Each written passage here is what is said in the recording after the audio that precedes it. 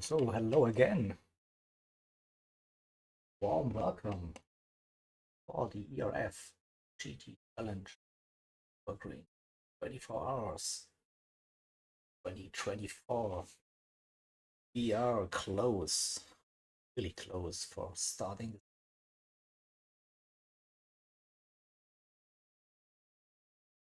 We have in store for you 14 tackling and challenge. Had some crazy qualifying sessions where we had to eliminate half of the grid. Fortunately, had high interest, high demand for this one, and only 14 teams can do this race on GT7. So top teams definitely this one. Nice, stream is working. You can hear my voice. Good to hear, but you won't be hearing me for any longer. Podcast 3 starts. I'm just lurking in the background, managing all the stuff. Have plenty of commentators for this ready for you. I will be one of them, but night shift for me at least. Yeah, what do we have? Good look for this and entry car pop art. Also have nice little car here. Have the Porsche number 7. Have another Porsche, the 10 car, and Audi by the 12. 23 car,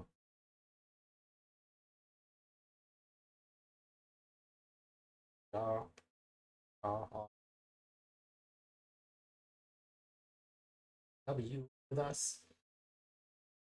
The car it is. Have another Audi number 39.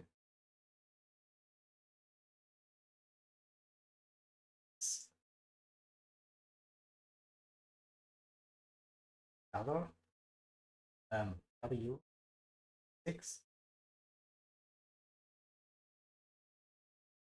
Well, good car, a Lexus R+, and bottom line we see 4 car, 6 yes, and W running with us for this event.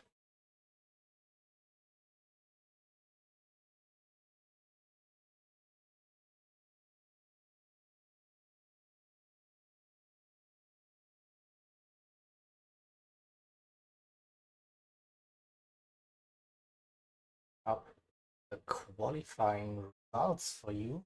So yesterday's qualifying session,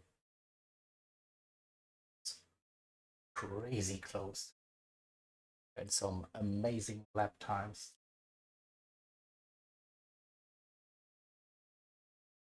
Uh, 7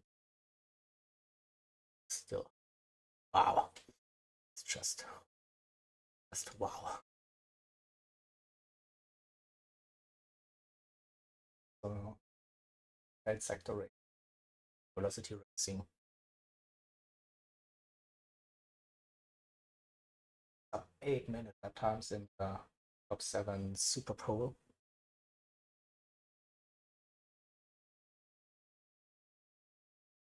The rest of the grid while I will be setting up main broadcast for you in the background.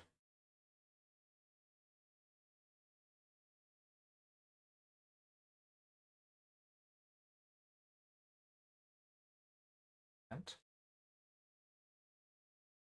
yeah, have a look. That's the qualifying results. all the clean, probably also the cars.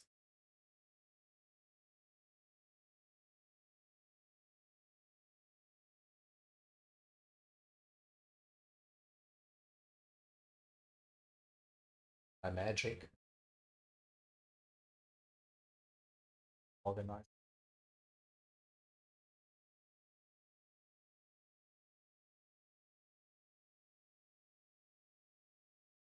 Some lovely weather conditions at the moment for this race. Already heard. Lobby.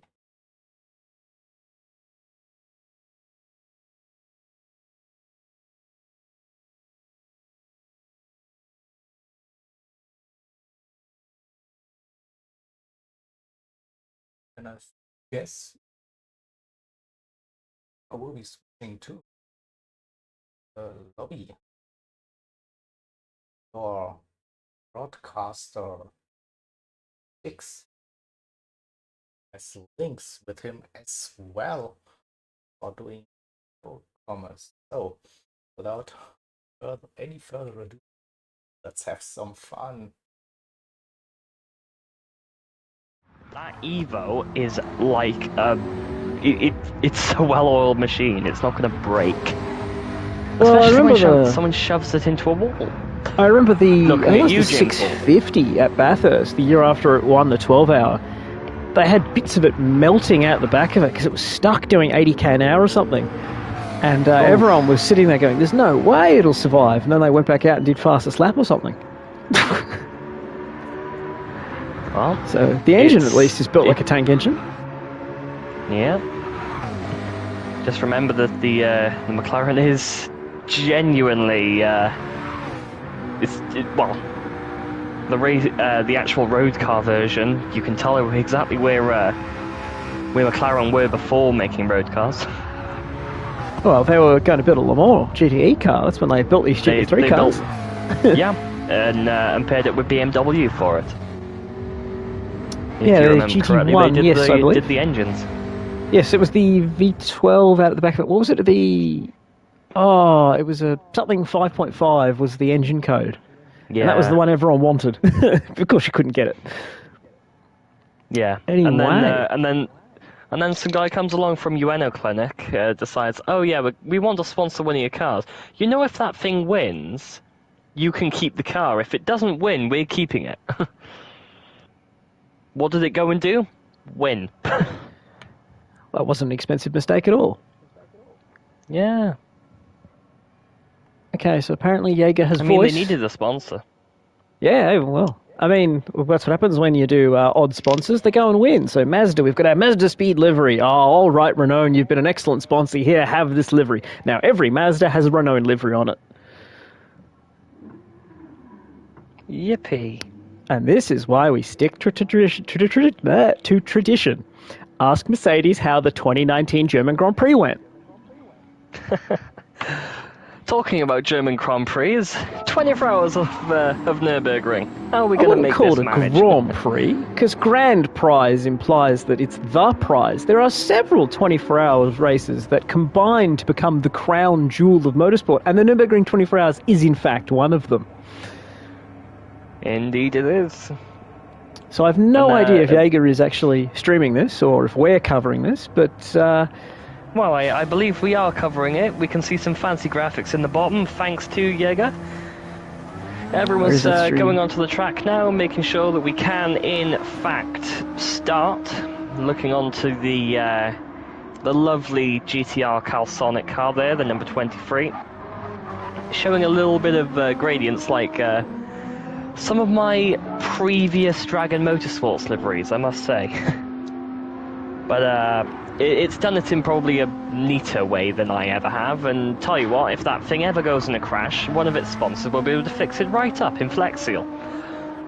No, I'm sorry, this is a race car. You fix everything with race tape and cable ties. Flex Seal is far too complicated. We deal with that in... in different projects. That's for more of the internals, but race tape and cable ties can solve everything.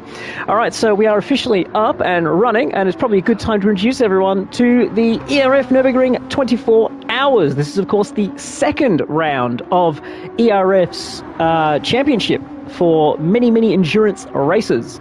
So ERF, of course, being the Endurance Racing Federation. Funnily enough, endurance racing is what we do here. For the ERF GT Challenge for 2024, we've had the round one at Bathurst. The top 5 in the championship advanced through pre-qualifying, which was the graphic at the bottom of the screen, which is the team's championship standings, with the top 5 progressing to avoid a hectic pre-qualifying, where I believe there were 24 cars fighting for 9 spots in the race here today. And we have further rounds, obviously, later on at Monza with another 24-hour race at Spa, the Brands Hatch Grand Prix, the Suzuka 4 hours, and, of course, the California 8 hours. So as much as this is a single event, a massive 24-hour race, it is still part of a championship. And there are teams who have qualified and have not qualified that had points and did not have points for that championship. So implications, of course, will come out later on in the season. And for now, we'll basically just focus entirely on the race itself. But remember, there are championship points on offer, and some of these teams are genuinely fighting for that title. Yeah, you go to think, really, it's never just one driver that's going to make the team happen. There's always 4 different drivers. You got to try and think, like, especially in these 24-hour races, who is going to be good at qualifying, who's going to be good on the race pace, who's going to be good for those stints in the middle, which is just get the car through without crashing it. It's definitely a bit of a team effort, rather there than is just one no driver such bashing it out. thing as a stint where you just try and get through it. That's the thing that you have to stress, is every single stint is trying to get the most out of it, because every single stint matters. It's about minimizing losses, taking any advantage you can get. Who can do that the best across all 4 drivers is where you are going with that, in terms of you may not be the fastest driver in your team, but you still have to extract as much as possible as you can. And that's the beauty of endurance racing, because in a 24-hour race, every single lap, every single corner can matter. Last year, this race went down to, and I kid you not, the final corner of the final lap, side by side.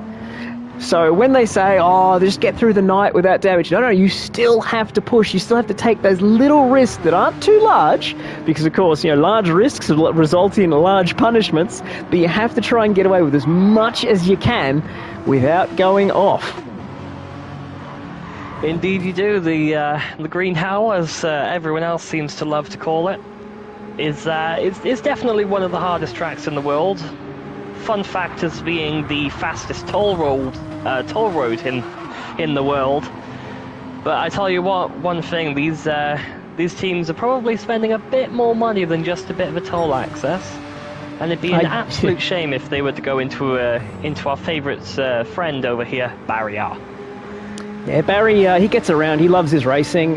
He's there every weekend supporting it, making sure he's there to, keep an eye on everyone and catch someone who makes any mistakes. So we thank Barry for his services, along with the orange-clad marshals. Even though these ones are digital, without them, we don't go racing.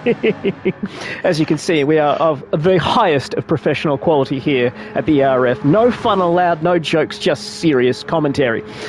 We're currently in the warm-up phase before the formation lap. So reminder that this event has live driver swaps. There is no 2-hour race and then you park it up and all the results are put together. It is live swaps. You come into the pits and in the next lobby your next driver fires on out.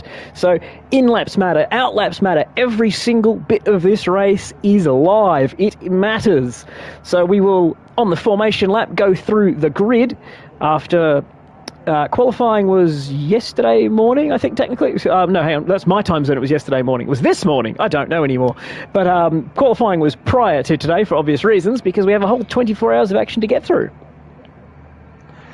Yes, we do. 24 hours, so many different stints, so many different commentators, so many different personalities that you're going to be able to see on these streams. First full stints is going to be on this one stream right now on the part 1. We're going to go to the part 2, 3 and 4 through the night. Probably hear someone singing at some point about 2 in the morning. But Yeah, it's going to be a long one. I was going to put, when you said there'll be multiple personalities and commentators, there will be multiple levels of sleep deprivation as well. And of course, because I'm such a brilliant host at this, I forgot to point out, hi, I'm your host, StigsDC, and with me is Lynx. Lynx, what's your full username, or do you just prefer to go by Lynx? See, Lynx is perfectly fine. Everyone knows me by that. Owner of Dragon Motorsports. We're a bit dormant at the moment after winning a lovely little electric prototype series called eProto. There's one or two drivers that I remember from that series. I wasn't racing in it, had someone else racing in it. But I do like a bit of endurance racing as well, which is why I'm here, why I'm happy to help. And yeah, I of course was here last year for this event. I've been doing endurance racing for a long time. I was meant to actually be in the 57 Clockwork Motorsport BMW, but things have somewhat changed. But still available here to do this commentary stint. So any reason that I talk about the 57, there is no bias whatsoever for the old man car, where some old blokes have got together to try and remember what it was like to be young and have fun playing video games. Yeah, I'll tell you that much. It's definitely going to be fun. Seeing them go around, try not to crash, try not to throw their controller like they would in their favorite Call of Duty game. Just some admin going on in the chat. In the chat here, just be careful into T1. Don't want to crash, ruin absolutely everything for the next the next 23. I for one prefer the minutes. chaos. I prefer the chaos. Why not? Throw it off the road at turn 1, lap 1. There's only 23 hours and 58 minutes to go. Why not just throw it away completely on turn 1? For real, though, please don't. That would be insane. Yeah, there's an absolute ton of time to gain, ton of time to lose. Don't throw it into T1 unless you want to be... hated by everyone. Yeah, exactly. Unless you want to be hated by absolutely everyone. I'm pretty sure the saying goes, you can't win the race on the first corner, but you sure as heck can lose it. Oh yeah. Don't break your car, don't retire straight away. You're going to shaft your entire team. You're going to be a couple of laps down. See, we might already be in the race, might be different lobbies, but the lap count definitely matters. And that's what you got to try and think of. Correct. And of course, the lap count for each stint will sort of wander around a little bit depending on how the stints go in terms of length. We have safety cars and rains. They can range from anywhere between 12 and 15 laps as the formation lap begins. With our pole position setter in the BMW M6, it's Anatami. Oh god, this is going to be a long 2 hours of guessing usernames because I haven't had the pleasure of commentating them before. But the Finnish driver of the Finland races, they were dominant in qualifying. Yes, they were. Just kept going up there, kept getting the lap times. That's exactly what you need from qualifying. Try and stay ahead. Don't have anyone behind you. Dive bomb into T1. And then you don't relax because you've got the entirety of the inland circuit, shall we say. Yeah, that clean air as well means you can set your pace. You're not stuck in traffic trying to find your opportunity. You can just focus on your race. And that's the kind of thing you need in endurance racing, is just time in your own head, not worrying about what everyone else is doing. So it was a 7-minute 56.8 in Superpole for the GT Finland races, and that put them on pole position by 2.2 seconds over the Syndicate Sector Racing in second place, which is piloted by Distinct Simon.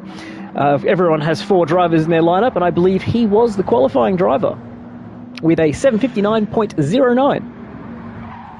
Yes, that team's got a few familiar faces around here. One name which I'll tell you what is going to be an absolute laugh during the night stints in Wax Your Strap On. Definitely a bit of a motorsport pun there, but we love them for it. I mean, if you want to take your username and modify it for comedic purposes, I'm not going to tell you to not do that, but maybe your team boss might. But it depends, is he a good team boss? Are they, a bit too uptight? I like a team that doesn't take themselves too seriously, but is here to have fun, but also do a good job. Third place on the grid was the aforementioned Flex Seal. They've sealed up all the losses in time to finish third on the grid with a 7:59.95. That was Drift King RC. However, their hot driver was, in fact, AMS Dude, the man in the car, and was unable to qualify. So they will be very happy to take P3 in the Super Bowl session with their quote-unquote hot driver unable to participate for the NVR-sponsored Nissan GTR. Of course, I have to name the car at some point. Yeah, the GTR Evo is a little bit of a boat, not as much of a boat as say a Bentley Continental GT, but it definitely gets around. It's consistent. It's what the drivers kind of need on this kind of track, and it's built like an absolute brick. So you might hit a wall, but you're probably not out. Yeah, we saw that last year with that car being very resilient to contact. Last year it was still heavy, but it had a lot of horsepower to compensate, making it not a fan favourite, but a BOP favourite, and that car was in contention all the way to the end, and I believe ended up winning that race in the end after a hard-fought battle with everyone. And back to fourth place is the TDR car, so the Track Design Racing, which is the ERF sort of it's AF Corsa for Ferrari, if that makes sense. It's the factory, not factory squad for the ERF with the TDR cars, this time piloted by Distinct Philo, who was their qualifying man, who admitted to me that he had in fact choked Superpole with his 801.0. He thought he could have been right up there in the fight for position 1 and position 2. He was 4 seconds off in Superpole, but he had a quicker lap time, I believe, in the first session of a 59.0, so he should have been in that fight. He'll be disappointed, but he'll have a whole 2 hours now and another 2 stints after that to make up for it. Yeah, as you said, they've definitely got to make up for it. And if I remember correctly, they are that TDR car is in fact first on the team's championship, which they'll definitely want to try and hold over a lead. Especially over RX Racing, which we'll see if they've qualified. They've not had too much time to research, but we'll get on to that. Yes, of course, and that's the kind of thing where if the race isn't necessarily going so well in the back half, you don't try and attack the leaders, you just protect your points lead in the championship. But that's the kind of conversation you start having around hours 21, 22. But for now, it'll be trying to win this race, because that's, of course, the best way to go and get championship points. Now, back to position 5, we have the DCT team in another Nissan GTR. Unfortunately, I don't know what DC team stands for, but they are very vocal in the Discord, in the group chats, with the Italians. I believe it's an all-Italian lineup, actually, with Pastina Calda. Like it.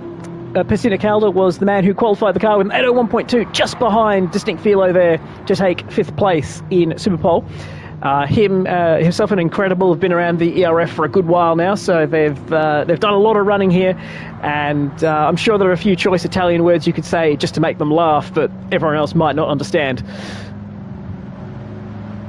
Yeah, well, I tell you one car that will definitely understand them, and that'll be the car right behind it, the Gran Turismo Italia in the R8 LMS Evo.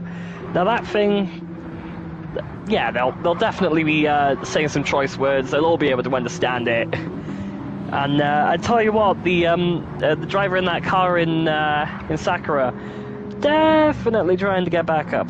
Definitely. Worth noting that the Audi R8 qualified on medium tyres, so everyone else is running the soft tyres. However, the Audi with the GT Italian team is running mediums instead of softs, which means they've got slightly more performance points to move weight around and run preferable aero bias for their car, but it also means they'll have better degradation in the second half of the stints, however, at the cost of mechanical grip on these first couple of laps. So potentially expect the Audi to be under a little bit of threat in the low-speed early parts, but maybe better off in the high-speed. Oh, and I think Sakura just made a mistake warming up the tyres there. Oof. It's not something you want to be doing. Don't make them into what our Brits like to call the 50 pence piece tyre. Don't make it quite that misshaped. Yeah, in the RX Racing 911, they are second in the team's championship at the moment. And yes, I believe it's also a full Italian lineup by there as well. Possibly slightly out of it, but there's definitely another 24 hours for them to gain some points, especially on the TDR car. I'm surprised that Sakura with the RX car are this far back. I recall Sakura running in the Suzuka 500 Legends race last year, and Sakura was an absolute monster in that event. Genuinely one of, if not the quickest driver for the entire event every time he got in the car. So seeing him in 7th, and as the man who qualified, I would expect he did not get the best lap out of himself in qualifying, and I would expect this car to be looking to attack forward. So with the R8 ahead of him on mediums, this could be a very spicy start here with the Porsche on Audi action. Germany on Germany in Germany. No bias here. Well, just to add a bit on Germany, we also have right behind him the M6 GT3 of Clockwork Motorsport.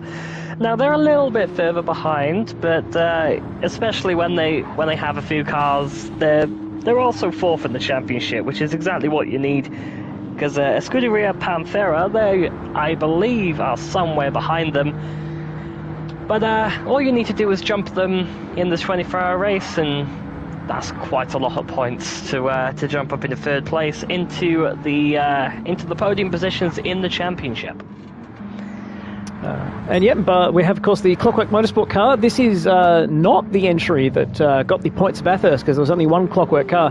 The entry behind them is the Clockwork Motorsport car that got the job done there. So, interestingly, in qualifying, you'd say the A lineup that did all the work at Bathurst has ended up behind the B lineup with Storm Pacer in it. We have GT Racer 22 in the car right now, but in qualifying it was Cross 24 and Timlaw for the Clockwork cars, so neither of those qualifying drivers starting. So not sure if that means these are the qualifying drivers were the faster drivers, or if these are stint reasonings, they're potentially saving a quicker driver for later.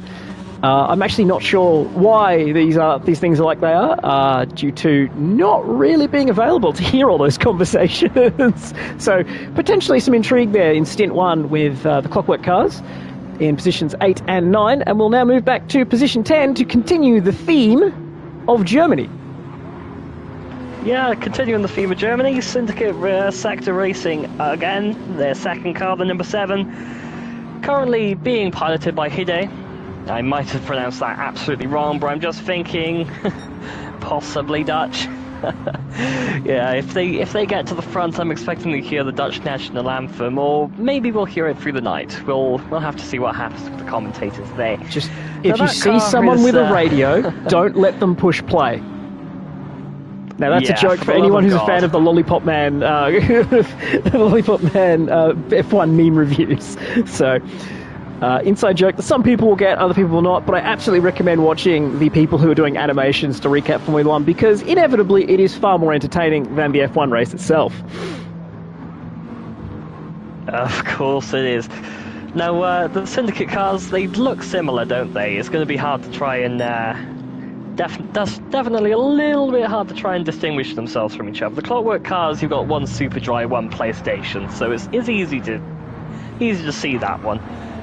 Arguably, that car by them should have had the orange on it, considering they do have a Dutch driver, but we'll see what happens there. And behind them, we have another car continuing the theme of Germany. But this time, with a British driver at the wheel, it's MRL Gelf, I believe, with a fantastic helmet design. How good is that? Gelf, of course, was here last year. That's perfect. He was here last year for the 24 hours, and I recall, I think he was in an M6 last year as well, actually.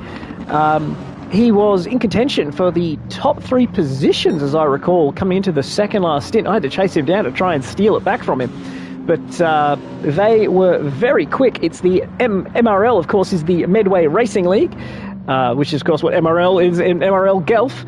So returning competitive team, but not so great in qualifying, with Welsh Great, another returning driver, qualifying with an 804.9, missing out on Superpole. And unfortunately, I forgot to mention to the Syndicate Sector Racing, it was S7R Pole Sitter in qualifying. Sorry to exclude you on that one. Yeah, don't worry about it. I'm going to try my best not to show any kind of favoritism, but considering there is a name in that team called Welsh Great, I might have to. And another reason is of course the Star Wars inspired decals on that car and on that helmet, which I must say is very nice to see, especially in the digital scene with let's just say a load of people with the same kind of interest. Behind them is a car that's not German for a change. It's back to all Italy. We have an Italian car with an Italian driver. It is the Tavernello Racing Team in the Huracan GT3. They were qualified by Il Caperoman with an 806.4. That's definitely not how it's pronounced, but it sounded far more interesting in my head if I went that way. Leaving them 12th on the grid. The driver is, of course, you can have that one. Thank you very much. I'm going to go... I'm going to go Giritekano.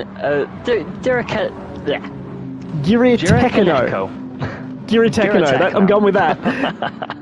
That's what we're going for now. And we'll have to sort of rush the last few here. We've run out of time with all of my goofing off. 13th place, it's CLR Ray Racer for the CLR Ray Racing Team. They had a couple of cars. This one qualified by CLR Yoop. I believe it's Jupe or Yoop. Oh, I'm going to have a second episode of that Jupe. one. Jupe, okay, cool. And bringing up the back, last but not least, the Escuderia Panther RCF GT3, driven by Brumadino. Yep, we'll take Brumadino. And we'll head to the front of the grid, back to our Finnish BMW M6. And I'll... any final words before we take the flag? Well, just going from the chat, the Finnish team, there are a few drivers in there that, let's just say, are overqualified for the job, a bit experienced. But we do come along the front straight. I'll let you take the start. And now we wait for the green flag from race control, and I believe it is at the start-finish line. The AMS dude right on the back of Anatami. And away we go. And it looks like TDR car pulls out to make it 3 wide with the GTR. And no, they've managed to clear the McLaren into turn 1, but it's still 2 wide with the GTR, and it's going to be absolute chaos in the backfield as we get a very narrow angle, and it's 3 wide through turn 1. It's side-by-side contact, a little bit of nose-to-tail contact, but I don't think anyone's got damage. We seem to have got away with it, and it's still side-by-side. Yeah, that Arex car just did an absolute dive bomb. They're now making a move, trying to get up to 4th place. They're doing an absolutely amazing job of it right now, already clawing back up the field, and it's not even past the first part of the circuit yet. And it looks like the Clockwork Motorsport car has gone backwards while the other one has gone forwards. So back to 11th there for the 57. I know they were further up. They were next to their teammate. And obviously they've got shuffled. Oh, it's a nice little dive bomb. Not a dive bomb. Nice little attack there from Brumadino on the Lamborghini Huracan. So positions are moving in every single part of the grid. We'll try and find the front fights, because there will be many. Indeed there will. There's the Calsonic car by there, trying to go ahead of what we said before was probably the ERF equivalent of the AF Corsa car. There's got to be a little bit of room on this straight coming up, but I can tell you one thing: it's all going to be down to precision down in the forest. Yeah, the GP Strecker car by there. Yep, the GP Strecker, of course, the best place to make overtakes, because there is the safety of all this lovely runoff as opposed to being fed walls on the green hell itself. So it looked like GT Race was having a crack at Pistina Calda, but was unable to get it done. Philo attacked by Dude as well, but able to hold him off.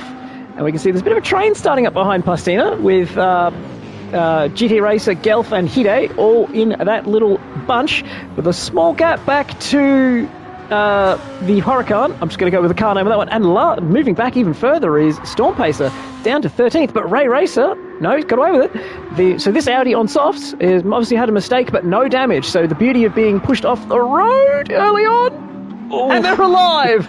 Oh, that could have been a dramatic start for them. So up to Ray Racer here to now just calm down and focus back up. They've got dirty tyres, and they'll have a nice big gap in front of them to find some clean air and to find a rhythm, because there is still 2 hours of this stint left and another 23 hours and 55 minutes of this race. Indeed there is. Going back at the front, it's almost neck and neck already, just 6/10 separating the two cars at the front of Anatomy and Philo. They will be trying not to make any daring moves, try not to put the other one in a wall, cause a penalty halfway through the race, but at the same time you don't want to be behind them really, do you? Especially going into the fast corners with all the dirty air going on. I was going to say, suggesting that you shouldn't be making a move. I don't think you know Philo. Philo will absolutely take any opportunity that is given to him. Clean racer, of course, but you leave the door open, he will put himself there and say thank you very much and walk off with your position before you've even realised that it's happened. Indeed. Some good comms on the GTFR right now. Silence is the key, they are saying.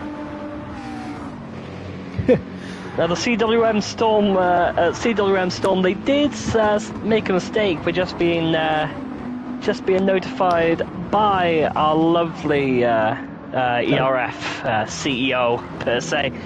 Of course, we have the Mr. T in here as race director. So race directors are actively watching fights, trying to keep an eye on penalties in real time. So they're also help out and tell us what's happened in the back of the wherever we're not watching. As we see Stormpacer now getting onto the back of MRL Guelph, but unfortunately we're on the Nordschleife. It's going to be very hard to find a way through without a mistake from Guelph. But we're in kind of the part of the track where you can see mistakes, where you can get a little bit of wheel spin coming out of here. The right-hander is just where the torque is picking up. Get a little bit of wheel spin there. Run a little bit deep here on the bridge, and the right-hand uphill corner that follows it, it's very tough to get the traction down there. And a wheel spin and a big slide are very, very possible, especially when you're chasing, trying to get a better run. Indeed, with all this grass runoff, you don't want to be chasing, making a tiny mistake. Go on a pixel of grass. Next thing you know, you're going to be sideways into our favourite friend Barrier. But no, they are making the pressure. They're almost making the move, making themselves known. They are there. And we have got a little bit of a straight area coming up where we might see a move happen.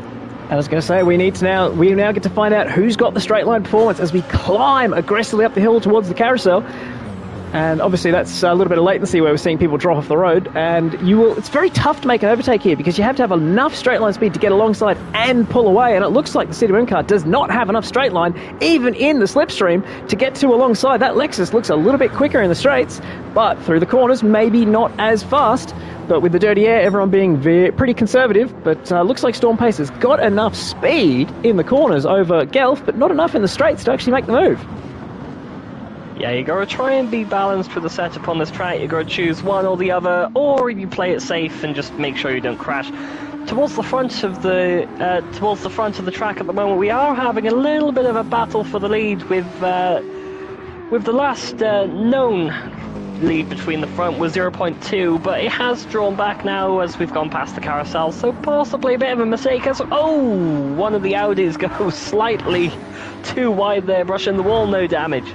I believe Sakura has cleared the Audi R8 here on this first lap, which is kind of what I should have been watching, so I apologise to Sakura missing out on a lovely overtake on this early phase where the mediums will not have as much grip, and you can see Pastina Carla is right on the back of the Audi here of Z Barrel 8. I'm going to go with Barrel and just ignore the Z.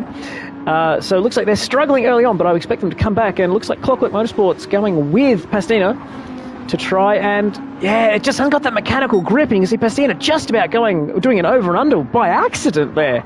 So it'll have to wait for the stint to progress far enough for that Audi to come good on its medium tyres, where its degradation will be lower than the soft-tyred runners around them. Indeed, just going towards the vicinity of the second carousel here. We're going to be going through very shortly. If you go a good run out of the carousel, you're going to go an amazing run down onto the back straight under the Bilstein bridge. So if I was one of those drivers, I'd be trying to bide my time and then get the maximum amount of slipstream on that back straight. Yes, of course, the longest straight on the Nordschleife, probably the best place for an overtake on the entire Nordschleife until you get to the GP Strecke. However, if you haven't got the straight line speed, you're going to have to do something a little bit clever somewhere else or get a little bit lucky with a mistake. And we can see there that the Audi, fantastic performance here through the high-speed corners. So that medium tyre lets them have a bit of a better aero balance. However, Pastina looking to be quicker in a straight line in that brick GTR, leaving the BMW behind it for dead. He'll pull out to the right, and that will give him the inside at the bottom of the hill. But will he need the inside? Yes, he will. The Audi with a better top speed. So those mediums are giving that Audi options in terms of combat potential as well as racing potential. Pastina's losing in the slip without the slipstream. He's going to have to duck back in and then make another attack. But will the Audi be able to defend aside? Pastina's not quick enough. He's had to lift out. Wow, that's very impressive for the Audi. Yeah, it's a shame really that Audi is really fast in a straight line. Obviously, Pastina's got a little bit more of an aero balance on it, just to try and keep on the track, shall we say, going into the forest. But we can't discount the amount of brake that they have. They might be going for a dive bomb before going into the forest if they feel up to it. I feel like he has to send a move here on the GP section because it's quicker in all the corners with those soft tyres. He needs to get ahead of that Audi right now while he's got the tyre advantage, as opposed to waiting for the tyre advantage to go away and then being driven away from. But it looked like the BMW had the worst straight line of the three. So the aero balance, I would suggest, is potentially more PP limited, which is part of the balance performance regulations with a weight, a power, and a performance points limits, both minimum and maximum. So it could be that Audi has just a little bit more freedom by going to the mediums, opening up more choices for them, and it's allowing them to have more combat potential for a fight, even if it's costing them in the low speed in parts of the Nürburgring. So, an interesting strategy. It was quick in qualifying, and obviously it's doing well enough here in the race. Indeed it is. Going back to the front of the grid, Anatami has got a little bit of a lead now, but there is a perfect battle here between third and fourth place of Simon and Dude. Dude, we said in the warm-up lap, they are really, really fast. It's a shame they had to miss out in qualifying, but we could possibly see a move going into the Nordschleife now. I think you'll see the opposite. I believe Simon has cleared Dude on that previous lap. Ah, there we go then. We have a lovely McLaren in the top three at the moment. That McLaren is flying. Something drag back.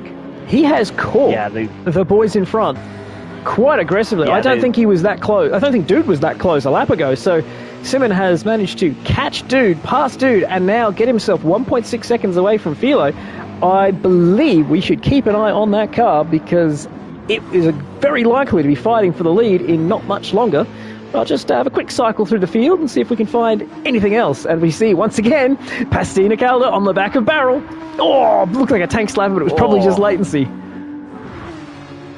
Of course, I'm working out of Australia for the record, so most of the European visuals have a bit of a delay on them, and sometimes the netcode sort of guesses a little bit wrong.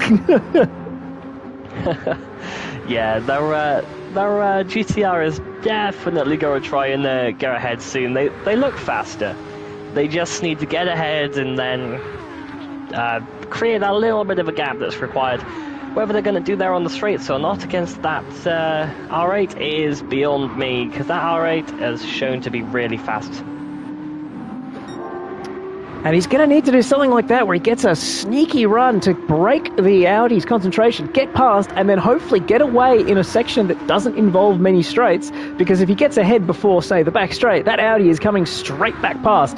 Now, a question from the chat was, what's the weather doing? Well, the weather is adapted from real life, and Mr. T has gone through the weather forecast and picked up every single stint to start and end with roughly real-life weather. For this stint, it will be SO8 in the beginning, and then it goes to random weather slots, but it will end with an SO7, I believe. So it's slightly cloudier, or is it? I had this one written down, and I've managed to forget it. It was SO7 and SO8, so it was starting out sunnier and goes to a cloudier stint, but there is random weather. We can have rain, so if you haven't bought wet tyres, this could be a bad day for you. Indeed, the last place you can't afford to have wet tyres is the Nordschleife, because how long is it per lap? About 8 minutes 10 seconds, something along those lines per lap for the front runners. If you miss out on the pit lane and then it starts raining halfway through, you are going to be a sitting duck for anyone else with the wets. It's the most crazy layout where a dry lap is an 8-minute lap, but a wet lap can be as slow as 10 minutes. But with the Mark 7 wins we get in Gran Turismo now, you only get about 1 lap's warning on the weather radar. So if you're not paying attention to the radar, you can easily miss the fact that a front is coming, or just gauge how the weather is coming completely wrong. See very light rain and not realise it's backed up by heavy rain. You'll come in for intermediate tyres and then find yourself needing full wets, or deciding, it'll be fine, I'll be able to stay on dries, and then you end up having to do half a lap on a completely soaked racetrack, and you can lose minutes around here.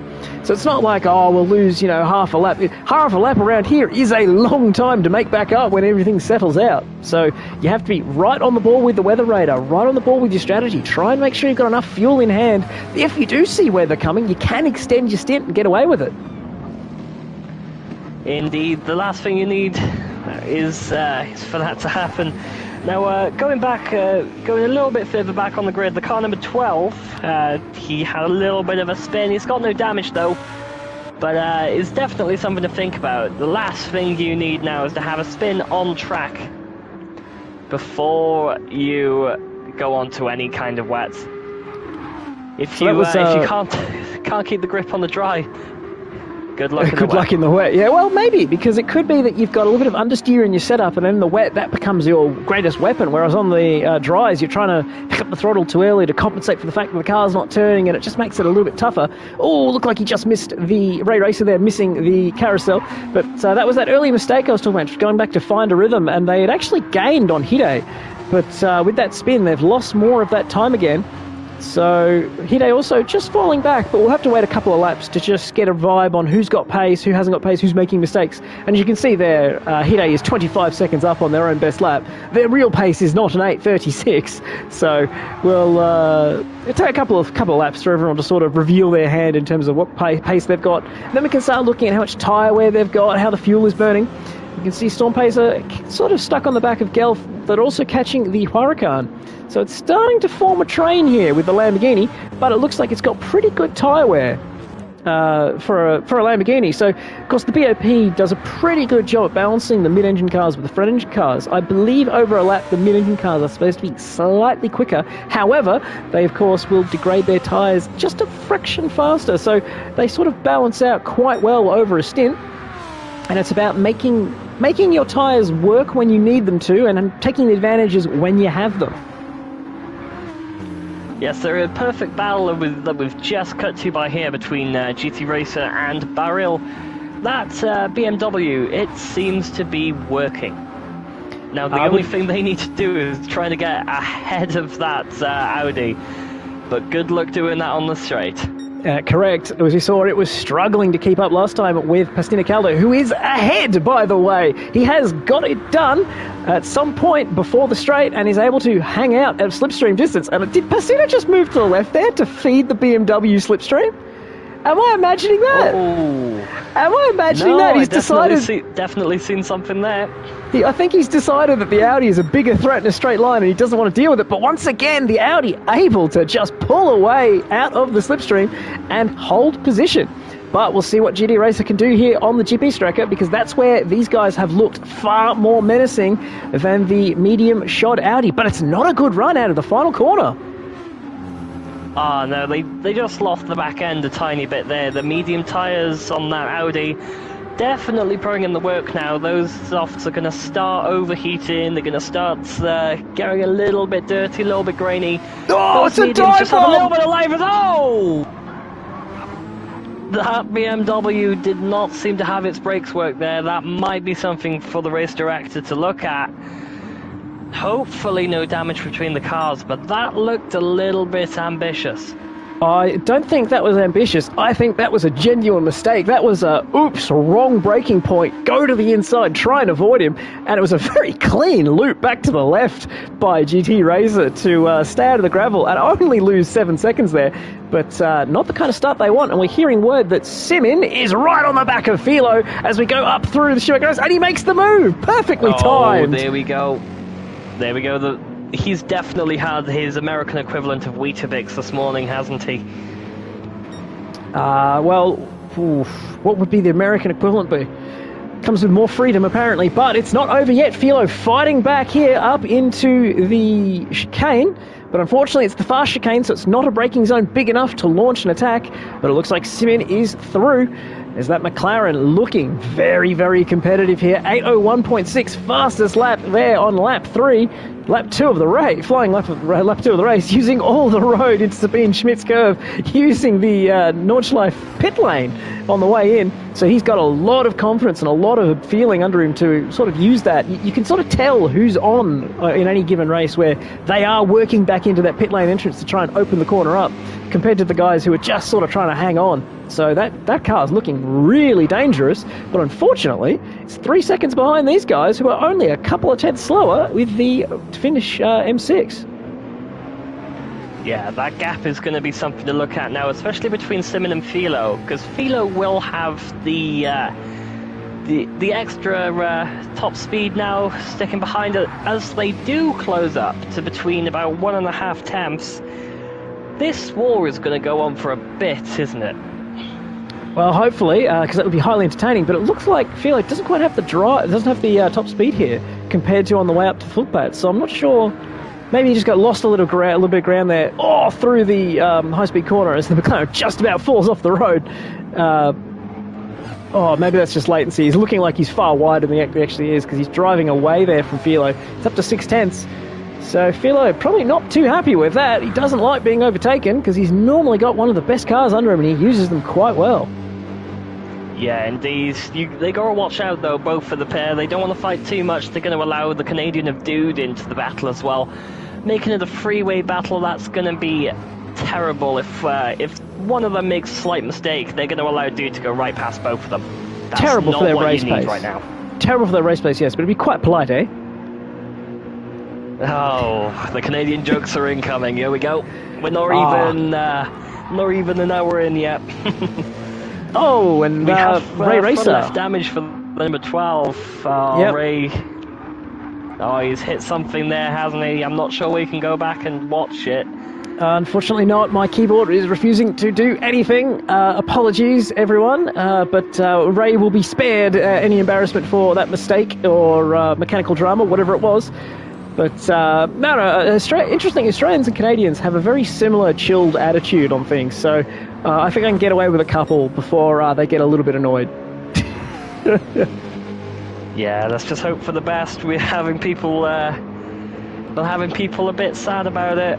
They may be teammates, they may be just supporters in the chat, but tell you what, if the chat have anything they want to add to our commentary, anything they want to see, an explanation of, please let us know. You can do this through the stream, or you can go onto our Discord channel, which can be found in the description. Oh, and Storm Pacer now also mechanical damage. He's gone off somewhere, and it's front right damage. I don't know where he could have done that in the recent past. Potentially after that high-speed left-hander that brings you into hit-miss-hit. That's generally a place where you can fall off the road and get mechanical damage.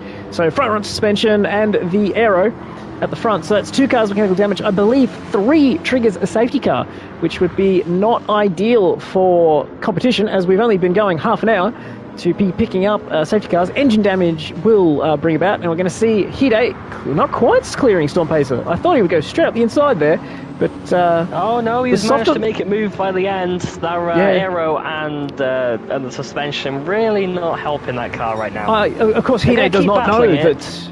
Hide does not know that Storm Pacer has aero damage, so they were a bit gentle on the brakes before deciding, no, I can make that gap open, and Storm Pacer leaving the door wide open because he knows that the fight would not be an easy one because he's going to lose it straight away on this straight here with the aero damage costing top speed.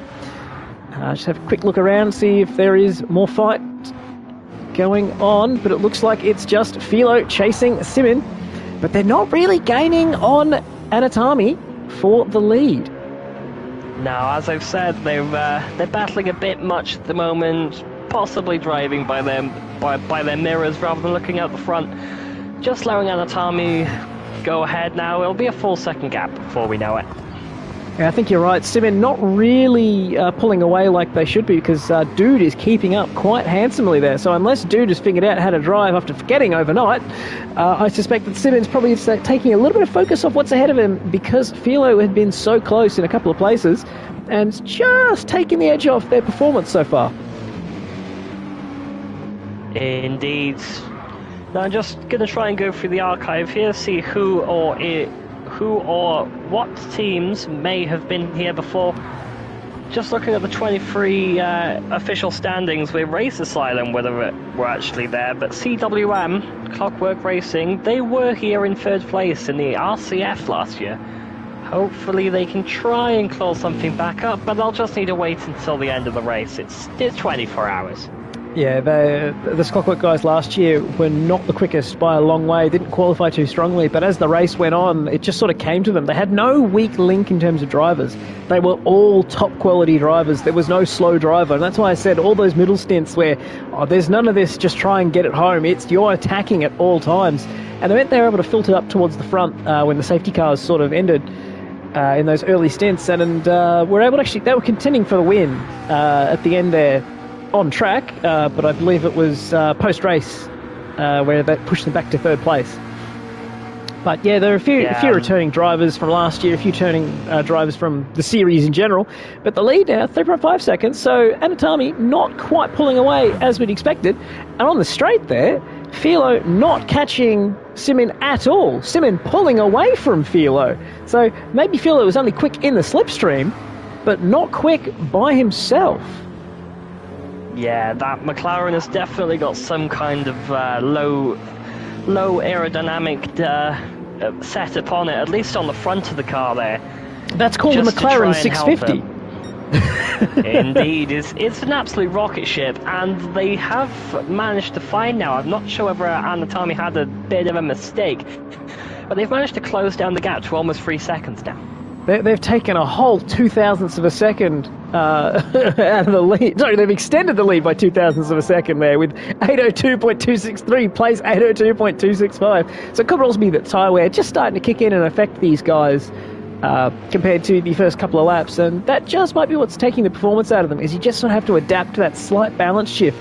But the McLaren tyre wear looking pretty good, actually, compared to the rather front-heavy balance, tyre wear balance on the M6, which is something we can see, but you cannot, because it's been hidden by our graphics. So no stream sniping for you team members, unfortunately. You can't have a look at what everyone else is doing in terms of fuel and tyre wear. You're going to have to just listen to commentary, who are going to tell you. And I've just noticed a lovely little addition to this livery by the Finnish team. They've got bits of dirt on it. They've got black soot down after the exhaust. That car looks like it's done a 24-hour race before it starts. Oh, that's an amazing addition. I absolutely love that. That's big top props quality. To the livery designers there for that one. That is top quality. Big props for everything else as well. There are some really nice liveries on this track right now. Oh, some of them better than others. Some of them, I must say, just win me over for some pop culture references. But then there's this car of Philo, and I do really like the side of that. It's just different, isn't it? That's the beauty of the liveries, where there are a lot of regulations in terms of what you can and can't get away with, in terms of number plates and mandatory sponsors, but you cannot tell me that these liveries are all the same and they're all boring. There is total freedom in terms of what you can get away with around all those mandatory bits. And it looks fantastic, where you've got an M6 that looks battle-hardened. You've got an absolute art car here out in 3rd place, and then you've got more of a traditional livery behind it and in front of it, but there is just total freedom and some really good liveries throughout the entire field, as we see. Dude here is 6/10 up on the fastest lap. Oh, he's definitely going to go for it. He's going to have the slipstream of Philo. Now he's dropped back a little bit from Simon. Obviously, those two, Simon and Philo, they know each other from Distinct, but behind them with Dude, we're going to see the Canadian try and get up as close as he can here. Try and get back into that 3rd place. And fingers crossed, by the time of his first pit stop. And he's up again. It was Philo that was up, because I managed to click away at the wrong moment, unfortunately, to miss Dude's split. But, of course, Simon is probably Simon. That makes a lot more sense, and I feel really, really dense not reading that as Simon. But it is a very compact way of doing it. Very, very, very sim racer, very efficient. Very distinct. Ah, well played, well played. So again, Philo up on the purple sectors, so there's nothing wrong with that car, but he's still losing ground. But, interestingly, Simon is still catching, and I think he's 8/10 into Anatami already this lap. So, lap 5, the turning point of this stint, he's having another banger lap. He's made up 4/10 on himself, and I believe he is the fastest lap, so in just the last 3 sectors. So, this could actually play out. Let's a quick scan through, but feel free to mention anything you see. Indeed. So we notice Ray Racer, he's stayed out with his damage. He's probably going to try and hope that he can get to the end of his current stint, which I imagine won't be too far away with those softs right now.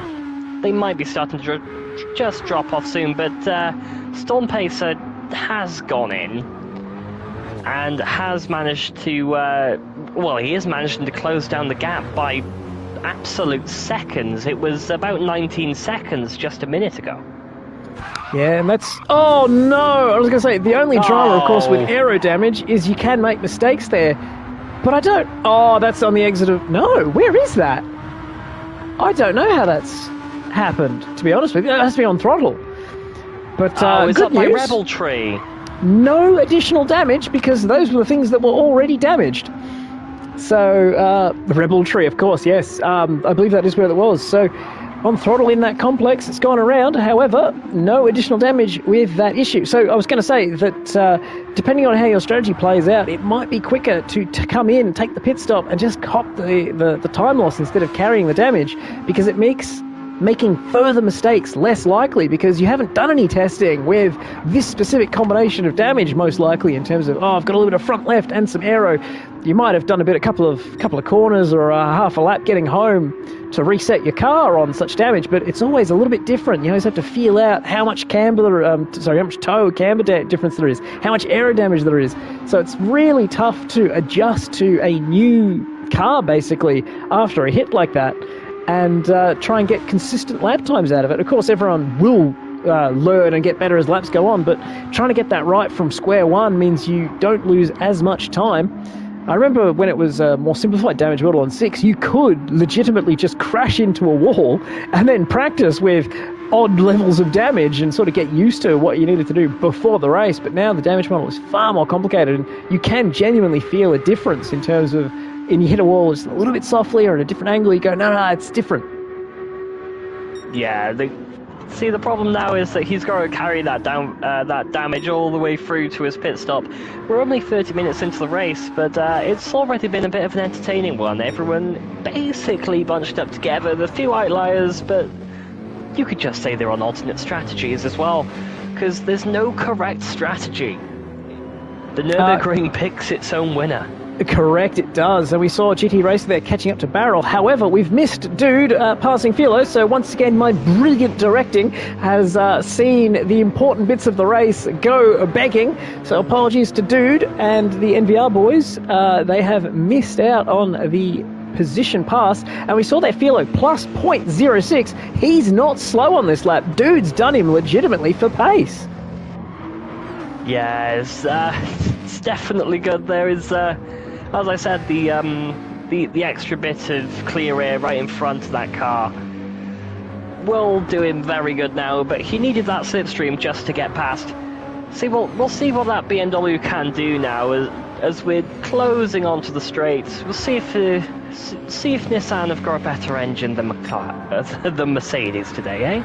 And we see, Dude, 1.2 seconds, purple. So that's going to be very close to an 8:00, unless Simon himself is also up. In the last 3 sectors, he's up again. But that's not to say he was up in the middle, because Anatami, interesting how some people are on splits and some people are on the map, for my point of view, which is very annoying. And Simon is 7/10 up on purple. So everyone is catching the leader. Over the top 4, everyone's catching the leader. But I think Philo, probably the slowest of Well, no, he was still catching, so everyone's quicker than the leader in the top 4, but after the top 4, everyone is falling away from the leader. Let's have a look at the lap times. It's an 8:010. That's purple. However, it's an 8:007. That's purple. But then again, it's an 8:012. Thanks, dude. Way to ruin it, dude. Thanks, mate. I genuinely expected him to go purple there at the end, but that GTR may be struggling a bit down the straights and in that last corner. But so that means that the Finnish driver only lost 0.2 on that lap, and actually pulled away from Dude, who had to make an overtake on Philo, and Philo lost a couple of seconds to the leaders. So, interestingly, not what I was saying merely moments ago. It looks like the Finnish car is doing much better off than I thought. Indeed. Just going to answer a question that's in the chat. At the moment, you can change your tyres in the pits before you have to do your driver swap. That's what most of these people will be trying to do. I'm not sure about that Audi. Those medium tyres are looking pretty nice right now. But you can change in the pits before you driver swap. You don't have to do a driver swap while changing your tyres at all. It's completely up to teams what strategy and what drivers prefer which tyres for this track. Yes, correct. With the driver swaps, so you will come into the pits in the first lobby, and once your car has stopped in the box, the second driver is free to leave or take service. So you can swap your tyres, you can top up the fuel to get back to 100 if you so choose to. It's entirely up to how each driver feels, because if you want to take a fresh set, that will cost you 5 seconds. But on the flip side, how long have you been waiting there? Will you have cold tyres? Will they be warm enough? Everyone's a little bit different on how they will think they can warm the tyres up and how much performance they've got. Indeed, as we're just on with this this medium runner at the moment. The outlier of Barrel, he was doing very, very good so far. He's just keeping it nice and clean, not going too far out. He has still got that clockwork machine behind him. But the medium tyres, they'll last a little bit longer. They can go further without making the pit stop, so they might be able to gain that bit of time back. I did notice there, off the GP tracker into Sabine Schmidt, it looked like they had traction control engaged, so struggling for rear drive on those mediums, and that'll be why they were so vulnerable. Oh no, he's gone wide! It looked like it locked the rears, turned left, did not turn right, but no damage, only position lost, and 3 seconds lost there to GT Racer, so not... Oh, what is going on there? It's gone straight off the road, and now it's got damage. Dirty tyres! It was dirty tyres from being off the road the previous corner. They have completely missed that they would have no grip at the next corner and gone straight to the wall. And I'll be honest, it was a very soft touch, but that Audi apparently made of paper mache, used all its hit points up on the previous contact. It's now got front right damage and aero damage. So I believe I'll have to stop talking about cars here, right? The commentators No, keep talking about all the cars that are at the front and mix it up. So Barrel, they're calling for MD, meaning there are still, I believe, 2 cars on the track with MD, and Ray Racing is the other one. There's definitely one in Ray, and I'm CWM... not anymore. CWM car... fixed, so there's only 2 car damage as far as we're aware, so there'll be no safety car procedure right now. Which is great news for racing fans. Yeah, if someone does want to try and fix the race, it will be met with a bit of a penalty, so if anyone deliberately goes off now, it will be called into question. There were allegations of such things last year, and drivers were banned. We've seen attempts. We've seen things that were genuine mechanical failures. I had a fantastic little wheel disconnect in the middle of the corner onto the back straight, which was really, really annoying. Because you're picking up damage there. It was on the back of a safety car too, so it went straight to the back of the grid on that one. But they claimed a wheel disconnect, but it was full throttle. And normally when a wheel disconnects, you don't have an input, so... It was deemed to have been deliberate, or at least suspect enough to warrant race bans for that driver, and it was just very odd because it didn't make sense. Whether it was deliberate or not, we'll never know. But it will be met with disqualifications and bans. So try it at your own risk, gentlemen. Yeah, it's, all we need now is someone else to get a bit of damage on themselves, and we've got ourselves a safety car. But A, we don't want a safety car right now. We want to watch people going wheel to wheel. And in fact, there are a few clusters around the track right now which we can see that possibly happen, including that Lexus, which is just crawling towards that Clockwork car. Sorry, not even the Clockwork car, it's the MRL car. MRL car. It's very easy because he's got MRL in his name. But Gelf there, looks like it was Gelf, Stormpacer and Brumadino, I believe, were sort of about this distance apart, and I feel like Brumadino is catching up to Gelf in this phase more so. The last lap would suggest that Gelf was pulling away, but I don't know, I just feel like that Lexus is stronger towards the end of the stint. At least it was last year for us. It sort of had a better life on it than the M6 did, but maybe on this BOP not so much, because losing a lot there through the high-speed corner that Lexus did. 0.3 of a second, 0.4 of a second even, with the straight on the back of it. So maybe not as competitive. This new BOP for this year has changed the strengths and weaknesses of a lot of cars. So all the information we had from last year is all but useless by the feeling. Yeah, well, the one BOP winner has probably got to be that McLaren at the front by Simon, isn't it? That thing is last year fast. It was not good. Last year, 8 tyres and was slow. This year, it's fast and doesn't appear to be eating tyres too badly at all. Yeah, now, do I see a really dark cloud? That. Oh, I tell you what, I think I did as well. So you were saying? I think there's something coming along, but yeah, I saw Anatomy had a bit of a purple sector at the front. They're trying to boost you back up now. Gap 3 points, what's that, 3.6 ahead of Simon? 3.6, yes, it was gone back up from the 3.0 it was at some point in the previous lap. Race director Mr. T letting us know that GT Racers had another off in the background. However, no damage, but they are now 17 seconds behind Pastina Calda, who they were nose to tail with all of 3 laps ago.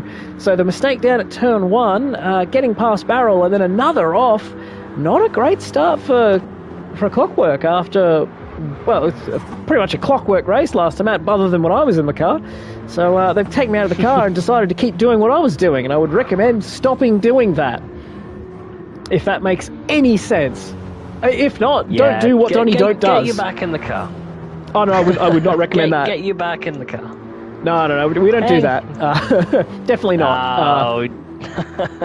Definitely not. Well, last year I had the luxury of... the next wall. And mechanical damage for Hide. That could well be a safety car, I believe, as Stormpacer gets past Ray Racer. So that's 3 cars with 2 points of damage. That should be a safety car, I believe. Yeah, we just I could be wrong. I have to check the regs for that one. We have the chat saying that there's a nice livery, well, especially for everyone on the track. And I do 100% say exactly the same.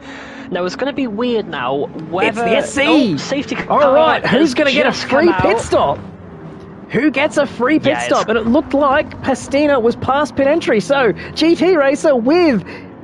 No, they're not going to take it? Oh. Why? What are you doing?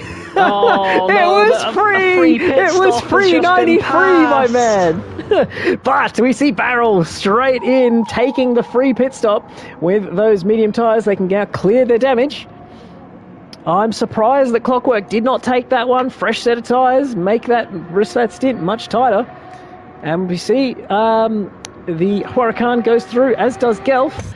But Brumadino also comes in. I would expect to see Hide in. Stormpacer would continue, is my guess. But,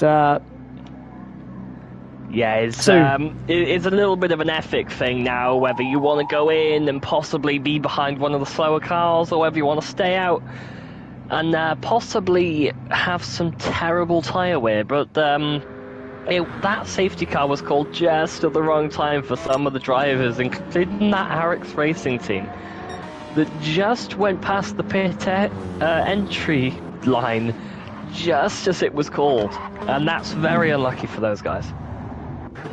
And we see Brumadino coming out in 11th, or behind Barrel, so they've lost nothing for that pit stop. Ray Racing is on... they've not taken the pit stop, which is an interesting choice to clear damage, but they're now ahead of Hide, and Storm Pacer has come in for a fresh set of tyres and some fuel. Not sure how much. Remember, the refuel rate is 3 litres per second, so a free pit stop means that you can effectively take a much shorter next stop in the... so your scheduled stop, because you have much less fuel to put on. So, granted, there are still 10 laps to go, in this stint. They will be able to take a lot less fuel at their pit stop, meaning they will sit still for a lot less time than their opponents. However, right now they're last place. Yeah, it's really weird why Ray did go into the pits there. He's got damage, he's got almost half on the tyre wear, but he stayed out, which really makes me confused. And they had the hazards on, which normally is indication of auto drive. However, when you are in safety car procedure, you are supposed to put your hazards on, and penalties can be issued for failing to do so. As we notice that the GTR of Amos Dude, the NVR New Velocity racing car, does not have hazards on, nor does the TDR design car, so potentially some issues there. We might possibly see a bit of a penalty go on here, should they not shut their hazards on. I would expect to see warnings more than penalties for the first safety car of the race, because I believe it's once you've made the train, you're supposed to put, say, the hazard lights on. At least it was from last year, and now Philo's got that message from the team, as has Dude, so potentially some warnings being handed out, but let's go know. We'll have some... Put it this way, they may be hearing us through the microphone. We may be plugged into their team radio, and if so, hello. You're welcome. Don't worry about it. We want to see... frankly, I do not enjoy seeing a 24-hour race decided by penalties for things that happened in the first hour before a safety car. That's kind of insane to me. Especially with penalties being handed out last year with the team that you were driving with. Yeah, but in terms of the consequences for not running hazards in a safety car in the first hour really should not be affecting the end of race scenario. So, that's where, of course, real life, we have stewarding in race and you can throw penalties around in real time. Whereas, unfortunately for us, penalties basically only can happen post-race, especially with car-to-car contact. So, it is unfortunately only able to be dealt with post-race, but it would be really, really unfortunate to see teams penalised for not following procedures, because there is a whole document on the procedures, and it's not like most procedures have particularly changed much. So failing to abide by them is pretty disrespectful to race organisation, and I can see why they would not be particularly impressed by such things. So if you are listening and you do have a team member on the radio, just go a quick look through the rules and make sure they're playing by them, because it would be bad news for everyone involved if those things did happen. Yeah, just talking about the rules, there's a little bit of discussion in our Discord at the moment. Just talking about the top 5 cars still going full speed as they cross the line after the safety car were called. I'm not sure whether they're going to be given warnings or not for that one, because at the end of the day, they weren't causing a hazard really to anyone. But it has been noted. But of course, you have to catch the leader. It's been flagged. You have to catch the leader, so as much as if the leader is continuing on, then you sort of have no choice but to continue on to catch them. So we have 3 restart zones here on the Nürburgring, so instead of having to go all the way back to the start-finish line, we can resume the race at one of 3 zones, the start-finish line being one of them, the sector split in the last third of the Nürburgring GB Strecker. I believe it is out of... where the Rebel Tree is another one, and the third restart zone here is the 12-kilometre mark. So Storm Pacer at the back there, going to have to get a wiggle on to catch the back of this pack. He's still 25 seconds behind Hide, and Hide has caught the pack, and I believe we just passed the 9-kilometre board. So He's got 3 kilometres, which is a minute 30 at this pace. Of course, 120 kilometres an hour will get you 3 kilometres in 1.5 minutes, because 60 kilometres an hour is 1 kilometre a minute. Fun fact. So he has got himself 90 seconds to make up 25. There we go. He's definitely going to try and get back there. You don't want to miss out, because you've got a tiny bit of damage just before zone 3. And the importance there of getting back onto the pack. Better. Yeah, getting back onto the pack is very important, because that means that when these top teams do pit, they will have to take on a significant amount more fuel, so potentially they can jump their opponents. So even if you decide to come in 2 laps with the leader, you might be able to jump them, because they have to put in 50 litres more fuel, which is something in the region of Brain, catch up. We are green. And they're green. Have to worry about that later. Oh, and dude jumps Simon very well there. And wow, he's already into second as well. Yeah, I was going to say, I was hoping that McLaren would jump them, but Anatomy has really got to put the boosters on now, because that Nissan is coming for it. Simon caught napping there on. Oh no, they're. Despite the fact that green was called, they've obviously decided that that was a jump on the restart, and we have got a reset for position 2, and that puts Philo right back into the mix. So I thought it was a great bit of driving to take the green flag and then immediately launch, but obviously they've jumped before the leaders have.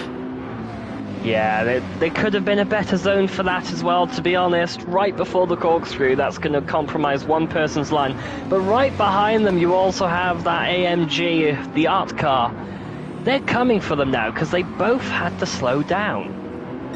An interesting note that, of course, this is the longest circuit in the world with 25 kilometres of it. However, it's so long it even reaches the corkscrew as opposed to the carousel.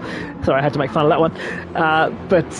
Yeah, it's a very awkward place to restart on the way into the carousel as opposed to on the way out. However, between carousel, mini carousel, it's all this medium high-speed section, so it's very tough to get a restart zone that's clean there, because there are no real straights there. Indeed, Anatomy has probably got his lead back from that one as well. We'll have to see soon enough, but there is a lovely lot of battles there where everyone's basically up against it, and Storm Pacer has made it back, which is great news for them. So everyone back together at the end of the first hour. So all we've done is shuffle the deck a little bit, but after 1 hour, everyone is within 10 seconds once again. So 24-hour race, of course, 23 hours to go, 1 hour down, and we are all back together. A safety car can happen at any time, especially with active racing going on. So keep that in mind for strategy. But with 10-second gap, that's 30 litres of fuel. So a 48-litre difference would be 16 seconds of fuel. So the cars at the back who have taken fuel under that pit stop are actually 16 seconds ahead of their rivals, meaning they're in this fight still.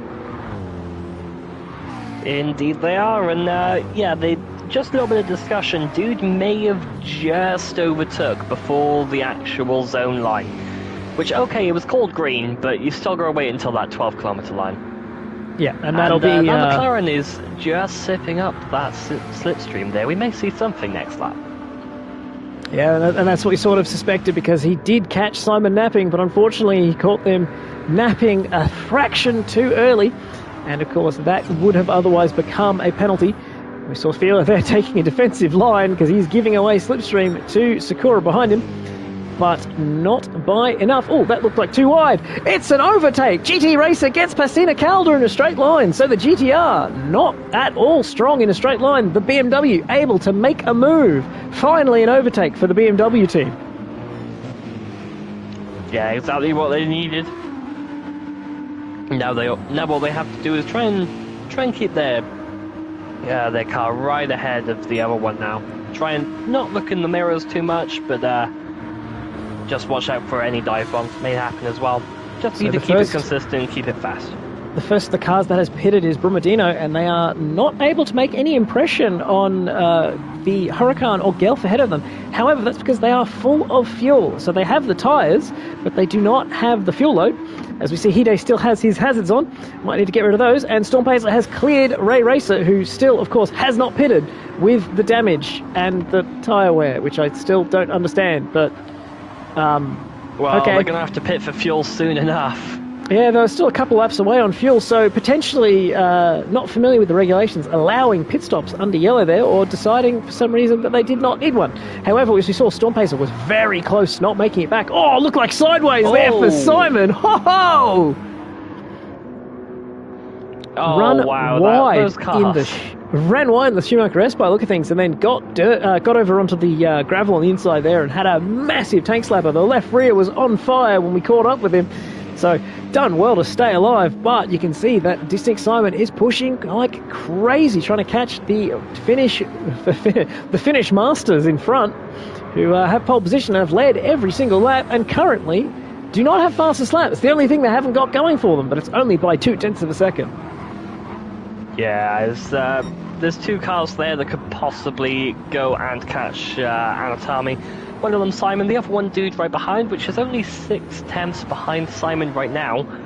And then if any of them make a mistake, all the others behind them are ready. Now, Brumadino, we've got information from him. He's going to the end, but he has overfueled a little bit, so a little bit more than he wants, a little bit more weight he's having to carry around. Maybe he could pop it onto mix 1, rev out our engine, try and get rid of it where he can. But it's not extra weight you want to be carrying around, especially on the Nordschleife.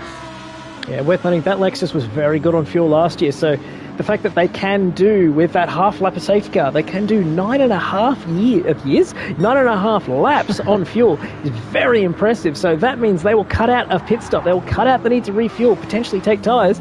They're in really good position for the end of this stint, because all the cars they're racing are likely to pit again. Yeah, if I had a car that could run on 9.5 years of fuel, I'd be absolutely loving it. Well, I don't think you would be, because that would be a nuclear reactor.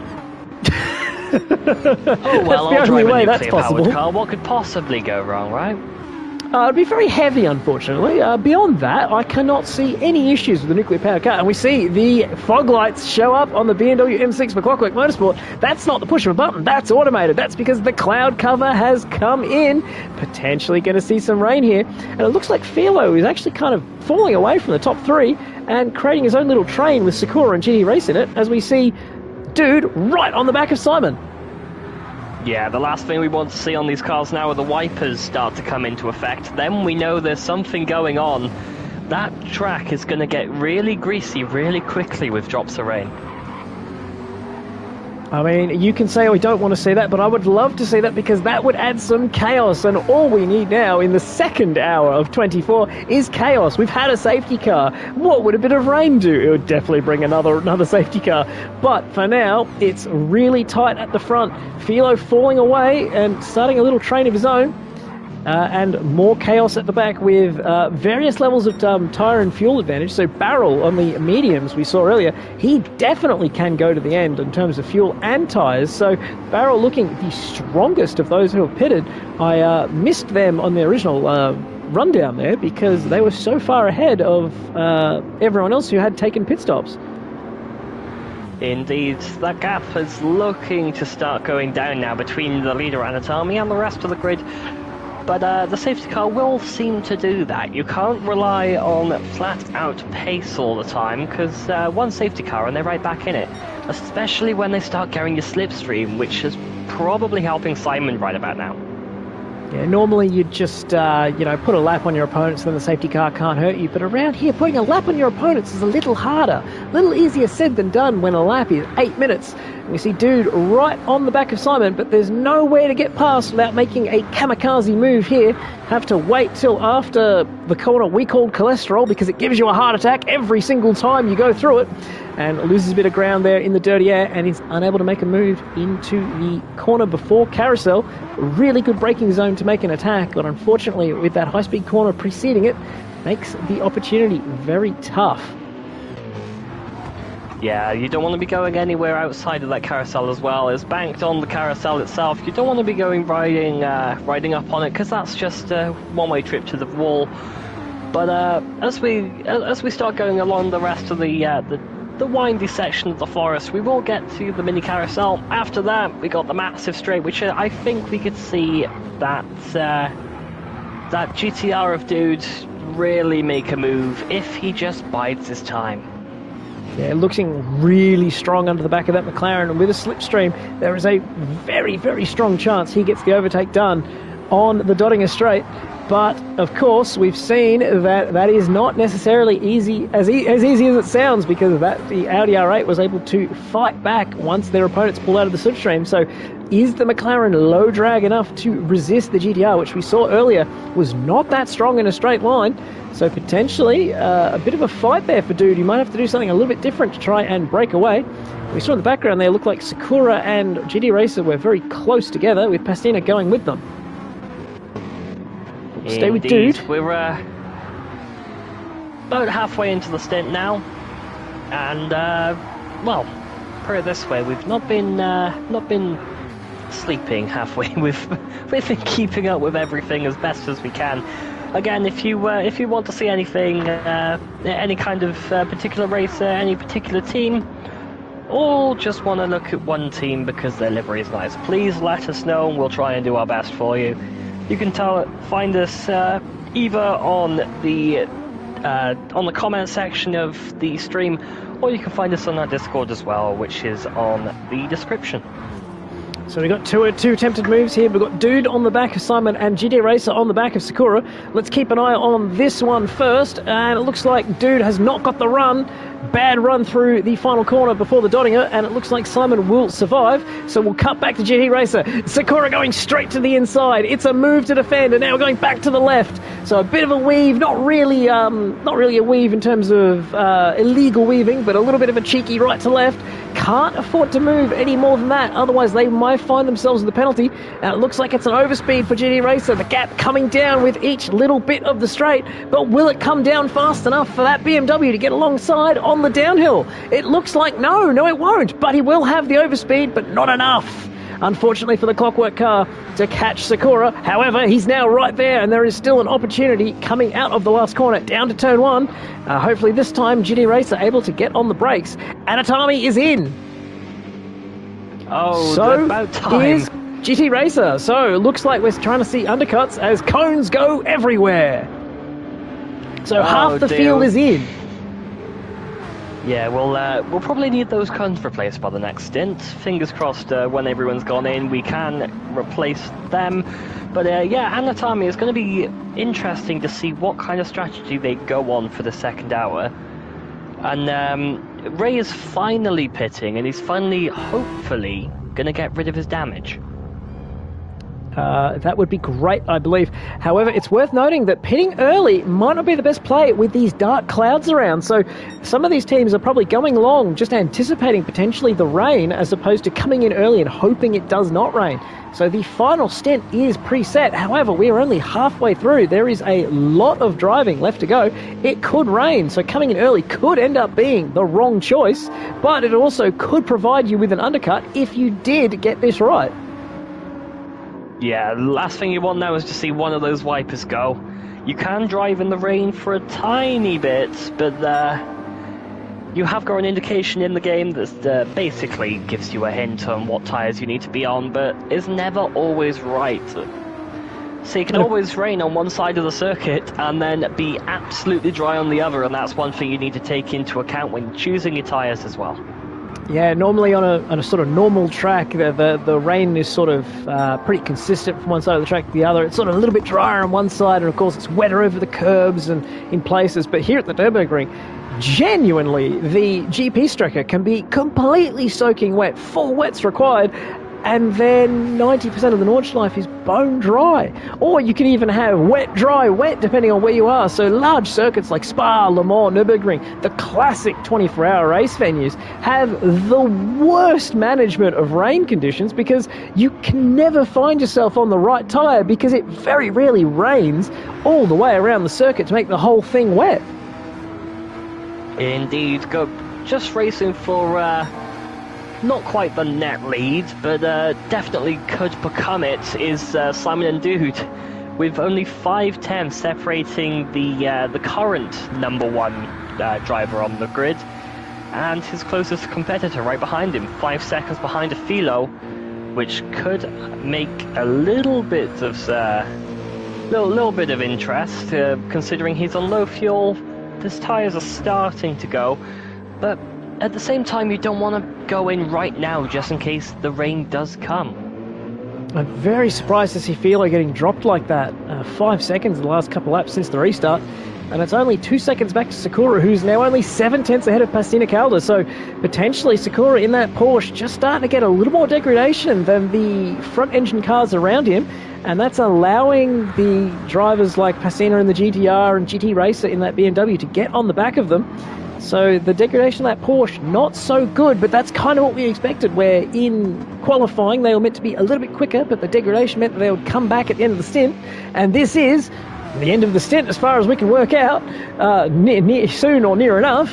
So interesting times, and we see Barrel on a fresh set of mediums, but also a full tank, losing 4 seconds to Pastina. So it would seem so far that taking fuel and tyres is slower than having a car on low fuel and worn tyres. So it might be an overcut strategy is the way to go than the undercut. Indeed, we just gotta watch out, because as soon as we get the driver changes within the next hour, it's going to be pretty interesting, because you want to have the track position at the same time. You're going to have your teammate in the other lobby, they're going to be ready to go, but they're going to start losing that little bit of faith once everyone else starts going out to that pit lane, and you're the last one sitting there like a duck with cold tyres, just waiting for your teammate to come in. And of course, it's the worst feeling watching everyone else leave pit lane, knowing that you should be leaving by now. And you go, where's my teammate? Where's my teammate? What are they doing? But of course, it's a 24-hour race. The first driver change is not the last one. And we've seen many a drama on the final lap of a stint. So anything can happen, and it's never over until it's over. And sometimes you'll come out of the pits going, I thought we were racing two different guys. Where are they? And you'll find that they've run into each other, and you've got yourself a nice 10-second gap to play with for the rest of your stint. Yeah, it's always the best feeling then. Oh, a little bit of a backslide from that BMW, as we're just now going on board with the Lamborghini. They've been consistent, I'll give them that. Obviously, new tyres, new lot of fuel. They're probably going to aim to go to the end now on their stint, unless that rain comes. But it is starting to brighten up again out there, which is pretty nice to see. It does look like it has got brighter out there, but of course this is brighter in this part of the track. Who knows what it is looking like on the other side of the track. And interestingly, they've got 75% fuel, so either that Lamborghini is incredibly efficient to get to the end here on less than 10 litres per lap, a lot less than 10 litres per lap. Oh no, of course they only have to, no, if let's get to the end of 16, that's 7 more laps, so it would be 10 litres, 10 litres per lap. No, it's okay, never mind. I'm overthinking it, I think. Should be okay. It should be okay, yeah. So yeah. Maybe they're going to have to save a bit of fuel, maybe they're anticipating one more stop, not sure. I haven't really figured out who's got what kind of fuel burn on this balanced performance, because every car is now different. Last year it was all pretty rigid and structured. This year, not so much. And I've missed it again. I'm sorry, dude. Oh, not another one. Oh. Well, dude did manage to get into Simon. It's a case of who goes into the pits now, because their fuel load is going to be the same. And then it will be a matter of who's going to take the most fuel. And that's, which of course, car will be the most fuel efficient and the most daring, because they're right next to each other. It's going to come down to the pits. Absolutely can short fuel here to gain track position, because the refuel rate is so slow. And I have to apologise again to everyone for missing that one, because Dude has done this one on the Nordschleife. It's not been done on the GP Striker. He's done it somewhere in the Nordschleife. My guess is on the way up to Carousel. He's got the run and managed to get it done, even with that straight line deficit. And we're starting to see Simon getting a bit squirrely as the rear tyre wear kicks in on that McLaren. And surely you would expect to see both these cars in on this lap. And, Indeed, McLaren just quicker. We'll get a slipstream, but I don't think we'll be able to attack from this far back. Yeah, you just need to watch out now, because they're not quite in the net lead either. We still have the Finnish team further back, but they are still net number 1. really depends on how fast they can be now as to where they are in terms of the final order once everyone has pitted. I'm completely wrong. The McLaren is so fast in a straight line, it clears Dude with ease, despite coming back from 8/10 down with the slipstream. That is an incredibly quick car. Dude not fighting that one at all for obvious reasons, because there is no point. And I will contend that Barrel is actually your net leader, because they do not need to pit again. Yeah, they're just going into the pits now. Philo, I'm not sure where he's going to do. He's on low fuel warning. He's got to come in. Same. Oh, Sakura had a quarter there. He could have stayed out an extra lap if he wanted to. And Barrel, with that safety car that happened, yes, he is indeed the net lead right now. You are 100% correct. So it'll be up to everyone to chase them down, but we'll keep an eye on Simon and Dude to see who takes the least or most fuel in order to determine who comes back out in position 2, potentially position 3, depending on what the Finnish M6 does. It's all up in the air, and we'll see Hide go through, who's also taken what we believe to be their last stop. Storm Pace has gone through with his last stop, Brumadino with their last stop. So the Finnish leaders are now 5th, 19 seconds off the lead. They've got a long way to go. Simon comes out well clear of Dude. Dude taking a heap more fuel, and that's actually let Sakura through. So Dude has lost out massively there. That's in the order of 6 seconds to Simon. Oh, that's really unfortunate there for Dude. He was right there. He did make the overtake. He might have overfueled accidentally there, but it does mean that everyone else has gone through, and the safety car has really played badly into that Finnish team car. And because Philo they're now there. Is they're even there now further behind. Philo's 7 seconds behind Dude, so he's taken even more fuel, and now they're down in 11th for the TDR car. And I'm now, with the refuel rate, questioning aggressively the Clockwork car we watched drive past the pit entry, because they're now down in 9th place. Had they taken fuel, they would have been up with Barrel fighting for the lead. So missed opportunity. Just need one more safety car and it could all shuffle again going into of course, into the first driver restarts. Obviously Ray's down there at the moment. He's not going to get lapped. It'd be very rare for him to get lapped right about now, because it is again like about 8 minutes a lap. It's just about keeping consistent for him now. It's very tough to lose a lap in 15 laps. You have to be, what is that, 15 is 6 point something percent. You basically have to be losing out on the 107% in Formula 1. That means in 100 seconds you are 7 seconds down, and over an 8-minute lap that's practically 500. You have to be 40 seconds a lap slow, which is taking a damage pit stop every lap. But your new leader is Barrel, and Mr. T thankfully letting us know that some people have got hazards still on because they've got to turn them off in the first safety car there. So as expected, it was a warning as opposed to a penalty. So 11-second lead for Barrel, who has Hide chasing. However, behind them it's Storm Pacer with probably better tyres than the Porsche ahead of it. So some of the guys who were running further back, taking the pit stop when the safety car came out, are now fighting for what are podium positions. So great improvement for these guys, and they have to just hang on to that advantage they've got, because not necessarily the quickest drivers at this moment. So these cars could put a new driver in and go much faster, having taken a very handy bit of track position off their rivals. Indeed. I'm just looking at the weather going across the track at the moment. It seems pretty clear throughout the entirety of it. I'm just thinking now, everyone who's gone onto the softs, their car is gonna run like clockwork right about now. And talking about clockwork, that car is almost past that driver.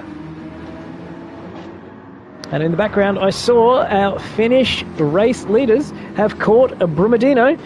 and are now harassing the back of the Lexus, trying to find a way through to try and get back to the leaders. They were 19 seconds down moments ago. It's already 16 seconds. They are monstering at the front here, but they also are aware that Simon is closing. He's gained a second in the last few corners alone. Another attempt to try and find a way through, but not able to do so, and Simon has arrived nose to tail with the Lexus, not able to find a way through. It's stacking up back here. So opportunities here for Barrel to pull away, opportunity for Storm Pacer to catch and pass Hide and then look after the leaders and potentially hold off these two fast charging drivers, but I can't see these two being far from the lead for very long. God, great run there. He'll go side by side and take the advantage in the bottom of the hill. However, Simon will have a big slipstream climbing up towards the carousel. Yeah, that's one car in between the what we would be calling the net race leaders right about now if it wasn't for that safety car. But yeah, it's Brumadino in the middle of them right now. It's not exactly where Simon wants him to be, but it is a little bit of slipstream, but it's gonna be losing time. I'm not sure whether they just touched slightly there, but I think this is about the only place now until the carousel that we can actually make a move, and then all the way up until the back straight. So the really big effort here right now is get past before that corner, and they've gone onto the grass to do it.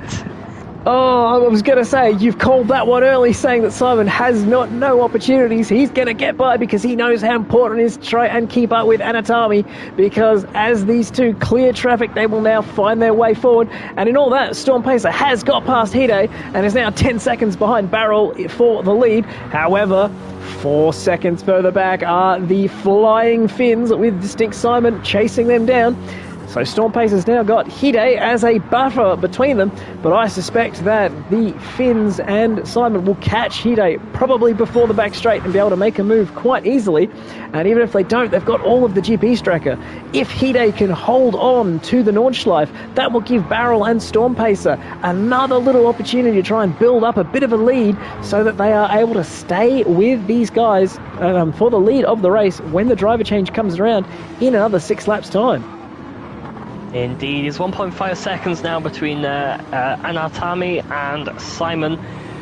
That's just what a car in between will do to you, but it was an absolutely amazing move. That McLaren is running really fast. I'm just hoping that they can find their way to the front, where they're arguably supposed to be right now, before the driver change.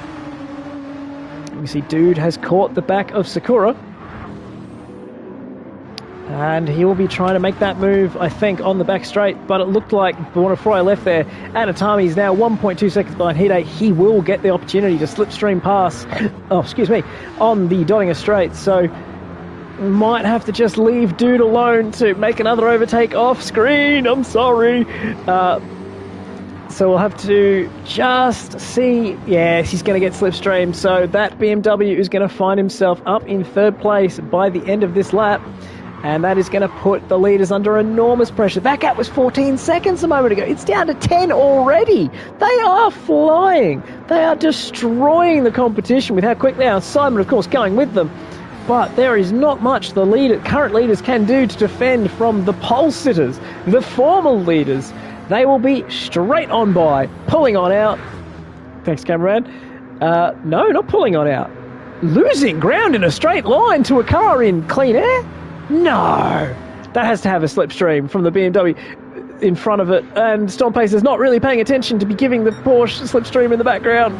He should really have been helping out to keeping that BMW behind him, as opposed to giving his BMW brethren an advantage, because that car will be straight past him without a second thought.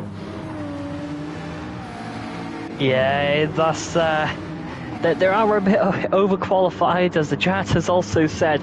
I just want to make sure of one thing. Have we not got Valtteri Bottas in that car? And if we do, what is he doing in it? I don't think it's Valtteri Bottas, no. It's actually Kimi Räikkönen. The other driver is Mika Häkkinen. Oh, a bit of side-to-side contact there with Anatami and Storm Pacer. And that lets the Porsche get back up the inside for Hide. But a big wobble there stops. No, the wobble on the inside stops Hide getting back ahead of Anatami. Storm Pacer will not have appreciated that one bit. I think he's going to find that door closed next time Anatami gets down there. And once you rub Storm Pacer, things don't go particularly well for you. He's a very polite gentleman, but once you ruffle his feathers, he will show you what can be done in terms of defensive driving. Think Kevin Magnussen, but fair. Oh, we're bringing out all the Formula 1 jokes today, aren't we? We have 23 more hours to make them. I don't think there was any damage between the two. It didn't look like it. There we go. No damage, so... jeez. You can definitely see the feathers have been ruffled on Storm Pacer now. He's going to be there like an absolute roadblock. Good luck going past him. I'd be up the inside into the chicane. I'd be taking the inside of the chicane and just not letting him have it. But unfortunately, Storm Pacer is smarter than I am, lets the faster car go and focuses on his own race. I would have taken the inside and said, go fishing, mate. Would not have been polite after the rub at turn 1. But Storm driving a smarter race than I am. It's now 9.4 seconds to the lead to Barrel. We'll see how long it takes Anatami to get there, whether Storm Pacer can go with him. And we saw Simon sneaking through on the Porsche.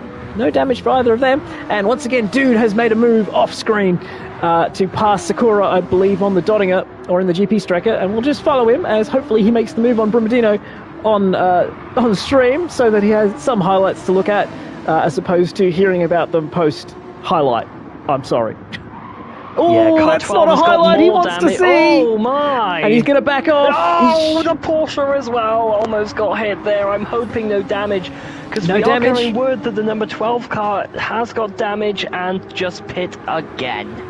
Oh, tell me, Dude backs on off and gives that spot back to Brumadino, because that was definitely contact. Whether it was lag or not between the two, I don't know, but there is no reason for Brumadino to have gone off the road like that without contact, so Dude must be feeling that it wasn't contact on his end and it was in fact lag, because he has continued on ahead of Sakura. Yellow flags! It's the McLaren! Simon's been off! There's damage on the rear wing! And that's very early in the corner to get damage.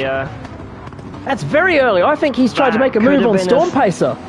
I think he's tried to make a move on Storm Pacer and it's gone horribly wrong. We could have... Yeah, if only we could... rewind, yes, I'm sorry. Somehow here. Oh, that's tragedy for definitely going to be Distinct. logged by... Yeah, that's being logged by the race director here. We might see a penalty come out for the driver swap if something has happened. But for now, he's got to drive with that for the next, I'd say, 20 kilometers, something like that. It's not quite 20 kilometers. The Nordschleife itself is 20.96, and with the GP Strecker it's 25 point something, so it's only 16 from here, only 15 from here, but it's a lot of time. 15. It's a lot of time he's going to lose, and importantly, it's losing out to Anatami and Dude at the front, the quick guys that he was racing home to go. And does he take a pit stop to repair it, or does he try and do the next 6 laps with rear wing damage? They'll be assessing very aggressively on this lap. Is it costing him drive? Is it costing him aero performance? How much drag is it hurting him to work out if it's quicker or not to take a pit stop? Yeah, the problem with that rear is that there's not just the rear wing, there is the rear diffuser as well. Now, you don't want that diffuser playing up because you're going to be sliding the car left, right, absolutely everywhere. We're just hoping that that he can carry on in good time to not lose as many positions, because he is fast. So who's looking to gain from that? Simon not really losing out to Sakura ahead of him either. But that drag starting to hurt him in a straight line. So Brumadino behind him will be looking to try and get back ahead here on this nice uphill where that damage will hurt Simon if he can't stay in the slipstream. But you've also got GT Racer for Clockwork Motorsport, Distinct Philo for TDR. So Philo's back here as well. Pastina's back here. Then we've got the Lamborghini, Gelf, and Ray, who is having not the best stint so far. But of course, it's the first stint of what should be at least 3 for any given driver, so they'll have a chance to rectify any damage, and the rest of the team, of course, has the chance. And the lead at the front down to 5.4 seconds, but the leader on mediums, it's going well for Barrel. Indeed, it's 5.2 at the moment, his lead against Anatami. Hopefully he can keep somewhat in the front, because his teammates are going to appreciate that very much, especially as we get towards the late night and everyone starts taking slightly longer stints, just splash and dash on the fuel.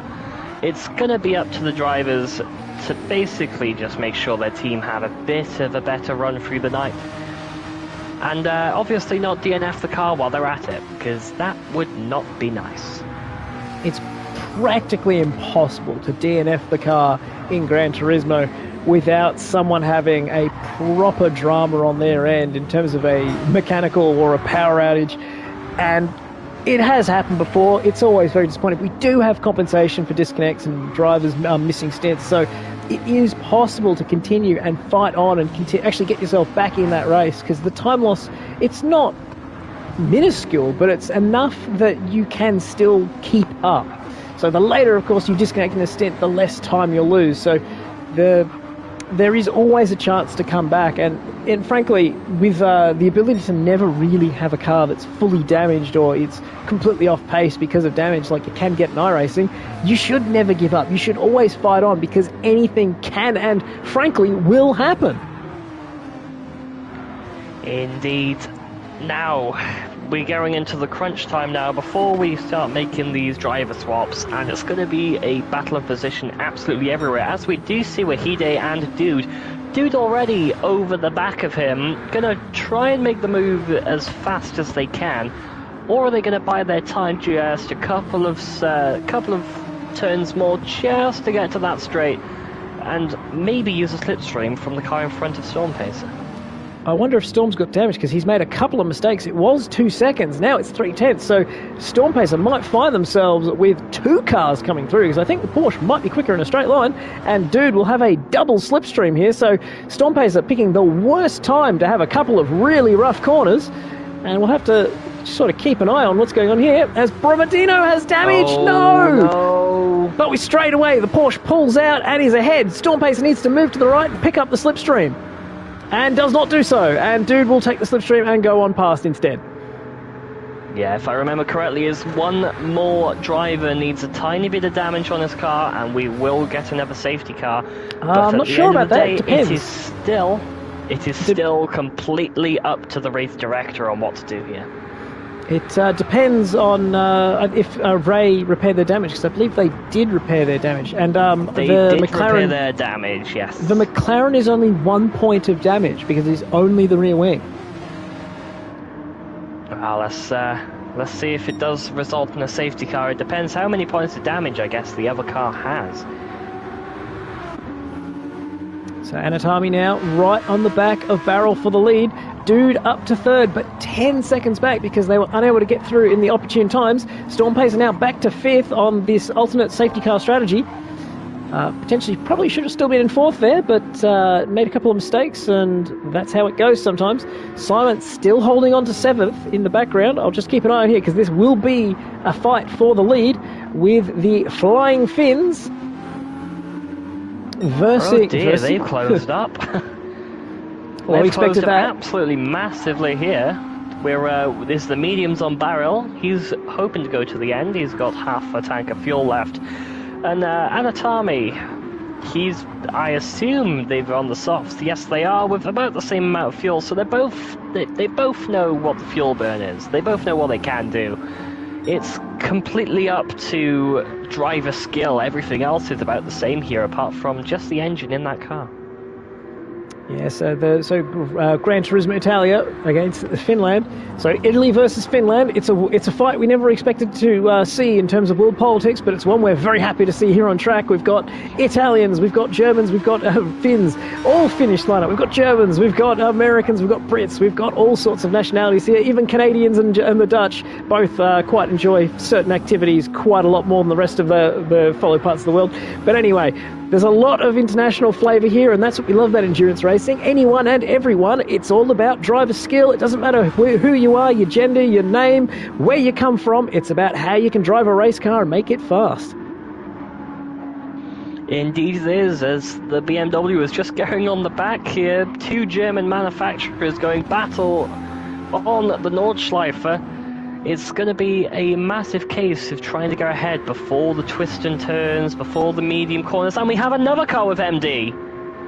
And that might bring out another safety car. I'll have a quick look through because someone might have taken a repair on the pit straight. But wait for Anatami to see if he can get past Barrel for the lead before potentially a safety car comes out, if there is one, because they may not have got the required number of mechanical damages after everyone came past the pit lane. But Anatami unable to make it through. So that BMW is very quick, no questions asked, but its straight line is suffering as a result. So they're doing something in that setup that's costing them straight line, but it's letting them do 8 minute and 1 second laps. So once they have clean air, they are unstoppable. It's just catching certain cars is making life very challenging for them because overtaking opportunities are not that plentiful. Indeed, he's going to have to bide his time now, unless they can make some kind of miracle work here, going down the mountain. But by the time they crawl back up the mountain towards the corkscrew, they should try and find a place to overtake. There's no rush. Kind of medium turns from now, but exactly like you've said, there's no rush. The wind's going to play in effect as well. 4.5 meters per second going north. Everything's playing into its own. The track is ramping up. The tyres are starting to degrade. The fuel's going down. Everything's going to matter in this race. It's worth noting, so I'm saying here's no rush because Dude is 9 seconds behind. It was 9.5 seconds, and it's of course coming down with every corner, but he doesn't have immediate pressure, so Anatami can afford to just bide their time a little bit to pick a safer opportunity rather than a riskier one that may result in contact or damage or a penalty. And we see a dive to the inside, and lag, and they've ended up alive at the other side. I heard spinning tyres and the camera decided it didn't want to move, but we've got away with that one. Okay, Barrel on the outside, staying ahead of Anatami. Potentially that may not have been a move, that may have just been latency, but the gap has come down a lot, so I'm suspecting that may have been a move, but Anatami backing out of it to avoid penalty after contact in that corner there. Yeah, last thing you want is something netcode to happen, especially if it's in front of the other drivers. That's the last thing you need, because okay, the other drivers need to be careful, but you have to account for the lag bubble, which is not always easy to do, especially with some of the newer ones in the game. Yep, and Sakura there has pulled past Hide and Stormpacer to take position 4, and Simon is staying with them. Looked like Stormpacer there had the run to get past Hide, but not enough straight line speed, unfortunately for him. Just keep an eye on Anatami. No, unable to get it done just yet. So another BMW struggling with straight line. And yeah, you're correct, no safety car, which would suggest that there is only 1 or 2 cars with damage. Simon with only 1 point, making not enough cars, but he's still got enough pace to stay with them, although GT Racer has caught them. So both Clockwork cars now sandwiching Simon and Philo. So it's Clockwork distinct, Clockwork distinct. Very interesting times here to see those. If you'd told me that you would see Clockwork and distinct back to back, I would not have said they were positioned 6 through 9. And Stormpacer is done in by Simon as well in the carousel. So I must have missed it. Yeah, Simon's really handling that car. Okay. Well, he's also got fresh tyres compared to Storm. So Storm, of course, pitted under safety car, whereas Simon pitted a couple of laps later. So he's got much better quality tyres despite that rear wing damage, and he's now up into 6th place. And we'll probably see Stormpacer swap with GT Racer, his fellow Clockwork car, pretty soon, because GT Racer will have better tyres compared to Storm as well in his pursuit of Simon, which is position 6, and once they attack Hide, it'll be position 5 they're all fighting over. Indeed it will be, and going up towards the front, that battle is still going on between Barrel and Anatami, which, fair play on them. We've got what we presume to be Raikkonen in the car at the moment, with Hakkinen next to go in, but yeah, those guys seem overqualified right now, and they're doing an absolutely amazing job of it. And that gap depth from Dude down from 9.5 seconds down to 4.7. No, that's not an opportunity. So yeah, we've got Raikkonen, Hakkinen. Who was the other one we said? Bottas. Oh, and Kovalainen. There you go. There's your 4 drivers. In their spare time, of course. High quality drivers. They do something like driving related, I believe. Might be chauffeurs in their professional careers. As we see Anatami now getting into the slipstream on Barrel. He's close enough that even with the top speed disparity, he should be able to make ground and make the pass. It's coming in thousandths of a second, but there is so much straight here that it has to result in Anatami making a move. There's no way it doesn't. Surely not. Yeah, we're just going communications through the live chat at the moment. Anatami is actually saving fuel for a while. He may have underfueled a little bit. So the team is saying you must not lead the whole race. Oh, they're just not leading the race. He seems to not be listening to, because he's now gone into first. I'm pretty sure I can save fuel better running my own pace than losing 5 seconds stuck behind someone else. I can absolutely understand why Anatami would make the move. However, what does Barrel do? Barrel goes to the outside. They're not interested in really going for the fight here, or are they?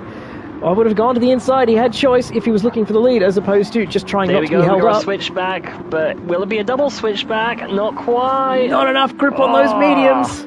Not quite enough grip. They've got enough straight line speed. If they wanted to shovel it up the inside, they could, but I don't know if they will, because that finish BIM 6 is too fast in the corners. So now they've got to break away and let Dude get caught out by Barrel, because that gap is now 4 seconds. Anatami, once they break the slipstream, can probably save fuel more efficiently by keeping the corner speed up and not necessarily losing as much speed on the way into corners and having to make it back up. It's harder to save fuel when your corner speeds are lower, because of course fuel burn is the difference between your minimum speed and your maximum speed. Indeed it is. Dude's got a little bit of work now. He's going to have an absolute wall in front of him. But he is on the faster tyres with about the same amount of fuel. Simon behind, he's got Hide behind him, but he's still got the damage. But he's doing an absolutely amazing job of managing his race right now. He's just absolutely... He's bolloting it. He's absolutely amazing in that car right now. He's loving it. So Simon running around with damage is basically the 5th quickest car, which tells you how good that car is without damage. But we can see GT Racer there now right on the back of Hide, and if he can get through, Hide making a mistake there, and Philo is also caught up. I missed that had happened. So if GT Racer can slide by here, he might have a chance at catching and passing Simon. But Hide on the inside backs out of it, and instead of fighting too hard, and is able to hold on to position there, making it tough for Philo as well, who's going to try and go around the outside onto the Nordschleife, but there's a wall there, and I wouldn't recommend it. Oh, almost tapped the wall there. Also went into the Nordschleife pit lane. I'm not sure whether that's too argy-bargy or not, because he seems to be forcing them out exactly where they don't want to be right now. That GTR... Oh, and that's flag contact! Oh dear. But avoids damage, GTR well done! Might have to give the place back there. I think that's okay. Oh, jeez, it looked like Storm Pace has shoveled one up the inside as well. It's got a little bit latency-based, hasn't it? Yeah, everyone's off the road here on our stream. Everything's going a little bit dusty. What's happening on their screens is different to what's happening on mine. Yeah, because of course it looked like Philo was not hit on our end, but his car obviously moved off the road, which tells us he got hit on his end. Will Stormhouse be able to hold off Pastina Calder here? Pastina going round the outside. If they go side by side, F's in chat for one of them, but Stormpacer unable to hold Pastina out wide, because I don't think he can go too wide through here. One of them was probably liable to die. And fortunately for them, they have managed to stay alive. Unfortunately for us, we don't get more chaos. Exactly. I just want to look down the order at the moment, because we did have cars calling MD. I'm just not sure whether they fixed it or not. Yeah. So the Huracan has 2 points of damage. Brumadino has 2 points of damage. and no one else has damage bar Simon, who doesn't seem to care that he has 1 point of damage. So we are 1 point of damage on that McLaren, or another contact with the wall, basically away from a second safety car here in the second hour. Hopefully not, because we are still 4 laps away from the driver swap, and Simon's only 20 seconds off the lead now that it's Anatami who is pulling away from Barrel, not as quickly as I would have expected. As Barrel sets his best lap in all these 8:10s, it's now an 8:07, and he is flying. Oh wow, he's loving that car, isn't he? He's absolutely loving that car. Those tyres, this track, that car. He is actually liking it. It's taken most of the stint, but he's got there. Yeah. Yeah, I'm just getting the word now that our next commentator will be ready in a little while for us, so we can have a nice seamless transition on the stream for you between the 2 race feeds as soon as they come into the pits on our end, all the way to the end of hour 4. So your commentator for that one, I'm happy to announce, will be Pony Boy, who has been about a fair bit. He knows his stuff, and I'm sure you know him well. Worth noting that Stint 2 lobby is up and has been for a while, because of course you have to start those races before we get into the final lap here to let everyone get around into the pits after 1 lap. So if you are a Stint 2 driver, please, as much as I love that you're here to listen to us, probably best if you get into the lobby and get on track to be ready for the next stint, because it would be a real shame if you missed out and had to compensate an entire stint, and it means we have less action to commentate on. Action like Dude catching Barrel. There we go. Dude has finally caught up. Is he going to use his Canadian smarts here? Is he going to throw some maple syrup out the front? Or is he just going to be polite? We'll find out within the next couple of corners, I am sure. I'm sure he's apologising profusely, and that will be grating on Barrel's nerves. With every apology comes another sigh of frustration. Will that be enough to get him offline? I don't think so. Barrel is driving very well right now. But Dude, with an 8:00.5, fastest lap of the race on the previous lap there, is currently the fastest man on circuit. Obviously with the fastest lap, but is quicker than he has been previously, and faster than Simon and Anatami have been previously as well. This lap, of course, not going to go so well because he is stuck under Barrel, but he will probably lose far less time than Anatami. Remember, it was nearly 10 seconds before Anatami was able to come past Barrel, down to about 3, but it's now back out to 4.5. The swings and roundabout of racing, but Barrel clearly the biggest winner from this first stint after a very opportunistic pit stop under safety car. Exactly, they were in the right place at the right time. Safety car was called. He went straight into the pits. He was in the absolutely right place here. And that GTR is almost right on the back of him here. Obviously we have the lag bubble we need to worry about, but we could see a move here just before the driver swaps, as in our second lobby here. We're just going to note that one of the MRL drivers is missing. We just need them to go into the lobby, and we can have a seamless transition, everyone racing. So if you are that MRL driver, please make it into the lobby. Please let our job be easy. Now, worth noting that R8 has had the straight line advantage over the GTR all day long so far, so Dude will have his work cut out for him in the slipstream to actually make the move, because last time he pulled out, he was unable to get it done, and that time he goes for the bump draft because he understands he's not going to get it done here. So, plot twist, what does Dude do on the downhill? Does he pull out for a move, or does he wait for later? We shall find out very shortly, as he is just staying in tow at the moment, actually. He doesn't seem to be going for the move. After that bump draft, didn't have enough drive. Now, worth noting, Barrel, of course, on those mediums. So, worth noting on that medium, so we're saying that the safety car came at the right time, but they're on the right tyre to capitalise it. So, whereas everyone else who's doing long stints is really suffering on tyre wear, Barrel's got fantastic quality tyres, and Dude is unable to get him again. Down to turn 1. Surely this time he'll make the move on the Italian Audi R8. And yes, does so with those soft tyres that are new. Slides up into second place. Now only 4.4 seconds behind Anatami, but Barrel very comfortably ahead here in third place. They've profited well, and now they've got the pace. It's an 8:05.6. Barrel's just been sandbagging the entire stint so far, and they've come alive here late in the death of stint 1. Still a few more laps to go of it, but that's a fantastic turn of pace. 3 more laps remaining, and he's decided it is go time in the Gran Turismo Italia Audi R8. Well, I can't wait to see them in later stints. I won't be commentating too many of them due to real-life commitments. However, you can continue to watch these alongside me on the SRF, a YouTube channel of which you are ERF. Watching right now. The Endurance Racing Federation. ERF, the Endurance Racing Federation, who may or may not have some drivers from the SRF, the Sim Racing Federation.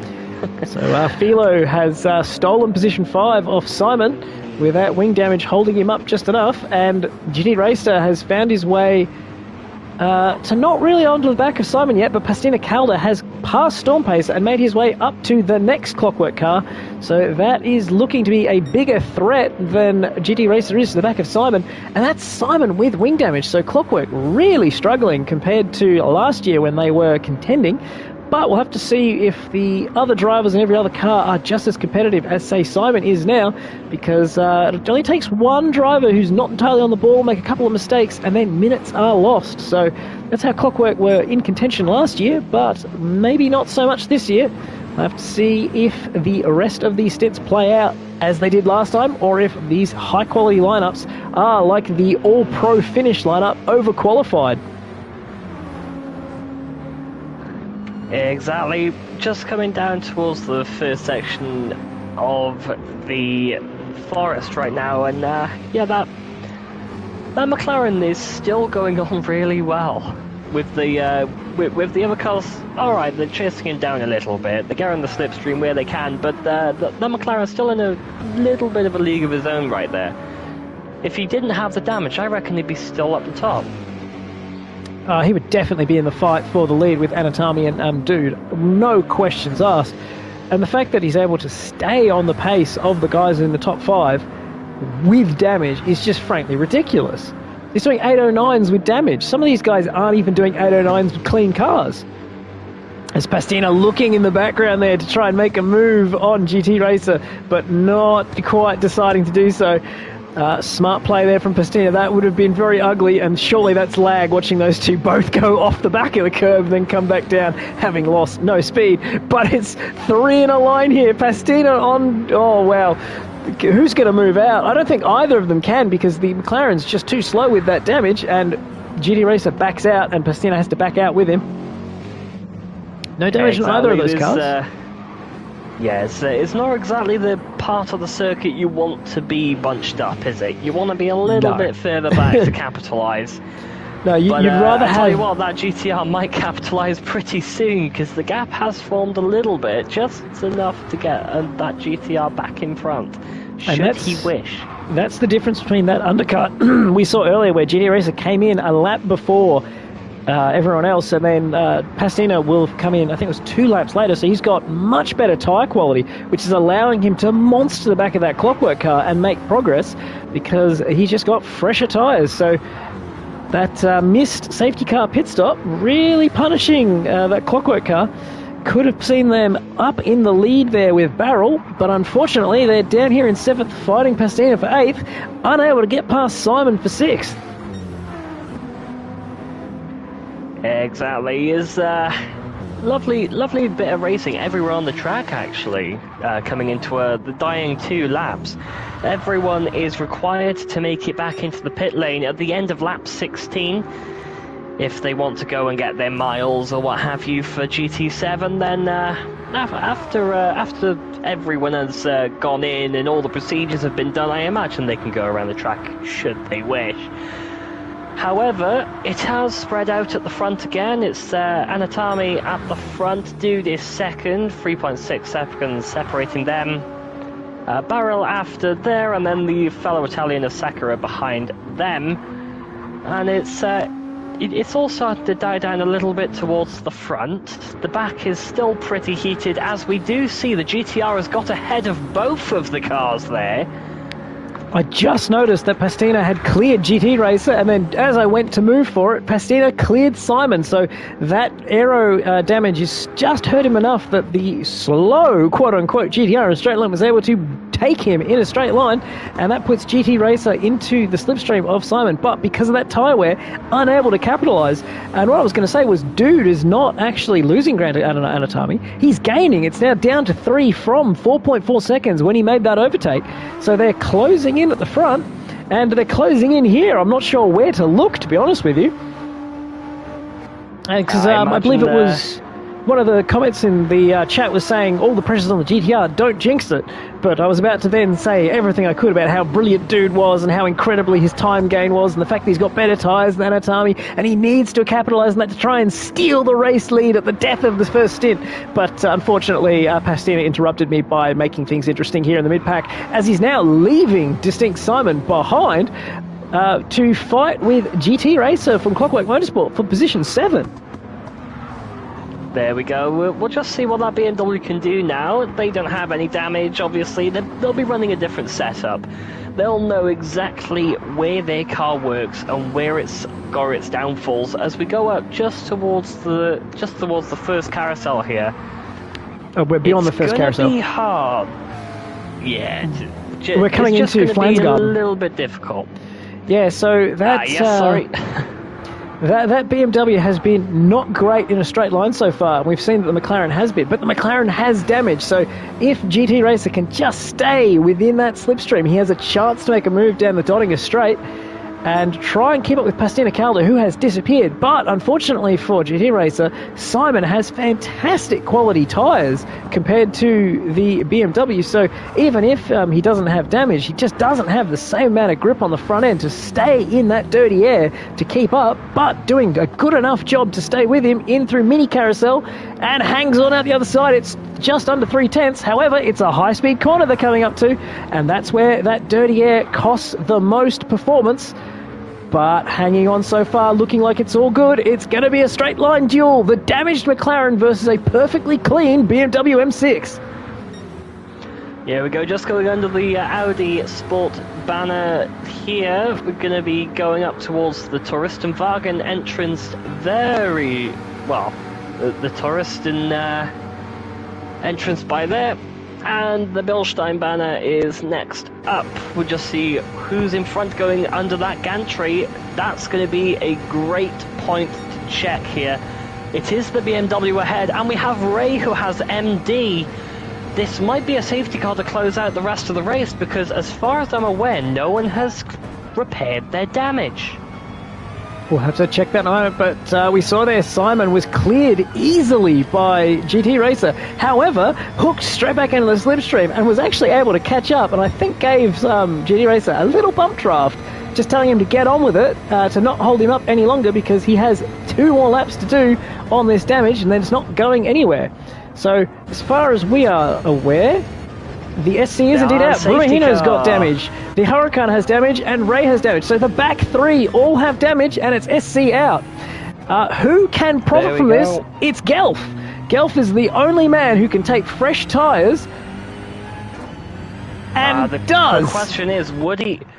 The question, I guess, was, would he want to? Because we only have a few laps left. Why would you not take tyres?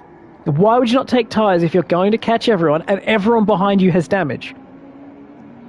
That is true. Well, on a shorter track, you'd want to stay out, I guess. But on these larger tracks, the fresh tyres will be absolutely everything. But you've got to be careful not to damage yourself when you're going back through them.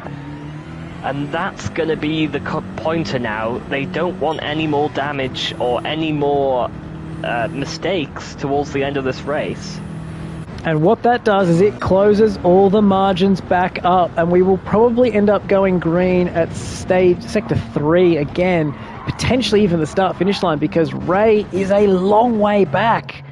At the moment, they're on the Dottinger, so they're a couple of minutes behind. They're probably 3 minutes behind everyone else, and I think they have to bunch up. I'm not sure. I've got to check the safety car rules, if everyone has to join the queue to go green, or if it's decided that the race is under control and everyone has repaired damage. Leader can speed up to 200 kilometers an hour, so it looks like we are not going to bunch everyone up. There we go. It looks like we're just trying to get to the end. This may be the call from the race director that we're going to go to the end at the current track positions onto the stint change. No, I don't believe so. I think it's more so about timings with this first stint having a couple of safety cars. It's cost us a lot of time. So these stints are flexible in terms of the race distance, anywhere between 15 and scheduled 15 and 14 laps, but they can go anywhere between 12 and 16, depending on, I believe, the plus or minuses we have available to us to try and readjust the times. So these safety car laps mean that future stints will have to be a little bit shorter to keep the race on schedule, because I believe we are already 2 hours into this race and we still have to complete this lap and another for the driver swap. So the fact that the leaders are doing 200 kilometers an hour suggests that we will not be bunching the entire pack up, because that makes it tougher for them to bunch up. And once the train has been formed, that is when you're allowed to speed up as per the race director. So at this point in time, it's Anatami in the lead for the Finnish Shod GT Finland races. AMS Dude in second place for NVR, so New Velocity Racing. Barrel, the biggest winner here in Stint 1 in the Audi R8 for, it was Syndicate? So I should actually give us a proper... It was Syndicate. No, it was, Gran Turismo Italia, sorry. Different one. I believe that was the Gran Turismo Italia, wasn't it? The number 39 car, yeah. Yeah, Gran Turismo Italia, okay, I'll get there eventually. TSR Sakura is up in position 4 in that lovely Porsche RX Racing Porsche RSR. Distinct Filo in the TDR car in position 5. Pastina Calda getting it done here in that GTR. So Pastina will be making lots of jokes about his food consumption and favourite alien cartoon when he gets back out of the car up in P6. He's done well. CWM GT Racer, another, I think they've made a couple of positions from the start, but ultimately negating any losses here for Distinct Simon, who still has ruining damage as he has not been able to pass the pits while we've been on the safety car to repair it. And that track time loss probably means he will stay out and not deal with that till later. Ninth place is the other Clockwork car with Storm Pacer with pretty bad front tyres, so he's going to have to work on that degradation with the strategy he was on. Potentially need to go over a little bit softer early on. Behind them, it's Hide in the not New Velocity, the Syndicate Sector Racing. They've had a very good race. That strategy almost put them in the top few, but unfortunately they've fallen back later on. MRL Guelph for the MRL squad.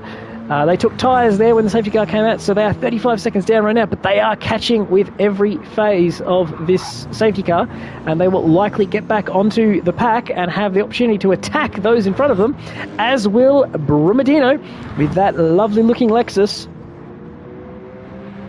Indeed, the Scuderia Panthera, sorry. Losing my names because I've just been calling everyone by their driver name instead of the teams. And Griticheno with the lovely Italian Lamborghini Huracan. I've not said anything with that livery yet, but I absolutely love the black and gold of styling. It's been chugging along quite cleanly so far. Unfortunately, getting damaged there at the end. The Tavanello car, they've done a great job. And hopefully they can have a clean finish to this race and a good race, because that car has been probably quicker than the couple of damaged pit stops they've had for it suggest.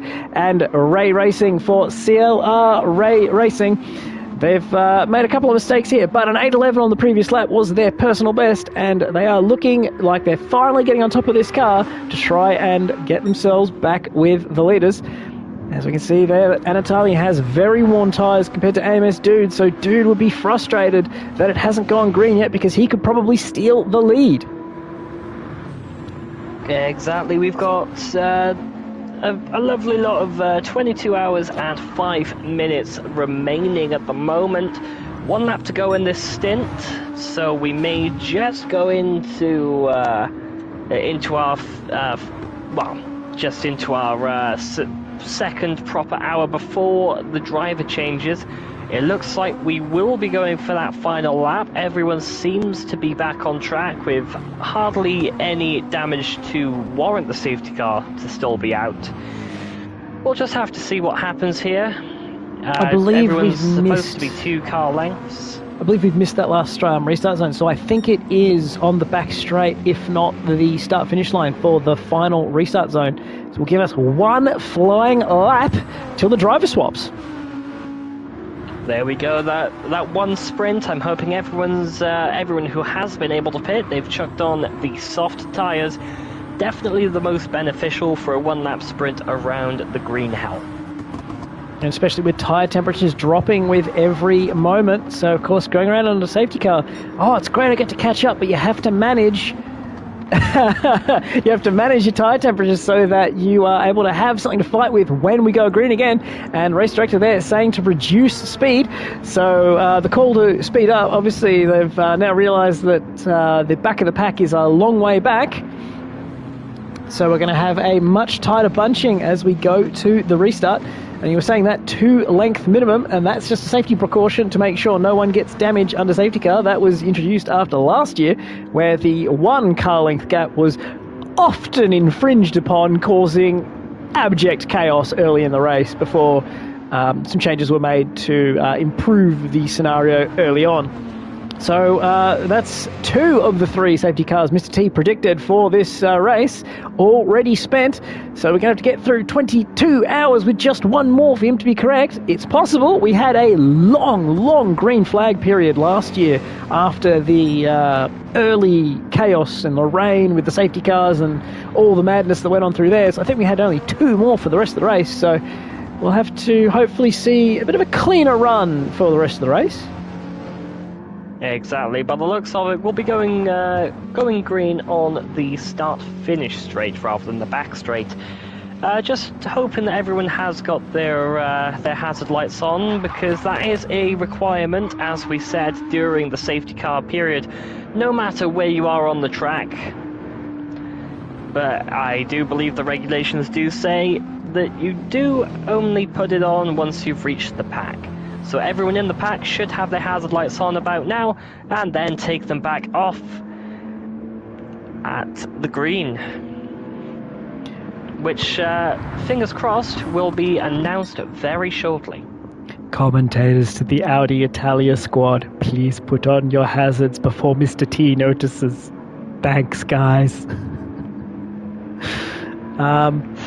I tried to do it a bit more subtle than that, but yes. Nah, it's more funny. Far more entertaining to just make it not subtle at all. It's fine, we'll just put a big banner outside the commentary box saying, please, hazards on, love you. We're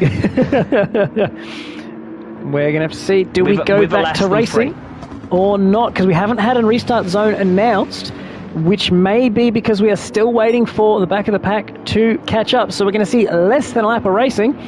We potentially can go racing at the end of the GP Strecker or up at Rebel Tree. So it's going to be up to race control to determine when we go back to racing. But for now, we are still under safety car as we enter the last racing lap. Now, you will see in the top left of your screen, it says lap 16 of 17.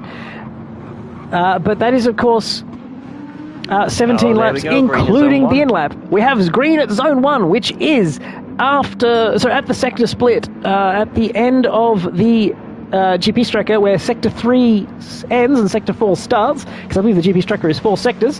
So 16 out of 17 is not the actual race distance. The end of 16 is where the end of this stint is hosted out, and then we'll see the live driver swaps.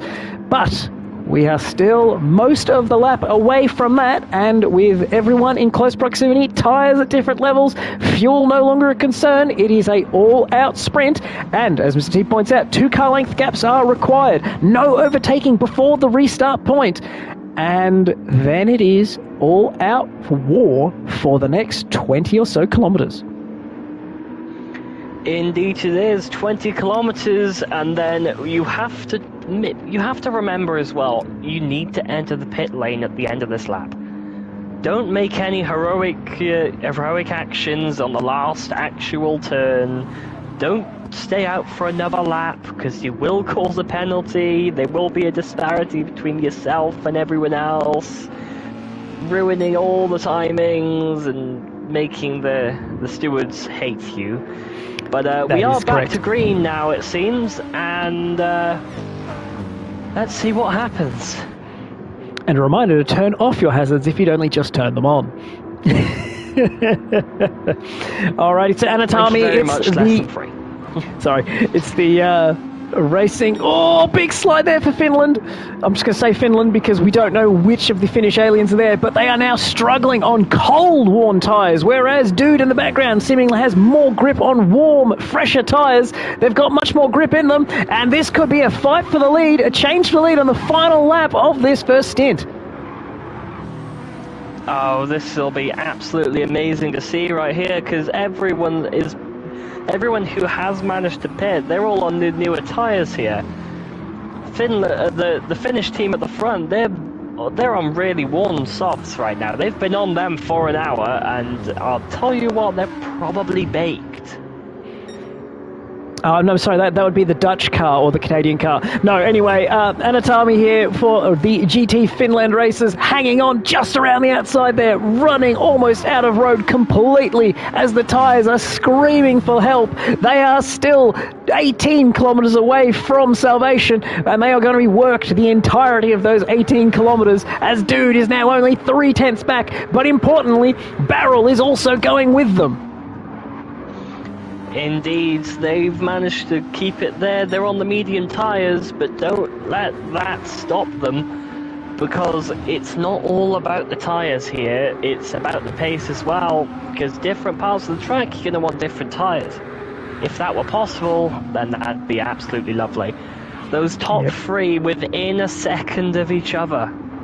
Yep, and those mediums for Barrel, they can put those on pretty early, but because they chose the medium tyres, they've got longevity that the guys around them don't have. A late safety car is exactly what the Gran Turismo Italia guys are looking for, because it means all the losses they accumulate in the first part of the stint are wiped out, and now they have a raw tyre advantage, but just having really good quality tyres, because they're on a harder compound, which doesn't wear out as aggressively, and that's why they're leaving Sakura and Filo, Pastina all behind, because even though they have good quality softs, those new mediums are very nearly brand new for Barrel in that Audi, and that means that they are now keeping up with the leaders, although they've just lost a little bit of ground here in the technical section, as Dude has once again caught Anatomy.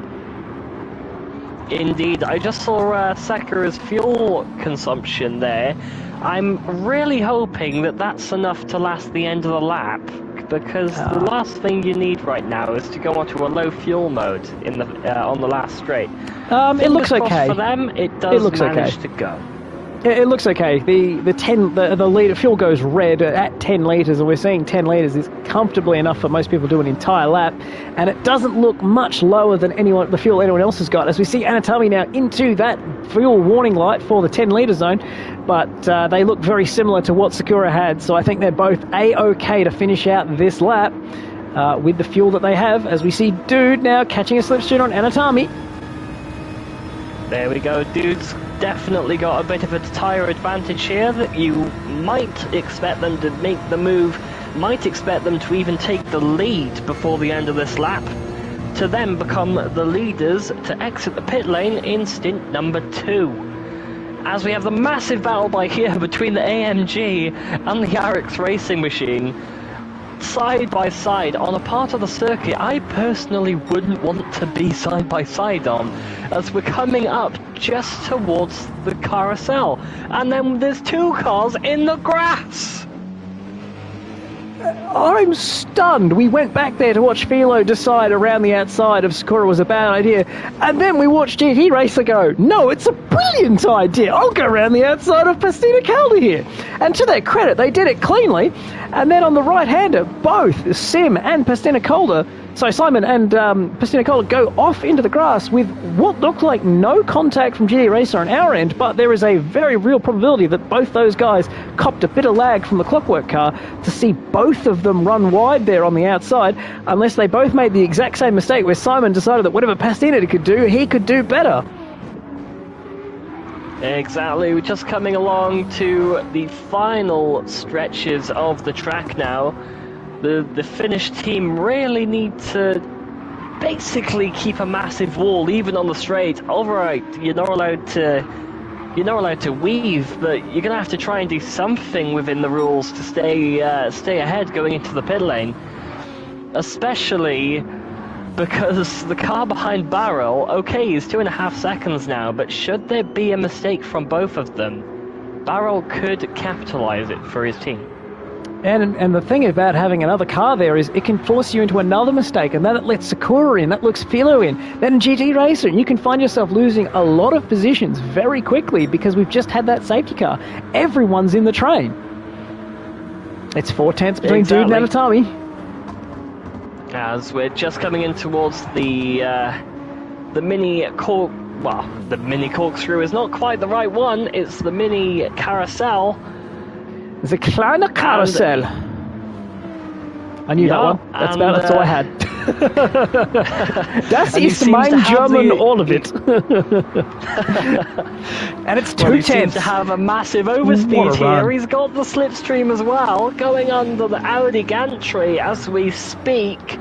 And that GTR is absolutely flying on this last section of the lap. He needs to get past before the final turn. He does, and he's got the overspeed, but can he make the stick? It's a replay of last year's finale. They are side by side, 0.05 of a second, and looks like the BMW has a slight advantage in a straight line to just hang on with a tiny bit of overlap going down the hill into the final contact complex. Anatomi's coming back towards him, but now has to back out. No choice there but to back out and let Dude come to pit lane in the lead, but it's 0.2 of a second. They both head to the lane, and it will be driver swap time. Now, the thing is, their teammates will have to figure out who can get out of the pits as quick as possible, because there is, of course, a fraction of delay. This will be an interesting race at the other side, which we will not see, but we're going to have to wait to see who can get to the box first. And it's Dude and Anatomy. They're both in. We go see Barrel. Barrel is in. Now Philo also in. Sakura's in. GT Racer in. There goes Simon. There's Pastina Calder. A small gap now for the Lamborghini Huracan. They're in. Brumahino's in. Storm Pace is in. Hide is in. And now we have a couple of seconds breath to catch for MRL Guelph. There we go. Adjusted scene from stint 2 now. Ponyboy is going to take over for us. And that Calsonic GTR is in fact out in the lead, which will be absolutely amazing work for them. Basically the last corner of the last lap on their stint, and they managed to make it work. Now team are right behind them there in P5 with Roadrunner Jr. at the wheel. What an exciting start we do have here.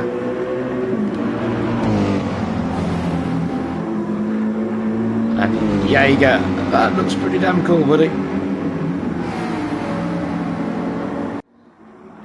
Left in the pits, I think that will be everybody. Oh, you pay at the back on looking at 8 seconds off MRL Shane in P30.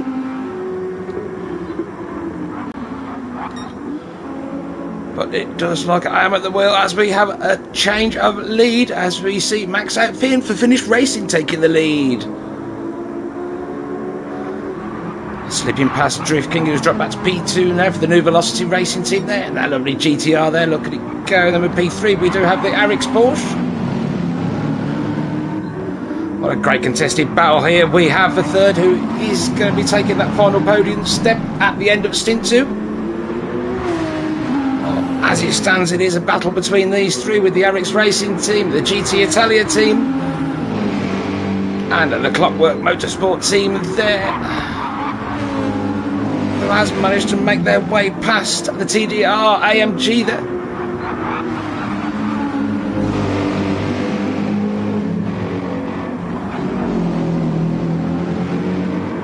In P7 we have Thomas Batty in the GTR therefore.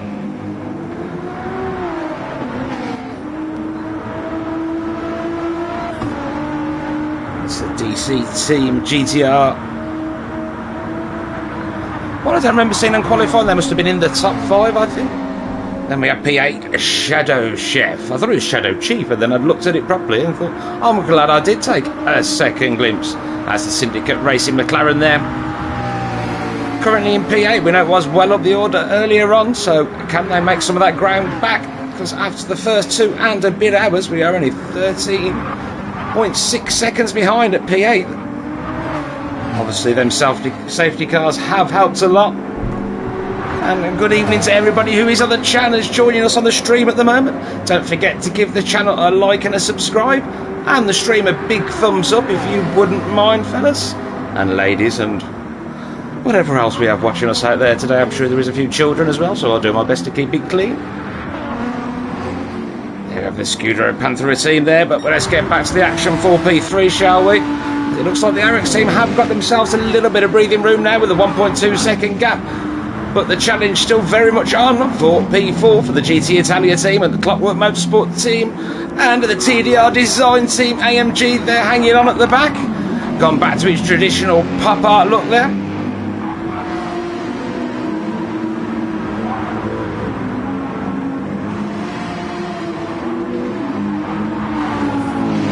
Oh, very wide onto the grass there is Nicho. Oh, it's not Nicho, is it? It was Roadrunner. No, it wasn't. I'll get it right eventually. It was Caliber, wasn't it? There's only 3 drivers it could have been. Only the last one I picked. So I've done well to keep it together there at that speed. But that has allowed the DC team to close in a little bit. Only 4.7 seconds back now in P7.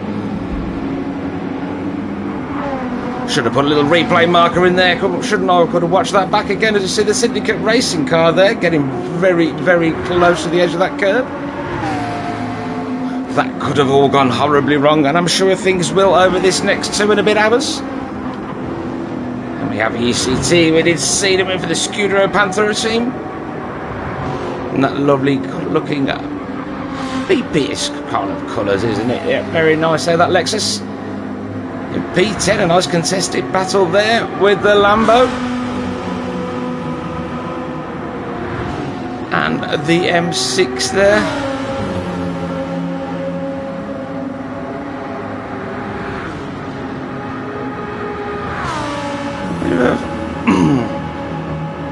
Sorry, I'm all a bit croaky, not sure why, but Pepperman doing a good job there in that lovely looking Lambo with Cross just behind. In the second of the Clockwork cars in P11. So there is a lot to keep up with at the moment, but we'll quickly run through the order. We have MRL there, we have. And Shane at the wheel at the moment.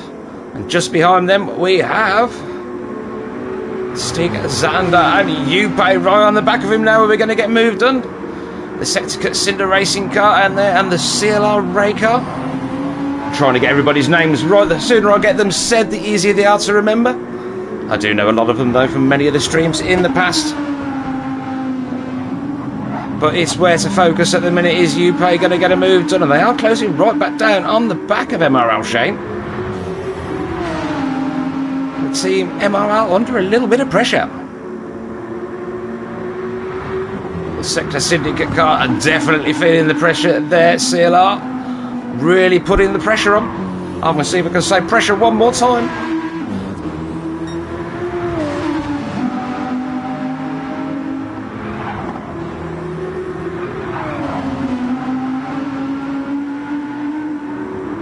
We'll come straight back here, but we just want to have a look at things like going on up front as well, because it does look like we have Roadrunner Junior up to P4.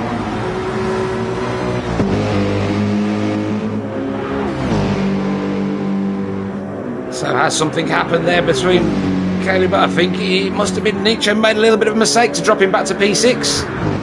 Because we did see Caliber get a little bit on the grass earlier on in the lap. Roadrunner very much looking like he was going to make a move. I really want to see what's going on everywhere, but everything's too close at the minute, so we'll quickly check back. Has Yupe made a move? And no, he's still there, sitting behind the Sector Syndicate car.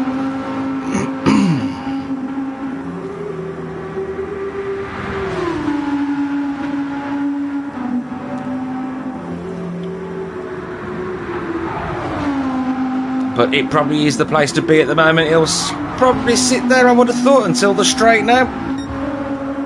Where we do see the lead cars going down the straight now with a 2.2 second gap. The Finnish team running away with this at the moment. 2.3 seconds now in front of Drift King, who has got 5.9. But whoa, we have got side by side, and we do see Roadrunner Junior make a move there up onto the podium positions. Go on there, Junior. But, you know, Daddy Roadrunner will be on the wheel a bit later on as well.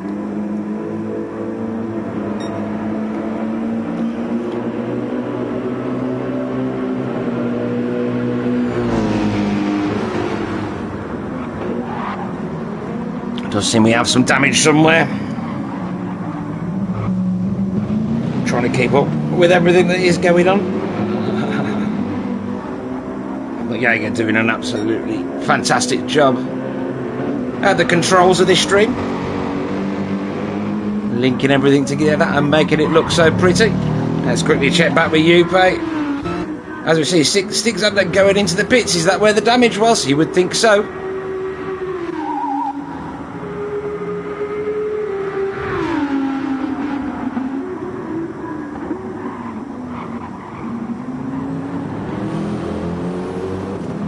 Give MRL Shane a little bit of breathing room now. 3.2 seconds back to Yuppie, but he's 16 seconds off P11. Lambo, as crossing the second Clockwork team, has made himself up into P10, and only 3.2 seconds behind the Scudero Panther car. So we'll keep our eyes on that gap, but we'll have a look at 4, 5 and 6. It is the Clockwork car and the Arix car going at it at the moment, as Roadrunner has got himself a little bit of space. Not a lot, and it only takes a mistake. 1.7 seconds worth of breathing room.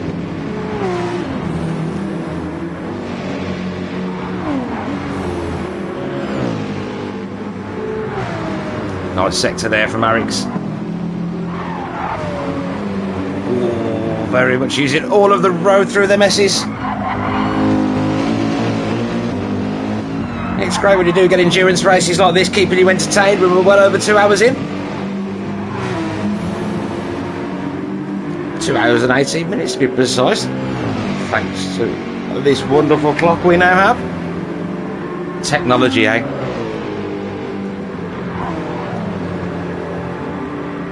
Can have clocks and everything these days.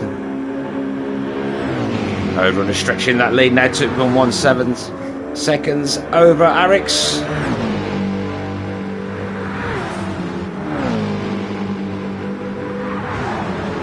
Clockwork Motorsport right on the back of that 911 RSR again now. Oh, the big moment there for Arix, but well held there, but that is going to cost him a few miles an hour down the hill. So, we're going to see the Clockwork BMW make a move. It's a very fast sector of track here. And hard on the brakes through here. Oh, a little bit of contact there. Oh, and he's been reset as well. Drops him back to P6. P2 and P3. The gap is currently 4.2 seconds.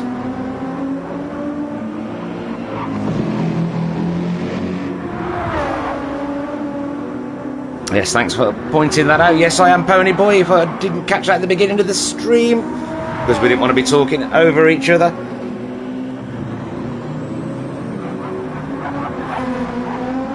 Well, that got down to 3.2 seconds now, so Roadrunner is chipping into that lead. He's got 3.5 seconds over P4 since that instant between the Clockwork team and the Arix team. Arix team now currently in 6 and being closed down by the DC team there in P7.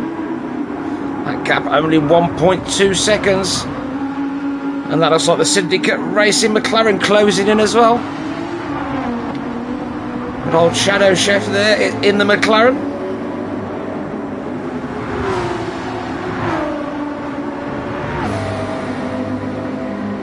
How about you, Pay? Where is he? Syndicate Racing, the Sector Syndicate Racing Porsche. Now 32 seconds back after that unexpected pit stop. So a lot of work there to do, but it is only just scratching the surface of this race, aren't we, really? Still 20 odd hours to go. You pay only a second behind Shane. Just chipping away into that lead. He's took a couple of seconds out of him in that last half a lap or so. So plenty of battle building to keep our eyes on here. 2 seconds now, the gap between Kapperman and Cross.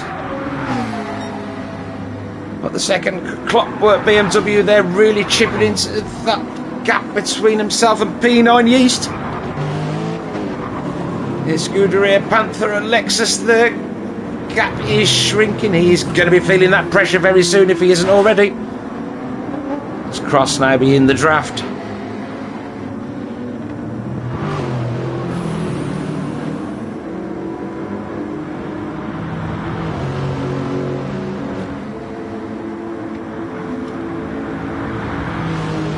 So much to keep our eyes on.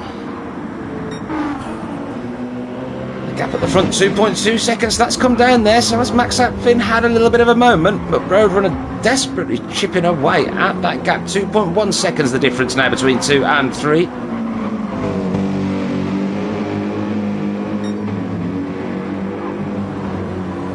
So TDR Design chipping into that gap between themselves and P2. The new Velocity racing car there. Oh, a little bit of a moment through there, but well, Holden pedal kept to the medal.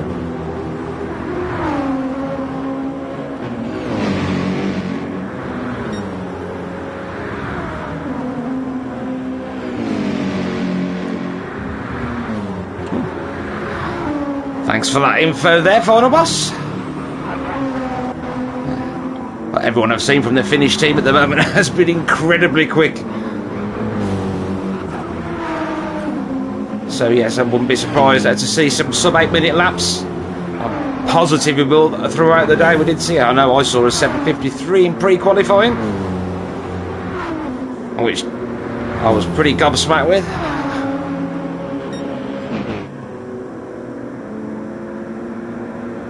I have to say, good job by Roadrunner at the minute.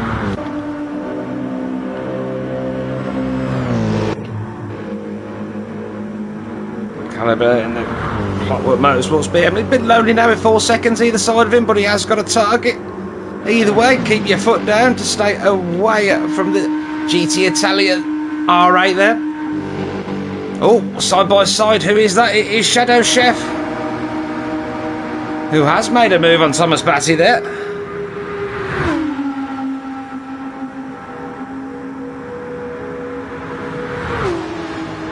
So the Syndicate Racing team up to P7 now, pushing the DC team back to P8.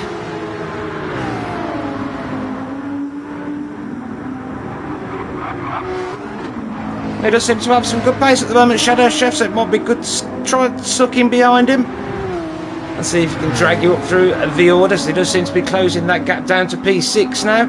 Eric who were running in P3 earlier, but with that little moment earlier on, that little bit of contact, which I didn't mean to replay, but I can't remember if I did press Z since then. Have a quick check towards the gap, and Upe has got past Shane as well. He would have got that done down the straight. Upe making up 2 places already since the start of his stint. Great job there, buddy.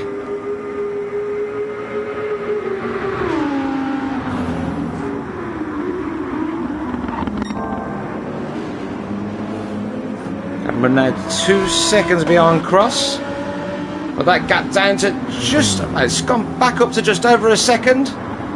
So Yeast had a couple of good sectors there.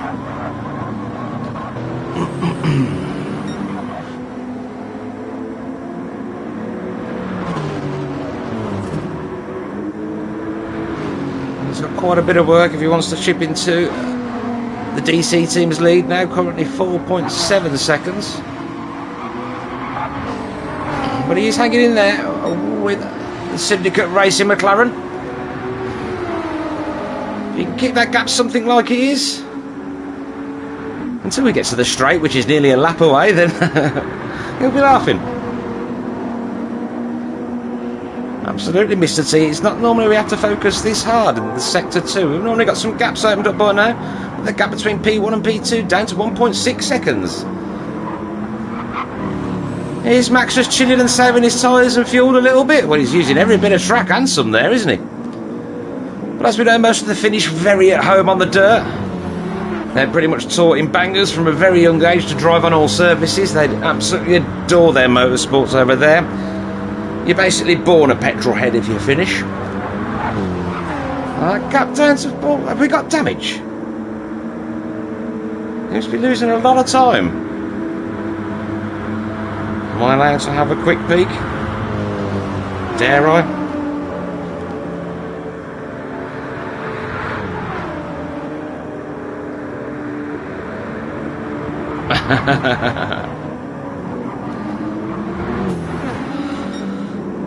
So, should we give this a test then? Shall we, Legicide? So we should we get you on screen just for a quick second and see how many Jupiters we get? There he is, UP. We'll get back to the battle for P1. I want to see Jupiters.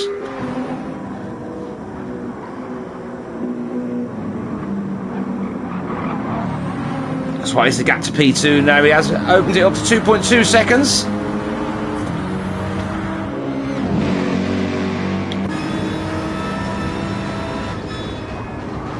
On board with Drift King in the GTR.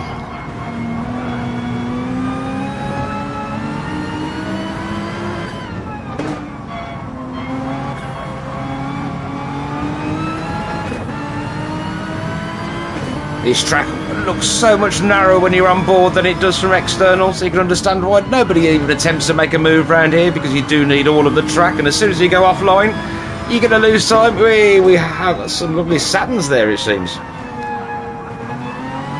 It's close enough, though. Well done, Welshie.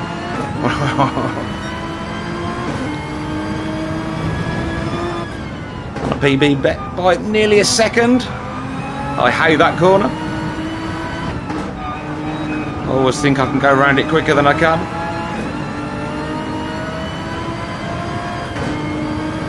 Fastest lap at the moment to Roadrunner Junior in P3.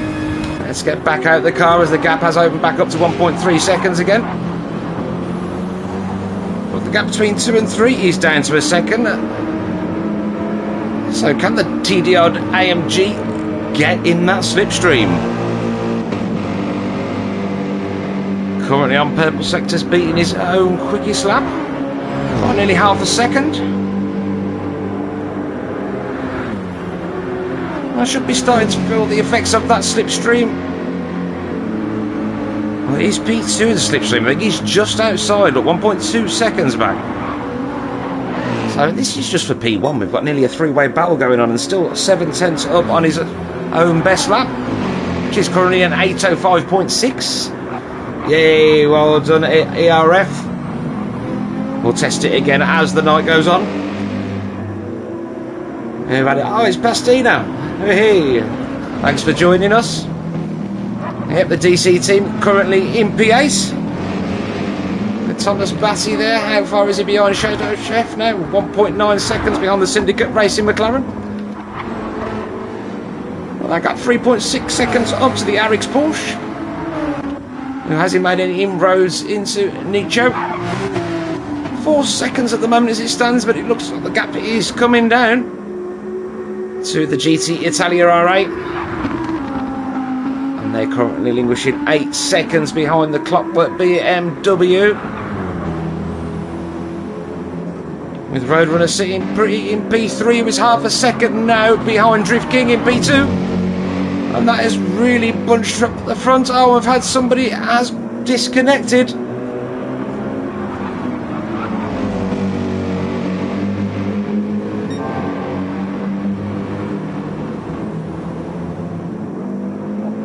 Was it the Tavanello Lambo that went? No, it wasn't. I didn't see who it was, but we are down to 13, I think. Yes, we are. Oh no.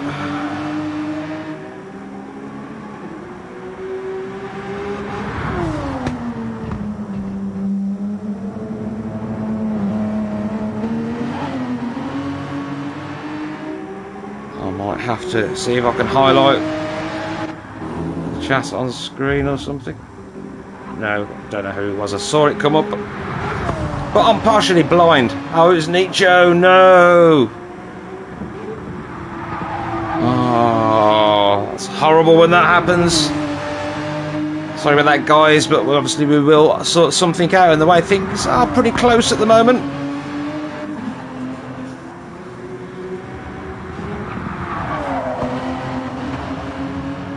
Ah, it's the GT Italia team.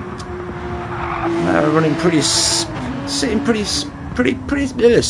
in about P8, weren't they? Yeah, they would have been.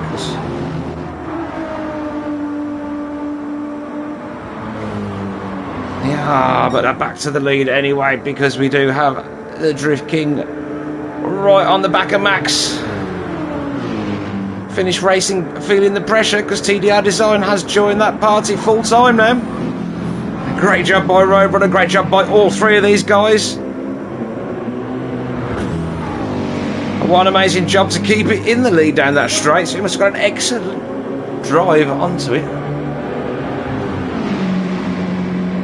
As we see P1 and 2 side by side, can Roadrunner get the move done? He's got the inside line and plenty of room there, lovely clean move. But can Drift King cut back? Oh, who's going to be quickest on the power? Excellent drive out of the corner there by Roadrunner, finally getting him up to that P2.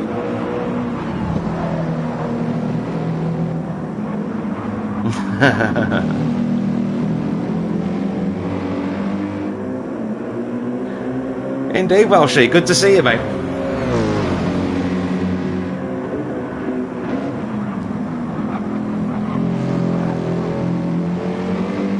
So can Drift King fight back? Or can Roadrunner make a little break for it? Max making the most of that little battle behind him, stretching the gap briefly. Roadrunner Jr. really did have his Weetabix this morning. He really is on the pace, isn't he? He has a little moment there, hoping that wasn't commentator's curse, but no, he keeps it all together and keeps his foot well and truly in.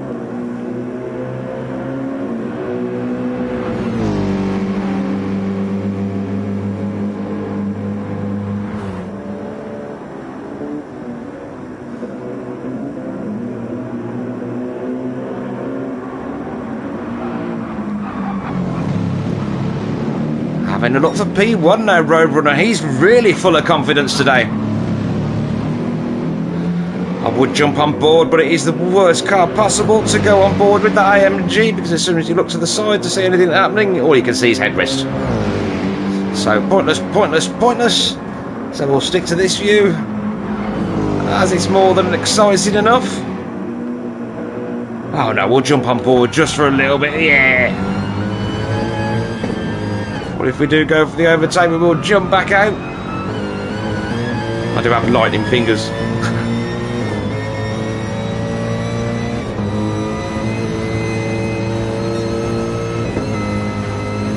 Absolutely storm awful about the Audi.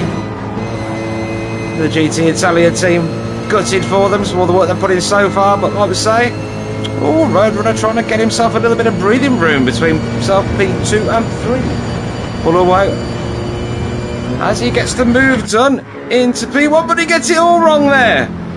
Oh, we'll definitely put in a marker in there. But do we want to see it again? Because I don't know if I want the blinking refuel thing every lap then when they drive past the pits. I'm pretty sure they won't have sorted that polyphony, because it's been like it for about 18 months now. But no, I think we've got to have a look at that if we get a chance. Because his Roadrunner going to drop back to P3. Looked like he'd worked a really clever opening for that move for the lead, but then it all went a little bit wrong. And now feeling the pressure from the New Velocity Racing team, and the Clockwork Motorsport team has come to join the fun as well.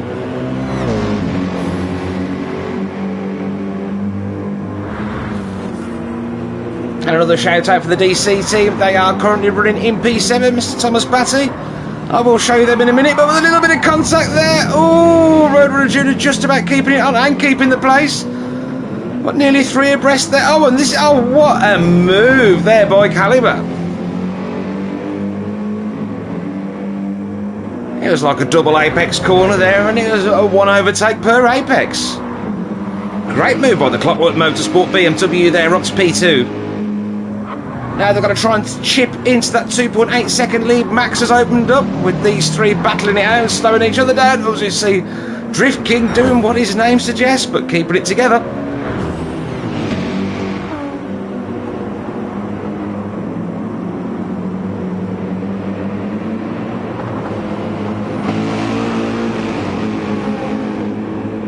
Four tenths already chipped out of Max's lead. Wondered if Max is running on mediums and the rest on softs behind. Because they do seem to be able to reel him in kind of at will.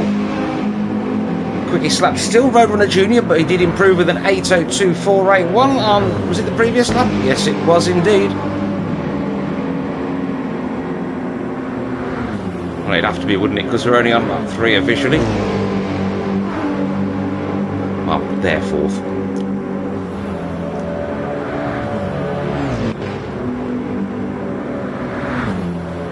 Well, what would they have? Got a little breathing room. We will check back with everybody else. Starting with P5. Arix, who's got 10 seconds in front and 5 seconds behind. Arix Porsche had a little moment earlier on, which cost him a couple of places. Has since found himself comfortable running in P5. We have the Syndicate Racing McLaren driven by Shadow Chef. Trying to chase down Arix and close that 5-second gap, but he has got himself 6.3 over the second of the Clockwork cars there. He has just got past Thomas Batty actually and made his way up to P7. That's some good progress here by Cross.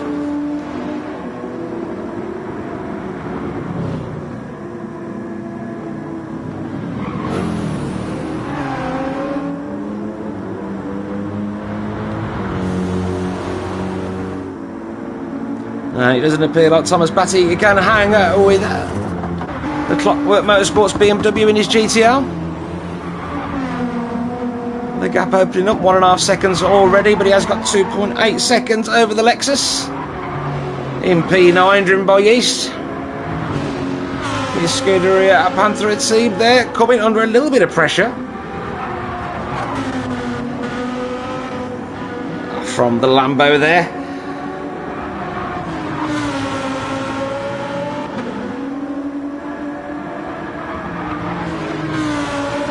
Tavanillo team looking good there in that black and gold. Does look fabulous, doesn't it? Them classic colours.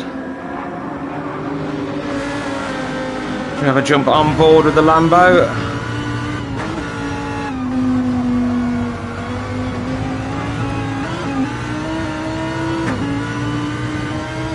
Closing that gap down to 2 tenths now. Feeling like it's only a matter of time.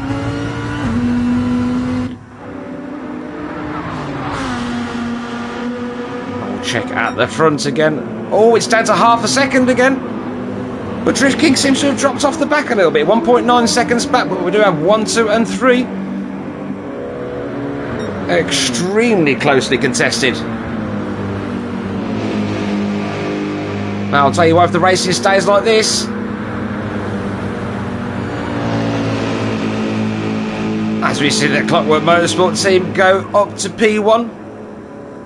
But now Max has the slipstream back. Can he make a move at the end of the straight? But Roadrunner Junior still hanging on in there as well. Not quite close enough to make a move, I don't think, since Max has got a slipstream as well. Obviously, as soon as you pull out of the slipstream, Max is still going to have one. You're not going to get the move done. But no, good drive there by Caliber and keeps in front. Must have got a really good slingshot. Roadrunner having a think about it into turn 1.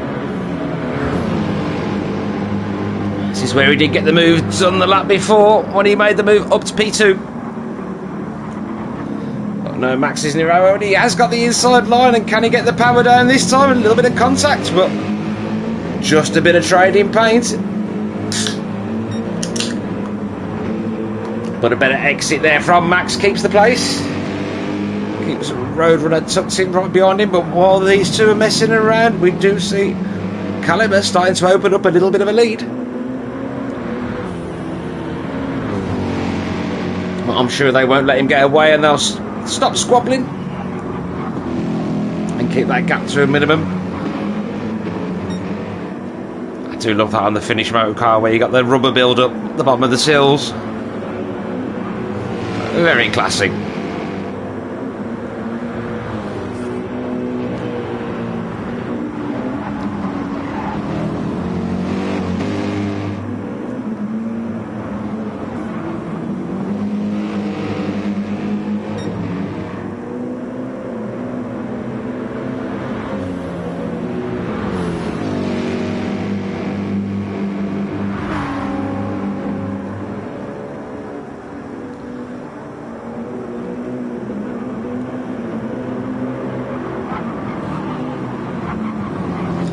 Sorry, I went quiet trying to read the chat as well, and this is far too exciting to be reading chat. Sorry guys, but I do like to keep up with what's going through your minds, and if there's anything you do want to see, I will check back thoroughly, but also do need to keep eyes on this battle for P1 and P2.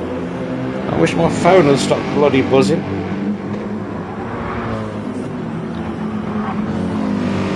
Goddamn security cameras. I should turn them off really. I will when I get 5 minutes. But these guys at the front are giving me 5 seconds. I don't know about 5 minutes.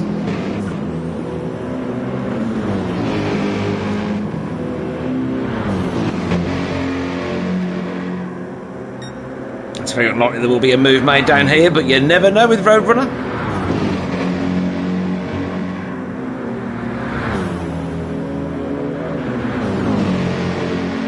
Oh, Leggy will be joining us in the next race. Yes, thanks. If you've never been here before, welcome to ERF. Fantastic group, fantastic channel, and some fantastic events they organise.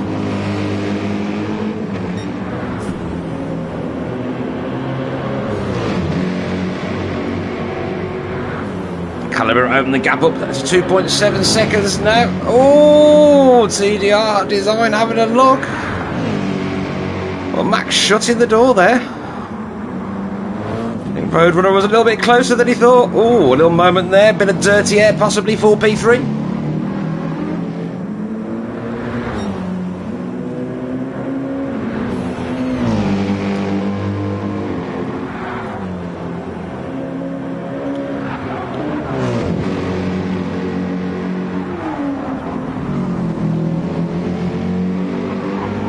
Oh, thanks very much, Slim. We do appreciate we do this for you guys. Drift King struggling to keep with this group now, 2.5 seconds. But I'll say that everyone's struggling to keep with P1 now. The Clockwork Motorsport team up to 3 seconds at the lead. But let's have a look through the order again. 9 seconds. Oh, as we see the RX Porsche there using all of the track anthem. And again, really on the limit there. Syndicate Racing McLaren there with 3 seconds in front and 9 behind. There we have the DC team GTR.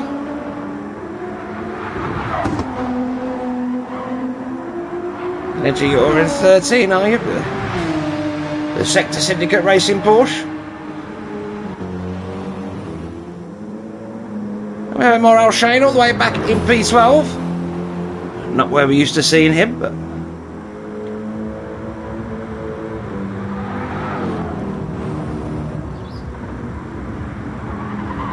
then, who is it in P11? It's only Yuppie. Go on and let's see them Jupiters. It's got a comfortable 27-second lead over MRL now. The CLR car as he gets it all a little bit sideways there. Giving us a bit of camera action. Thank you very much, Yuppie. Oh, and look at this now. As we see, the Tavernello Lamborghini has got in front. What has happened to Cross in P9? Cross was up to P6. He must have picked up some damage somewhere.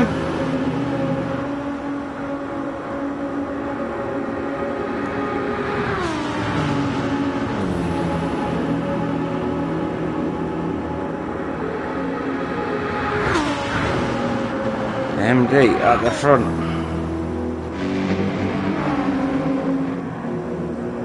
Oh, does this mean we've got a safety car coming on?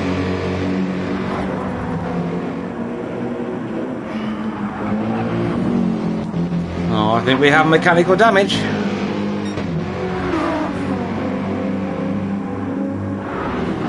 Absolutely, we're only scratching the surface of this. Still plenty of time to go.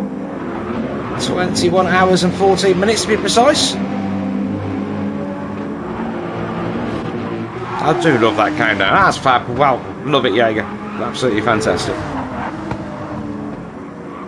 So I'm thinking it must be cross if it is mechanical damage.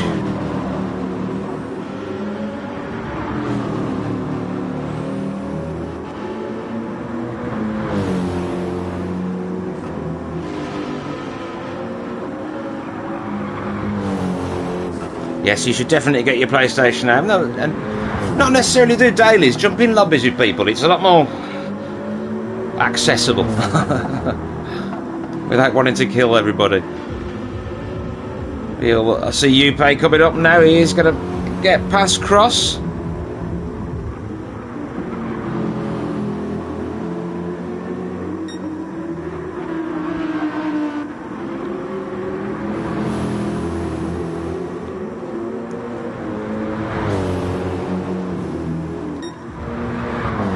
6 seconds the lead at the front now. Clockwork Motorsport BMW there, obviously running to perfection. Kaliba. Oh, we do have a battle going on for P2 again still though. It's Roadrunner. He's having a look. Is he still going to have the speed when he comes out the draft? I think he timed that quite nicely pulling out. Oh, this is the action we wanted to see. This is what we pay for, folks. Not that we pay, but well, we did once. As you see, Roadrunner back up to P2. But can he do anything about the gap between P1 and 2? Now up to 7.2 seconds.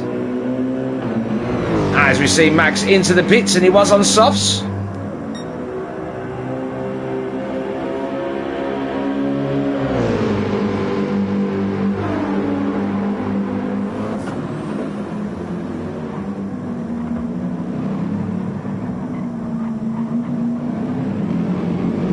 Well, that has opened everything back up at the front now, because he's got 1.7 seconds back to P3. He's drifting promoted, and now that Max has gone into the pits. And he's on purple through the first sectors by 50 thousandths of a second. P4 now, Arix. Well, that gap down to 2.9 seconds between himself and the Syndicate Racing McLaren. And Shadow Chef will have seen that gap coming down. So that'll be getting his blood pumping. The carrot is dangled.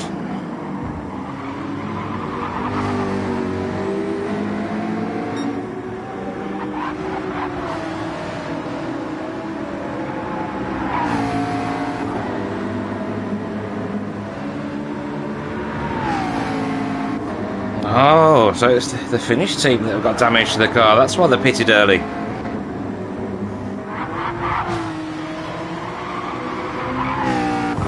Even if they have come in early, it's near the midpoint.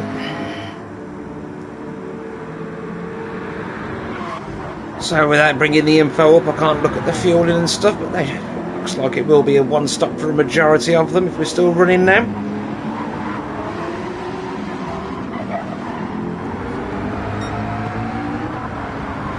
Yes, Roadrunner's Merc is looking quick. But not as quick as Clockwork's BMW, it appears. The gap now up to nearly 9 seconds.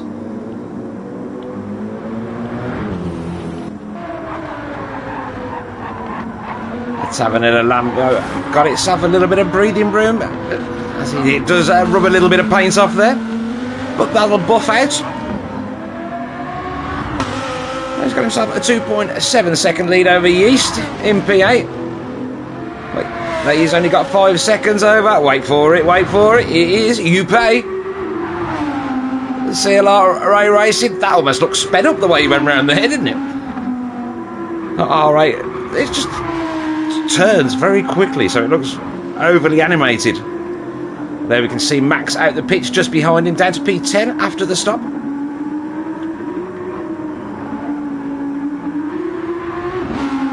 We'll see if or how quickly Max can make his way through the field. And what I've been told, he definitely will.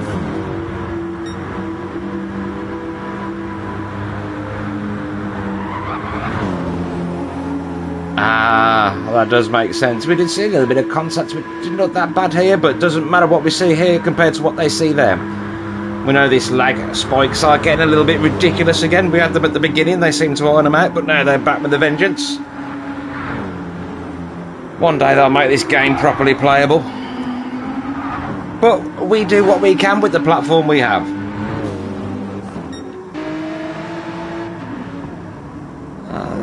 Sector Syndicate team back to 13 now in the RSR.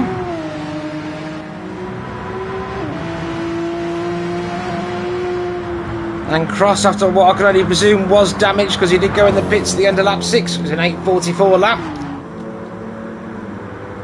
And we did see him drop from 6th down to about 10th, but now, and now 12th after the stop. Well, this closing everything up at the back, but we do know Stig will have to stop at some point. Whereas Cross may well be able to run to the end.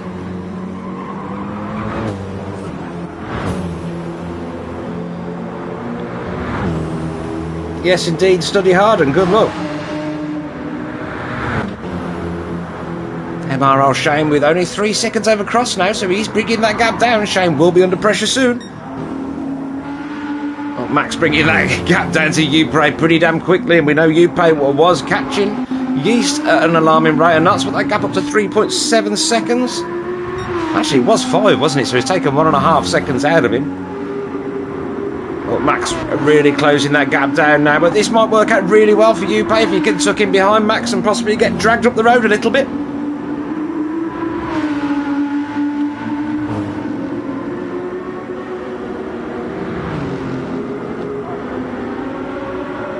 Let's have another Lambo.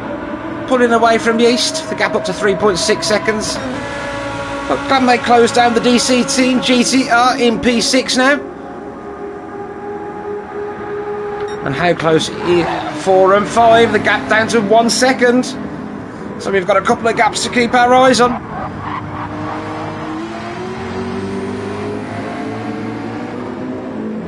So we're going to jump between 5 and P10. We know Max was coming that gap at 1.9 and Upay as well, 3.7 that gap.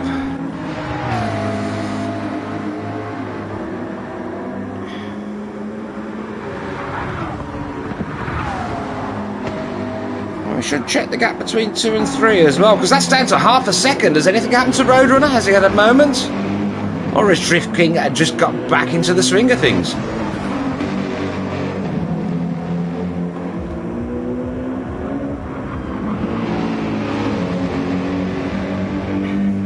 We've got Dude with us in the chat. Good, what would it be? Just about the afternoon where you were, won't it, I believe?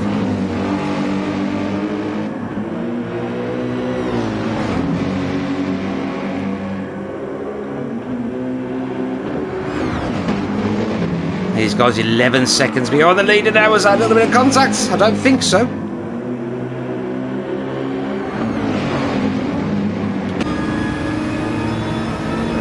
As we jump on board with Drift King through the twisties, and we should be able to see out the side of this car. Have a look, shall we? Yay! So if we do get the pass done, we can stay on board.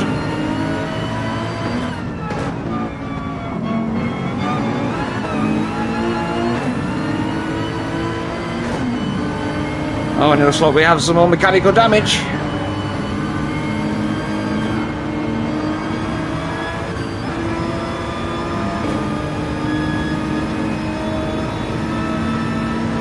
It was Arix in P5. It looks like Roadrunner got an excellent exit there. And Drift King is going to struggle to close this down. In fact, the gap's opening up.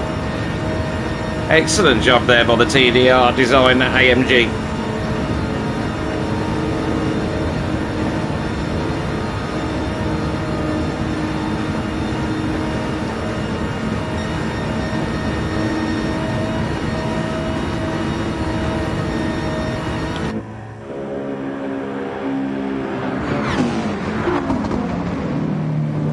Check that down in P10 as we can see Max right on the back of Yupo now.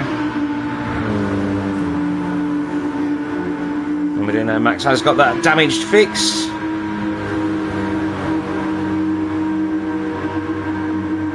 So according to, was it Final Boss said, yeah, 6 seconds per lap he reckons he was losing.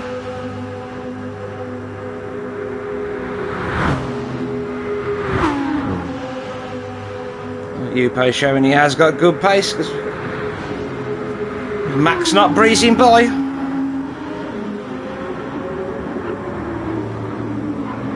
Always great to see respectful driving like that. As we see a few going into the pits, we see Yeast in the pits, we see the Lambo in the pits and Arix in the pits. Lots in the pits this lap, so that's good because that means they can get the mechanical damage sorted. So I don't think Arix will actually lose that many places. He's down to P8 at the moment. With that many pitting together, he should be able to get out with the group. As we see Max up to P5 now. And they are right behind Drift King in P4 after his stop. 8.23 a second a lap that time round. That seems pretty quick for an in-lap pitting. I don't know, let's check it out behind with Max, shall we? It was an 8.25, so yeah, he did make a couple of seconds there.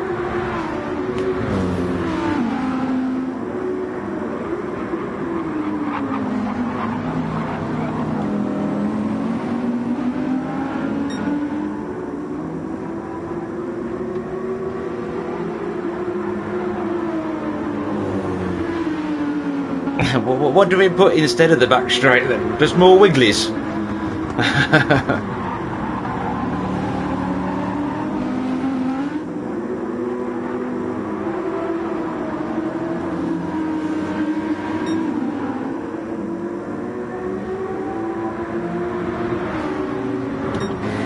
Shadow Chef now in P2 with all the stops coming.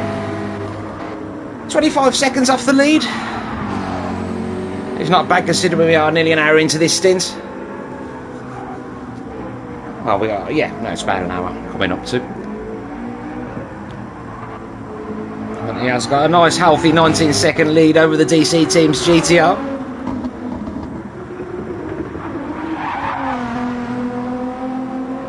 As we hear Thomas torturing the tyres there.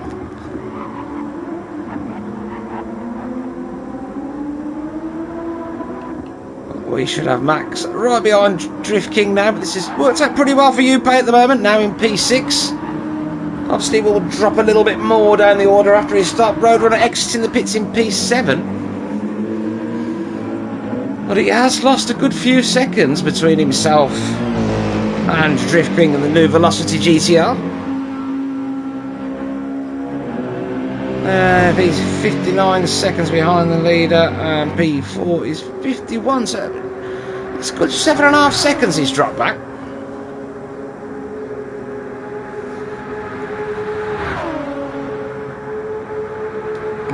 P1 Caliber just maintaining that pace with an 8:03.9 on lap 6 and lap 7. Consistency being the key there. I'm sure we'll see some faster and faster laps throughout the day.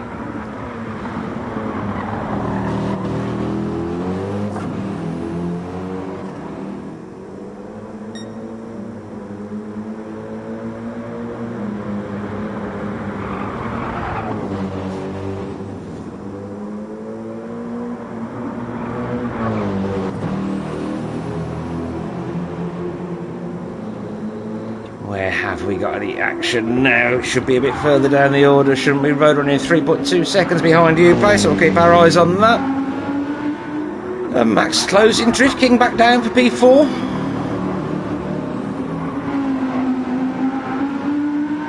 Let's see if we can start to see some lap times tumbling.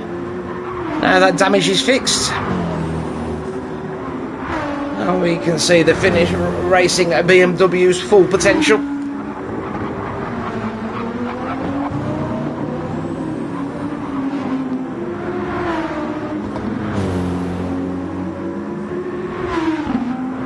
Currently 3/10 up on his personal best. That was an 8:06, so yeah, we know we can see a lot quicker from these guys.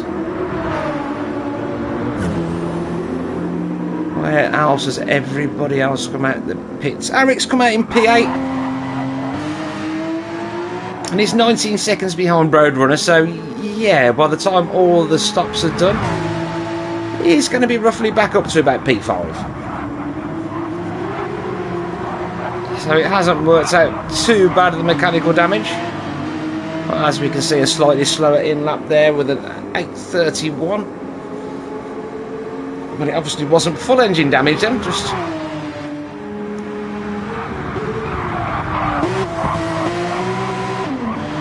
Oh, we'll move on and get away from some of that lag and just see if there is any other battles going on. No, things slightly more spread out towards the back now. MRL Shane 40 seconds back, but these guys have still got a pit.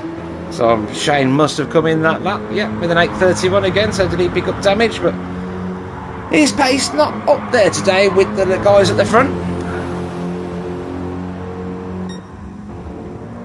That gap now up to 32 seconds over the Syndicate Racing McLaren in P2. Make the most of that, so I imagine he will be coming in at the end of this lap with an 8:07.1 last time round, but again consistent, an 8:06.9 the previous lap and an 8:07.1 the lap before. Shadow Chef doing a good job there. Thomas Batty in P3, the DC Team GTR, only 4.1 seconds ahead of Drift King in P4 though. The first of the stoppies. That really was a good in-lap, it appears. Everyone else around the 8:31.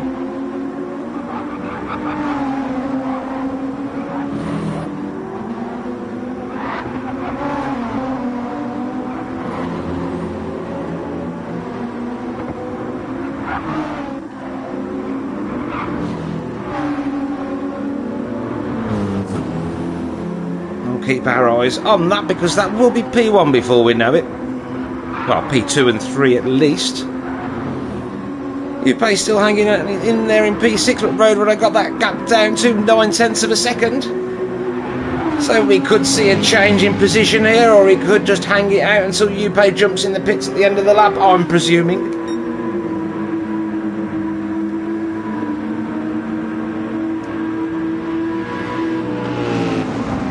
But we are past the halfway mark now.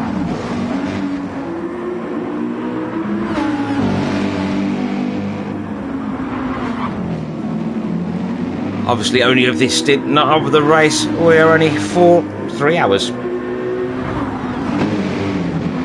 into a 24-hour race with nearly 21 hours left.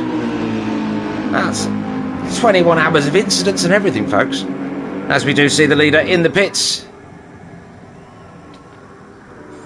And I imagine in 20 seconds or so we will see Shadow Chef as well.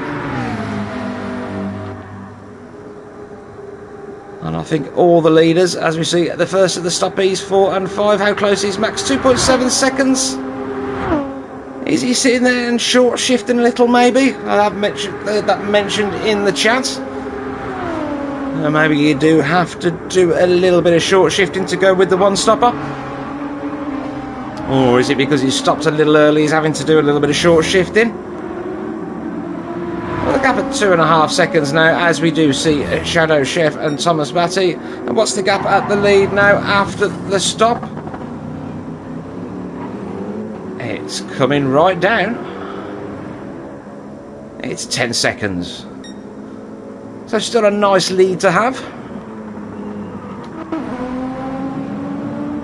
What we can see, Max out starting to chip into that gap now, 2.5 seconds, but at the same time, Drift King on purple sectors by 0.2. That's a fair whack. What's Roadrunner doing now? He has got past Upe, as Upe does go in the pits as well. 3.5 seconds now behind Max.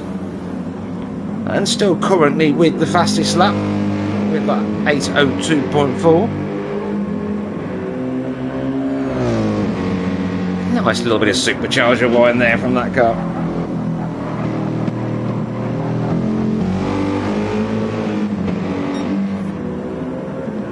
So Shadow Chef out the pits, but he's only 1.2 seconds in front of Arix. But he has made that place up after Arix's damage.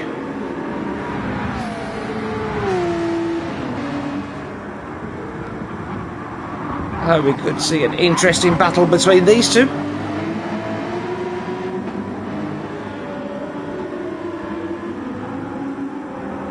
DC team coming out in P7. Only 3.7 seconds in front of the Tavernello at Lambo there.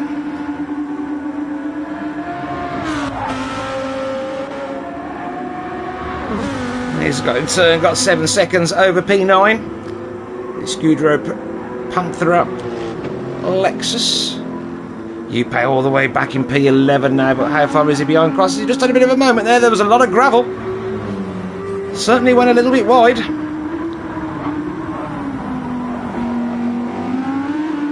But another gap to keep our eyes on, only 1.7 seconds. Can Upe catch Cross? We know Cross has got some pace because he was right up the order earlier on.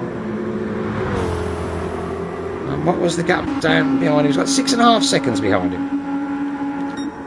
So it was P2, wasn't it? 1.3 seconds now the gap. Finish racing starting to put the pressure on New Velocity.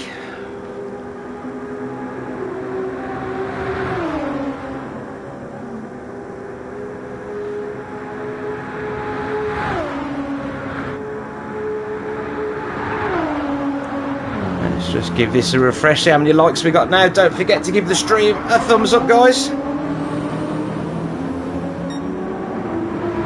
as we do appreciate all of your support.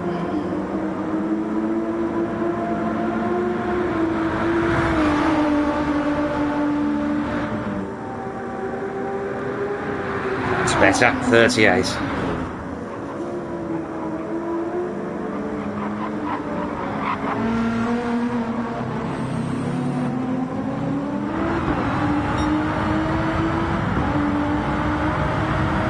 Well, Drifty doing a good job there. He's 10.8 seconds behind the Clockwork Motorsport team. But since they've took to the lead, though, they've been pretty faultless. That's a cracking shot there, isn't it? I do love that, but you can almost feel them drafting past you. I need to get one of them fans like they have on PCs when you... That'd be awesome. Drifty doing a great job keeping that gap at 1.5 seconds. Max pushing on Nicky Neary, he's not revving that out fully. Keeping it in quite a high gear. We also have the gap at 4.1 seconds now between 4 and 5. Well, as we can see, Roadrunner Junior definitely not short shifted or anything there. He is going for it. He's got everything out.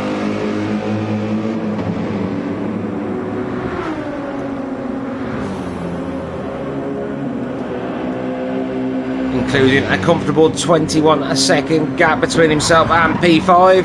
And Syndicate Racing has got the Arix Porsche all over the back of it now. Shadow Chef going to have to be very defensive, but it's pretty easy on this narrow track.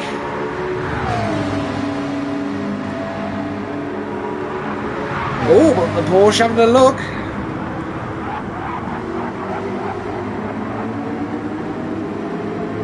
Not thinking better of it.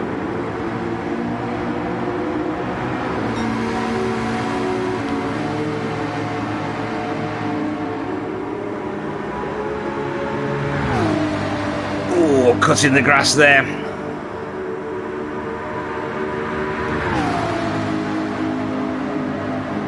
So I'm not saying a lot because I'm just grinning ear to ear watching him. Only there wasn't that little bit of lag, it looked perfect. A great job by these guys driving so close, a lot of respect shown. Drive that close, it can distract people a little bit, that's all part of racing.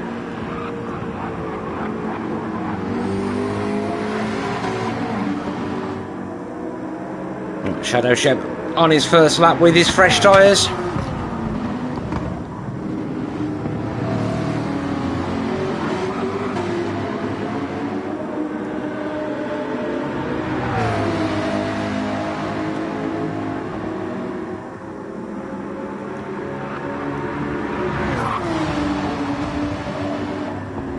Oh, big moment there from Shadow Chef. Handing the place to the Eric's Porsche. Unlucky, we wanted to see a bit of a battle there, but the pressure got too much.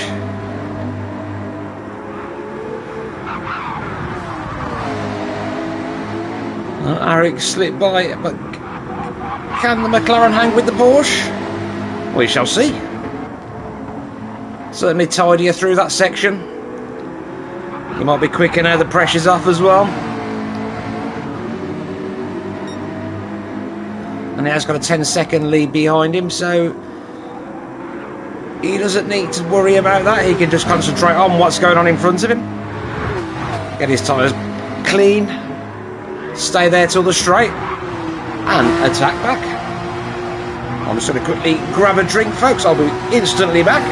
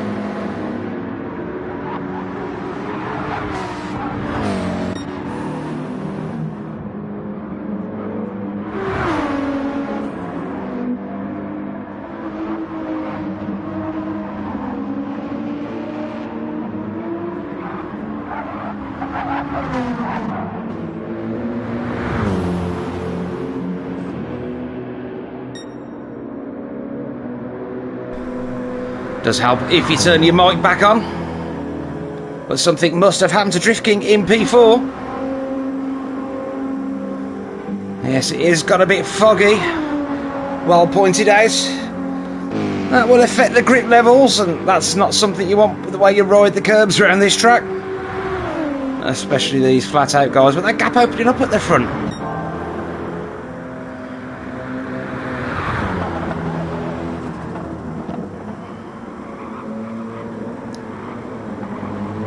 Gap just over 10 seconds after the first pit stop, now up to 15.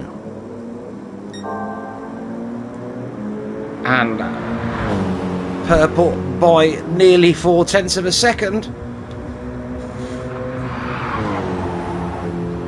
Oh, are we expecting some rain? These guys can obviously see the radar.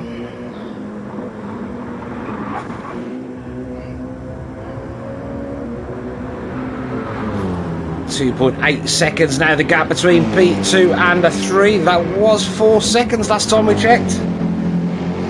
So Road will not chipping away. An 8.062 last time round. So a little bit slower there than Max. But we do know we can go quicker, as he has still got the fastest lap of the stint with the 8.024. And he's putting away from Drift King. I'm hoping Drift King hasn't got damage there.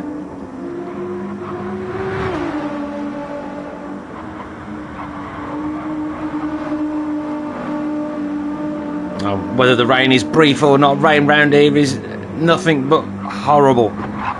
If you've just started a lap and it starts pouring down, but that will really mix things up again and could really change things around at the front. You do have them people that simply not as good in the wet as others, and some that have come to life in the wet. See the Lambo up to P8 now. And on the back of Thomas Batty, that gap down to 1.1 seconds. It's Avanello Lambo really pushing on through the field now. Was running down in about 10th at the start of the stint, I think.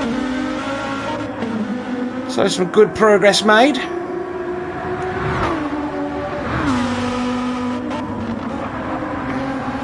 As we are on lap 10 of what will be 15. And the gap to the leader is still under a minute between 8 and 1. So I think it's still pretty close. You can easily lose a minute around here with damage. And that would also very probably trigger a safety car. And with the rain coming, I'm sure there is potential for that. Is Scudero Panthera team just 7.5 seconds behind this battle for P9? P8, should I say? Well, I should, because it would be the right place.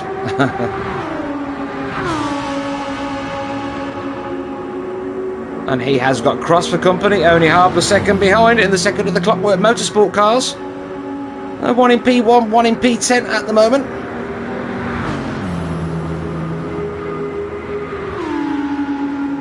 So we need to keep an eye on these two places. And the two places just in front.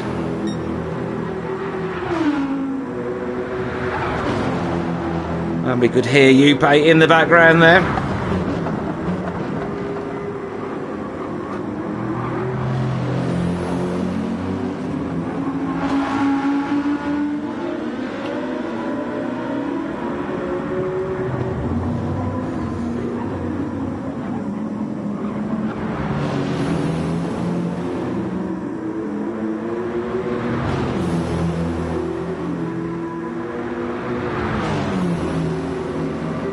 Check in front as well. That gap back up to 1.5 seconds. So Thomas having a little bit of a push on through that last sector. Cross still all over the back of the Scuderia Panthera Lexus.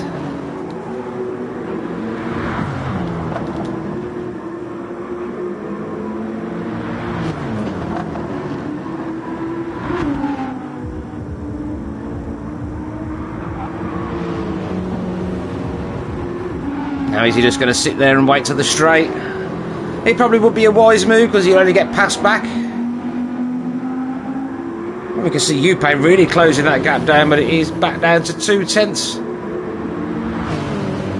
Maybe he might make a move before and try and open up a little bit of a gap. But I don't think so. Only a few corners to go now.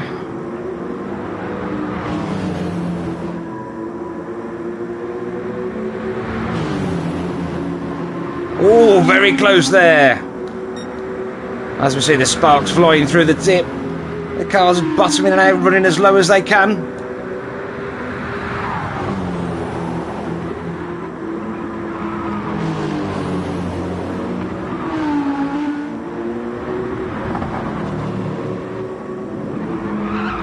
Oh, a little bit of a moment there of a crossing here. The tyres being tortured. Protesting through the mini carousel.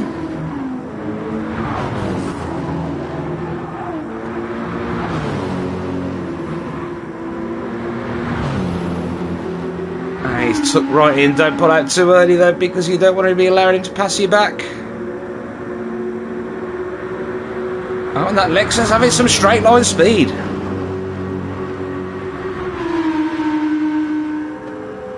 Well, it looks like he's just hung back a little bit there to try and prevent the drafting back, but these two matching each other down the straight. Can Cross get the move done? No. The Lexus having the edge top end. The old M6 though, not the most aerodynamic of cars, I wouldn't have said so. The Lexus definitely looking a little bit more slippery in that sense. Well, all this allowing Yuppie to close the gap a little more. That gap currently at 2 seconds. Let's check the gap between 7 and 8. That's opened back up to 1.7 seconds now. The DC team have got themselves a little bit of breathing room. On a good exit there, opening it up to 2 seconds. But now we have Roadrunner, who has improved the fastest lap with an 8:01.1. Good job there, Roadrunner. But he has got Max right behind him, but he has got the move done up to P2. How far back can we go? I think we've missed it because it probably... No replays. What's going on there?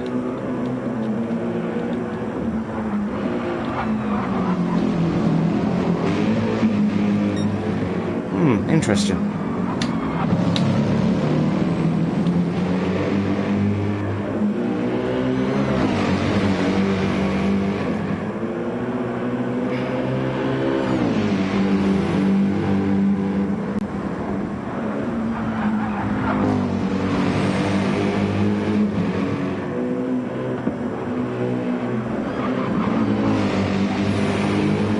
The gap at the front up to 19 seconds.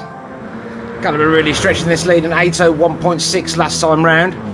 But as we do know, Roadrunner was the quickest on track in the previous lap. Well, that is a big gap to close down, but there is some rain coming apparently.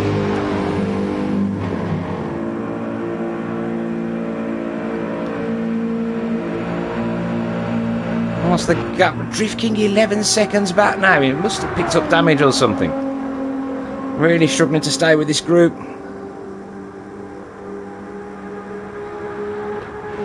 Arix has still got Shadow Chef right on his... Oh, he did have. What's gone on there?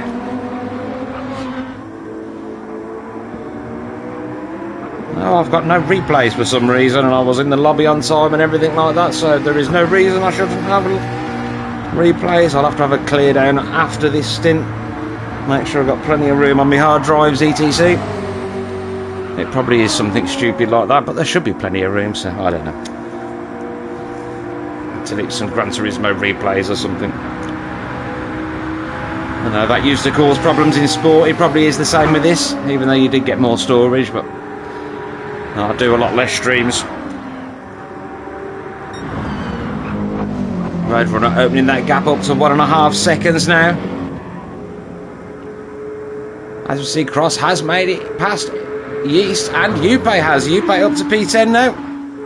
I think Yeast must have had a bit of a moment to lose 2 paces that quickly.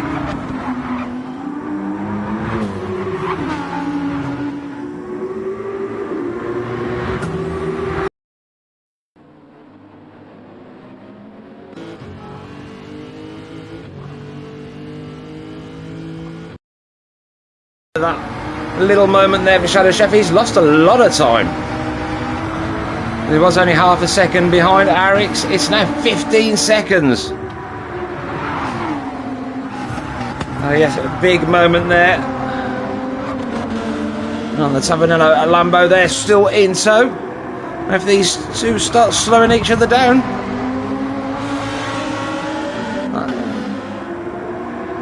That's going to give the Terminello team a chance to close right up onto the back of this pair.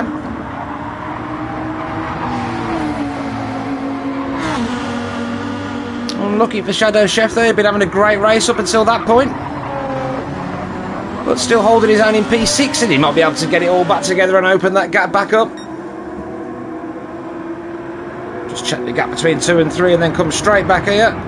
Up to 1.9 seconds now.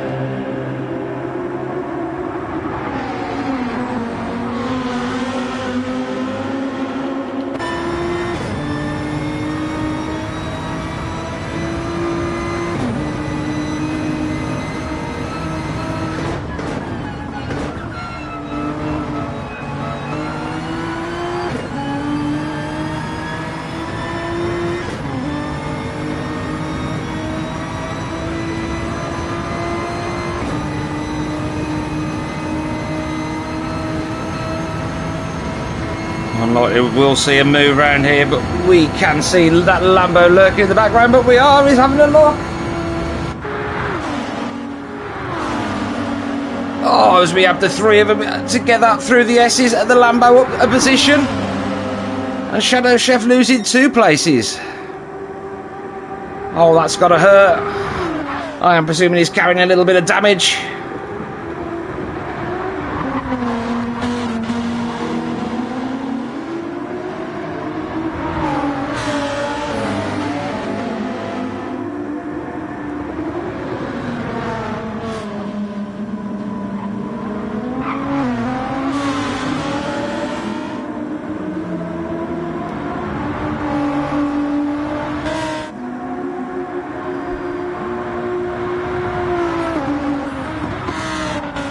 Yes, roll on the days when we can have bigger lobbies. As we know at the moment, they can't even handle it appears 14 cars properly. Well, we do see at the dailies when you get 20 cars in a race, and the servers seem to handle it no problem. But I think they do split PS4 and PS5 in dailies, from what I've been led to believe. And if it was just PS5, you could have races, lobbies with 20 cars, no problem apparently. But yeah, we'll see.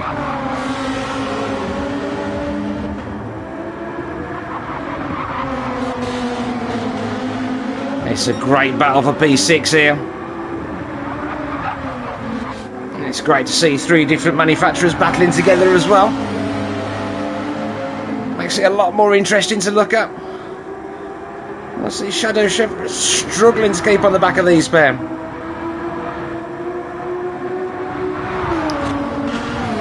Oh, and everyone using all of the road and some.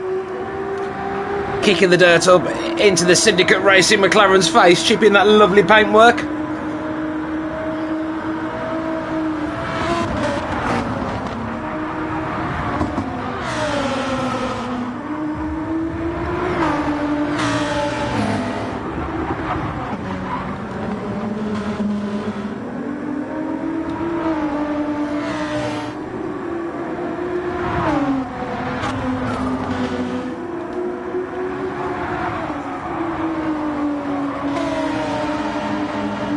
It's calming down a little bit here, but we do see Shadow Chef closing right back down on the back of Kapperman.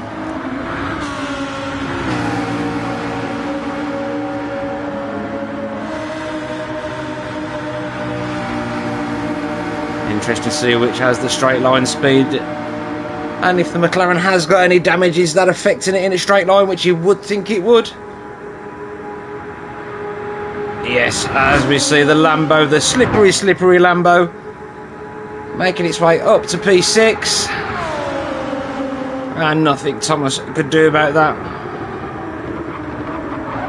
Yes, the GTR may create plenty of downforce, but it's about as slippery as a brick.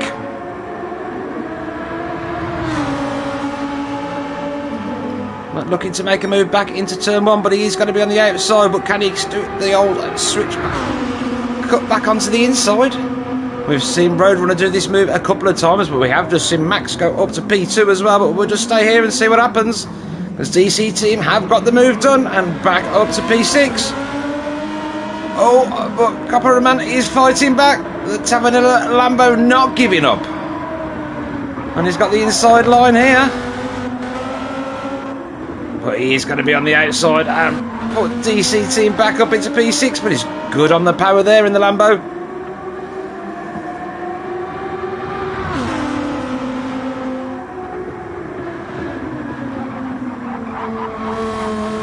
Oh, what a great battle these two are having.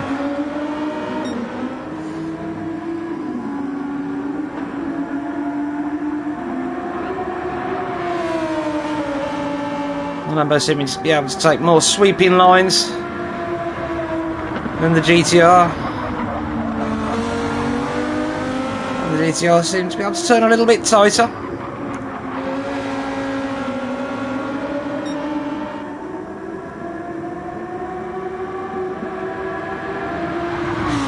I don't know what happened between P2 and P3, but the battle raging on it. And the gap to the lead up to 22 seconds. I think these pair will be crying out for rain. And so far the rain not surfacing. If anybody's got any feedback from any of the drivers on the weather radar, whether the rain is likely to happen. As we see Roadrunner looking around the outside again. Oh. We've seen that move go wrong already once today. I think's better off it this time.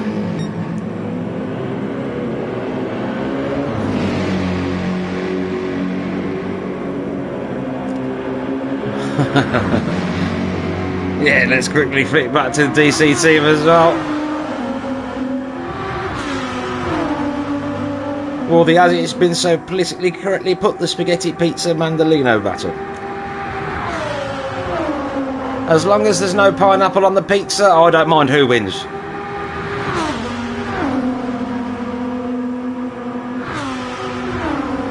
Well, it does look like the Tavanello team have got the better of the DC team as it stands.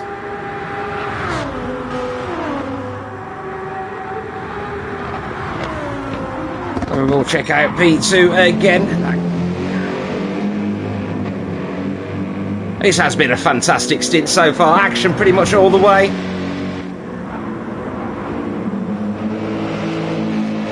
And again, a big shout out to Jaeger and all the guys actually for all the streams, the organisation, the templates, everything looking so wonderful, and every driver and every viewer.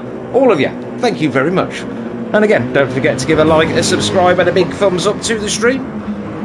We do appreciate it.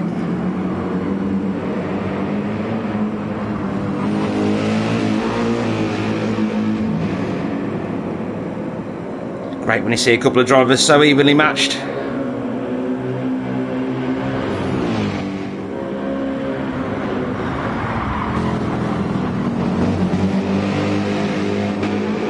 Oh, Roadrunner really pushing on hard there. The back end of the AMG getting ever so slightly loose. Detachment from first to last. We can quickly see that, shall we? It's 2 minutes and 19 seconds currently with the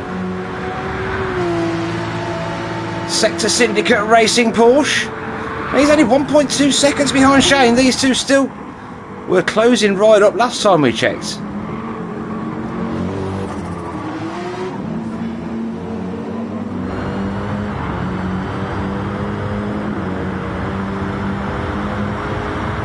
Well, let's hope we can keep this battle going till the end as well, because it will make the GT Italia team, when they join at the back, a bit more interesting. I'm presuming that's how it will work. And then it'd only take a safety car to close everything right back up again, because everybody's still on the same lap. Shadow Chef must have stopped and got his damage done. Yeah, an 843 last time round. That's put him all the way back down to P11 now from P5.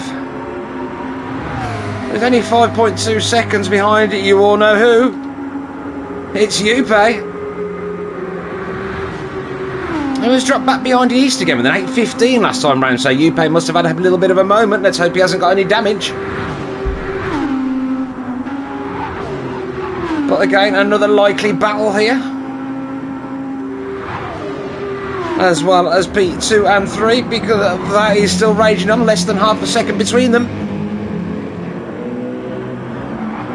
And let's check P6 and 7 again, that is still only a second as well. P4 all rather lonely now with nearly 14 seconds in front and 16.5 seconds behind. But it will make for a relaxing last few laps, hopefully.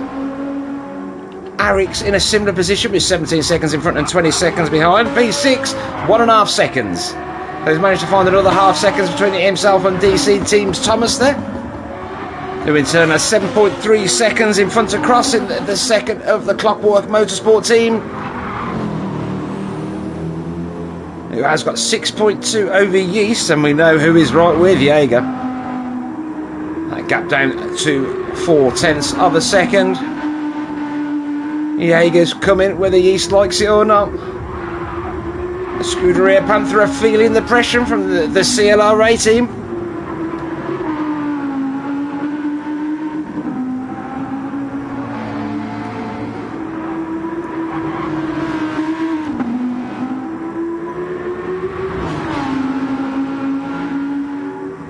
Again, we think Yuppei is going to wait for the straight for this one.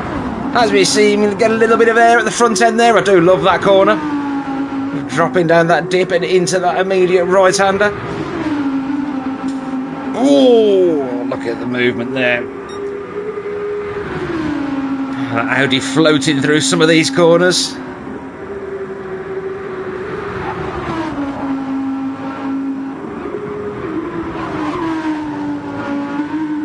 Oh, really trying to use all of the track and some to get on the power to get the exit onto the straight. Is he going to be close enough? Shadow Seth only 3 seconds behind this battle as well. Oh, Thomas Bay's got mechanical damage. And what I think is P7. Yeah, it's 4.7 seconds now behind Caparamel, who has got a big shout out from PLT Toretto. Thanks for joining the stream. Don't forget to give it a like and a thumbs up. And subscribe and all that jazz. Now is he going to have to come into the pits to get that sorted, or is he going to continue to run with it? This in turn, Yuppei, did he get the job done? He's about to, is he? The gap down to and nothing. Oh, and a little bit of a moment there for Yuppei.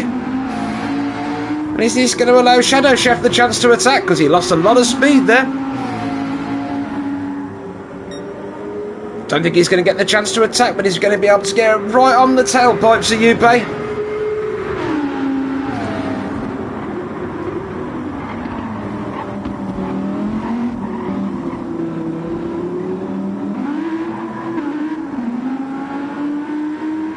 Yeah, that's a problem though when you get a bad start, you push on the odd little mistake here and there, and it's like, oh, all his hard work just undone. He's back to 1.4 seconds behind Yeast again.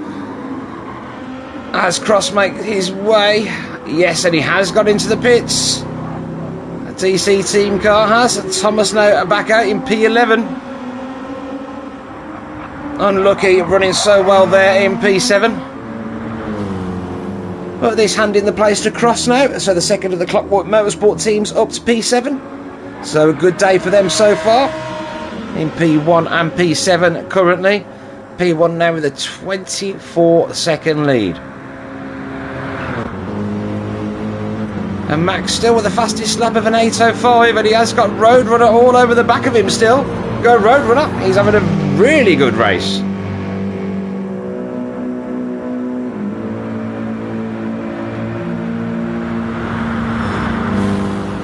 Fantastic, Welshie.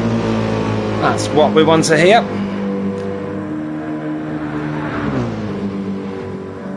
Roadrunner Jr. still with that quickest lap with the 8:011.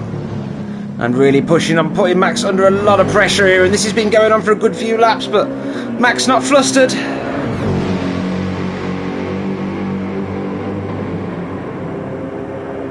Oh, Oh, very brave there, risking a penalty, but just about keeps 2 wheels on the curbs.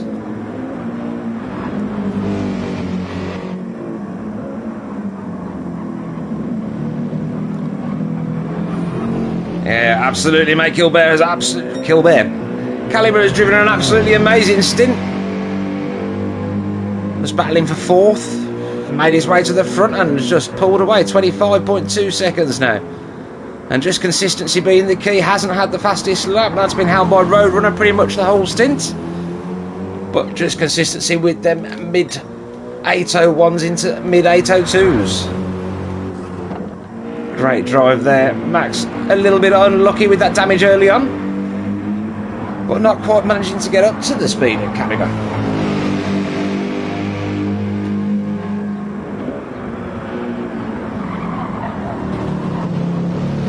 Oh, we've got a call for a safety car. I think that's just a hope, isn't it? A wish, a dream. I mean, what happened to this rain? That's what you want. There'll definitely be a safety car then.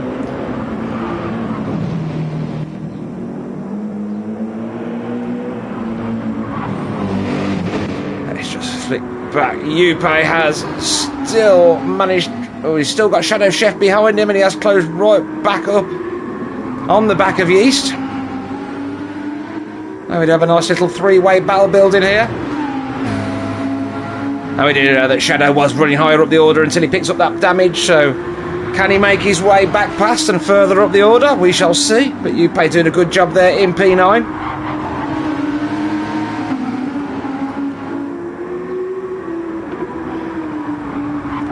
Let's check at the back as well, because there was a battle going on there, was it? Thomas all the way back now, 12 seconds back from this battle. Shane still only 1.2 seconds in front of the Sector Syndicate Racing Porsche.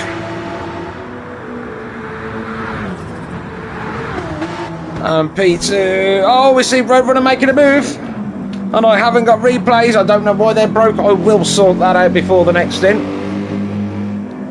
It will only be 1 or 2 simple things.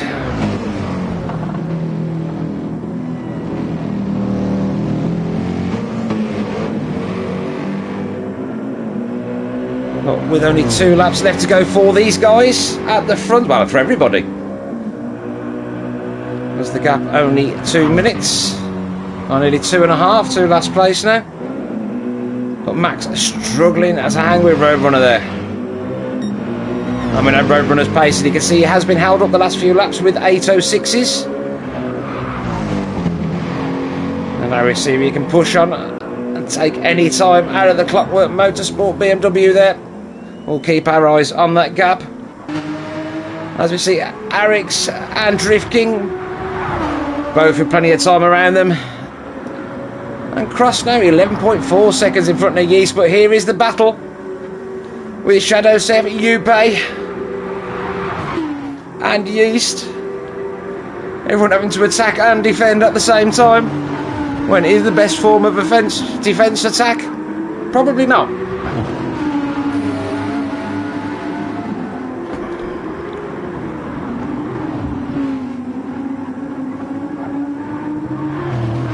Get a good exit out of the carousel. And we have mechanical damage again in P5. That will be Arix.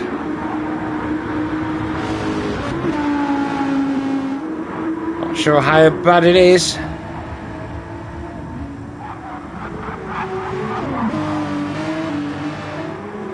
It doesn't look like engine damage. So we will jump back to the P8 battle. The 3-way train.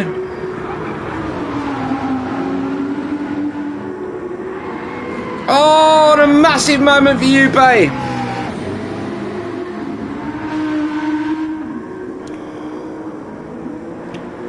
That is a big moment. Is that going to be a safety car?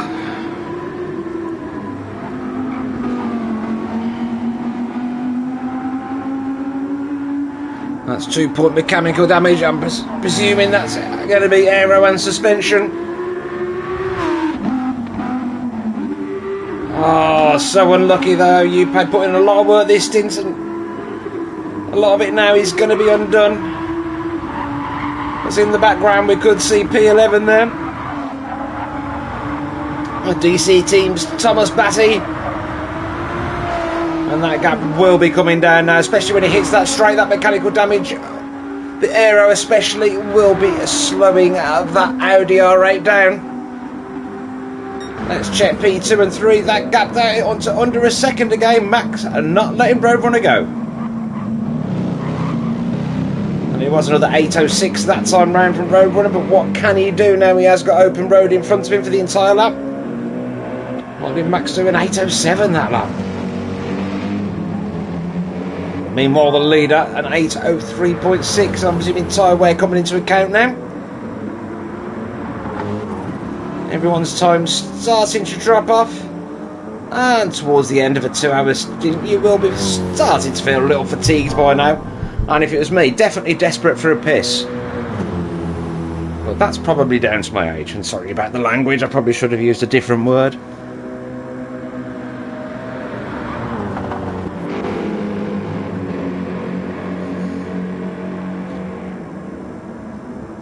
Let's check out between. Shadow Chef has made his way up to P8 now. He has made his way past the East, which we did expect with Upay dropping back at a rate of knots. That gap down to 2 seconds between himself and P11. The DC team's Thomas. And Upay into the pits. Where's that going to bring him out? Is it going to bring him out into the clutches of P12 and 13 and put him back again? And they are running out of laps on this stint to make any headway. Everything he's done has just become unravelled. I really feel for Upay and the CLRA team. But 28 seconds at the front. What a drive by Calibre on purple sectors as well. With only one more lap to go after this one.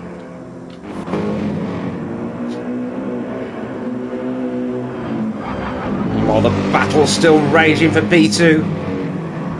And with these two all over the back of each other still, even just the pressure is going to slow you down a little bit, because you will take the odd corner slightly more defensively than you would.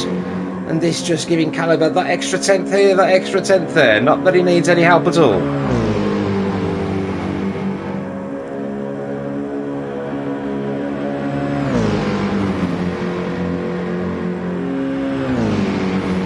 Is that damage costing Arix anything? He's got 15 seconds over Caparaman, the Tavernello Lambo, but we'll keep our eyes on the gap as well to see if it's coming down. Shadow Chef, yeah, 15 seconds. Up to Cross in P7, who has got 5.3 seconds between himself and Caparaman. That gap come down a little, it was 7.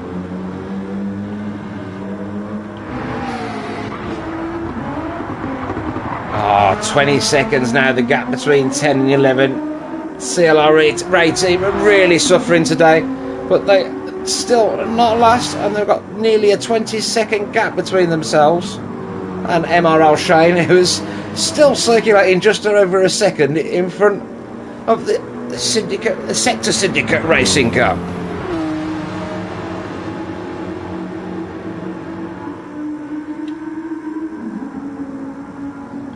And this seems to have been going on all stint, so fantastic racing all throughout the grid. Apart from CLRA, who have just had a bit of a mare, haven't they, so far.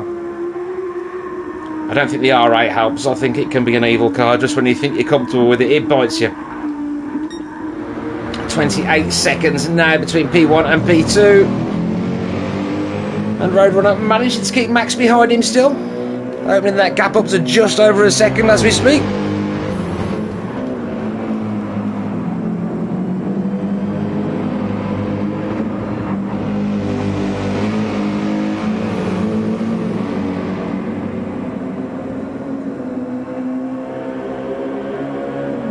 Oh no. Where's Shadow Chef gone as well? No, P10, what's happened to Shadow Chef again? He had made his way back up to P7, I think it was, or is it P8? It might have been P8. He's dropped back down to P10 again, so he's had a moment somewhere. Oh, he's having a similar race through the CLR guys here.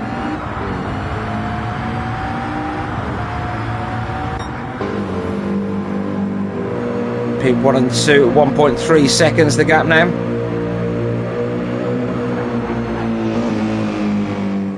Everybody seemingly on quickish laps at the minute. 1.8 seconds down on his personal best, but don't forget that personal best is the fastest lap of the stint so far, and probably will be now.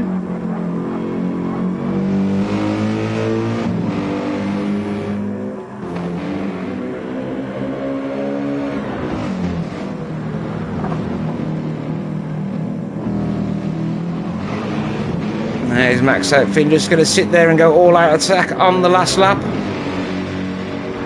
See what he can do, save as much tyre as he can, and hope Roadrunner uses too much of his trying to pull away. I'm just guessing here, it could be anything, or he could be going absolutely full out right now, who knows. Drift King with a massive gap of 21 seconds in front and 22 seconds behind. So a bit of a lonely race for him now. Had a great start to the stint, but slowly dropped back a little from the leading through. Putting him out of contention for the podium positions right now, but with 20 hours still to go, a lot can happen. Well, 20 hours and 8 minutes apparently. P5 as well, Eric Seaver after that mechanical damage has managed to keep his place and got himself 11.5 seconds over Capraman in the Turbinello Lamborghini there in P6. Cross only 4.7 seconds back now in the second of the Clockwork Motorsport BMWs. Number 57 there. And he has got a nice comfortable lead of 21 seconds over Yeast in P8. Who seemingly keeps going backwards and then forwards again. He's having a bit of a yo-yo race, is Yeast. People catching him, passing him and then crashing while they're trying to gap. But sometimes luck's just on your side. There we have now Thomas making his way back up through the order. P9 and closing that gap down between himself and Yeast again.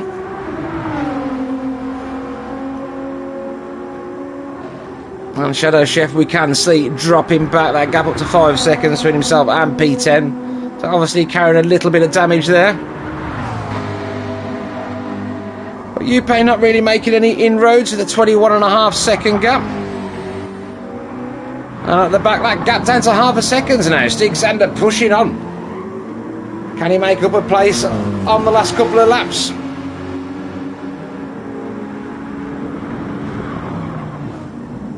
As we do see our leader crossing the line with an 8:03.1 to start his final lap.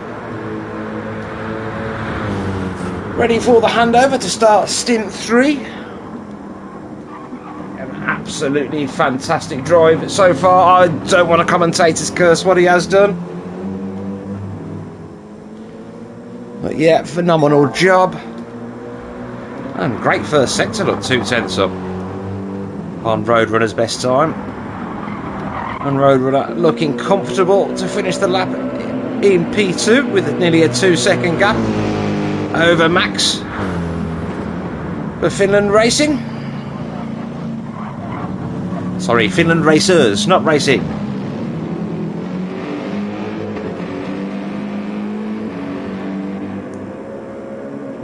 Let's check the gap between 8 and 9, 4.5 seconds now.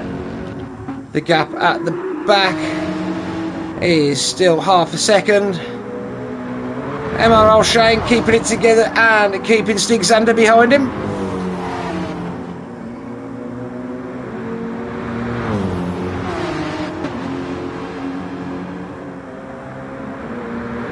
Thank you very much, Alpha Capri, and thanks for joining the stream.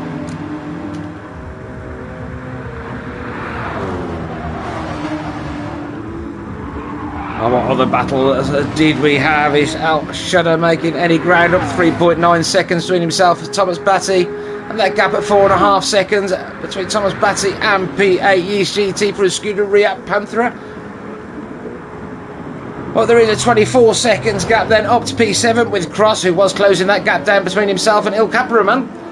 That down to 2.2 seconds now in the Tavernello Lamborghini. And the second of the Clockwork Motorsport cars pushing on, trying to make up that place on the final lap. As we know, P4 and 5 have got big gaps. We will check between 2 and 3 again, because Max slowly closing that gap back down, 1.4 seconds now. Was 1.9 when they crossed the start-finish line. So this making for an exciting last lap. A couple of battles on the go between 2 and 3, and for very last place there.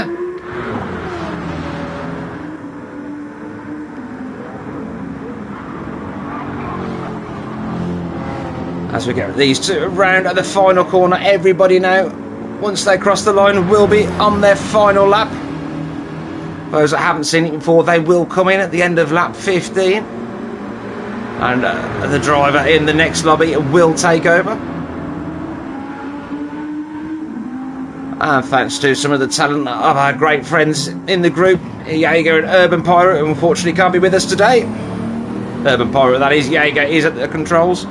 We do have seamless streams now, and it's all very pretty and nice. Yep, so a big shout out to those technical whizzes. So Roadrunner really pushing on to keep that P2 alive. Just trying to keep Max out of his draft. Max doing everything he can to get back in it, as we see him kicking grass all over the track there.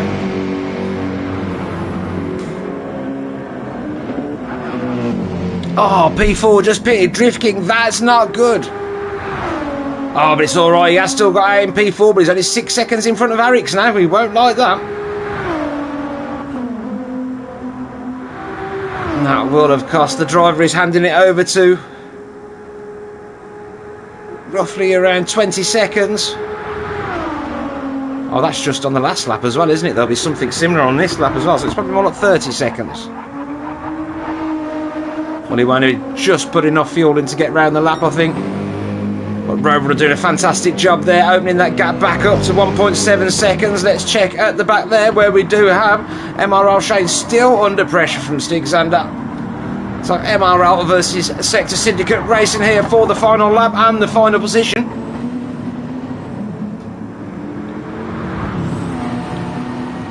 As let's face it, if you can't win a race, the next thing you want to do is not finish last.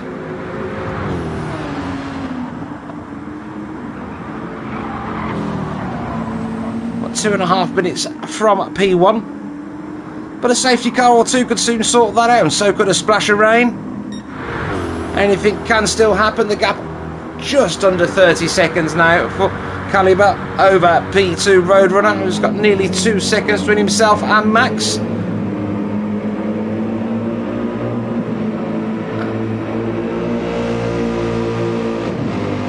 As they're in the last half of the final lap. And what's going on at the back? The Sector Syndicate putting MRL Shane under pressure, but not quite being able to get close enough to make a move. But I'm pretty sure the last few laps will have been, no, he hasn't. 8:10.556, just off his personal best, with an 8:10.422 on lap 6.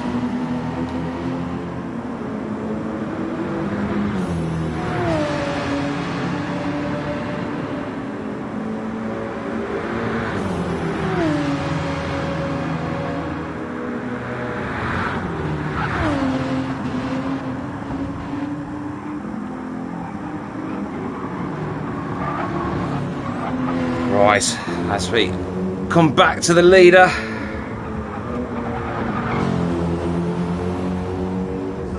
We're just coming up to the final sector before the straight. Gap just staying the same at just over 29 seconds. And Roadrunner seemingly having the job done and holding the finished racers behind him with a 2.7 gap. Max did have to stop very early though, so I think maybe he killed his tyres and had to save a little fuel. But not knocking anything Roadrunner's done, he has set the quickest lap of the stint. Kept us all entertained using every bit of the track as well and giving us plenty of wiggles. Drift King with the extra stop, still keeping it in P4 though, and opened the gap up between himself and Arix back up to 10 seconds. Well, Arix under a little bit of pressure from Caparoman and the Tavanello Lambo. That gap down to 2 seconds. And instead, the gap P7 only 1.8 seconds. And what is going on at the back as well? Let's check P9 as well. Well, he's only got Thomas Batty half a second behind him. And they're only 3 seconds behind Yeast now as well. So this battle is going to close right back up again, and it will be the second time we've seen these three battling it out. And how far's Yuppie behind that battle as well? 36 seconds. Oh dear. Oh, he's had to go in the pits again.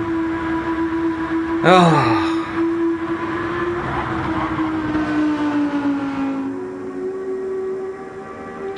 But anyway, last place. Shane is still keeping the Porsche behind him. Poor Stig.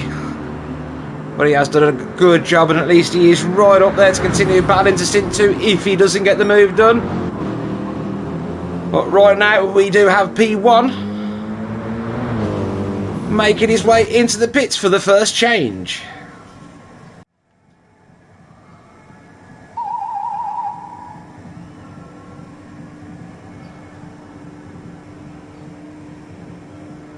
Oh, we had wheel issues as well, Yuppie. Oh no.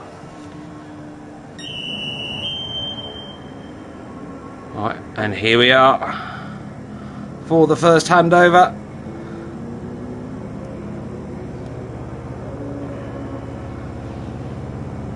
And Roadrunner into the pits also.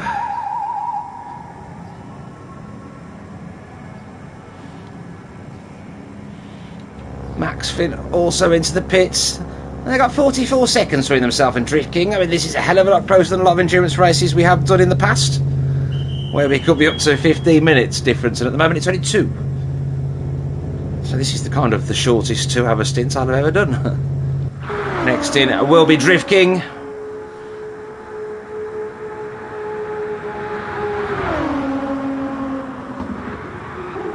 A good race by Drift King, just a couple of moments, and then not putting enough fuel in. That would be devastation as well.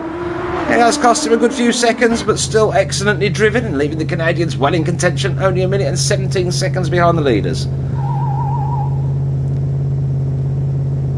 We will stay there waiting for the handover.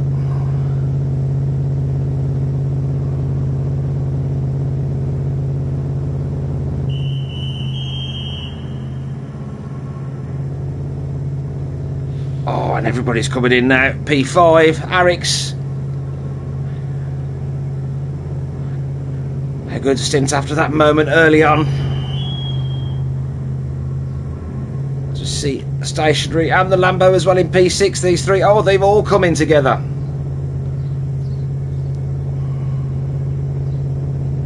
It's so hard to keep up with. Shadow Chef will be next, then Yeast, then Thomas. Shadow Chef getting that move done on the last lap, so we won't be able to see, but we do have to see the handovers. They are all coming in so close, it does make it hard to keep up with.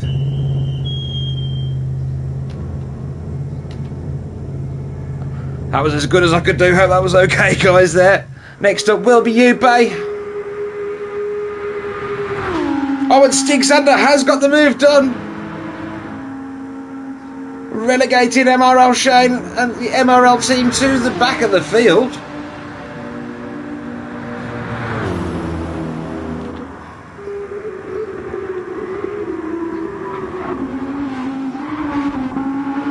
Yuppie doing a great job considering he has had wheel problems apparently. As we see him entering the pits and getting a little bit of air again, he must have that setup so stiff. So I've seen that car bouncing around quite a bit. Stig Sander also coming into the pits now. And MRL Shane right behind him. As Yuppie comes to a standstill. Next up will be Stig Sander. Not sure why them tyres are a weird colour like they were selected then. And finally, last but not least, MRL Shane. And they are away. Hopping over to Ledger side.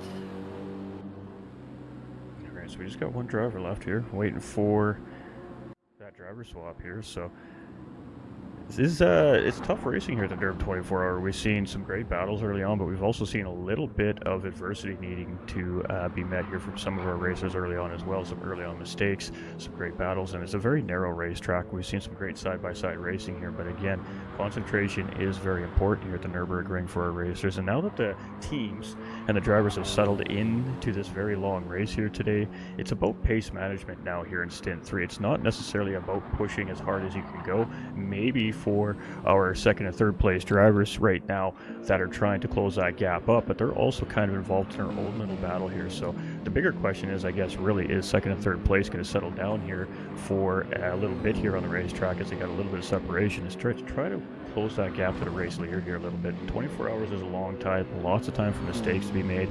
Obviously, track limit penalties and caution flags and lots of variables that can come into this race. Weather, of course, can play a big factor here as well today, but it's going to be really about concentration and good strategy calls in the heat of battle in the moment when things are developing in front of each of these racers on the racetrack. And this is a part of the race now where the drivers are more focused on not giving any position away to the drivers chasing in behind, but also trying to close the gaps up on the drivers in front. Indeed, we've seen in Stint 1 and 2 the teams and drivers all at different levels, but at the same time, they've got to be. You're not going to be an absolute machine. You've got to have people who are certainly good at one thing, certainly good at another. When the race starts to calm down a little bit, you're going to start looking for consistency over outright pace.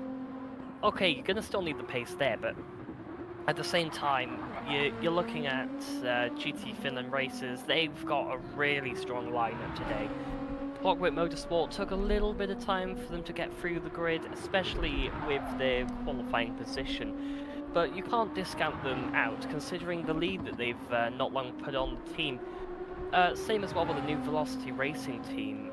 Their Stint 1 was absolutely amazing to get the car into P1 on the driver swap. Just beating the Finland team into the pits on the final lap of their final stint. Absolutely, and as we're on board with our Calsonic GTR here as well right now, 4th place and about a minute 20 in behind the race leader here right now, so really great work on the first stint, and then that second stint, a little bit of time given back away here, but now he is in clean open air, so 10 seconds to the Italian in behind here in 5th place, and he has a large 3/4 of a minute gap here in 3rd place. So really, I think in probably the first hour, I would guess here from our Calsonic Skyline is going to be focusing on trying to put in what I like to call qualifying laps and try to close that gap up a little bit. If they had a great first stint like that, obviously the team is here to play today, so gonna have to use a little bit of pace management here potentially in the next hour to try and see if they can close that gap, and then see what happens here as we lead into the second half of Stint 3. Exactly. So just a bit of news as we were doing the driver swap for the CLR Ray Racing team. Juppé had a little bit of an issue with his force feedback, as we were being told in the YouTube chat.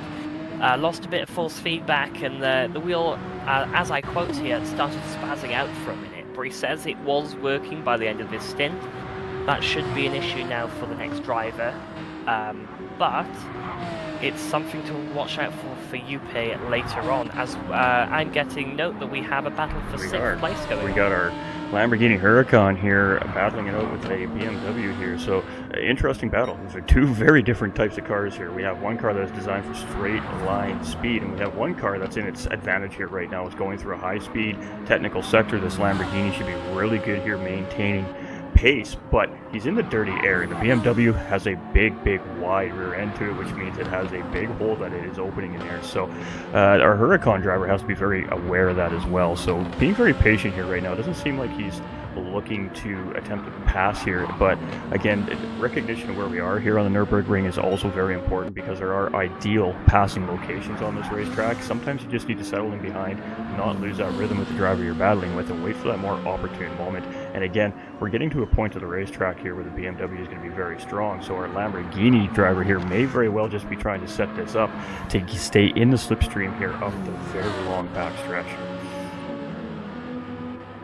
Exactly. Any time after the little carousel is going to be absolutely ideal for the Huracan.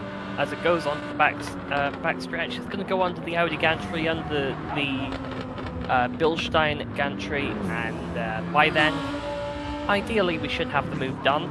If not, it's not to worry, because there is a nice breaking point and another straight just after the Animal Garden set of turns up there as well. Going back onto the GP circuit to start the little GP bit, as was used on many racing series, including the DTM, Formula One. Absolute ton of racing series over there, but it's a battle to definitely keep an eye on, because they're probably the closest drivers in proximity to each other. Absolutely. I mean, second and third place are starting to close up here a little bit too. We were just kind of checking on our race leaders a little bit there, and we are sticking with this battle here between 6th and 7th place. Just at the moment here, you can see the Lamborghini is just lost a little bit of that toe, so just that sheer straight line speed from the BMW, obviously being a few more miles per hour than that Lamborghini Huracan, it was unable to stay into the slipstream as we head up into the straight. So now, as we are getting ready to start our third lap of the stint here, he's gonna have to do some hard work here on the GP circuit, and the BMW will be very strong on the early part of the racetrack here in the Nürburgring GP circuit as well. So he's really going to be probably looking to use the early couple sectors in the Nordschleife to try and close that gap up if he wants to try and stay in proximity of our 6th place driver here. So great early battle, and our BMW taking over 6th place there, and the Huracan is just working really hard here to try and stay as close as he can there, so he can potentially re-engage that battle later on here in the race. Exactly. Another thing you got to watch out for, really, in the Huracan is your fuel consumption. Because let's be honest, that car has a pretty big engine in it. You want to make sure that stays cool, stays okay. Alongside your fuel, you want to definitely make sure your tires are being okay. You don't want to rush them too hard. It's a massive track with lots of elevation change, and sometimes it's got negative camber on the corners, which is nothing to do with the circuit. It's just the way the landscape is when you're going around the Nordschleife. Absolutely. And we're starting to see some of the mid-pack gaps starting to close up here as well. So 8th, 9th, and 10th place are only separated by about 4 seconds apiece here right now. And that's a small mistake to have drivers right nose to tail here again, especially around this very difficult racetrack. The Nürburgring GP circuit is also a great point for the racers to try and battle, as it's got lots of passing opportunities through this first part of our 25-kilometer racetrack here today, ladies and gentlemen. So we're going to talk a little bit about the racetrack in a moment, but we just want to make sure we're not missing anything immediate here. The 9th place is doing a great job maintaining that gap over our 10th place Italian driver here. And again, the GTRs, surprisingly, seem to be struggling just a little bit here, and maybe that has something to do with the tire degradation underneath these race cars. Of course, the rear tires do take a beating on these GTR race cars on these very, very hard, long racetracks. We've got our 11th and 12th place driver here having a great battle. We've got a Porsche versus Audi here right now, and I'm kind of surprised to see so many mid-rear engine cars here today. I figured for sure we were going to see a lot of BMW, Mercedes, maybe even potentially a couple Corvettes on the racetrack here today, but it seems like the MRs are the popular choice here for our 24-hour race, and maybe that is car longevity. I'm not sure. What do you think, Lynx? I think that longevity is definitely in for it, 100%. The car of Legicide at the moment in the CLR Ray Racing, it's definitely trying to pull away from Hide here, trying to keep the gap as best as they can. But Hide, we've seen his pace in the first stint. He's absolutely amazing on the track when he gives himself a little bit of time just to compose himself in that number 7 car. And all he needs to do at the moment is just wait for the midsection of the track where the Porsche is going to really be in its element, considering that it was first manufactured, the modern version anyway, first manufactured and tested here on the Nordschleife. Not with a GT layout, but with the actual forest section itself. Absolutely, and the Porsche seems to be a little bit stronger here. Oh, and a big slide of the tank slapper right there by the Audi. He does a great job of gathering that up, and the Porsche is going to get position here as we head in through the snake, and he's going to get the job done, and that was a great reaction right there by the Porsche driver. Hide getting the job done, and a great save right there by our Audi driver. Let's go take a second look at that, because that was, my apologies, we hit the wrong replay button. We want the longer version here so we can actually see it, and just coming around the corner and just shifting that body momentum in the car a little bit. The fuel load shifting really hard in the car there, and that is what we like to call the tank slapper. It just sends the rear end of the car around there, and that was a great reaction right there by the Porsche driver to stay out of trouble there and also not complicate the issue for the Audi driver that got himself into trouble any further there. So now it is Legicide tucked in behind the Porsche here, and this is still battle on, so we are going to sit with this just for a moment's time here. We're keeping an eye on that track radar. We have some racers definitely very close together up in the front there, but I don't think that they're in immediate battling positions like we are here right now for 12th and 11th place, and this is a great little battle here. So equally paced here right now, these two cars clearly, and this is a tough moment right now for Legicide. I mean, you just made that mistake, you got your adrenaline pumping a little bit, you saved the car, you still have your opponent that just got the pass done on you right there in front of you. He needs to settle down a little bit and just get refocused up, but not let that adrenaline take over so he doesn't make a secondary or that third mistake in behind. Typically as racers, when we make that little mistake, we lose that position and we get that adrenaline flowing. That usually leads into us overdriving or pushing to try and get the position back and making a couple of further smaller mistakes, which typically tend to compound on the race. But this racer here is here to race today. He does a great job of gathering himself up and getting back into that rhythm right away. Losing a little bit of pace right now to Hide, but he is dealing with some dirty air there as well. And oh my, and gets out on the track edge there is Hide as he comes around the corner on the curbing there. Just got a little too much dust on the tires, I think, there, and really unfortunate there. He gets around hard. He's going to have some front aero damage, and we've got 13th place driver Apex Magnet now coming in behind here as well. So that was really unfortunate there. The drivers seem to be having a good locked-in racing battle here back there, and just one of those little mistakes we talked about, and he's going to give that position back up. But now he has to worry about this BMW in behind here in 13th place, and we're at a point at the racetrack here now where the Porsche may be able to utilize some of the technical part of the racetrack to try and open the gap. But again, with that little bit of damage after the spin there, it's going to be really hard to hold off this very powerful BMW on the final sector of this racetrack, leading around on, well, 35 minutes into this part of the race here. So we're almost at a little over 5.5 hours in here right now, and you can see that the drivers are definitely prepared. They've been doing a great job testing, tuning over the last couple of weeks here to prepare for this race, and we got great battles at the racetrack due to it. But you can see here now, BMW should get this done pretty easily here. Lots of power is in a spot there where the car is at its advantage, and a little bit of damage on the front nose of that racing Porsche is just not going to allow him to be able to keep up there. He's going to settle in behind, and hopefully now the Porsche can just stay in behind the BMW and kind of let the BMW do some work for him, help him along with that damage on the front suspension. Right, this front aero, pardon me. Yeah, that crash was very unfortunate there for the Porsche, but unfortunately those things will happen. It's only one bit of mechanical damage, so there's not much that we can actually do about that.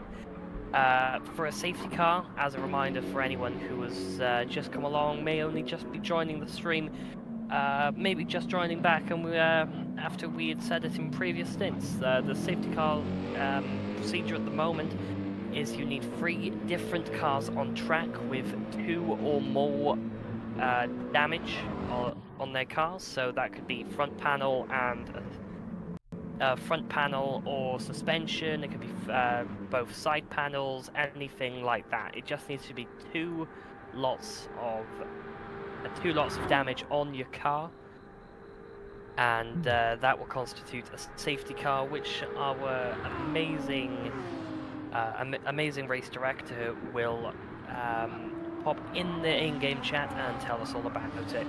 But at the moment, we can see the Carl Sonic GTR just being followed around there by the Arix Racing Porsche. And been closing in here as well, so I'm not sure if that is maybe the GTR doing a little bit of stint saving here right now, you know, a little bit of fuel saving, trying to keep those tires maybe for an extra lap or 2 here, because the Porsche has really been making good ground here over the last, I would say, probably half a lap here, it looked like on the radar. But as we've been watching for the last minute here, he just continues to close in. So, I mean, very securely in the slipstream here. Half a second is the gap between the two cars here, and it just looks like that our GTR driver currently is on a strategy drive here right now, and it doesn't seem to be too concerned about what is happening in behind him with this Porsche right now.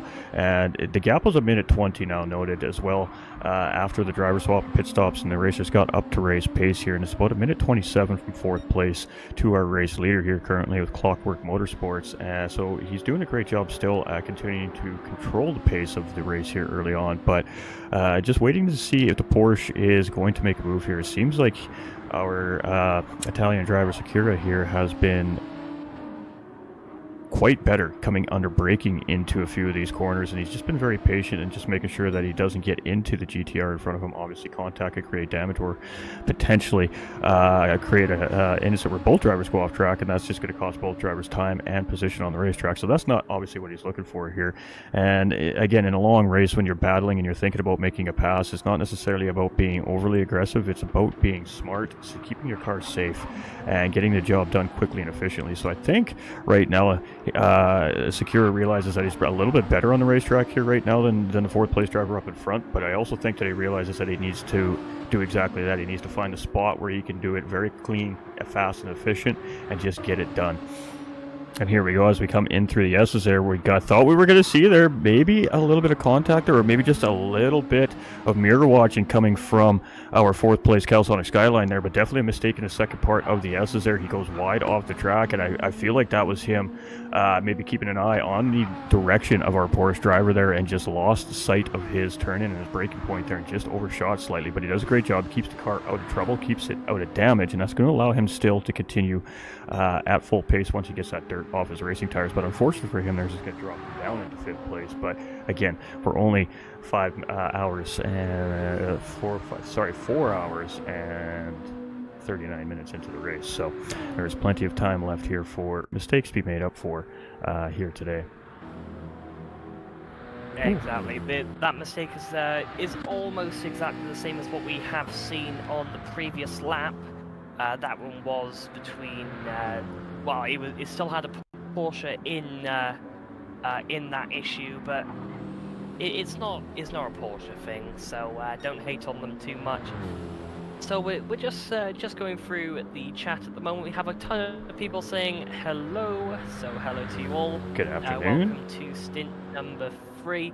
And we did have someone as well just ask us just to show P3 and P8. Yeah, absolutely. Just a bit of a supporter. So P3, we have our GT Finland Racers team and the M6 GT3. They're running at the moment, doing really well for themselves.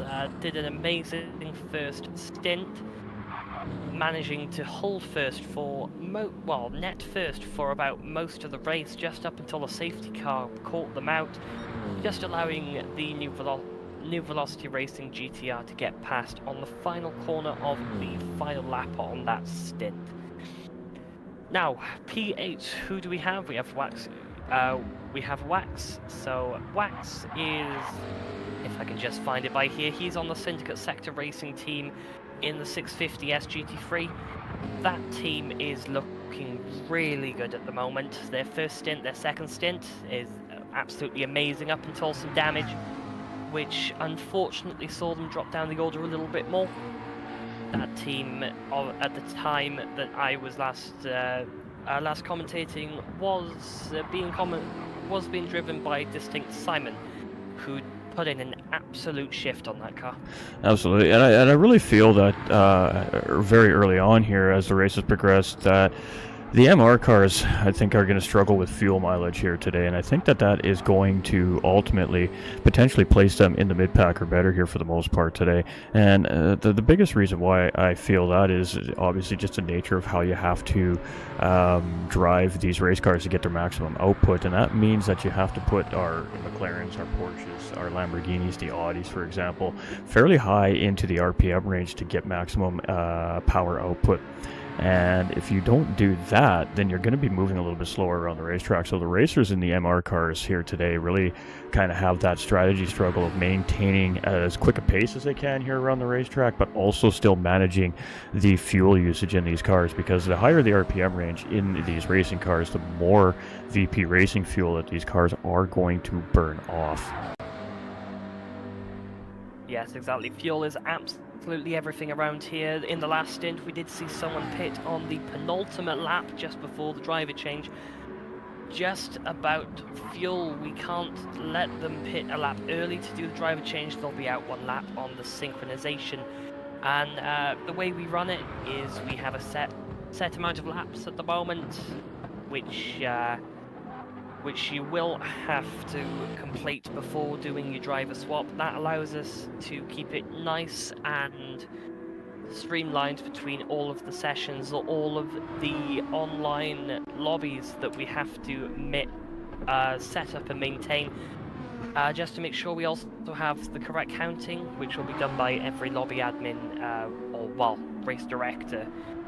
So at the moment we're on our third lobby. The lobbies will be up for 2 hours, and on this lobby we're estimating to complete about 15 laps. On the end of the 15th lap they'll be pitting in just to they'll just be pitting in to change the driver, along with anything else that the new driver would like, setup wise, as well as tyres and fuel configuration. Now, something I have seen here is that, yes, the chat has said that the wind is playing a massive factor at the moment. We were just going to touch on that, actually. Yeah, we're just sitting on board here with one of these GTRs right now. 4 meters per second on the first stint. It's gone up to 12.4. It's 12.4 feet per. And as let's jump on board here with our race leader chat. Yeah. As actually our race leader is just heading into the GP sector, so we're a little further ahead here. Let's hit to Secura here, our Italian driver in the Porsche. You can see it's 12.4 feet per second right now, and that is going to be heading from the northwest. So that is essentially a tailwind, but that tailwind is slightly just pushing off on the side of these racers here as well. So leading down this part of the straight here, they're going to be fighting the steering wheel a little bit against the push of the wind, but as they come around the little kink here, it is going to be a straight tailwind for these drivers. And as one of our racers was just saying there, that really does affect the GTR so far in their experience with the race here today. What that does to the Porsche and the other cars on track is hard to determine how much it affects it, but definitely something we're going to be keeping our eye on here now throughout our 24-hour event here today is the change in the wind. Now, the wind will typically also indicate potential weather systems coming into the racetrack as well, which is another thing that we really will be keeping an eye on, especially as we start to get into the later part of the day, because, well, I mean, the Nürburgring is famous for weather changes and different weather on different parts of the racetrack here as well. Exactly. We just got someone helping with the translation for myself here, because I'm used to the meters per second. So it's about 1.3 meters per second on track at the moment, which it has gone down, but it's still a significant amount.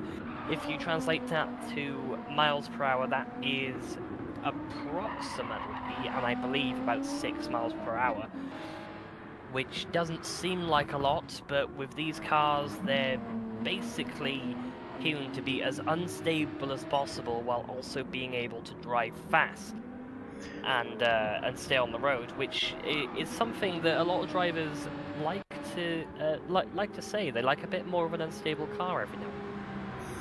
I can kind of understand where they're coming from, especially when it comes to, say, the Porsche 911 here. We're on our 4th place driver here from Eric's Racing here, I think that is. And I was just kind of checking things out, checking tires and what the fuel's looking like here in our races as we're kind of going through the field right now as we get really a little bit towards the middle part of this 2-hour run here. And I was kind of had the suspicion that maybe the GTR was just doing a little bit of car saving and fuel saving here, but it seems like a 4th place driver and Air in behind in the GTR are very similar kind of in the sense on where they're at in that sense underneath the race car. So I'm kind of wondering if maybe our 5th place driver isn't feeling very comfortable here in this early stint with that race car, maybe the conditions of the racetrack, and is just a little bit maybe off the pace of what maybe he was hoping here in this early stint. Yeah, exactly. You want to try and on these stints, especially as the sun's starting to go down, because we are in a bit of rural Germany at the moment. Best thing to worry about is your tire management, and you just want to make sure that even with the rise in temperature, the drop in temperature, that you're on the correct tire, because every tire works on a different temperature window as well. Because the softs are really good on hot track, but at the same time they don't last as much, whereas the medium is about your middle point, and afterwards when you're in the night, you really want to maximize your performance as much as possible, but at the same time track temperature might drop by a fair bit.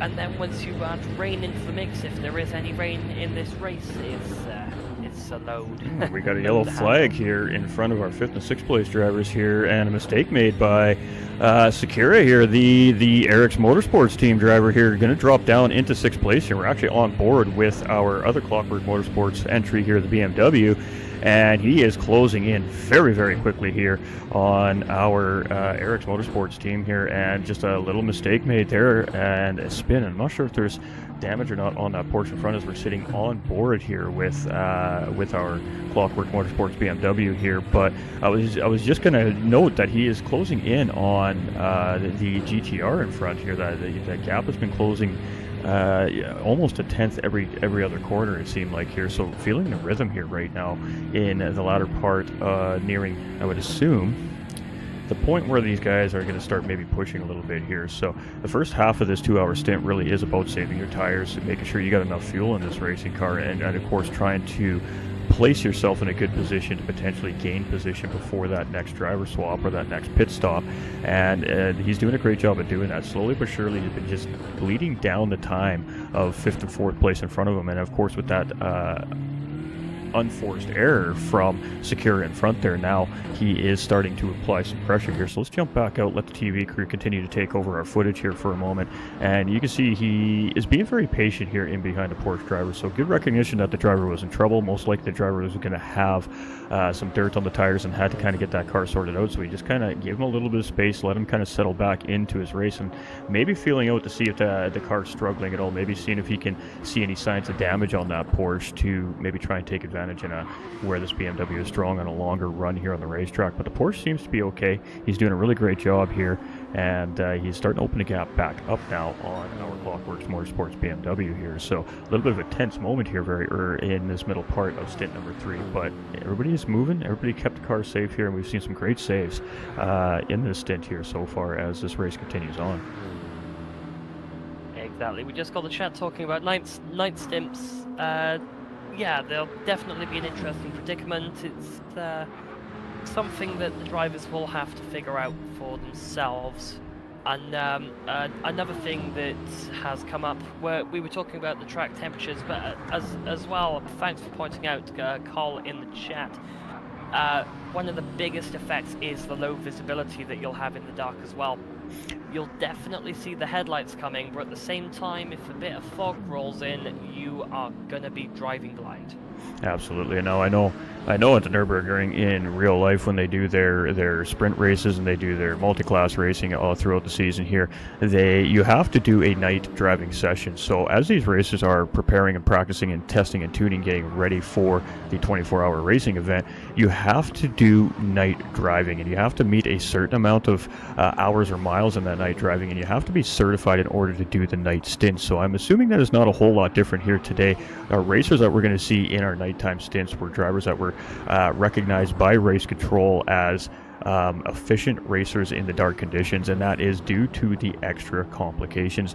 Nürburgring is a very dark racetrack at night. There's no lamps here, there's no street lights here on the corners. Maybe as they get through some of the rural areas around the racetrack, because keeping in mind the Nürburgring, for those of us that aren't aware, is a 26 kilometer racetrack, 15.5 miles, and it does skirt through several rural communities in the countryside here in Germany. And a lot of the racing teams that compete here at the Nürburgring also have shops set up in these rural communities around the racetrack. So depending on the section and the part of the racetrack that we're at here in Germany, you are potentially in a different rural community or town as well racing through here. So a masterwork of engineering, in my opinion, here, this racetrack.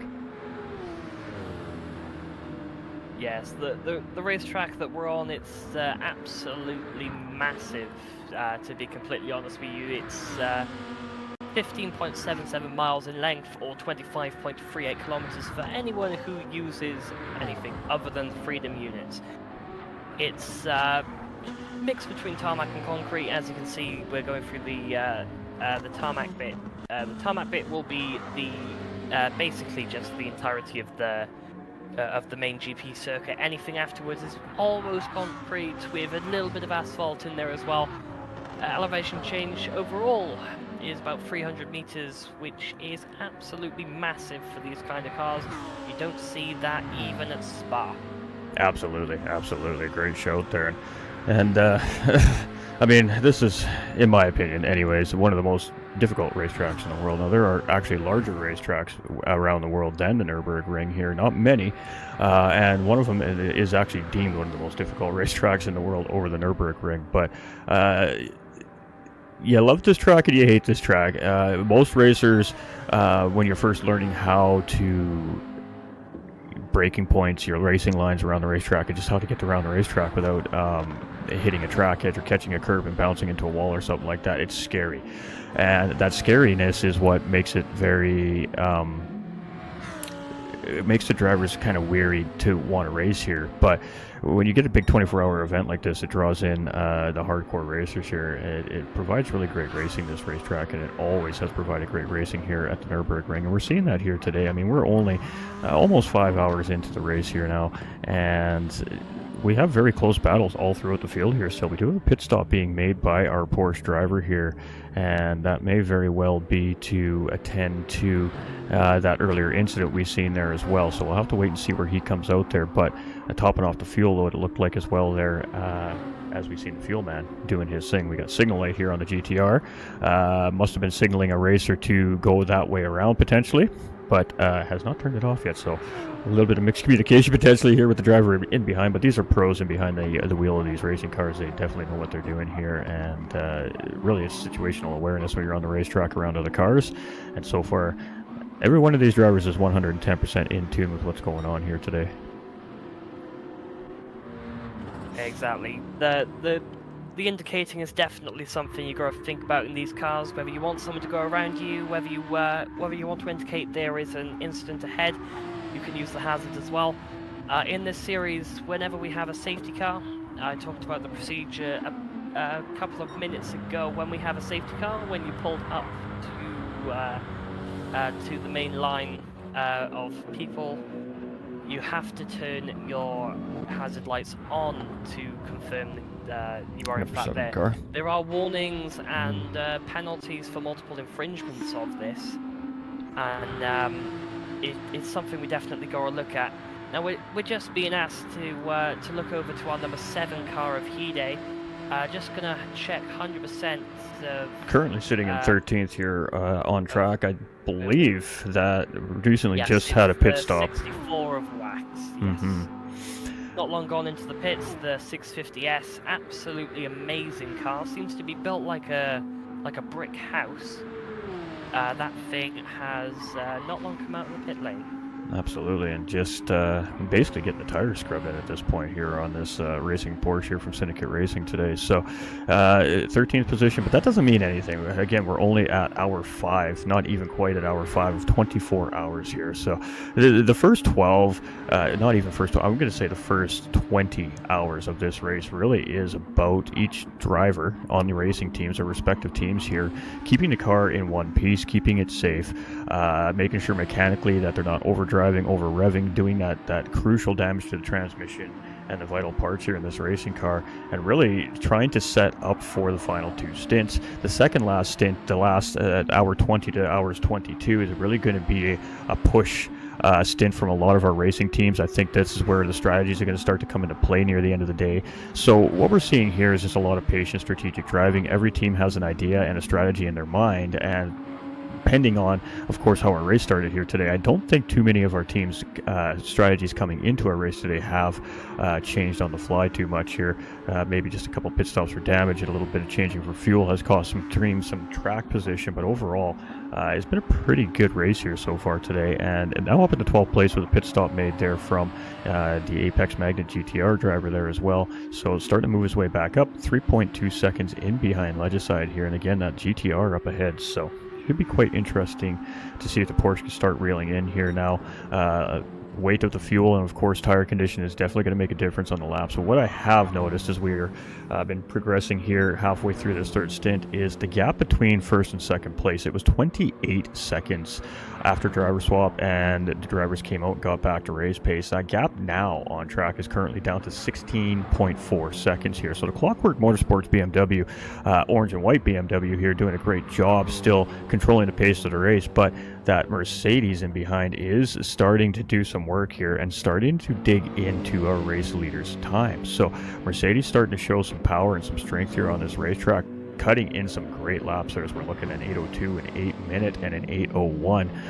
In pre-qualifying, I think we've seen them down into the 756 range. So almost a qualifying pace here right now is our Mercedes AMG team. And boy, is it paying off, because they have cut down 12 seconds of that gap since driver swap here on stint number 3.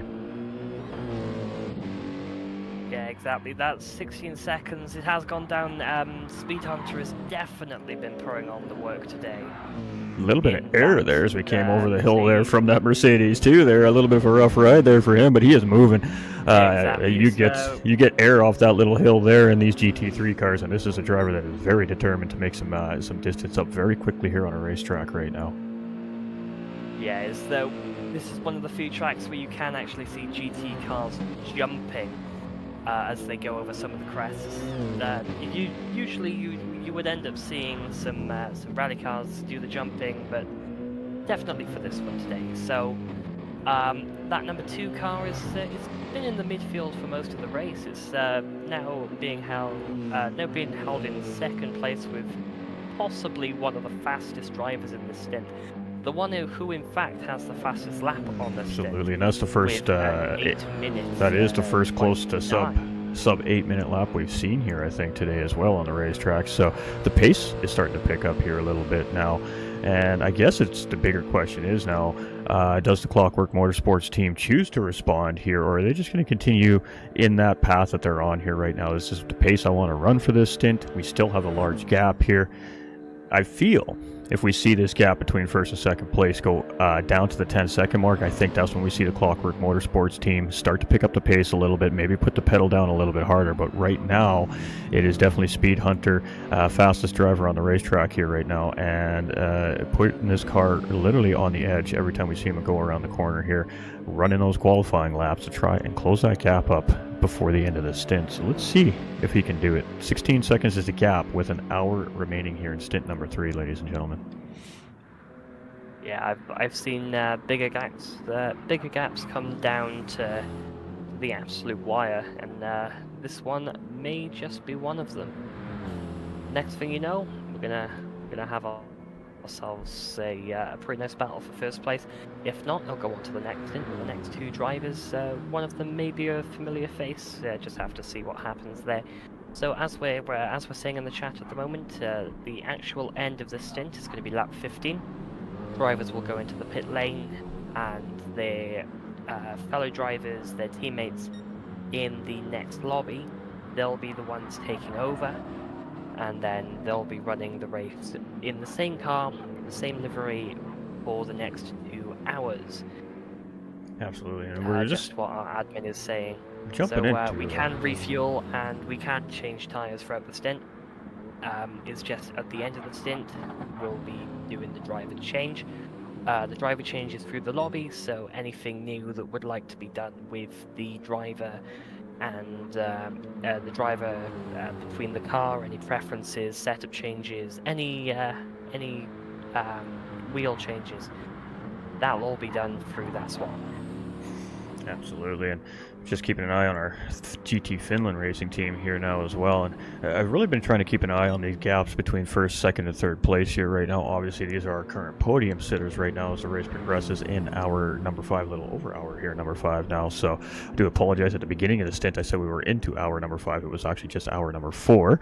But hey, I'm a noob. What happened? It happens. We appreciate everybody. So we do have the Calsonic GTR back up in the 4th place too, and that is noted as well. But GT Finland racing team here as well, also closing the gap up on that racing leader a little bit. It was 48 seconds about half an hour ago, or a little less. Last time we were kind of keeping an eye on those gaps here in the top 3. So the gap is now down to 41.5 seconds to the race leader and 26 seconds to that Mercedes driver. Now the Mercedes driver has done a great job at opening the gap and clearly showing that he is a better driver here so far in this stint, but we still have a little over an hour remaining here in this stint as well, and that could change. One of these other drivers might get to that point where they just get into that rhythm, and you start to see tunnel vision when you're a racer, when you get into that rhythm. And when you get into that rhythm, boy oh boy, can you cut some laps. And I think that's what we're seeing from the Mercedes driver here right now. He's locked in, and 14.7 seconds here now is the gap. So lap by lap, he's taking about 3 seconds out of the leader here right now. If that stays true, we could see a battle for the overall race lead before the end of this stint. Exactly. So we're just going through the mid part of the race now. We have approximately 19 hours 15 minutes left of it, and we'll almost coming to the midpoint in the stint. Again, first is the Clockwork Machine, and just on board with the fourth car here, the Calsonic sponsored New Velocity Racing. It's the GTR GT3, sponsored by some of the funniest sponsors on the grid. I'll be honest, one of them Flexiel, which let's be honest, if they break the car, that'll be what they're using to fix it. Absolutely. It's always good to have those kinds of sponsors with you in this kind of conditions here, that's for sure. But we do have the other Clockwork Motorsports BMW racing team here. So 2 entries here from Clockwork Motorsports here for the BMW M6s here today. And this is our white and blue team here. And they are starting to apply some pressure here on 4th place. Now, we were here about 2 or 3 laps ago, 20 minutes ago or so. And this battle was developing then, but then we've seen the ERF Motorsports team have an issue with the Porsche there, and everybody spaced back out a little bit here, but now we're starting to see that BMW close back in on this GTR here. And again, this is another potential position change here before leading into driver swaps, and I think that this may be the strategy here from some of our teams today, is use the end of the stint to try and get that position and try to get into pit lane ahead of the competitor you're chasing, because that is immediate track position on that driver swap pit stop, as long as, of course, that great pit crew behind the scenes that puts the tires and the fuel in these cars and gets these good drivers out doesn't make any mistakes. Yeah, exactly. The mistakes you definitely don't want to make around this track.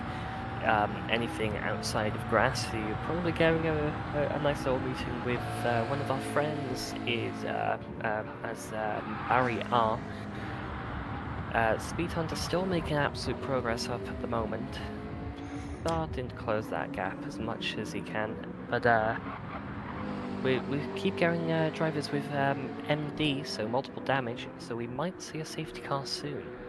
We just had saying that we had a battle for P8 going here, but and we do not see that battle here right now on track, so we either just missed it or something had happened and it separated there. But the ERF Motorsports crew there is about 14 seconds ahead here, so definitely wanted to check out what was going on there. All right, so let's get through our field. Let's see here. We got 13.8 seconds now between the Mercedes and our Clockworks Motorsports BMW. We're leading this race here. So this Mercedes driver seems very determined to be leading this race before the end of the stint here right now, as it looks anyways here on the racetrack. The bigger question is, does he have the car underneath of him to continue to push this pace for another 56 minutes here, 54 minutes here on the racetrack before we see these drivers make a pit stop? And we do have our Clockwork Motorsports BMW stricken here sideways around the racetrack. We do have the yellow flags out.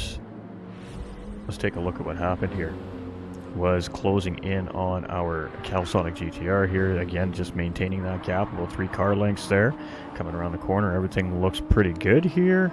And just just spun the tires on the curbing there. That is a little bit of an unfortunate incident there, and really maybe caught the driver off guard there, because that looked fairly harmless here from our production replay point of view there. But currently in 6th place now, 7 seconds in behind that McLaren that we were just on board with there. So let's go jump back on board real quick here with Wax.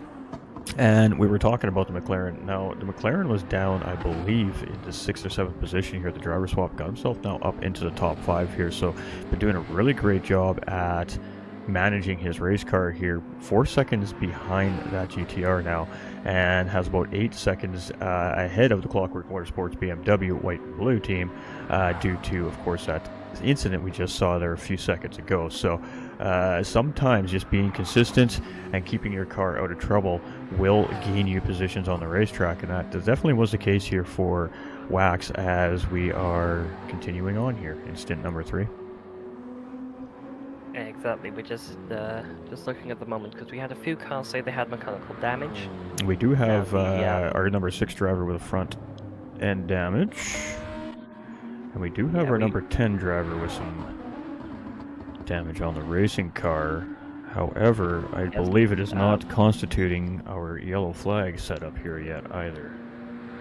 Yeah, because for a safety car, just a reminder for guys, it needs to be free with multiple damage. So it needs to be 3 cars on the track at one time with 2 or more bits of damage to their car.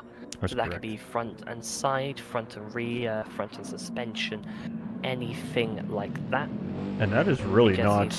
Ooh, big slide here from our from Speed Hunter here, but that is not what our race leader here wants to see right now. Our Clockwork Motorsports BMW, our orange and white car here, he does not want to see that yellow flag. He does not want to see that mandatory caution flag. He doesn't want to see the grid get packed back up, because he's already has that Mercedes tracking him down here and is clearly faster right now than our race leader. We get that safety caution, we get that yellow flag restart here. That is going to be side-by-side battling here, and at the pace of that Mercedes right now, that does indicate that the Mercedes is the stronger car currently here on the racetrack and would take that position away potentially. So obviously our race leader probably not wanting to see that yellow flag come out here in this stint, as he is really working hard at just trying to keep that gap over the 10-second mark here right now over Speed Hunter and that Mercedes. He is moving here right now. Yeah, so we're just now at car 66 has pit for repairs, so it's not going to be a case now of any kind, anything to do with safety car for a while, because we have 1 car out there with 1 bit of damage and 1 car out there of 2 bits of damage, I believe. But we'll need 3 with 2 bits of damage to cause the safety car, which will be absolutely amazing news for our leaders. As you've said, they don't want anything to happen with a safety car or any kind of mandatory caution right now. You spend 5 hours very early on in a 24-hour endurance race to do exactly what our race leaders are doing here right now, and we got another MD message, so let's get through here. And the driver is really struggling here in the middle part of this stint here, and again, we do not have enough still here, it looks like, to have that caution flag come out, but we definitely have 2 cars with multiple damage here currently on the racetrack, so it is getting closer to that yellow flag being called here. But right now, again, it just continues doing what they got to do here. You stay on track, you keep in the rhythm, and until race control officially calls that, it is business as usual for our race teams here. And the race leader 12.5 seconds over our Mercedes here right now, and it's a minute 20 to 3rd place. So 1st and 2nd place have really checked out here. We did see the pit stop obviously from GT Finland Racing Team there, so if we see pit stops coming a little bit later here from our race leaders, the time gap will close back up by about 40 or 45 seconds here, I think, at the Nürburgring 24-hour layout, depending on the amount of fuel load, of course, that the racers are taking in their cars. Yes. So we have a scheduled pit stop with damage repair, and the 29 has also come in for exactly the same. So is going to be absolutely no problems in terms of damage for a while. The Clockwork Motorsports car at the front, they're going to be absolutely loving it right now, knowing that there won't be a safety car for a while. and they should be able to keep that gap. However, Speed Hunter is closing up now, gap down to 12 seconds. Yeah, and he did make a little mistake. He did give about a second of that gap back up to our Clockwork Motorsports BMW driver here, but has since then gathered himself back up and gotten right back into that supercharged rhythm here. So, you know, we talked about how if that gap hits 10 seconds, we may see our Clockwork Motorsports BMW driver try to pick the pace up a little bit here. He's already trying to pick the pace up a little bit here, and we can tell by the attitude of his racing car right now. At the last lap there, he was cool, calm, collected. He wasn't really forcing the edges of the racetrack to maximize his turn-ins, his braking points. He was just in his pace. He was in his rhythm. Now we're seeing the car attitude change quite a bit. He is using all the racetrack. He is the rear end is starting to slide around. He is sliding under braking, which means he is starting to push the race car to its limits. And I think that's in a bit to try and stabilize the gap to second place right now. I don't think he's necessarily trying to continue to grow that gap. I think the point here for Clockwork Motorsports BMW team here right now, and if we were listening in on that team radio right now, I'm sure the crew chief is telling him exactly that. Pick up the pace a little bit, keep the gap stable. 100%. You don't want that gap to go down to the point where on your driver swap you're going to have a bit of a swap in the cars and the positions. Now, Speed Hunter is doing exactly what his name says on the tin right now. Going into these twilight hours, the track's going to get cooler, but at the same time the visibility is going to go down. And like we said, that could be absolutely detrimental going into this next stint, especially considering it's going to be sunlight. The sun's going to be very, very low. It's going to be right in your face going on some of these corners.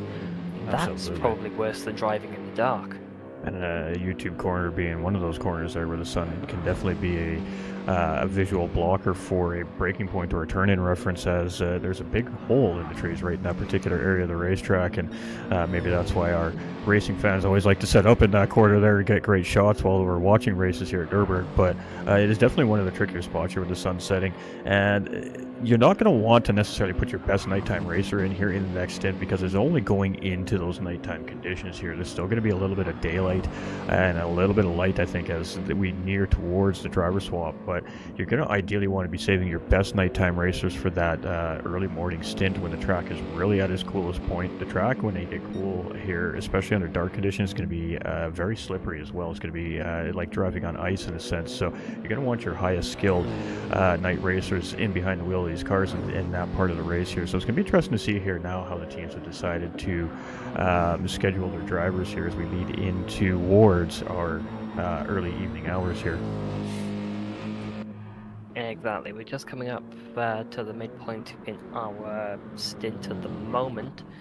So we're going to have another 7 laps to go.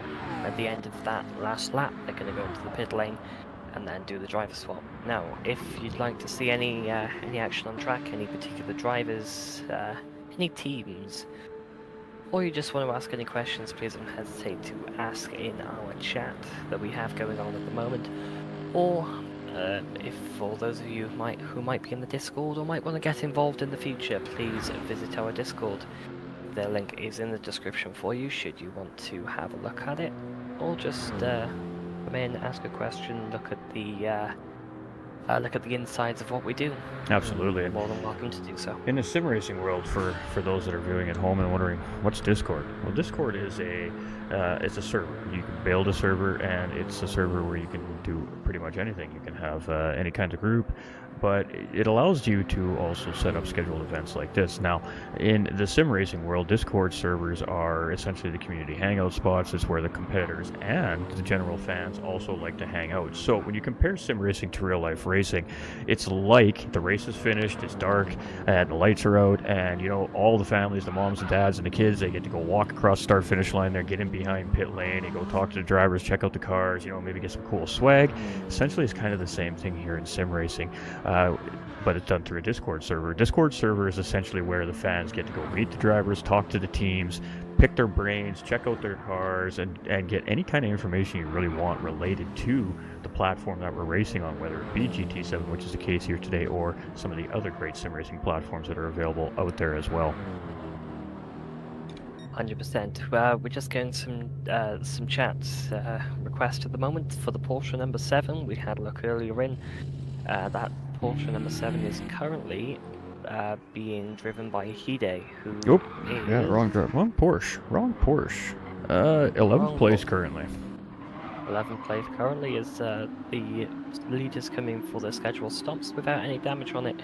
Now the Syndicate Sector racing car, absolutely amazing livery on it. I absolutely loved what they've been doing with it.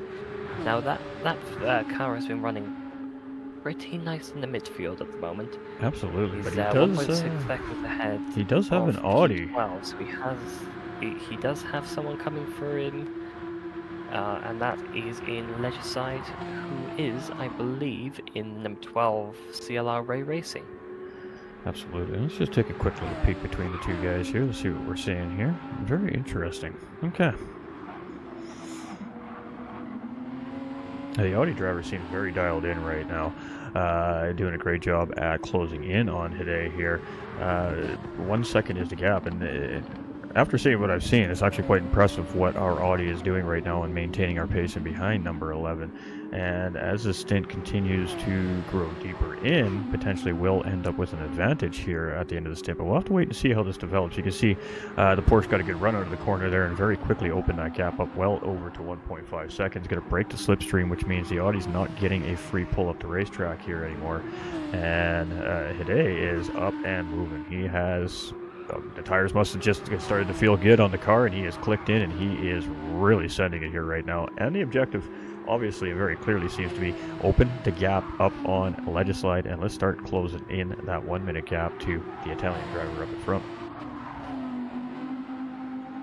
100%. Just people recognizing some names here. JP77, hello, it's Lynx, your co-commentator.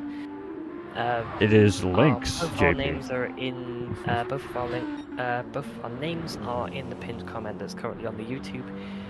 You just joined us with a just under 19 hours to go, and we have some blue flags on track between the last place car and I believe CWN. And we're just on board with our race leaders here. We just seen a set of scheduled pit stops coming from first and a second place there as well. And the gap is still 12 seconds, so no time gained or lost here. It looks like in pit lane. The Clockwork Motorsports BMW leader here right now, orange and white, I guess orange, white, and blue car, is doing a good job here now at responding to the pressure that Speed Hunter was trying to apply from, well, at one point 28 seconds back when we started here after our driver swaps in hour number 4. So has done a great job, and it has taken a very large chunk, 16 seconds, out of the gap of the race leader. But now that gap has seemed to have stabilized. So the call from the crew chief here for our Clockwork Motorsports team saying, gotta stabilize that gap. He is coming. He's moving very quickly. Has responded here so far. So 11.9 seconds as they continue around the track. They just pit. They got to get these tires worked in a little bit, get the air temperature built up into the cars, and make that small adjustment now as the sun is starting to come down the track. It's going to start to cool down here a little bit. It's going to change how the car feels here today as well. 100%. Just someone asking in the chat as well, can we see Wax? Yeah, absolutely. Are now up into fourth place here in our McLaren 650S. So this driver so far, I think, with the exception of Speed Hunter's sheer pace and determination right now, would be in a conversation for driver of the stint. A cool, calm, collected the whole stint. Came out right in the mid-pack after the driver swap and hasn't really battled or fought hard.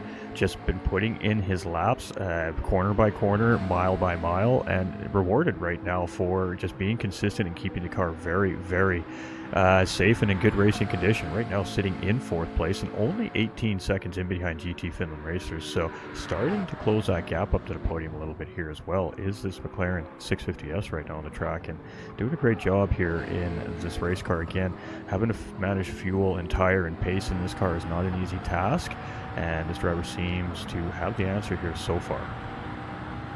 100%. He will have to stop for at least fuel. He'll probably take some tyres coming up as well. That may drop him back down the order a little bit with the newer tyres, with the updated fuel load. Should he take only what he needs to use for the next 55 minutes, he should be absolutely fine.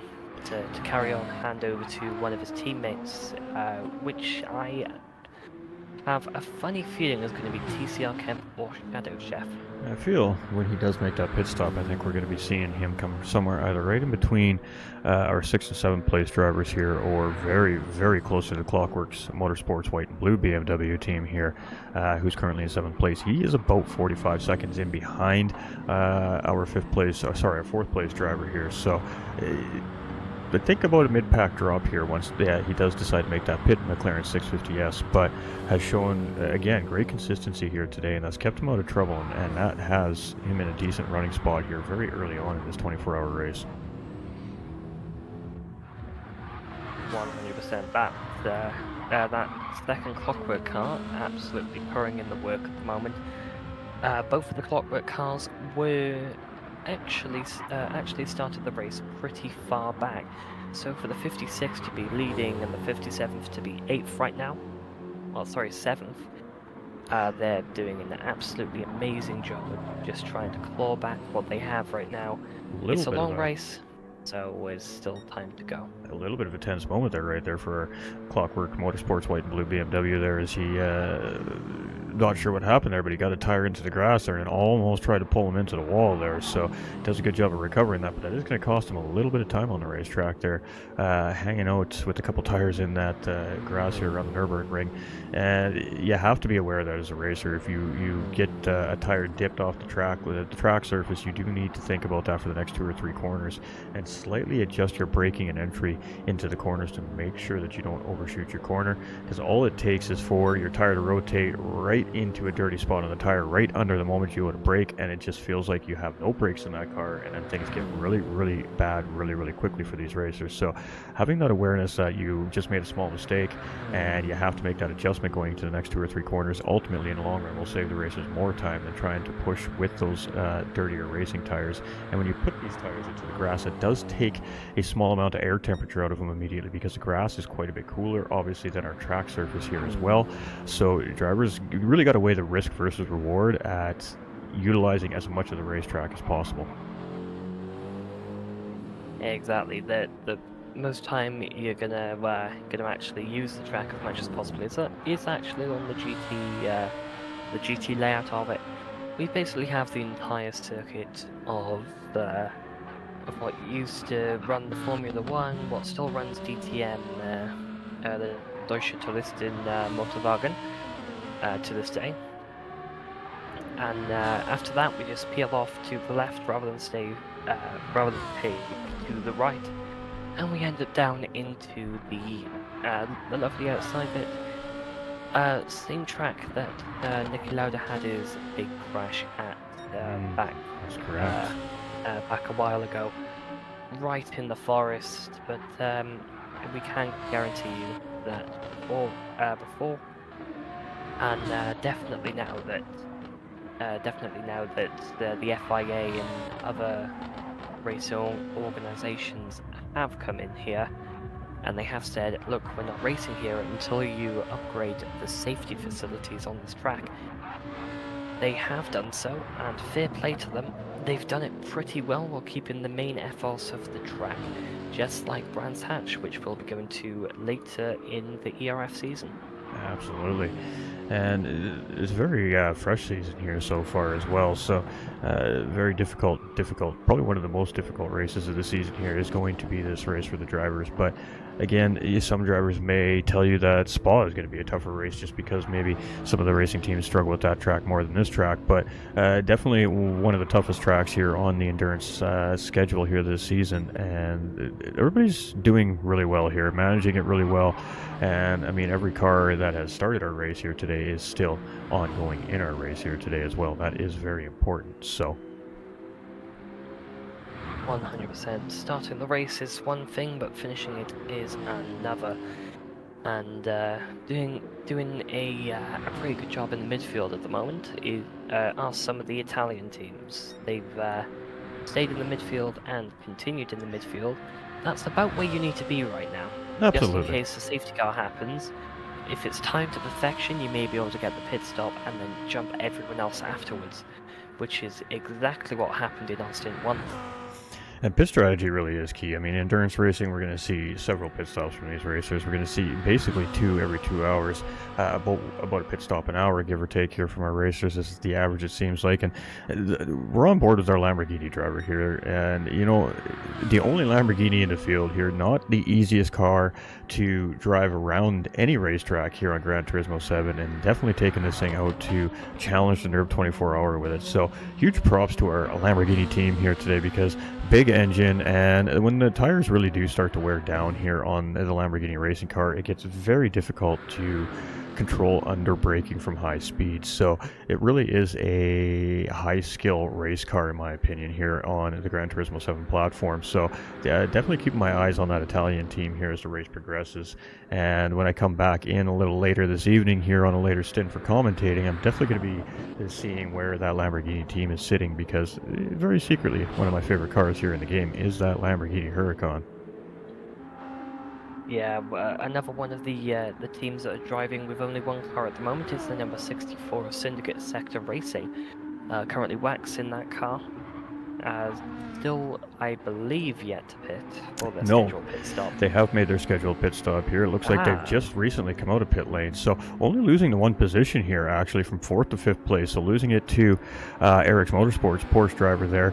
But I did expect to see maybe potentially mid-pack there, but it does come out in 5th place. So again, the McLaren is doing a really great job at managing their race car here right now, and definitely one of these teams here I think we should be keeping our eye on, and especially as we get into our early morning part of the race, of course. And of course, when we get to that early morning part of the race here after the nighttime hours, that is, means we are kind of getting closer to crowning our podium on this race as well. So does the McLaren do well in the heat, or does it do well in the cold, is the bigger question. Have the teams got the setups dialed in on these racing cars for the changing conditions? And of course, the big transition for these racers is going to be from sun to no sun, and that is changing the racetrack dramatically. It takes no time for a racetrack to heat up, but it takes a long time for that racetrack to cool back down. So it's going to be interesting to see what happens, because trees, wind being factored in. The wind is actually coming down a little bit here. The wind is almost at a meter per second here now, just a little over right now. For those that don't use Freedom units, as Lynx called it earlier, I absolutely enjoy that. I'm a Canadian, so I use Freedom units as it's called, but we'll do our best to convert that for everybody that uses miles, of course, and all the great units involved there. But really great job here from 5th place. The gap is 6.6 seconds, so I mean, he's still definitely in earshot of 4th place and getting that position back, but with 30 minutes remaining before we start to see driver swaps happening here on the racetrack, it very well could be just trying to manage the gap, stay as close as he can, and leave himself in the best position for his teammate that's going to take over for him in stint number 4. 100%. I just want to have another look at that gap between 1st and 2nd place, just to see whether it's gone down. And it definitely has. Because we last had it reported that it was down to 9 seconds, and it's gone down to about 8 seconds now, which going into the next stint, or possibly by the end of this stint, it's going to be absolutely on the wire in terms of the driver swaps. They're going to go in about the same time. The pace gain from Speed Hunter and Team Mercedes is been a little bit decreased now after that pit stop sequence here from our race leaders, but slowly but surely has taken 4 seconds back out since that pit stop, and with 30 minutes left on the clock, roughly it looks like about 3/10 to half a second a lap right now. Team Mercedes is taking out the Clockworks Racing orange and white BMW team. Quite potentially we could see a battle develop right leading into that driver swap pit. As you say, 100%, and I just having another look through the order at the moment. Some of the people who've possibly been going under our radar. So I'm just having a check at the moment, and in the meantime, do you have any thoughts on any cars that may have been going under our radar that are doing really well right now? I mean, just the McLaren driver. I mean, the McLaren driver, you want to talk about cars under the radar in this stint, is definitely Wax. He from Syndicate Racing here. I mean, he's just been putting in his laps here this whole stint. Like I said, really not trying to apply any immediate pressure to any of the racers. When he was in proximity of another racer, it wasn't that he was trying to necessarily take the position, but just apply pressure and maybe help that racer make an unforced error in front and give that free position. And I mean, it's paying off for him here right now, up into 5th place. I mean, he's chasing the big horsepower cars here right now in this McLaren, with the exception of the Italian Porsche up in front. So, in my opinion here, the McLaren is definitely one of those drivers we really need to be kind of keeping our eye on here, as it's just been a very quiet hour 4 and hour 5 here for him. Yes, I need to give a little shout out to the CLR Ray racing car as well, the number 12. Let's go find currently our being Audi driven by here. Legiside. It's being driven by Legiside at the moment. He's down in P13. However, from is a great improvement from the first stint that car did. That car is it is on its way back up, very slowly but very surely. And we're looking at the gap, and I mean it says 4.52 minutes here, ladies, so almost 5-minute gap to the race leader currently here right now. But on this racetrack, that's only half a lap, essentially, a little over half a lap gap between him and the race leader here. So far from out of this race. Anything can happen here at the Nürburgring, 24-hour layouts. So not any one of these racers are ever out of this race until the checkered flag waves at the end of the day. 100%. If any safety car happens as well, they have that chance to get our 14th, our other Italian Audi racer here. Definitely, we have not really spent a lot of time on here so far. He does have a blue flag being waved to him here, and struggling a little bit here, it looks like, today right now. A lap down currently, and seeing a blue flag here from one of our lead lap cars, but not deterring this driver by any stretch of the imagination. They're still out there, they're still putting in their run, they're still putting in that time.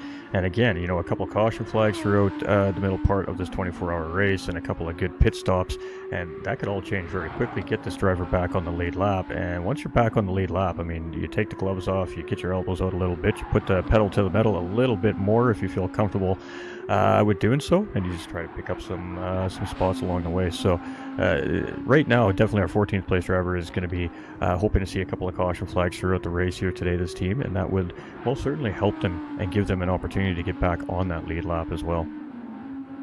Oh yeah, because the number 39 car had a little bit of a connection issue on that second stint. We managed to get them back in. Luckily, we managed to do so in a way that that doesn't completely hinder them, but at the same time that they are still in the race. Absolutely. It's all time that's calculated from where you were on the track, where you disconnected, where everyone else was on the track, any kind of extra conditions that were going on or will be going on, and it's all something that's calculated. It's only to give you a little bit of a deficit because you did disconnect, but not so much as to put you out of the competition or to retire your car. And I mean, ultimately, at the end of the day, I guess that's a decision that each racing team is going to have to make. There's still points on the board. I mean, whether you finish on the lead lap or you finish 25 laps down at the end of a 24-hour race, there's still points available on the board, and that is the important thing here. And the seat time for the racers as well. Nothing substitutes seat time behind the wheels of our racing cars, whether it be in real life or in the sim world, which we are here today on Gran Turismo 7. Seat time, nothing beats seat time. Seat time is what allows drivers to get comfortable with the cars, the combos, and the little quirks and little tricks in certain, whether it be a sector of a racetrack or with the car on an entry or an exit. So seat time really is important. So 24-hour races do give the racers on these race teams a lot of valuable seat time and experience, and what that does is it takes these racers and just continues to progress their, essentially, division placement, so to speak. So, you know, you can have a couple pros and a couple pro-ams on a team here, and you know, the pro-ams especially getting vital time and experience in behind the wheels of these racing cars to continue to try and progress to move up into those pro tier divisions. 100%. I'm just checking because we had a little bit of an incident then with Hide, didn't we? When had a slight tank slacker, hit the wall slightly, but his car isn't damaged. He's good to carry on with nothing but a little bit of a bruised ego. And I believe this is one of our racers that did have to attend to a little bit of front aero damage at one point here throughout the stint as well, which has cost him a little bit of extra time in pit lane there as well. So some of the drivers just having their individual struggles here, but again, we're nearing the 6-hour mark of the 24-hour race. There's still 18 hours left, a little over 18 hours left on the clock, 18 hours and 23 minutes, give or take. So anything can happen here. And now the nighttime stints are starting to approach. We can see the sun is setting. You can see that it is starting to give that shadowing from the trees as it's starting to go in behind them. And potentially going to start seeing some of our daily racing lights coming on here before we see pit stops. But the gap for the race lead here is significantly closing now, 6.6 seconds. So the last time we checked on Clockwork Motorsports team and our Mercedes team chasing it behind, that gap was just a little over 8 seconds, now down to 6.5. So again, about 0.3 to half a second a lap, it seems like right now that Speed Hunter is taking out of the Clockwork Motorsports team lead gap. But again, there's still 22 minutes and some change left on the clock, and at the pace that the Mercedes continues to tear down this gap for the race lead is indicating that we're in for a very late stint battle here. Oh yeah, I'm just checking with the Clockwork Motorsport guys. I'm not sure whether they're trying to sort out something with their gearing, but they were on 5th gear for a fair bit of that. Straight then, but in P4 we have Sakura, which, as we said before, has really pulled it up from the midfield in that Gold Arix racing car. Absolutely, and we've seen Definitely him have pulled it up. He has wax behind him, but at the moment seems to be managing the gap pretty well. And this is one of our racers here in this stint that we've seen have an incident, unenforced error, so to speak, individually there on the racetrack, had a spin off a curb and lost a couple of positions, so dropped, I believe it was down to 6th place in the middle part of stint number 3 here. Now got himself back up to within 50 seconds of the podium here right now. But as you said, Wax of that McLaren just staying cool, calm, and collected here so far in this race has really got that McLaren in a good position to potentially be battling here for 4th place here before the end of the stint as well. So a couple of developing battles up in the front half of our pack here as we lead in towards our number 6. Yes, the number 6 car at the moment, they're doing a pretty good job. As we said earlier, full Italian layout, full Italian car, and really doing a good job. I reckon the metallic on that car that they have is going to look absolutely amazing in the sunrise and sunset. Oh, I agree. I mean, it already is. The AOLs are on, the always on lights. Just wait for the actual lights to come out and they'll be absolutely loving life by then. We do okay, have, might be a little bit hard to see.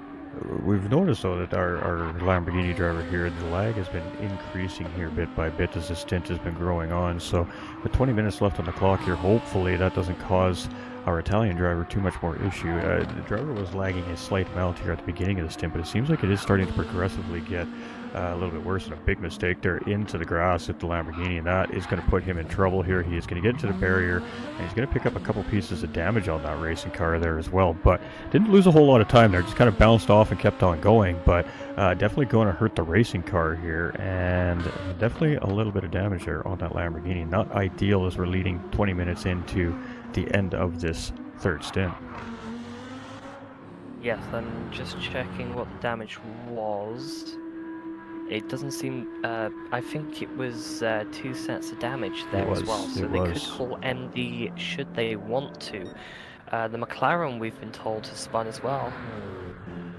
And where is Wax here? He does, yeah, we definitely see the signs of it here on the racing car, and lost quite a bit of time to secure there. He was within a second, now down to 8.6 seconds here, and we did see the MD call here as well come up in the chat, so we're just going to take a quick look through our field here and make sure that everything is good to go. So we do have a little bit of damage on Wax there with that unforced error there, but it is just 1 piece of damage on his car here currently, and just a little bit of trouble here for our Italian car so far. Yeah, we did have MD called on the Ferrari, I believe, but not the Ferrari, on the Lamborghini. Feel free to shut me up anytime soon. But Resistance is closing on P9, which is looking really good for them, considering that P9 right now is still running a pretty alright race. Ooh, again, in a little bit of trouble there. Just getting it wrong under braking, and that may be obviously a little bit of a contributing factor with the damage that the driver's carrying on the race car here right now. A little bit of rear damage here on our Lamborghini driver. That is definitely going to make braking very difficult for this car here now, leading into the final couple laps of the stint here. So he's going to have to make that adjustment, or ideally stop to fix that damage and give up, a 40 or 50 second time advantage here on the racetrack. It's going to be interesting to see what the team decides to do here, but starting to see some pressure from the GTR of Resistance Italia in behind here, and there we go, going to get the job done. So I think that was a little bit of communication between the drivers. I think the Lamborghini realized that the GTR was closing in quickly. The driver is struggling a little bit here right now in that Huracan, and it'll just look like he let up on the throttle a little bit and just let the GTR go through there in that difficult sector. And I think that was just a bid not to go side by side through that sector, and it cost both of the drivers a whole bunch of time. So a little bit of a strategy call here, I think, from the Italian driver, the Lamborghini, there, just to let the GTR through. And they're clearly struggling just a little bit here on the racetrack as we're getting into the latter part of the stint, and that is obviously going to be due to that damage carried on the rear parts of this racing car here. 100%. They have called MD. If they stay out and don't repair it, which would not be ideal, then it would take 2 more cars with 2 bits of damage or more. We have just had another car call it here as well, yes. MD, and he does have MD as well, so we need 1 more for a safety car. As the other car that's out there with damage right now has only got 1 bit of damage on it, I believe. First and second place, definitely at this point here in the stint, don't want to see that happen here now. They have opened up almost a solid minute on the rest of the field here, and really the battle between these two for this race lead here on this stint. So these two definitely probably don't want to see that happen, because that is going to be a lot of stint work just given away there. But the procedures are the procedures, and that's what makes racing exciting here at the Nürburgring. GT Finland here doing a great job, still within that minute mark here, but is giving up a little time to the race leaders here. The pace of that Clockwork Motorsports BMW and the Speed Hunter that Mercedes is just unmatched here right now by the rest of the field in this third stint. Secure here in our Porsche, doing a great job, and the gap very spread out here now. Those individual unforced errors have kind of spread the field out a little bit here. It seems like that dirty air is really playing a big factor into our race here today. When the drivers are getting close together, it's really just a matter of time.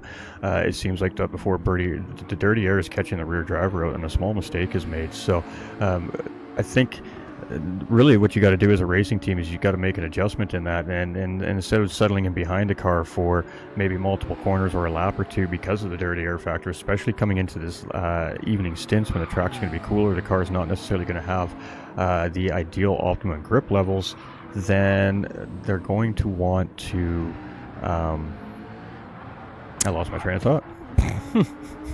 That happens sometimes. It will, yeah. So, racing at the moment, it's unbelievable scenes at the moment. We're almost to the end of the stint. We've got 2 cars which has called MD. And we're just kind of going through our field. Yep. Yeah, the chat's going off, safety car, safety car, safety car. That is the Endurance Racing Federation admin, just having a little bit of fun. I can guarantee, I believe the person who is, yep, it's Jaeger. That's doing that, and he's told me before that he is going to be singing overnight, so make sure to watch all of it, and you'll get to hear Jaeger singing. How about that?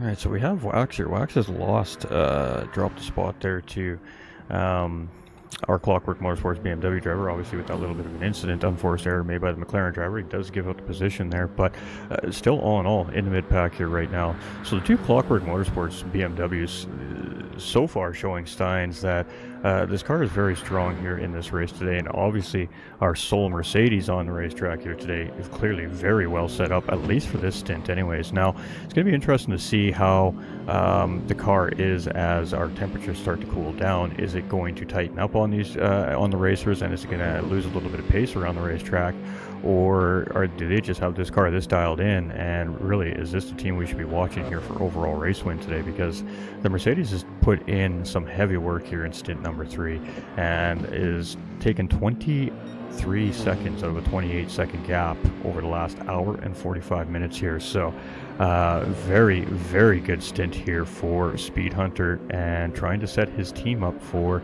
the best chance to try and win this race at the checkered flag here in another 18 hours time. 100%. We're lap 12 of the 15 on our stint right now. As a reminder for anyone who may have only just joined in, we will be the cars will be pitting at the end of lap 15. They'll then be having their teammates on another lobby, which will be set up any time now for them to take over, and they'll go out the pits on their session.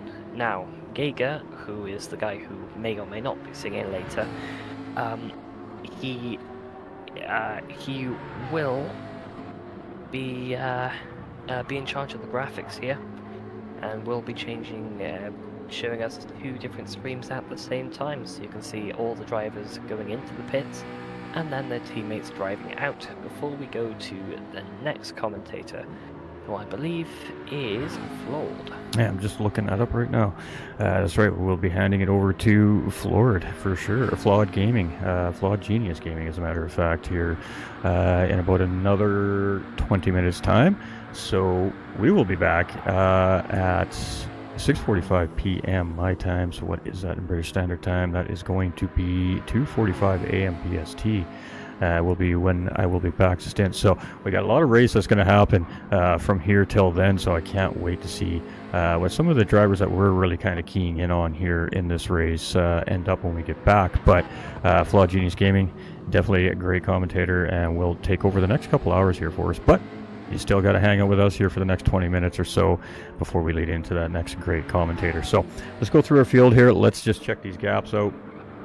It is a 4.2 second gap between Clockwork Motorsports and our Mercedes team. And I don't know why I cannot remember that name of that team here today, but it will click eventually. Yep, the Mercedes team is TDR, Track Design. There we go. There we go. I keep... some things just don't quite stick in the head sometimes, but doing a great job. And I mean, I still feel like there's potential for a battle here leading into our pit lane. Now he's got a couple of laps to get that gap closed, but if we jump on board here now with the Mercedes driver, I mean, that's what he sees right now. He is just seeing the tail end of that Clockwork Motorsports leader going around the corner here, so he knows that he is almost in striking distance here. And when you got a racer that has been this dialed in for a whole stint, and now he can see the driver in front, and almost to the point where he can smell the exhaust pipe of that racer up in front, that just takes racers into a whole nother level. They just seem to find another couple tenths of a second all of a sudden per lap when you're chasing down for the race lead. It's like it just wakes you up and rejuvenates you as a racer, especially after a long stint. So it's going to be interesting to see how he handles that here now. And he is continuing to close in here as we're on board with our second place driver. So 3.7 seconds is the gap here as we head halfway through the GP part of this circuit. And the car is very equally in a straight line, so it really is going to come down to which driver is the better driver around the racetrack if they close up on each other here, and it is appearing that that could very well be the case here today. Yes, just to add in what you've been saying, he has set on the last lap a new fastest lap, which is an 8-minute .105, which is all he needs to do is cut down another 1/10, and he's going to be into the sub 8 minutes. Can he do this on this stint? Perhaps he might be able to, as we have another driver who's called MD. Yes, and we're just checking on that there. I believe it was Hideo that called it, but he actually has nothing going on with his car there. So, oh, there we go. Safety caution is out. Race control has made the call here. So, wow, right at the end of stint number 3 here, we are going to see this pack closed up. So all that work, all the hard work here from Clockwork Motorsports and our TDR racing team. The Mercedes here is all in the wash now, as it is a safety caution coming out. We're going to see these drivers tighten up, and they are going to be at a mandated speed around the racetrack here. I'm not sure what that speed is. Are you sure what that speed is around the track here today? Not 100% sure for you. What I can tell you is that the one Clockwork racing car, the blue and white one, has done a bit of a crash, and with the other drivers out on track with damage trying to get to the end, it has ruined the Super Dry number 56 Clockwork Motorsport car. And I can tell you one thing for sure, that is going to it's going to help some of the drivers out on the track right now, most notably the CLR Ray Racing, the number 12 and the number 39 Gran Turismo Italia. Absolutely. That Lamborghini is thanking the racing gods here right now on the racetrack. That car is definitely in trouble here right now. Lots of damage on that racing car. Definitely been struggling with that earlier unforced error we've seen out of him, and this is definitely going to be good for some of the drivers in the latter part of the field here now, as they are going to get a chance to get those cars sorted out, and they're going to get right back on the back of the field. So almost hour 6 here, and it is a brand new race with the safety caution out. So every time we see the safety caution flags come out here, it's going to group the pack back up, and basically all the hours leading up into that point of the safety caution is just turned it into a 18-hour endurance race as opposed to a 24-hour endurance race here now. So strategy is going to be key. We are going to see potential positions change, and that is going to lead us into the driver swap. So pretty exciting series of events here to lead off stint number 3 here, and we may not even get a race restart here before the end of the stint. It's hard to say. It's a very long lap here. We're on lap 13. We may see 1 or 2 flying laps here once race control gets our drivers back off, but it has been a very dominant performance here so far from our orange and white Clockwork Motorsports BMW, holding the race lead here for the whole stint. But it has been that Mercedes just constantly closing in and coming and closing in and coming, so essentially gets a free close on that 4-second gap, but now is going to have to deal with a whole pack of racers in behind trying to get around him here as well once we get this thing going again. So it's going to be interesting to see how both our race leaders handle this now after all that work to open up that large gap. But that is great for our 3rd place racer. The GT Finland racing team here was almost a minute behind the podium. That puts them right back in the fight. Cars had good pace here all day today, so they definitely can't discount this team out. And obviously we know that the BMWs and Mercedes have been very strong here in the early goings today as well. Porsche driver, has been an up and down stint for them. He's doing a great job up in the 4th place, and this is going to give him a crack now to try and battle back for podium here after we get restarted. Wax here in the McLaren 650 as well. Cool, calm, collected, nice and consistent. He's going to be rewarded here with that safety caution flag in a sense, and he's going to get an opportunity to try and grab positions here as well. But every racer also has to worry about losing those positions here as well once we hit the restart. So a hot ire in the Calsonic GTR. We haven't been on this driver here in a little bit, and has just kind of settled into the latter part of the stint, currently in 6th place. Our other Clockwork Motorsports BMW, the white and blue team here, after that pit stop and the cause for the safety flag to finally get dropped here, currently out on track in 7th. We have the Swiss Lexus here, and we haven't talked about this car too much either, so hopefully he gets a little bit more love in the next stint by the next great commentator here. And it's just been a very quiet stint here for this driver, and just other things going on everywhere else around the racetrack. But this Lexus is the only Lexus here on the track today as well, and also a pretty strong racing car. So a little bit of contact here between 9th and 10th place here as we're coming up the track, and I'm not sure what that was about there, but we got some lights flashing, a little bit of displeasure coming from the 9th place car there, as I'm not sure what that was about, but race control will definitely sort that out in behind the scenes. We've got the Lamborghini's out, he's all fixed up, and the car is going to be in a little bit of better shape here, now in 10th place, but does get a fresh start with a good fresh race car here. Hede here in 11th position in the Porsche as well, with Apex Magnet here in 12th place. Haven't talked too much about this driver. Been a quiet stint for him here as well in that BMW, and we'll be interesting to see what the Apex Motorsports team can bring here later on in the race as well. We got Legicide in the Audi here in 13th, and a Nukeria I'm not sure how to pronounce that. We hope we said that right here in 14th. Right, I'm just gonna, while we have the time under safety car, I just want to give everyone a little bit of an insight on our restart zones today.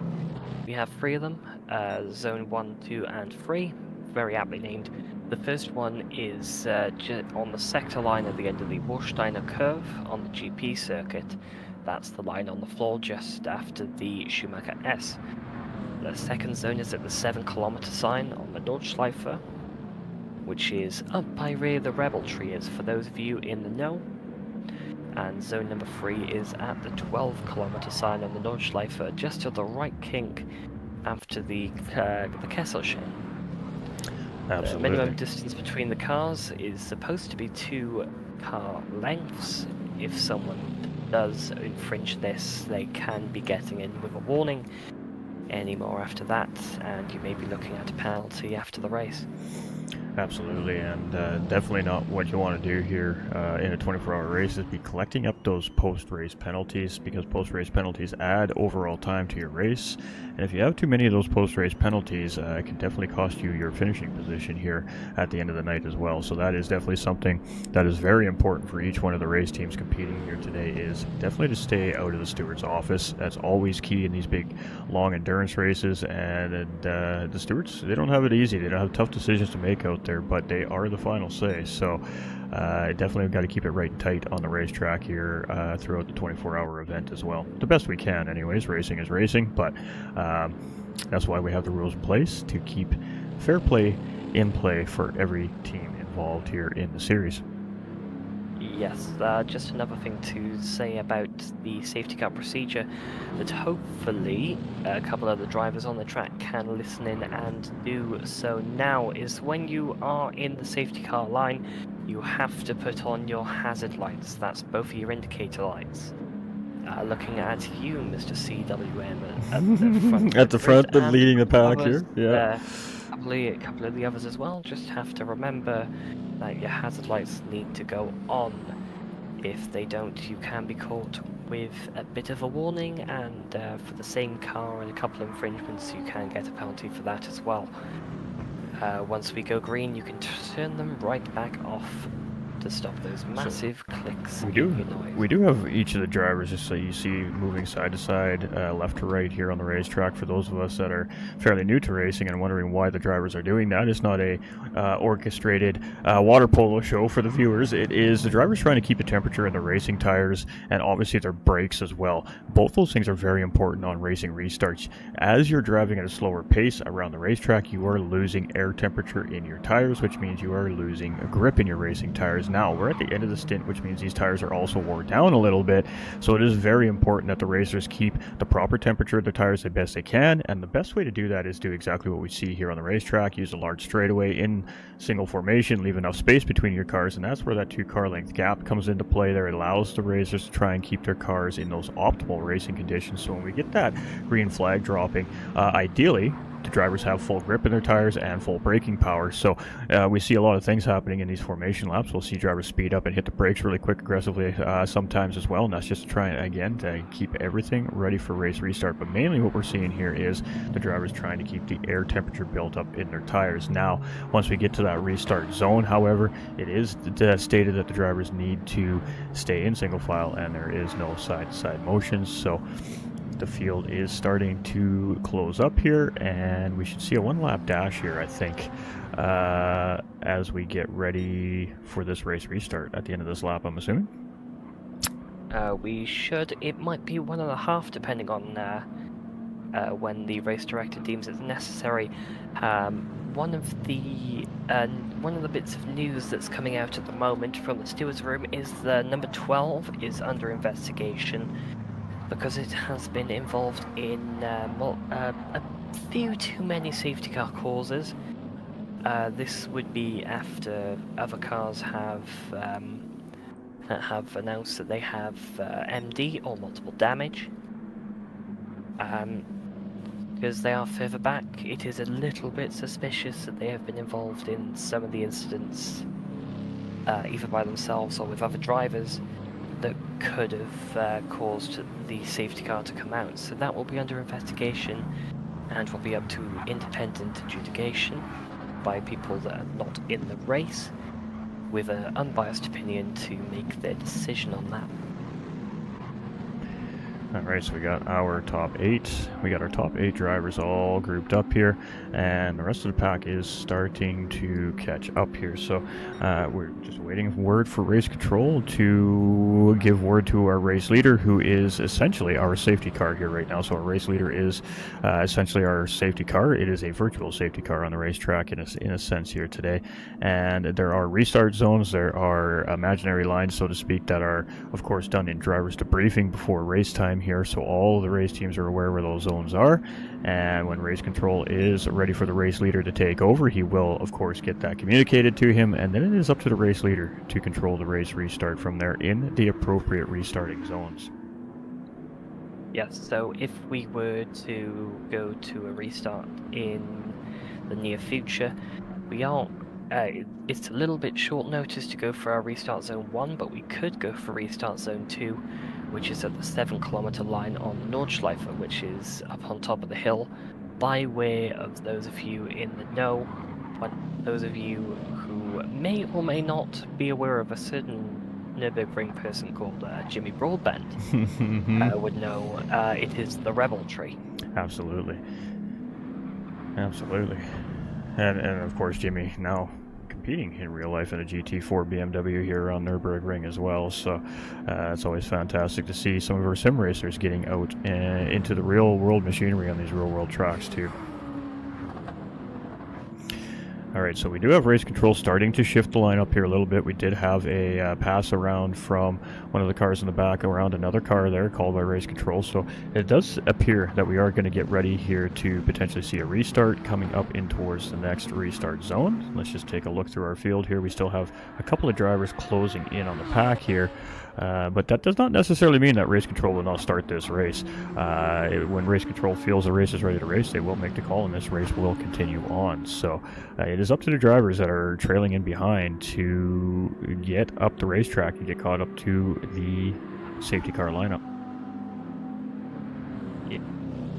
Yes, it is. The number 39 has been given the wave around, so they will be allowed past the current cars on the right-hand side. And let's talk about that. We did talk about this about half an hour ago. This driver right now, they were a lap down. Really, really ideally need that safety caution to come out to get back on the lead lap. Well, here it's happened almost at the 6-hour mark here.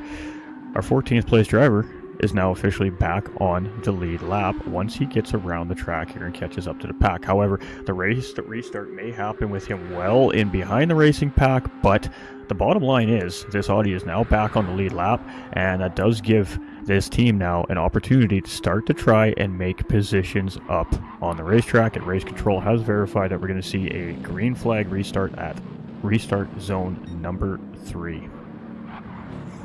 Yes. The restart zone number 3, as some of us may have seen in earlier parts of this stream with other commentators, that will be at the 12-kilometer mark, just after the right kink, on the little bit of a straight just before we go up the hill to the carousel.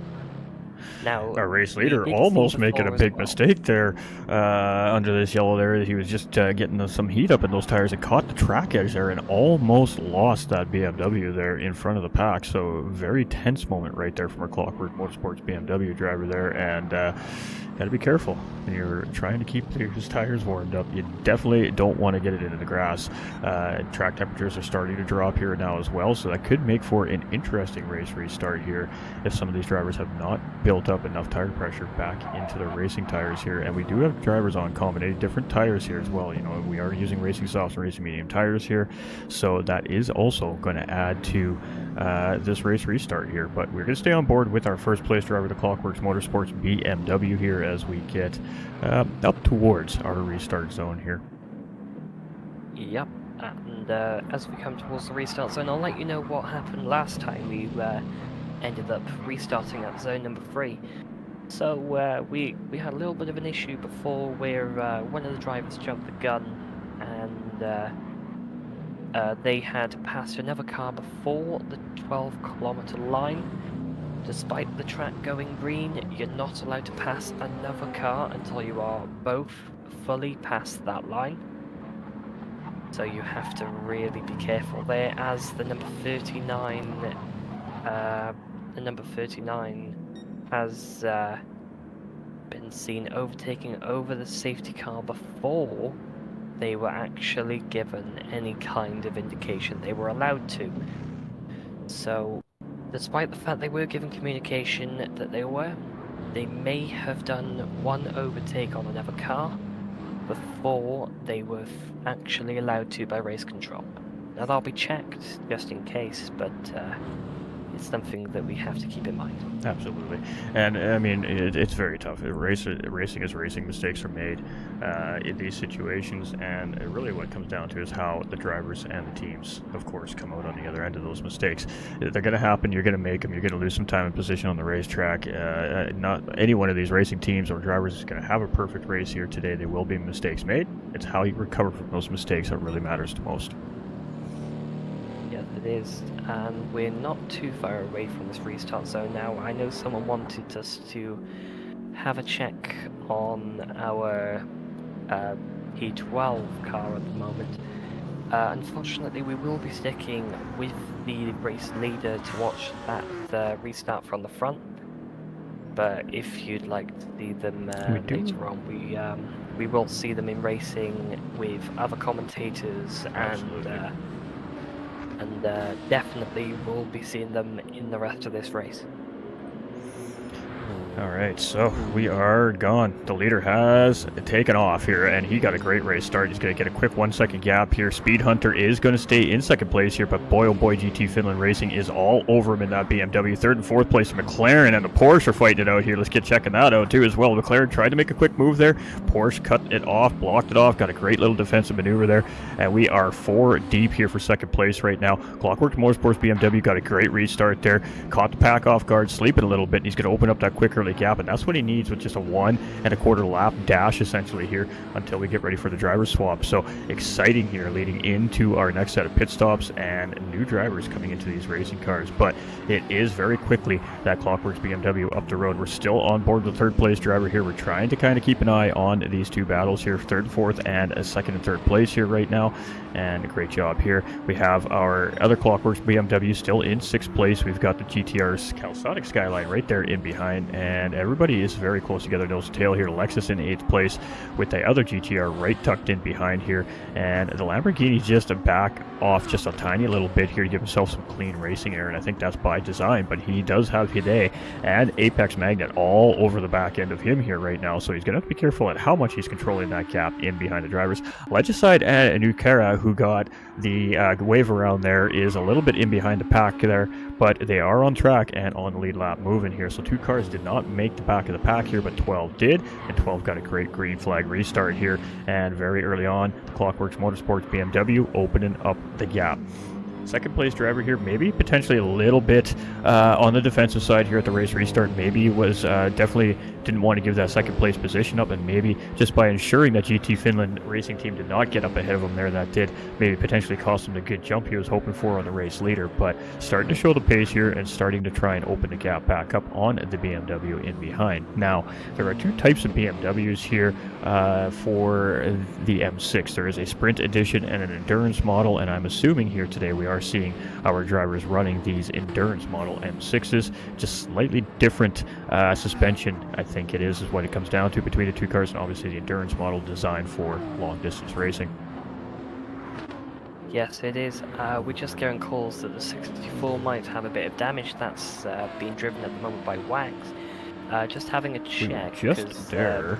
And what do we got? It does look like, does he have multiple damage, or is it just It is a multiple. damage? There is 2 bits of damage there, yeah. Potentially maybe some contact here on this lap from the drivers in behind, but there is no damage on the drivers that are directly in behind either. So maybe a little mistake. We're not sure. We did miss that, unfortunately, there, as we were trying to keep an eye on the front pack, but he's going to respond here. Damage or not, he don't care. He is going to take it side by side here as we come around the kink, and heading into these S's here, it's going to be a battle battle for 6th place overall, and he's actually just going to send it in ahead of the Giants Skyline there under the brakes, and even with the damage, he is still going to try and stay ahead of this pack here. So in 6th place right now is that McLaren 650S, and there is that fight in that McLaren that we have been waiting to see here all stint long. He's had a very cool, calm, collected stint here, but now he's in the thick of it. Let's see how he handles it, and a little bit stricken here right now as well. As you can see, the BMW out of Lexus is taking a look there. The Lexus actually going to get the job done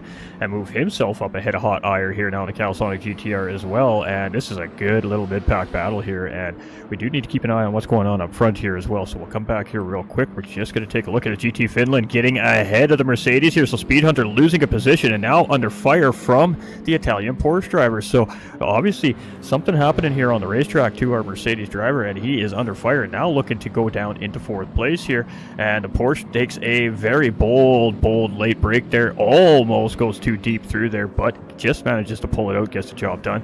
And Speed Hunter there is going to settle back into 4th place there. So that's unfortunate.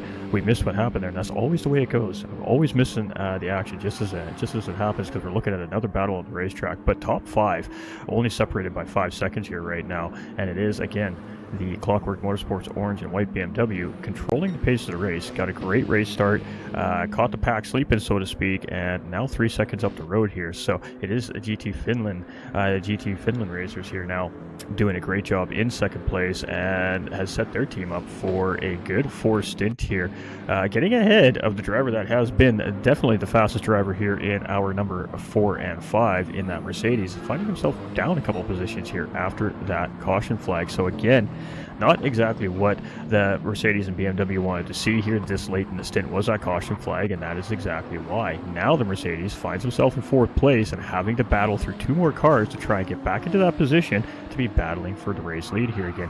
Hidey up a couple of spots here after the restart as well, up into 9th place. He's right there in behind Hot Oyer and the Lexus that are still battling it out here as well, nearing the end of this stint. So it is lap 15, so we are going to start to see these racers coming into pit lane and getting set up for the next drivers here. And it is Clockwork Motorsports BMW here, as we're about a quarter point away at round 15, and it's 3 seconds over GT Finland. So 2 BMWs now up in 1st and 2nd place, and it's a Porsche holding down the final podium spot here currently on the racetrack. But boy, Speed Hunter is right there. He's just off in the background and he's lurking. I guess the bigger question is now, does he want to continue to try and push, get this position back, or does he just settle in behind, stay nice and close, get the driver swap over with, and let his teammate continue to try and gain those positions back? I guess that's what we're going to have to wait to find out here, as we are getting near that point, and we got a great 4-way battle here for 2nd place right now between our, well, basically all the big power cars here right now. We got 1 Porsche and a mix of a bunch of BMWs and a Mercedes.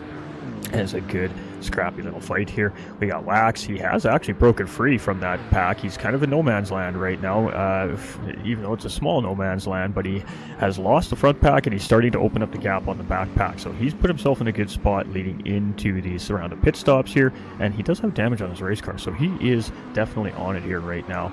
And then this 2nd pack, we got a nice good 3-way battle here for 8th position, and then a nice little 3-way battle there for 10th place just in behind as well. So lots happening here at the latter part of this stint, and we're trying just to keep our eyes on all of it. We'd love to have split screen for these battles right now. I agree 100%. Could not agree more. But it is the Porsche driver here, I mean, doing a great job. It's been an up and down stint for this driver. He's had a couple of unforced errors that sent him down into the mid-pack, and here he is literally fighting now on the final step of the podium, and he is applying the pressure here on GT Finland's racing team here in that BMW. But the Speed Hunter is also tucked right in. He is so close. He's almost blocking the exhaust output of that Porsche up in front of him here with his front grille. So are we going to see a battle here between 2nd, 3rd, and 4th place as we get into the halfway point of lap number 15? And a huge slide right there. And oh, that unfortunately really forced Speed Hunter to have to check up there, and that checkup unstabilized the car there. A little bit of braking through the back end of his car around there, and he goes hard into the wall there. He's going to pick up a couple pieces of damage on the front end of that racing car, and boy, the end of this stint has just gone from bad to worse here for this Mercedes right now, and they're definitely cannot wait to get that driver swap in at this point, I'm sure, and let the next driver try to continue again to regain those positions. So, spicy restart here at the Nürburgring and nearing hour number 6. Yeah. I just want to have one check a moment. You've been talking for let's be honest, it's been 5 minutes absolutely non-stop, so I'll give you a little bit of a breath quickly. So our Italian RX Racing, everyone in the top 6, exactly like you've said, it's all been battling one by one. Beat Hunter unfortunately losing a couple of positions due to that, just a little bit of an unforced error, a little bit of a tank slapper. But it is the last lap here, and that Clockwork Racing car at the front seems to definitely be capitalising on all the fighting that's going on behind him. He'll be swapping out any moment soon, as he's just going down in the first bit of after carousel. He'll go into the second carousel through the final straight, and then basically straight into the pit lane to let his fellow competitor take the reins. And very... It's 5 seconds now. It's hard to determine whether you want to call this a hard stint or a good stint here for our Clockworks BMW Motorsports driver. I mean, the orange and white BMW here. He had a 28-second gap when he started the hour number 4 here, and that gap is now only down to 5.3 seconds. Now, granted, we just had the safety caution flag, which put the pack together, but it was Speed Hunter that was within 4 seconds of that 28-second gap before the safety car came out. So, doing just enough to continue to keep the team up in the lead, but definitely gave away some of that gap advantage here. So it's going to be very interesting to see how the next driver handles the pace control in hour number 6, 7. It's going to be very interesting to see here if they're going to continue to reopen the gap, or if the car maybe is starting to tighten up a little bit here as the sun's going down. Again, changing track conditions are changing car conditions, and it's going to be a brand new racer coming into this BMW with no information on how the car feels and how it's acting in these changing track conditions as well. I think that hour number 7 is going to be very tough. Hour number 6 to 7, pardon me. Yes, it will. We're just looking into the next stint at the moment. Our commentator is here with us, so when he's ready he can give us a little bit of a call. He's in for the start of the night stints on our lovely hour 6, hour 5 and 6, I believe, if I'm not mistaken. So we do have... Yes, indeed. Yes, I'm in for slot 4, guys. How are you doing? Fantastic. What a race we got here after that restart here. So you're going to have your hands full here at the very early parts of this race. It does sound that way, indeed. Yeah, I have been keeping a good eye on things, and yeah, certainly the safety car did throw... and there we go, our race leader is in here. So I am going to let you take over, my man, and have fun, good luck, and enjoy the racing. And great job, guys, as well. No worries, enjoy. Thank you. So, just looking on board on their stream at the moment. So, car number 1 just coming into the pits now, and we are switching over to myself. I am Floor Genius Gaming. The night sky has ascended on us. The drivers are just coming out onto the track right now. So we've got Kaliber that is leading the grid at the moment, and he has got an 8.5 second lead over Razor in the BMW, who has got Nushel for company right on his back bumper right now in the Porsche. And certainly, I can hear myself. And certainly, yeah, he's going to apply all that pressure to the back of Razor. Can Razor withstand that pressure? Certainly, he's going to have one eye in his rear mirror, that is for sure. Having a look at Cross as well, he is also under all sorts of pressure from Distinct Simon, who is in the McLaren car, of course. and we'll see what happens between them two. But I do feel like this is going to get rather tasty between the Finn and the German battling for P2, of course. We've got P6, the Lamborghini, car number 6, and looks like a three-way battle for P6 right now between Pole Sitter and Hammers UK, P7 and P8 respectively, and with a few cars just trailing behind as well, so they will have to keep on their toes, not make a mistake, and hope that they can pull away from the preceding pack behind them. We've got Incredible in P9, Roadrunner in P10, then we got Patriot in P11 with Shane in P12, Ray Racer P13, and Vale still in the pits waiting for his driver, I believe. Yeah, they well, hopefully in fact, I can see from the onboard footage actually that quite a long way behind actually the teammate of Vale, so he's got a long way ahead of him, so he'll be praying he can get back to him as soon as possible. But look at what's brewing up right now between these three drivers right now in the Fresh Sissio, Pole Sitter and Hammers UK right now. And I can see that Incredible and Roadrunner are neck and neck as well, and looking to keep pushing and try and catch up with the pack in front. This is all fast and frantic right now, and all kinds of battles all over the grid. Don't know where to keep on top of right now. Go to number 39. Number 39. Do you have a name, by the way?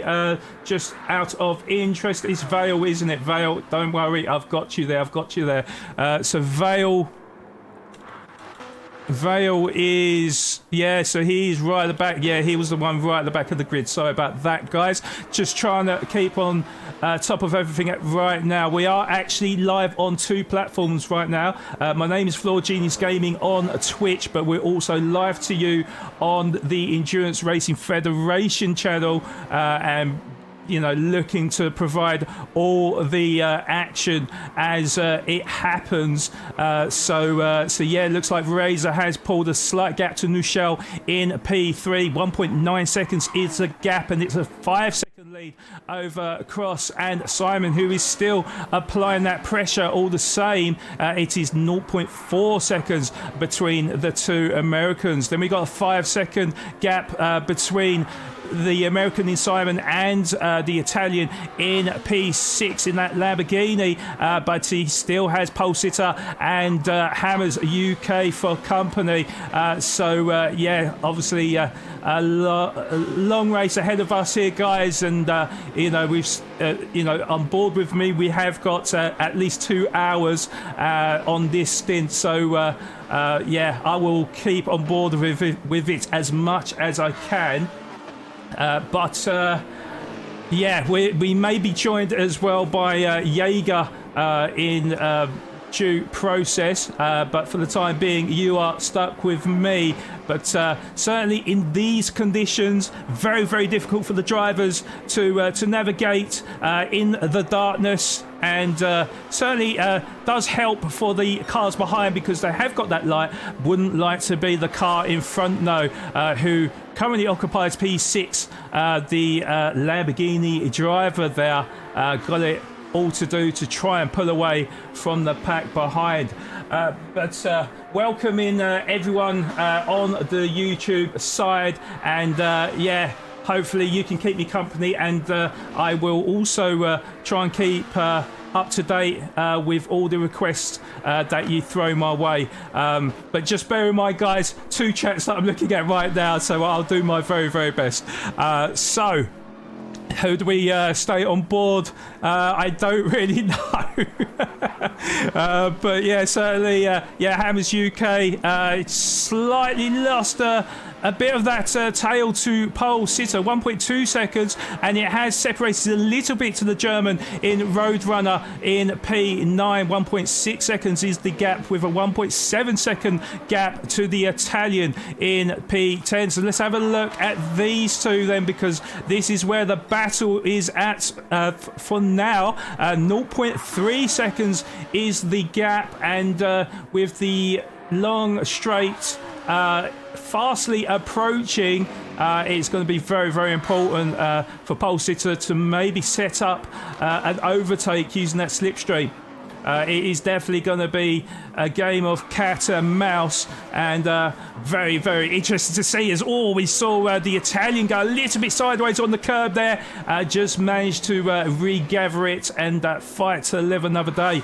But we also have quite a tasty battle also between Hammers UK and Roadrunner for P8 and P9 respectively, and certainly well, what can I say, guys? It's very, very entertaining, that's for sure. But let us know in chat if you've got any favourites out there, or maybe you're part of a certain team, or I'm very new to this setup. But certainly this is the first time I've ever commentated on a 24-hour event. But absolutely delighted to be here, and thank you so much to Endurance Racing Federation for... Oh God, we got side by side with pole sitter. Just Hammers UK thought about going up around the outside, but thought better of it. Of course, we're on the straight now, and perhaps a strategic move from pole sitter. From Hammers UK. We've got two-way battle right now, and side-by-side action. It is Lexus versus AMG. Which car has got the more power right now? It's looking like AMG over Lexus, but Hammers UK will not give up without a fight. Who is going to be the latest of the late breakers? It's looking like AMG or Roadrunner gets the car stopped in time and takes P8. Hammers UK will have to settle for P9 for the time being. We've also got pole sitter that has just literally got past the German there. In fact, we just got a little bit late on the overtake there, so my apologies there. But pole sitter getting in front of the Italian for P6. Fantastic job there from pole sitter. Now hopefully he can start focusing on the road ahead and maybe try and catch up with the American in cross 24, part of the team BMW M6, who has a 4.4 second gap between himself and his fellow American Simon. Just looking a little bit further up the grid now, so we have got Nushel, who is only 9/10 in front of Distinct Simon, looking to fend him off at every given opportunity. 2.6 seconds is the gap from Razor in P2, and Kaliba is looking like an unassailable lead at the moment. 14.9 seconds is the lead over the Finn in P2. So we will have to keep on board with this little battle for the last step on the podium.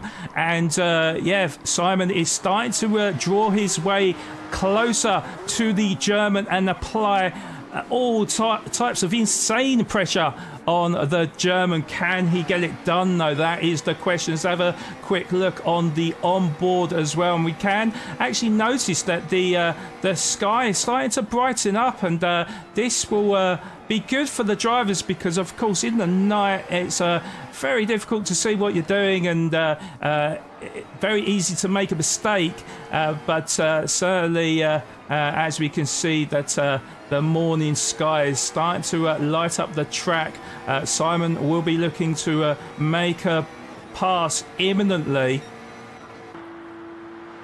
So we'll see if he can get it done or not. But of course, on this section here, and in particular on the Nürburgring, very difficult to make opportunity sticks as Simon goes up the inside of the German there, sorry. Got a little bit confused there. Looks like he's made it stick, and that's a great move from Simon to move up into P3. Let's have a look at the replay there.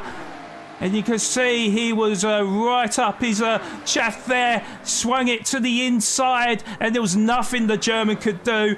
And Simon makes a fantastic pass to go into P3. But, of course, Nuschel will not give up without a fight and is trying to stick to the American like glue. So we'll definitely keep an eye on that battle. But is there any other battles going on up and down the grid?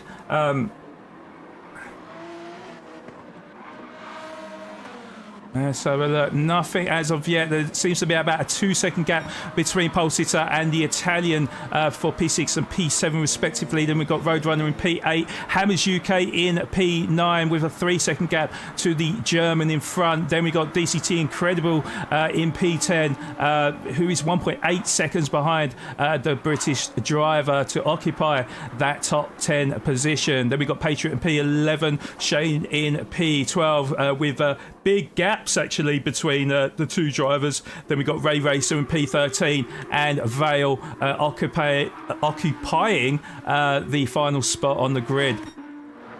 And just looking. Can you hear me? Yes, I can hear you. Jaeger, welcome. How are you? You will be talking for like 5 minutes straight. I was like.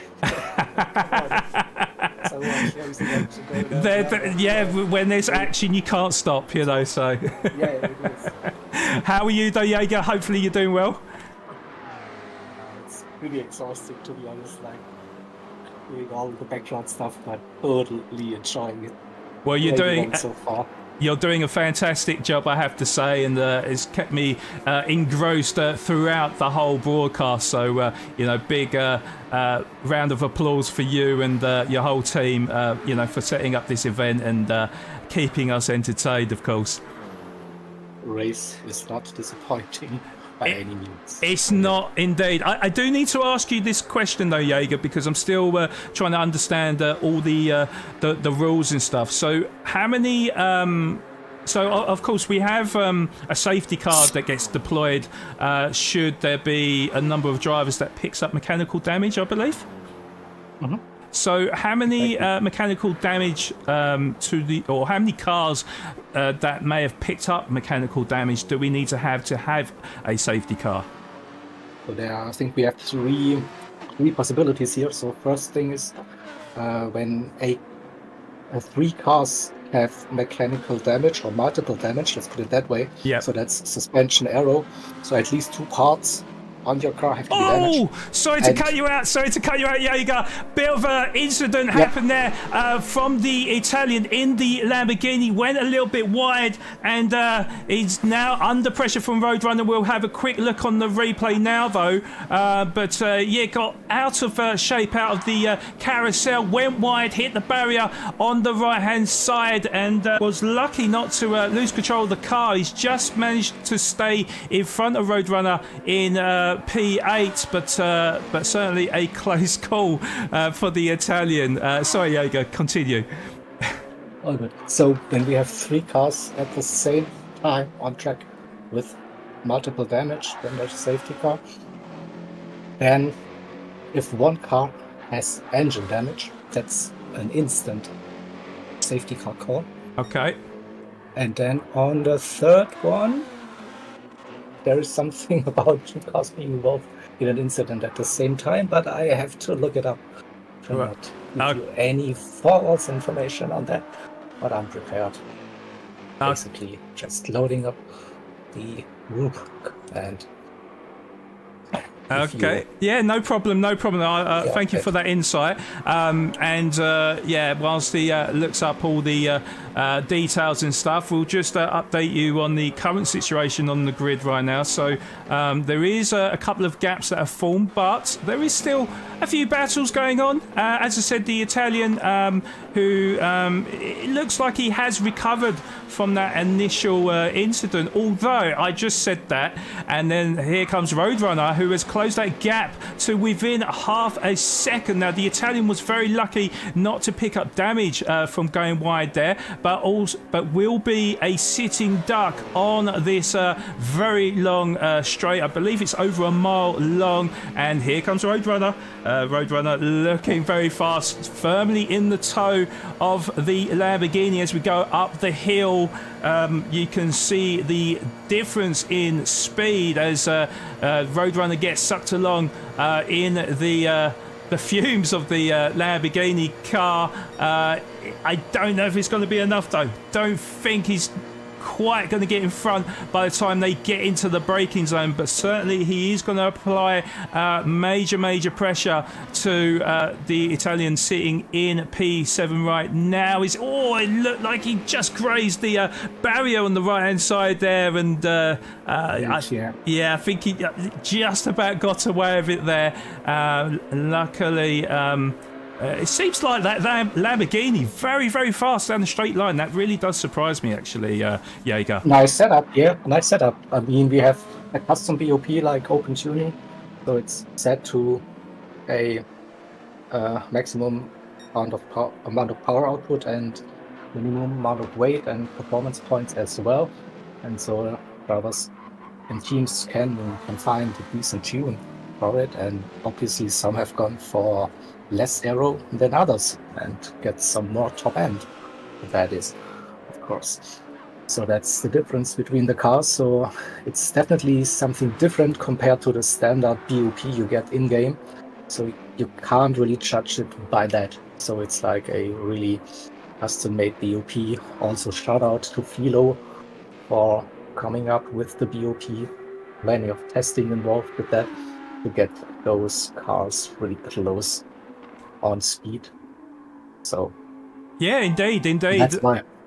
For the viewers that don't know, so basically these races are dealt with. Well, basically it's an open setup for the drivers, so they can tinker with the car's aerodynamics, and they can make it perhaps better in the corners. Perhaps it's not so good in a straight line, or have a little bit more drag, let's just say, but also they can also do it the other way around and make it faster down the straight. So it's very interesting to see how the drivers or how the teams have got their cars set up, and that also does mean that they can go with different tyre compounds as well, and particularly the MR cars. I mean, I know that the Audi does tend to struggle on tyre wear, but with a bit of tinkering with the aero can obviously save on them tyres and make it a little bit more efficient. That and also there's no mandatory tyre compound, so teams can use whatever they want. So most of the teams are using just the soft tires. Right, but okay. I think Audi and probably also Lamborghini might be not to just build a setup based upon the mediums, cars of still high tire wear in that car, but then again with the racing mediums you have more freedom with the performance points level, so you can go for more downforce that helps you with cornering and stuff, so you can position the ballast, the weight to make it better for your car as well. So there's a bit more room than for you if you use the medium tires, but of course medium tires are usually slower than the softs, and with that the settings, so we have ×1 tire wear in that, so usually the soft tires should last for 7 to 8 laps easily. And with the 14 racing laps, this is usually a one-stop race for everyone, so you can't go without any pit stop because of the fuel. So even if you just want to run mediums and don't change tires, could be possible, but you don't think you will gain that much. A tire change costs you around about 4 seconds or so in the game. So nothing too major, and I think you will benefit from the fresher tires over a lap very, very easily. So that's why we usually see the drivers going for one stop here for their initial strategy, unless they get damage, of course, or there's some safety cars happening, so you might change the strategy then. That's the idea behind.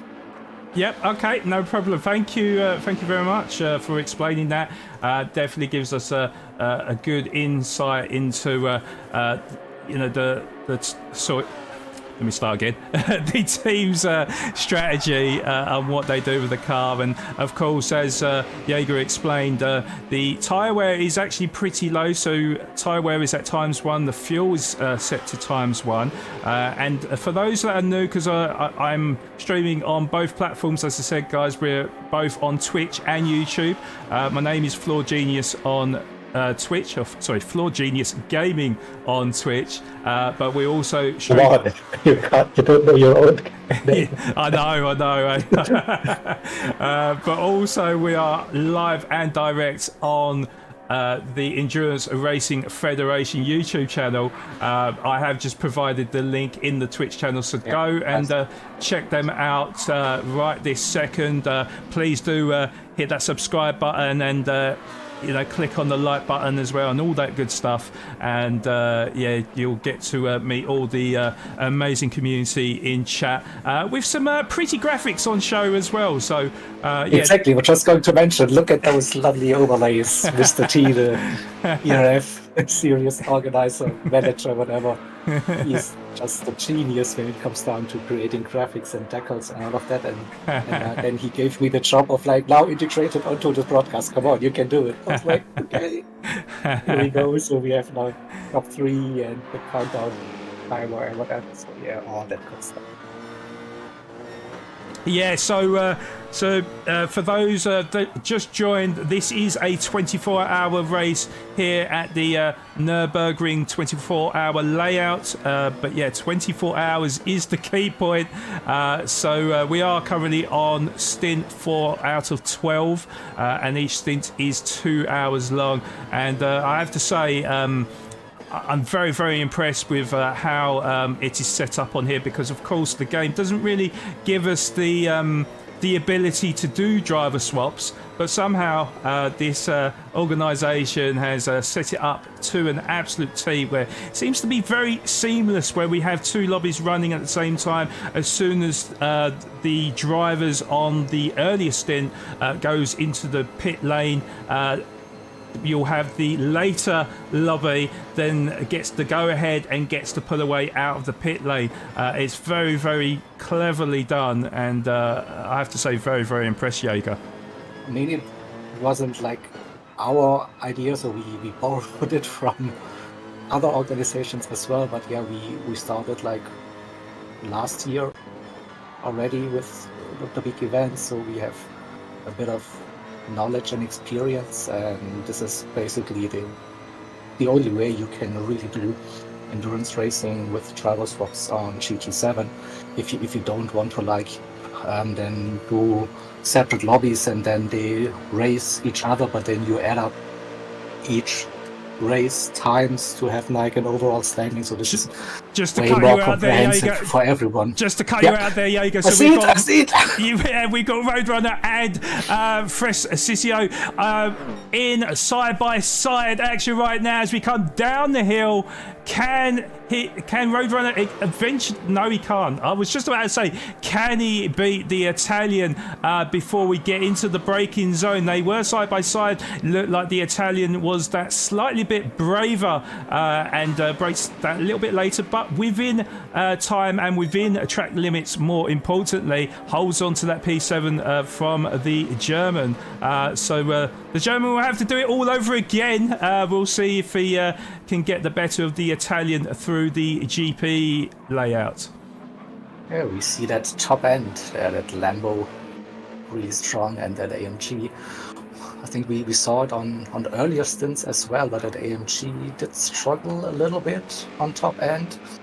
So on first and second stint. So looks like everyone is using the same setup for the team. Yes, indeed. I mean, you don't have to as a driver, as a team. You can have your own setup. So, but usually the team itself, they design, create, test their team setup. But some maybe opt for a little bit of less error, and I saw just the spin. Okay. Let's cut back to the replay there. Let's have a look to see what Roadrunner did there. So we did say that an error can easily be done around this type of circuit, and it goes all types of sideways on the exit of the hairpin there. Catches the barrier as well. That has given him front bumper damage.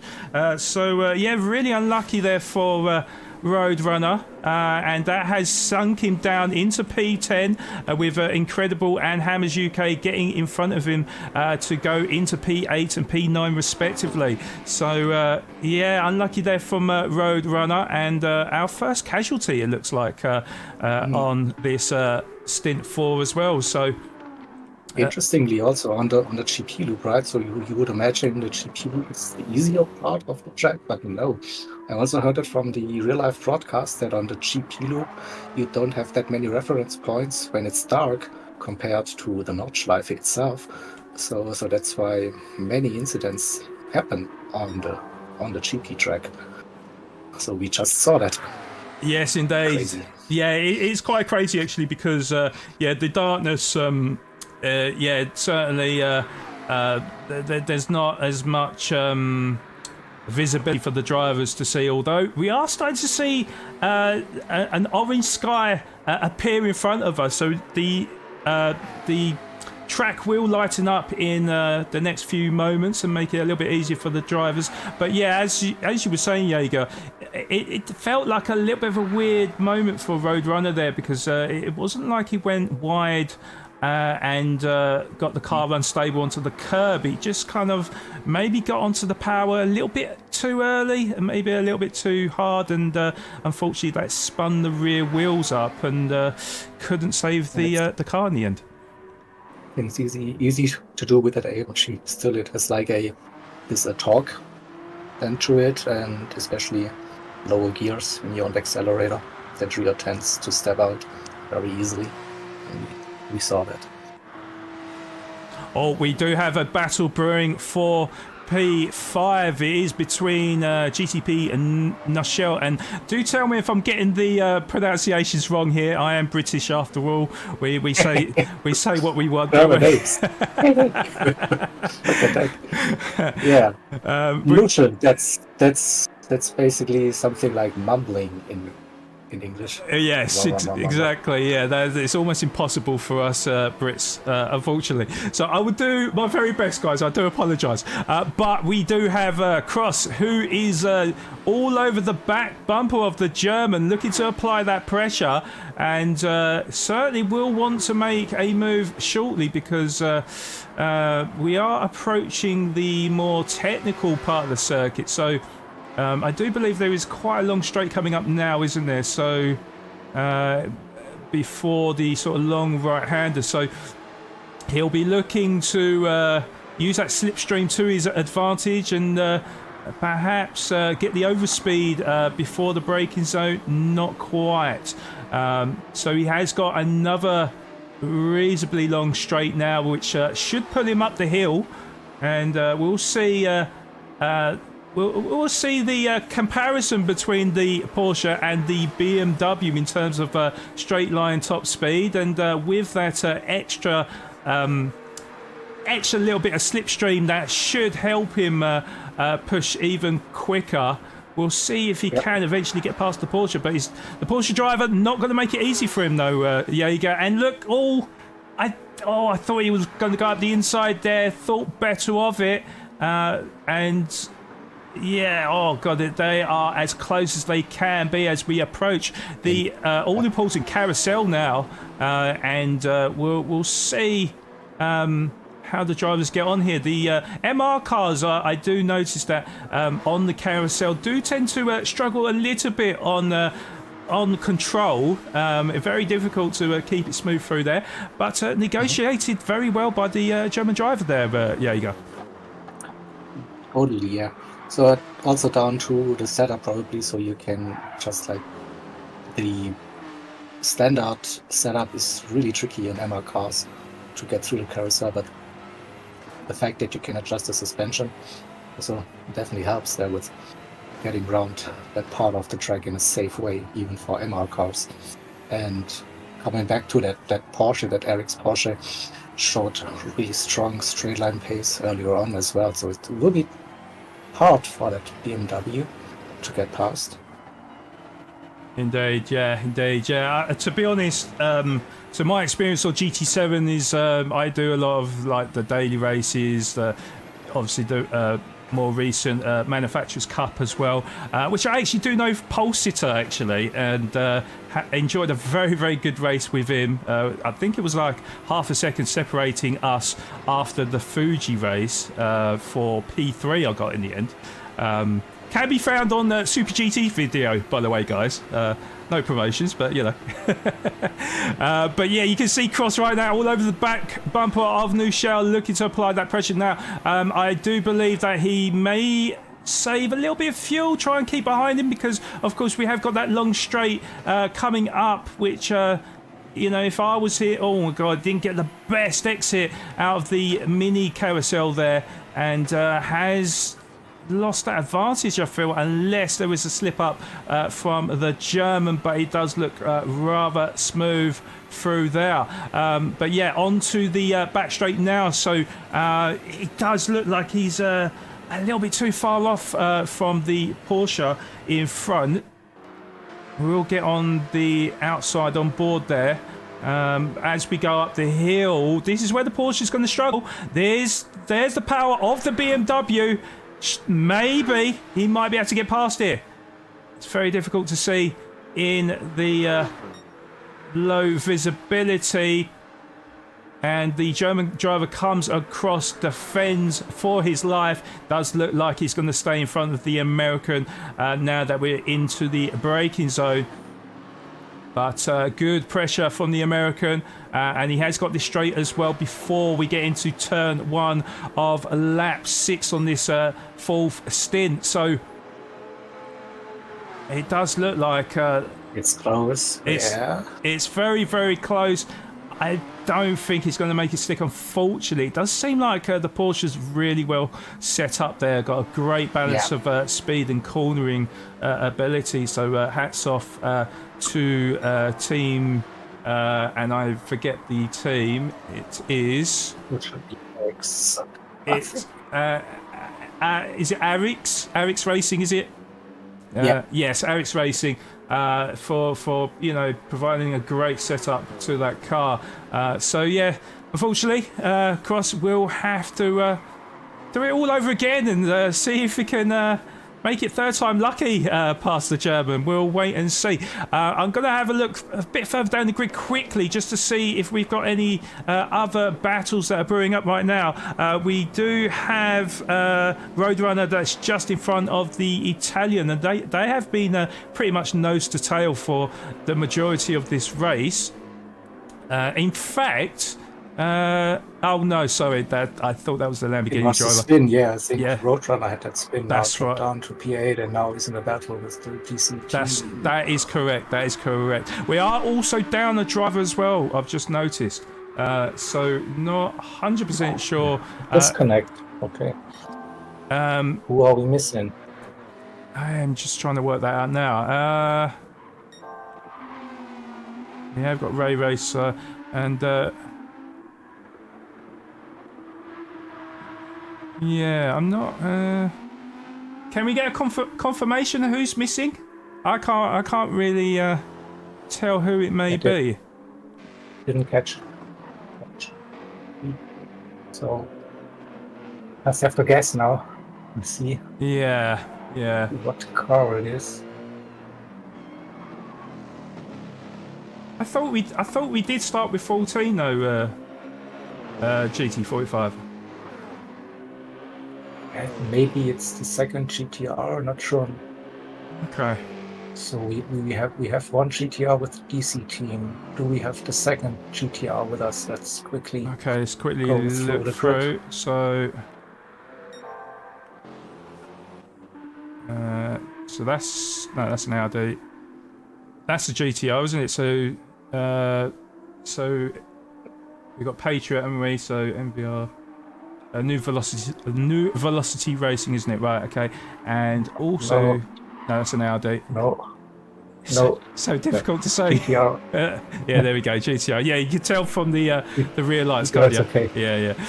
No, I'm telling from the little graphic we get when you get to the position, like on the lower left. Okay. Yeah. I did figure that actually. Yeah. You can judge that. Yeah, I'm not 100% sure, guys. Maybe you know a little bit better than I do. I'm still learning the lineup of the drivers, but one day we'll get there. Let's get the spotter's guide. Yeah, spotter's guide enabled.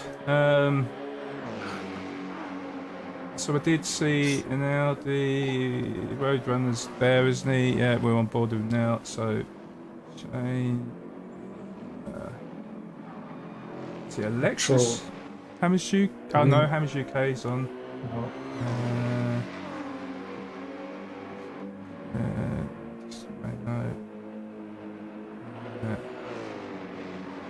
Yeah, I'm really struggling here, guys. Just go for the grid. Are we missing the number 7 Porsche? I'm not sure. Syndicate Sector Racing, is it? Pulsiter, was it Pulsiter? Is Pulsiter in the race? No, Pulsiter's there. Yeah, so we have had let's start from the top, shall we? So we have one of the Clockwork Motorsports still running in P1. That's the Kleber.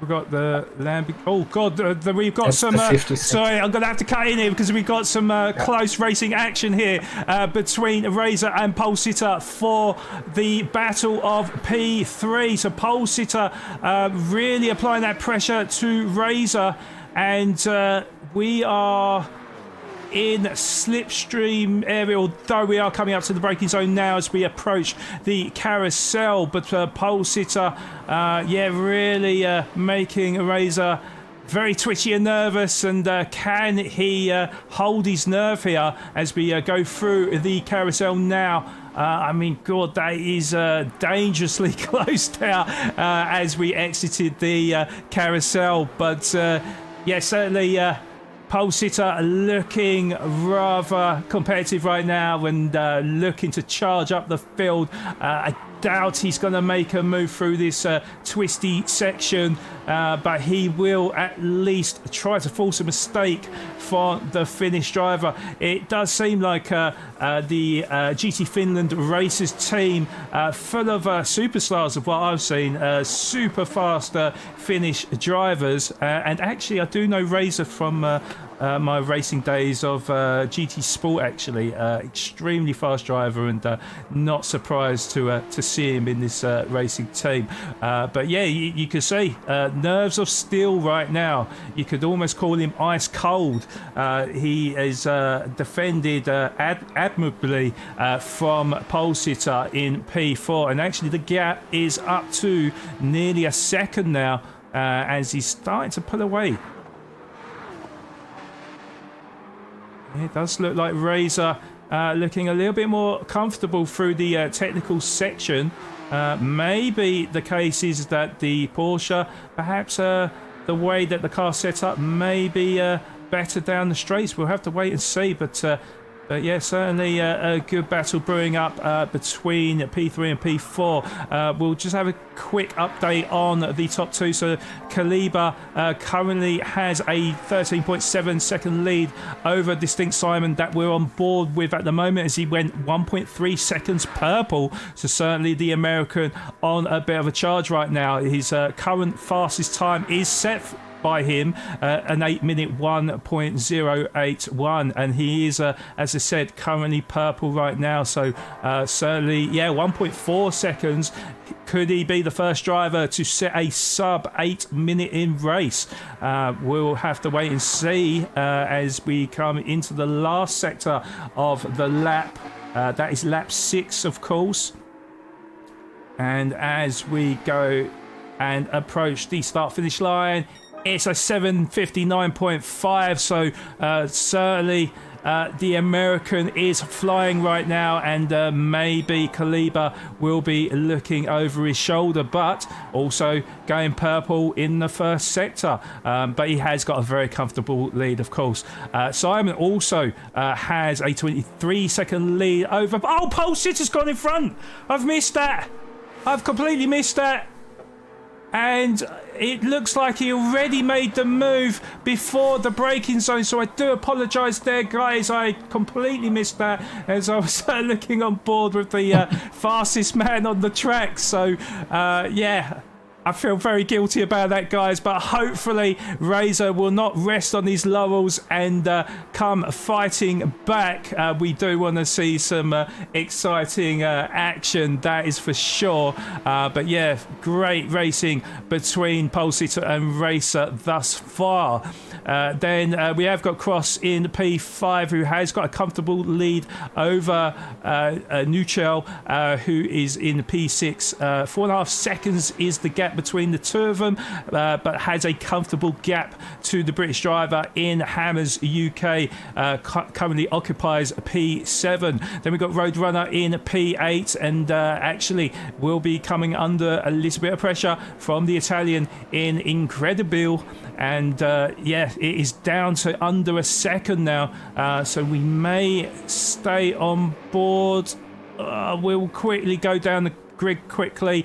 We got MRL Shane in P10, kind of in the middle of nowhere at the moment, with Ray Racer in P11, just about to finish lap 6 and on to lap 7, with Patriot in P12 and Vale in P13. So let's go back to Roadrunners and Incredible then for P8 and P9 respectively. So the Italian looking to really battle with the German. They have been pretty much nose to tail all race, and just a hint of a message to the German to say, look, I'm still here. You know, don't forget about me. I will pounce on any mistake that you throw my way. So we'll see.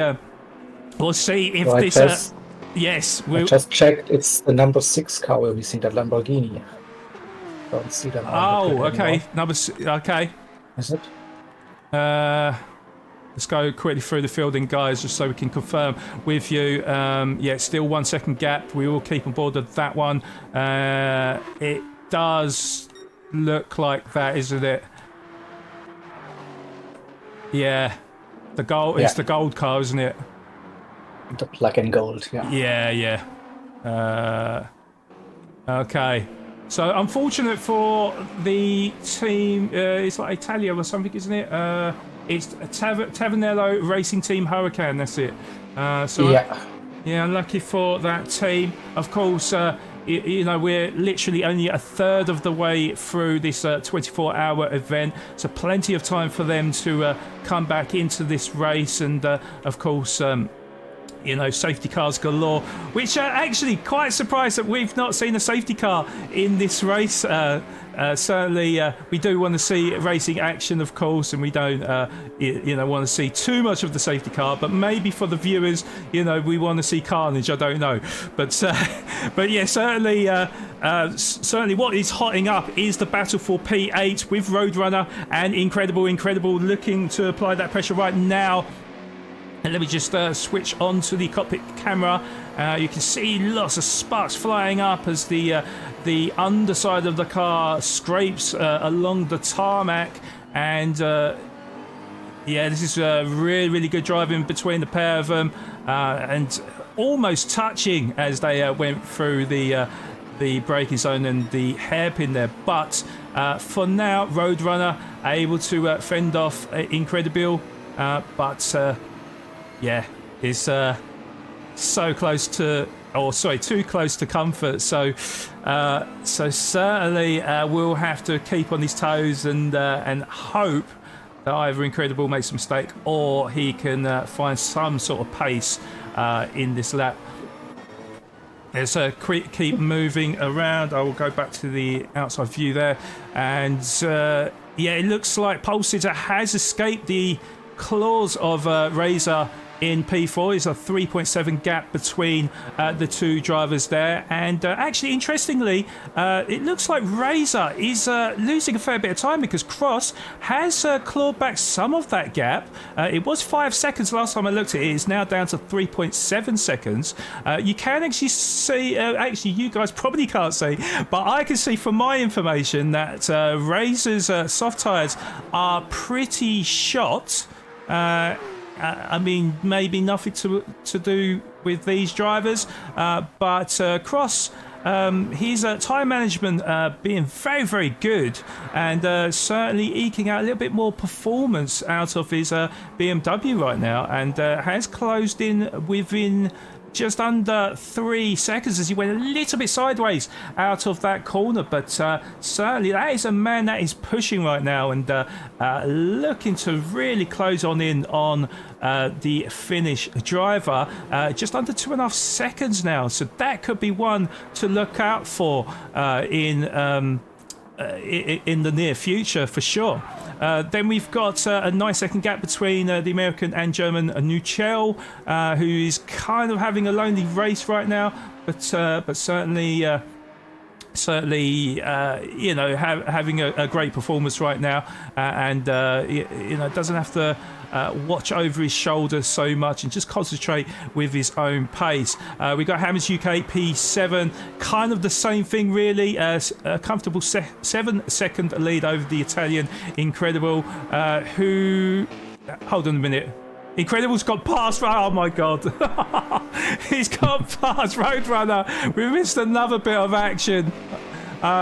I do apologise, guys. Maybe we should stay on board with this one right now. I thought it was very important to keep flicking through the grid to ensure that you saw either your favourite driver or team member. But this is definitely where the action is right now. It's made. The pass is made. Let's have a look at the replay there. A little mistake. It looks like it was a little mistake. Oh God, how far back is this? The long replay. Yeah, so he went a little bit deep into the corner, went wide, and then it was quite an easy pass in the end for the German. And he's already escaped his intentions there by 1 second there, Jaeger. Could be worse, no damage, so that's the most important thing for DCT Incredibile, the Italian driver. I have to pronounce him like Italian. This is something incredible. Sounds so wrong for an Italian. But yeah, still within 1 second. Indeed, yeah. I mean, you can't take your eyes off the screen.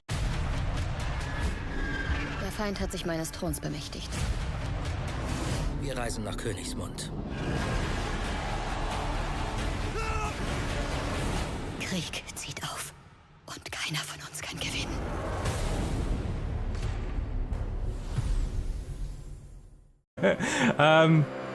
For those that can hear me, because we are streaming.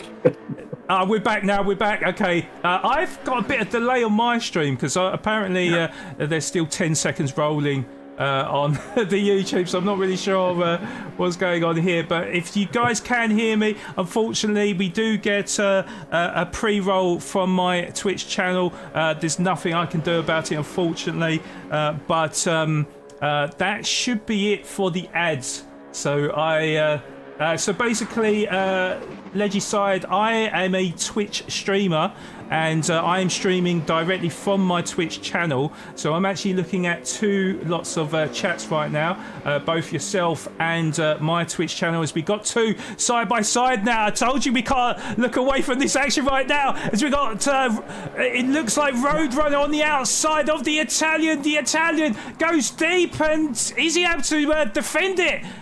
Oh, it's looking mightily close, but he does defend it away from the German and moves up into P8. Wow, what incredible racing action we have in store. And I have to say, probably... No pun intended, incredible. Yeah, exactly. And I have to say, probably good timing on the ad there, because for most of you, probably did actually see that racing manoeuvre. So well done to the Italian there. Moves up into P8. But I suspect that Roadrunner is not finished here and will come fighting back.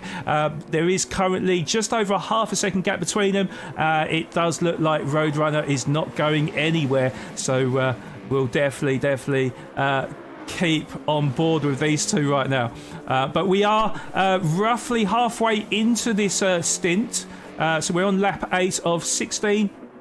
And yes, certainly a lot of racing ahead of us in stint 4. So yeah, it does slightly extended his lead over Roadrunner, but still within slipstream range, and Roadrunner will be looking to keep the pressure on. I have just noticed something though, which you guys will not see, but I see it on my screen. And not only is his tyre degradation pretty high on these soft tyres, he has also picked up damage, front bumper damage that is, and that may suggest why he is starting to lose pace to the Italian, which is now a gap of 1.2 seconds.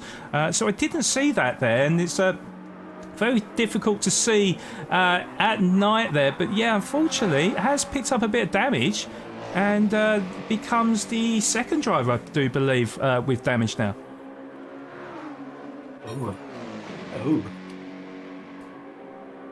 Getting close to a safety car again. Uh-oh. Indeed, and and also as well, do you remember we were saying about Cross closing in on a Razor? Well, now it's down to half a second now, and I'm glad I cut back to these two here, because Cross looking rather competitive right now. Last lap time was a 8-minute 4.885. Razor, on the other hand, struggling a little bit with that 8-minute 8 on his previous lap. So Cross is certainly a man on the mission, and we'll see if there is any future overtakes, because we are getting quite close to one of them long straights, isn't it? And it's going to be very interesting to see how Cross gets on here. So let's flick onto the cockpit view, and we will see how much power that BMW has got right now. And just having the team championship standings on screen for you at the moment, and interestingly, the Clockwork Motorsports currently sitting in P4, leading this race and having their second car in P5. Oh, it goes wide! To P4. Goes wide! Let's have a look at the replay there. So Cross, I don't know if that's a commentator's curse. It is. But unfortunately, we're Cross maybe pushing a little bit too hard, got into the braking zone, and he's just overcooked it really. And lucky not to pick up damage there, but has lost valuable time, unfortunately, in his pursuit of a Razor in P4. So now the gap is now 3 seconds, and I feel for the American. Here we go again. Yeah. But yeah, still, again, no damage. That's the most important. That is the most important thing. You are very correct there. And now it's also like the time, like you have to get through the night now. The visibility is getting really, really tough now in those conditions. So you have to avoid any instances and especially avoid getting damage.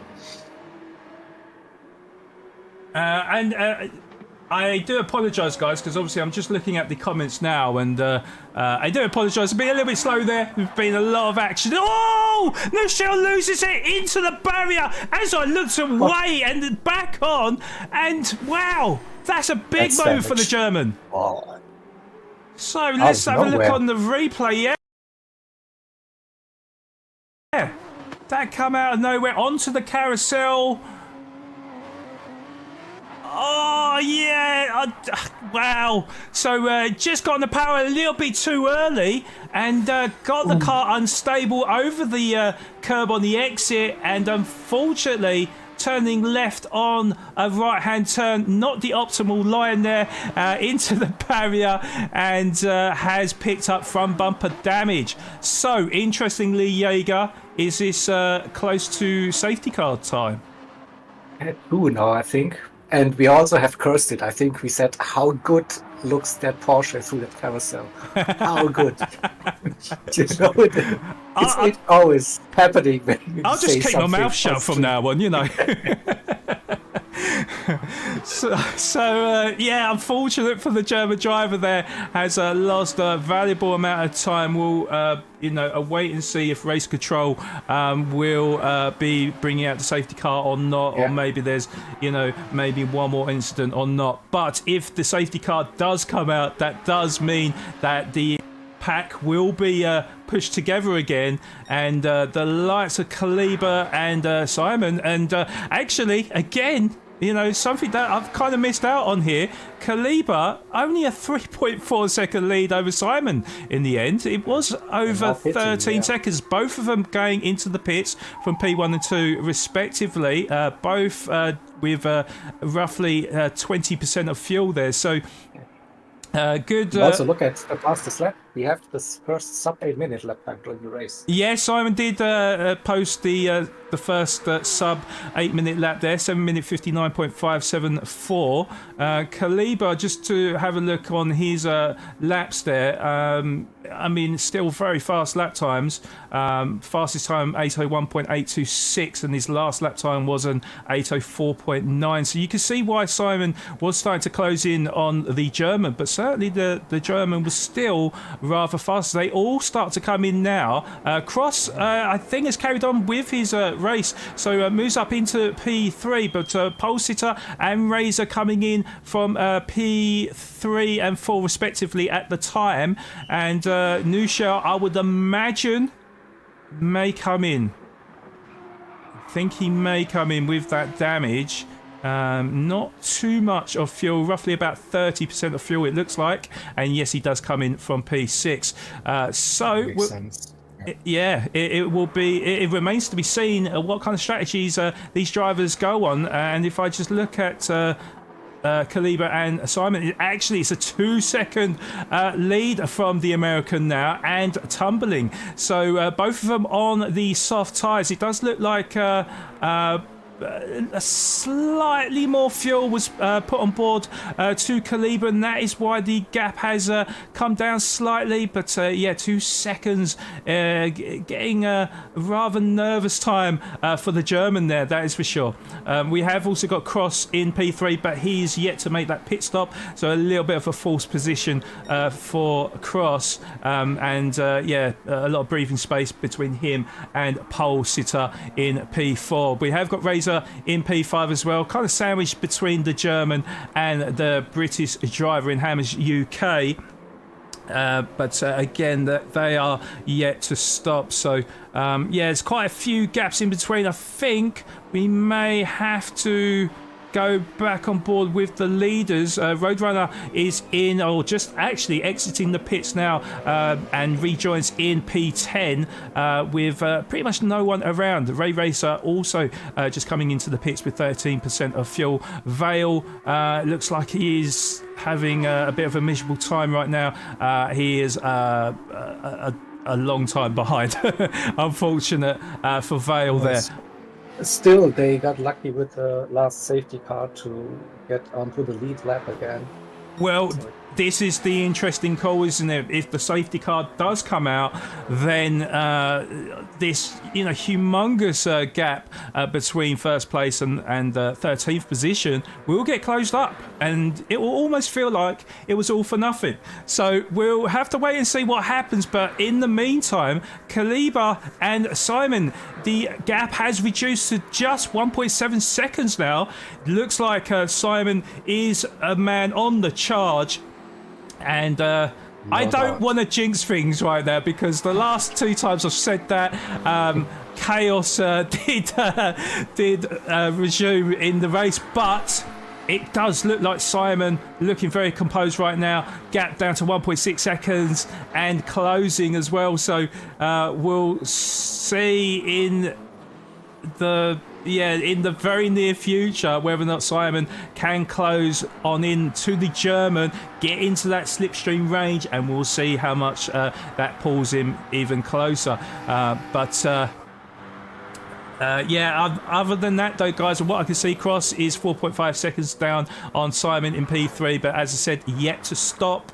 And there are pretty much various gaps between every other driver. So we will remain on board with the front two, because this is going to be tasty, I think. Yeah, Simon really showed his pace so far during this stint. I think he also did stint 1, if I'm not mistaken. So he was bloody quick the entire time. So definitely fastest driver on track at the moment. Indeed. And just because I've not looked at the Twitch chat in a while, for those that have just joined, this is a 24-hour race at Nürburgring, 24-hour layout, funny enough, in the GT3 cars. Now, there is 12 stints, each 2 hours long. We are currently holding stint 4 of 12. There is 4 drivers in each team, and we've got 14 different teams. This is gonna go on for the remainder of the night and into tomorrow morning, and I do believe it finishes roughly about is it 2:30 p.m. BST or something, I think. Later. Is it later than that? Yeah, it should be just something about 3 or so. Okay. Well, round about 3, let's say. We'll call it 3 p.m, guys. So a lot of action to go on throughout the night. Of course, I'm only on for the next 2 hours, guys. But what I will say is go and check out that link there, because we are streaming on 2 platforms right now. Of course, my Twitch channel, Flawed Genius Gaming, but also the Endurance Racing Federation. Go and click on that website there. They've got all these lovely overlays and graphics and a little bit more information than I've got right now. And you'll be able to watch the whole coverage for the whole night and into tomorrow as well, which I'm sure a lot of you will probably have had enough of me, after the 2-hour stint that I've done. So go and check them out, please, guys. Hit that like button, hit that subscribe button. It'll be much, much appreciated. But some love, come on. it's good. But yeah, we have plenty of other streamers than for you during the night and the morning session, so plenty of diversity everywhere. Indeed, well said there. And looking on here right now, this action doesn't get any better now. We are halfway into this stint, and look at the top 2. There is just 2 tenths separating the 2 drivers now, and certainly no cursing going on right now. But let's have a look on board with the cockpit view, and the McLaren driver certainly looking rather great. And actually, this could be really good timing as well, because we are just coming around the final corners before we go onto this long straight. So if we can get and maximize the corner exit speeds, we may have a new leader in this race. We will hold on for dear life and and maybe bite our fingernails. So if you got a bit of popcorn, guys, quickly go and grab it because look, Simon in the slipstream right now, in the tow. And pulls to the left-hand side. Can he make the move stick? Has the McLaren got the power over the AMG? Well, it has, because he's already pulled in front of him. But will Kaliba come fighting back, because he's still got that slipstream as we go up the hill and down the hill before we get to the braking zone? Can Kaliba come fighting back? He has drawn alongside him. Who is the bravest in the braking zone? Who will be the latest of the late breakers? Oh, it's going to be tight. It's going to be very tight. But Simon just about holds off the German and is the new race leader in this 24-hour race here at the Nürburgring 24-hour. Move. Amazing. Amazing. And straight from Jaeger's mouth there, absolutely fantastic to watch. And I do think that there's a little bit of contact, little bit of contact, but that is not going to result in anything. Luckily, no damage between the two drivers as well. But I do feel like that Kaliba is not going to give up from here. He's been leading this whole race. He is not going to just sit there and take that. He is going to come back, and he's certainly going to come fighting back and put Simon under all sorts of pressure. But we will keep on board with this battle, because I sense that this could keep brewing on and on. And Great stuff happening here. Yeah, and I appreciate everyone in chat as well, and it's an absolute pleasure to be here and commentate on such great racing action. And my hats off do go to the Endurance Racing Federation for putting on such a great show and inviting me to such a prestigious event, and also having alongside me Jaeger as well, the absolute legend, to fill me in on any know-hows that I may miss or not know. So trying to do my best here, of course. Yeah. I will have to focus a bit further back though, because we do also have a battle between P4 and 5 in Cross and Razor. So it seems like Razor has not given up the fight and is looking to start to battle Cross. It looks like it will be a 2-horse race for that P4, and we do know that Razor does have the pace, and we do know that Cross also has the pace. May have a mistake in him. I don't want to say it. I don't want to say it, but say it. But we have witnessed a couple of mistakes from the Americans. So perhaps not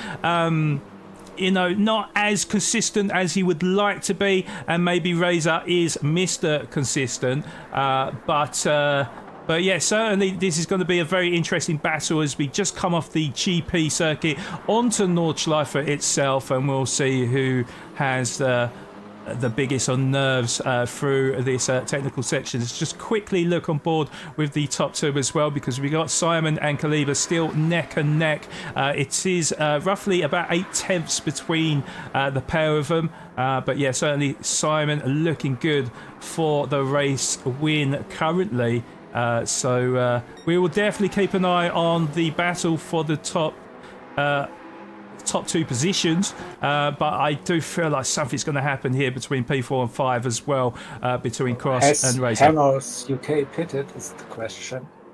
Sure. No, Hammers is not pitted so far. He's got just under a quarter of a tank and pretty bad tyre degradation on his soft tyres as well. So he may come under pressure from Incredible, who has less tyre degradation, has less fuel though. I'm not 100% sure if that is going to see him all the way through to the pits of the next lap without fuel saving. I'm not 100% sure. We'll have to wait and see, but the gap is coming tumbling down now. 1.7 seconds is the gap between the Brit and the Italian, and the Italian not having to worry about the driver behind him with a 13.6 second lead over the German in P8. We'll just quickly cycle down the grid. So we've got Roadrunner in P9, kind of a lonely race for him, with Shane in P10, who has got just under a 4-second lead over Patriot in P11. and again, Shane really is only target, so we'll see what happens to the Nissan driver. We've got the Ray Racer, again, bit of a lonely race for this driver, and then Vale, well, I don't want to make it more depressing for him. Yeah, very, very lonely at the back, but fair play to him, still carrying on and still trying to fight back, but yeah, have to feel for the Italian there. So look at his lap times. I mean, low 8 minutes. Yeah, still very, very good times. Very, very good times from the Italian. 8:03.1 is nothing to be disappointed on, to be fair. So we're only talking just over 3.5 seconds inferior to the fastest man on the track, which is Distinct Simon. And now he's actually developed a 2.5 second lead over Calibra in P2. And then we look at Cross and Razor. Oh my God, we've missed more action. Have we missed? Oh no, sorry, Cross was P4. Sorry guys, my apologies. Getting ahead of myself there. But yeah, sorry, the gap is 1.2 seconds between Cross and Razor. So yeah, don't worry guys, I got it wrong there. Cross was already in P4. But certainly a battle that could brew, and literally only taking one simple mistake, and Razor could be in there to steal that P4 away from the American. Jaeger, give us your thoughts on this race so far, and you know, what's your experience on this circuit as well? What's your background information? Let's start with the first one, right? So absolutely amazing event so far. So great racing. Totally enjoyed it so far. So, I don't know how long are we? In nearly 7.5 hours in and close racing. Fast pace, great battles all around. So totally enjoying this one. The second part of your question. I like the challenge of driving around here, but I can't definitely keep up with those drivers at the front. Let's put it that way. So I spent quite some time on GT Sport and GT7 myself, but not at that level. So I'm a decent driver, but that's all I can say. I mean, to be honest, you know, when it comes to racing, I always believe it's all about having fun. And as long as you're having fun, it doesn't really matter what letter sits by your name, or, you know, as long as you can have some enjoyable battles on circuit and enjoy your craft and keep learning, I think, as well. You know, this is the beauty of motorsport, and this is why we love it, you know. Although, you know, there are a lot of people that are quite competitive out there, and certainly I think these 13 drivers we've got on show at the moment are certainly the biggest of competitors out there, and have shown us some amazing racing action.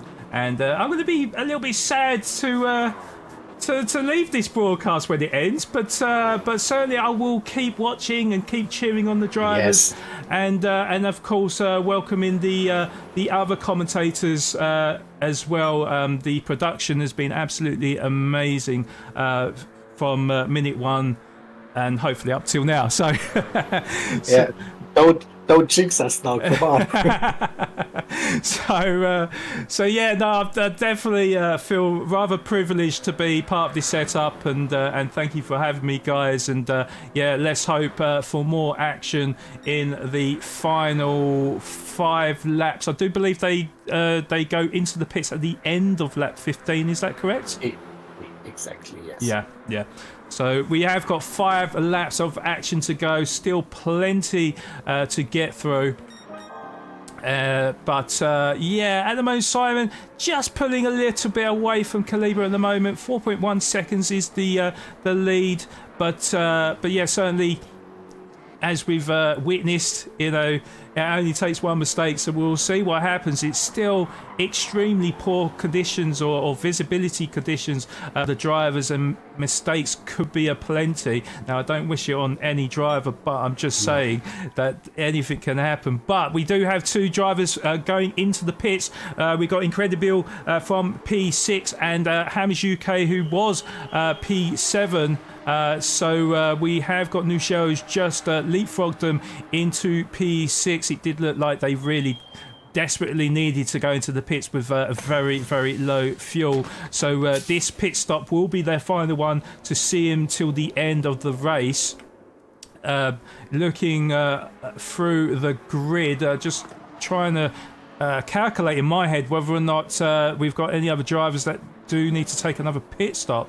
I think 10 laps is probably a maximum you can get out of any car on fuel. So I don't think anyone has to do a scheduled job stop now at the moment. Yeah, so just looking on board, oh my God, there's a change in the lead, guys. We've missed something there, and a spin as well. Simon's gone, he's got rear bumper damage. Let's have a look at what happened there. Just saw the final embers of that. Oh, he went all sorts of sideways and into the barrier. Couldn't rescue it, sorry. I can't quite see from that, but he's right on the far side of the picture. And as he's trying to get back on the track again, just losing traction. And, oh my God, I feel like I need to shut up now because I've just jinxed the lead, guys. It's a nice again, yeah. So Simon, with a catastrophic error there, has lost that leading position, with Kaliber replacing him as the race leader. And Simon has got the rear bumper damage. And what is going on with this race, Endurance Racing Federation? Wow. That's so tough, so hard, especially in dark conditions. But yeah, it's probably the double curse, the double jinx from both of us. So my nickname is also Dr. Voodoo. Okay. Okay. So you've been casting spells on some of these drivers. Yeah, all the time. Yeah. We were placing like Simon for the fastest time on their racing stint. All that good stuff. Yeah. Oh, it's so unlucky, but as I mentioned, guys, like even the top drivers that we're witnessing right now, trying to keep it consistent, trying to keep it between the white lines is no easy feat. And as I said, it only takes one minor mistake and it can flip the race on its head. And of course, we've just seen it there. So unlucky from a distinct Simon. Of course, still in a very good P2 though, and has got a 27-second lead over pole sitter. So he is looking rather comfortable for the time being. And of course, once stint 4 does draw to a close, still will be in a good position for his team. As we said, this is only a third of the way through this 24-hour race, so a long way to go. But yeah, he's just got a feel for the American, who was looking rather pacey out there. Oh, someone's got engine damage. Okay. Someone has engine damage. That's a safety car then. Safety car could be imminent then, guys. We're just awaiting the go-ahead. But that will be that'll be really good news for Simon then, who will be able to pit and get his damage repaired. Will it cost him a position though? That is the question. Sure, someone has to call the safety car. Where's the race director in the lobby? Indeed. Yeah, I mean the chat is calling for safety car. Who has reported engine damage, by the way? Can we see it? Well, let's just quickly run you through the grid with the people that do have the safety car. We have the safety car as well. There we go. So Tank Bro is there with I could put on the yellow flag again. Indeed. So safety car will be out then. Kaliber will be in charge of this, and Kaliber perhaps going to be a little bit gutted now because it was looking like he was in a really strong position. But yeah, unfortunately, Simon will close in on him. But Simon might lose. He might lose some positions here, though. That is the one thing I will say. He has the pace to do some overtakes. Trust me. Yeah. No, you're very correct. Damage. You're very correct. I mean, he is the fastest man on the circuit currently, so 100% believe in his ability. Cross is the one with the engine damage and front bumper damage. Unfortunately, we did miss what happened there, and But it's again like we had the clockwork. What was the second team cost safety car in the previous stint as well for the leader to close that gap already, so it's not like good team play. Of course it's not intentionally, but again, team 2 they caused the safety car for the lead car and the lead is gone. Unlucky.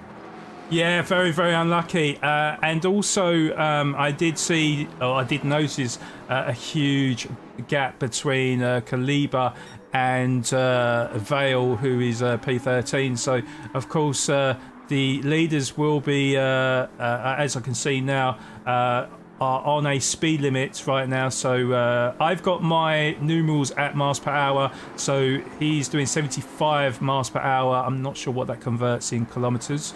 But 130 mph-ish. Okay. So certainly at a pretty slow speed, but there is a 6-minute 53 gap between Vale and the leader. So we could be at this speed for quite a long time here. So it's going to be interesting to see how many laps we're going to have by the time the last car catches up. The crash looked bad. Look, doing my very best to keep on top of all the racing action. It does seem like I've missed quite a bit today, but as you can imagine, very, very difficult to keep an eye on all 13 drivers. Certainly, very unfortunate for the American, but it has. Or will make this race very, very interesting in these closing stages. So yes, certainly it's going to be hands to the pump, and we'll see who comes out on top because it could be any one of these drivers by the looks of it. But if you have got your popcorn. If you have got your popcorn, guys, I suggest that you get it out of the cupboard and certainly try to enjoy the final embers of this fantastic race. A little bit of cool down now for the tracks. That's, I think, not too bad, unless you are the leader, of course. That's always like tough luck for the leader, especially when Kaliber, they opened up the gap there with that mistake from Simon. So yeah, but well, we're up to P9 that has caught up with the cars in front. So P10 is 25 seconds from Hammers UK. So we've still got. I don't know how Vale is still 6-minute 52 behind, but certainly quite a few gaps still on circuit. So we're not finishing anytime soon. That is for sure. Nope. Just have to look at the timer on the bottom right on the screen. You see the remaining race time. So not even a third in. Well, I was just about to say, Cross able to now go into the pits to repair that damage on his car. But interestingly, Simon decided to stay on the track. Wow. Hey, track position maybe? Yeah, mate, quite possibly. It surprised me a little bit because I thought, okay, he may have had quite a few cars in between him, but GP circuit is where, it is possible to make quite a few overtakes. So he might have been able to leapfrog some of the drivers, but quite possibly is a laps of race. Yeah, quite possibly a team decision, and want him to what's the phrase, damage limitation maybe, and try to hold on as high a position as possible. So pretty sure they're on a kind of voice chat, radio chat, party chat, whatever, with the team to decide on strategy, what to do. So yeah, indeed. So yeah, we are starting to see the gaps close up. Vale, unfortunately, still half a lap down. So it could be another formation lap until we start the rest of this race. But I can run you. I don't think we all have to wait for everyone to be bunched up. So it's not, no? It's no, but still, like, they gain massively again. So they were over a lap down before. Yeah, so the last safety car. Now they have brought it down to under 4 minutes or so. So they have definitely benefited from it, but it looks like we've got 3 drivers that are behind the pack at the moment. So yeah. So that's probably what we are waiting for, and then we will probably soon get the call about the restart zone. So we have 3 restart zones here at the Nürburgring. 24-hour layout because of the long track. We not like doing a full lap every time. So there are 3 restart zones implemented on the track. Those are virtual lines throughout the track. So the first one is on the GP track. So after the sector time when you come around the Bildstein curve. And then the second one is right after Adenauer Forst, so just before the Jimmy Broadbent Treble Tree, if you know that. And the third restart point is then on the run up the hill before the Bravery Corner in Woodcorbe at the 12 kilometers mark. So those are 3 restart points for the safety car, and it's then the race director's decision to call the restart zone what will be happening. Well, hopefully we'll find out in due course, but yeah, I would imagine, because they're on the Nordschleife part of the circuit now already, I would imagine maybe at the end of this lap, but Vale still could be zone 2, but most likely zone 3 from my gut feeling at the moment. Well, Vale is the only driver now. Vale is the only driver now to catch up with the pack. So we'll hope that Vale can. But yeah, certainly the grid has closed up now. So I would imagine a decision will be imminent. But this will be a good time for me to just say to everyone on YouTube, 63 of you watching at the moment, but we've only got 37 likes at the moment, so please, if you are enjoying this coverage of the Nürburgring 24-hour, please do hit that like button, and please hit that subscribe button as well. It would be much appreciated to the Endurance Racing Federation. We are also live on Twitch as well, on my channel, which is Flawed Genius Gaming. So if you like Twitch content as well, then do check me out as well, and any follows will be much appreciated. But yeah, it's been an outstanding race in stint 4, and we will have a great set of commentators that will take over once we get to the end of lap 15. They'll be waiting in the background to start off stint 5. Of course, the teammates of all the team cars we've got out on circuit in the minute. So we have got I can quickly run you through the grid as we wait for the Yeah, final we just driver. passed the restart zone 2 now, so Okay. probably the third one then. What way? Okay, well, just before it starts off then, guys, just got to say that Kaliber is leading the pack at the moment, part of team... oh, we've got someone that's just dropped out. That's Patriot. Another disconnect. Yeah. Patriot. Okay, Patriot, which was team Velocity Racing, is it? GTR GT3 Evo. So I don't know if he's able to rejoin or not. It's going to be a bit unfortunate if he can't. But it looks like we are going to restart the race very, very shortly. So I can't run you through the whole list there now, guys. But will definitely ensure you that this is going to be a very fast and frantic ending to stint 4. So don't go anywhere, and let's enjoy the racing.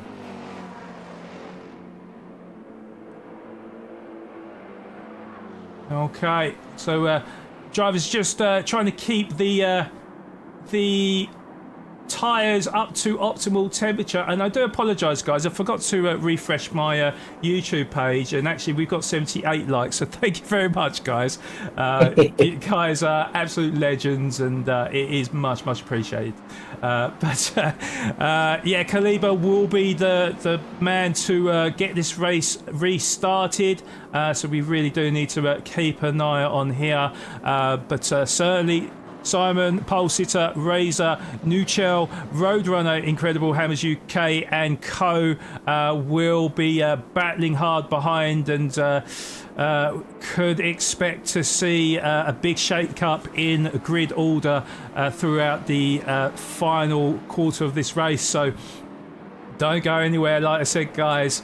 And this, I can't wait. I can't wait, Jaeger. We are getting close to the restart now.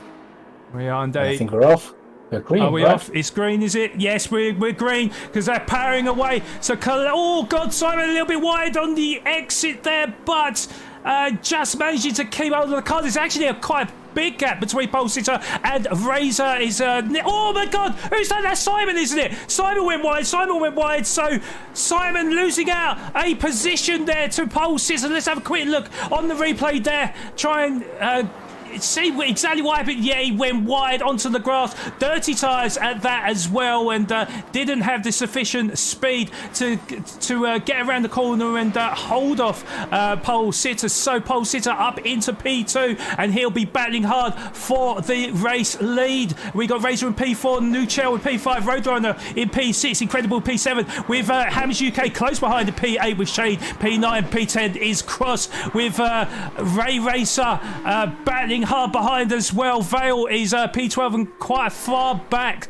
but did manage to close the gap sufficiently compared to before. So Kaliber will lead the drivers through this very technical section at the moment, but Pole Sitter is not going to make it easy for him, and he's going to keep half an eye on his German compatriot. So certainly can't rest easy. He is going to have to defend for his life as that gap comes tumbling down to 2 tenths to 1 tenth now, as Pole Sitter almost on the back bumper of Kaliber, and looking to really force a mistake from Kaliber, who's currently in P1. Simon is 8 tenths behind in P3 with a 1.3 second lead over Razor in P4. 1 second gap between Razor and Nuchel for the top 5. Is there any other battles? Because I think we've got Hammers UK just in front of Incredible, who is now looking to push on forward with a very competitive Shane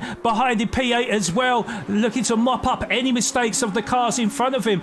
So definitely want to keep an eye on that one. But it's certainly going to be a big battle for the top 3. That is for sure. It's going to be hard to see what's going to happen here as they go down the back straight now, and we'll see if any movers and shakers will happen in the slipstream train that we see now, because I do think that Hamish UK will be a sitting duck who is just in front of Incredible, who has got Shane for company. Shane up the inside of Incredible, and it does look like he's going to have the power up the hill and down the straight, but we'll have to keep an eye on this. This is very difficult to see in the... Oh, Pole Sitter on pole! Pole Sitter got the move done on Kaliba before the braking zone, so we have got a new leader. Pole Sitter, what a great name to have, leading the race, of course. Kaliba down into P2, Simon in P3, Razor P4, no, Nuchel in P5. Hamish UK able to fend off Shane, but Shane got up the inside of Incredible to move up into P7 ahead of Incredible in P8, with Ray Racer up to P9 actually. So Ray Racer making some bold manoeuvres and moving up a couple of positions, with Roadrunner and Cross going into the pits. It looks like Cross and Roadrunner has damage though. Cross has got back bumper and front bumper damage, with Roadrunner with front bumper damage. I do suspect there would have been some sort of altercation between the two drivers, but yeah, all kicking off on this opening lap of the restart.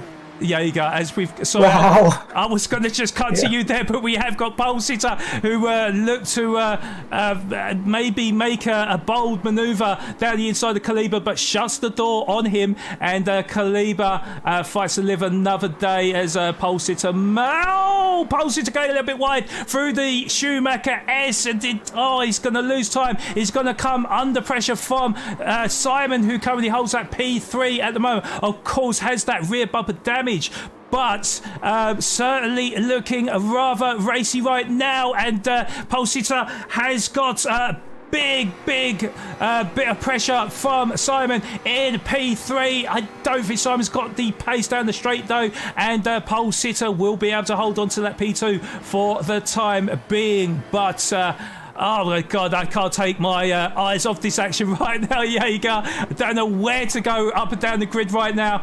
Razor also is just a second behind Simon as well, so Simon can't rest on his laurels, because if he does relax, Razor will come fighting back and may even make what is the word? Make an opportunity work for him. So we'll see what happens, but Jaeger, do you want to get your thoughts in quickly? I'm just amazed by Simon, to be honest, with that damage, like staying in contention for the lead and getting the gap to P4 Racer. Oh, that's amazing stuff, and also like great restart, great racing action all over again. And please, drivers, keep your positions. I can't be updating the top 3 every 10 seconds. Yeah, no, absolutely. It's absolutely amazing to see. Yeah, absolutely crazy, I have to say. I was just looking on the chat as well. Hiddy was asking for a replay. Unfortunately, couldn't really get onto it because there was so much action going on at the same time that I didn't want to miss any racing action there. A little bit unfortunate, but of course, I don't think this race is done right now, because Kaliba is getting closed down by Pole Sitter once again. That gap has gone from 4 tenths to 3 tenths to 2 tenths, now down to 1 tenth, and looking to go up the inside, or at least psych him out for the move, but Kaliba a little bit too wise for such an action, and defends off Pole Sitter, who will need to find another opportunity to maybe make stick, but certainly 2 tenths is the gap between them and closing, and he's certainly going to be an absolute menace for Kaliba. He's going to be like a bee to honey right now, and we'll see if he can make the pressure pay off for him as we go on to the straight now, and it looks like Simon is drifting off with a 1.8 second gap to him. Razor 1.1 seconds down, but let's look back on board with the front 2 in Kaliba and Pole Sitter. As we go into the braking zone now, there is going to be a longer straight after the double left-hander there. In fact, it is after this one, isn't it? Up the hill, so left to right-hander. This is where Pole Sitter may make his opportunity stick. We'll see. Gets a good exit out of the corner, albeit a little bit sideways and flashing the lights as well. But yes, it is 6/10. And in fact, I got my corners wrong there, didn't I? So yes, it's now we're on that straight, or kind of straight, full pedal to the metal time for the two drivers. There's a 2.3 second gap between them two. I will cut back to the top two, but just quickly look down the field and see if there's any other battles. We see Ray Racer up into P7, so making bold moves up the grid, up to P7, having a great end to his race with 4.5 tenths separating Shane and Incredible as well. So I don't know where to look at the moment. But let's have a quick look on the leaders. But no. Let's go back to P8 and P9. And it looks like, oh my God, looks like Incredible really applying the pressure. Isn't going to make the move so far as we come up to the carousel. But Jesus Christ, I can't rest my voice at the moment, Jaeger. I have to prepare the next driver swap, so I can't. Yeah, no problem. I will stay on board. But thank you so much thank you so much for being my right hand man and keeping me informed of all the action and advice on the car setups and all that know-how. So thank you very much, Jaeger. We'll keep on board with a P8 and P9 for the time being, although I will keep a close eye on the top two as well, because there's a 1 second gap between Kaliber and a pole sitter. Pole sitter will be looking to try and close that gap, because the straight isn't too far off, and he will want to stay in that slipstream and give him half a chance to reinforce another move for the lead of the race. But it does look like Shane has just pulled a slight gap to Incredible in P9. And you can see that obviously Roadrunner and Cross had an altercation earlier on, so there is a little bit of a gap after they served their... they fixed their damage to the car, but yeah, guys, just let us know in chat if there's any other battles that you want me to see, or if there's any further developments that I do miss out on. I would do my very best to keep up with all the action though. So let's go back onto P8 then. P8 is Shane, part of the Medway Racing League team, and it's about 6.5. Oh, hold on. What happened there? Ray Racer and Shane were side by side there.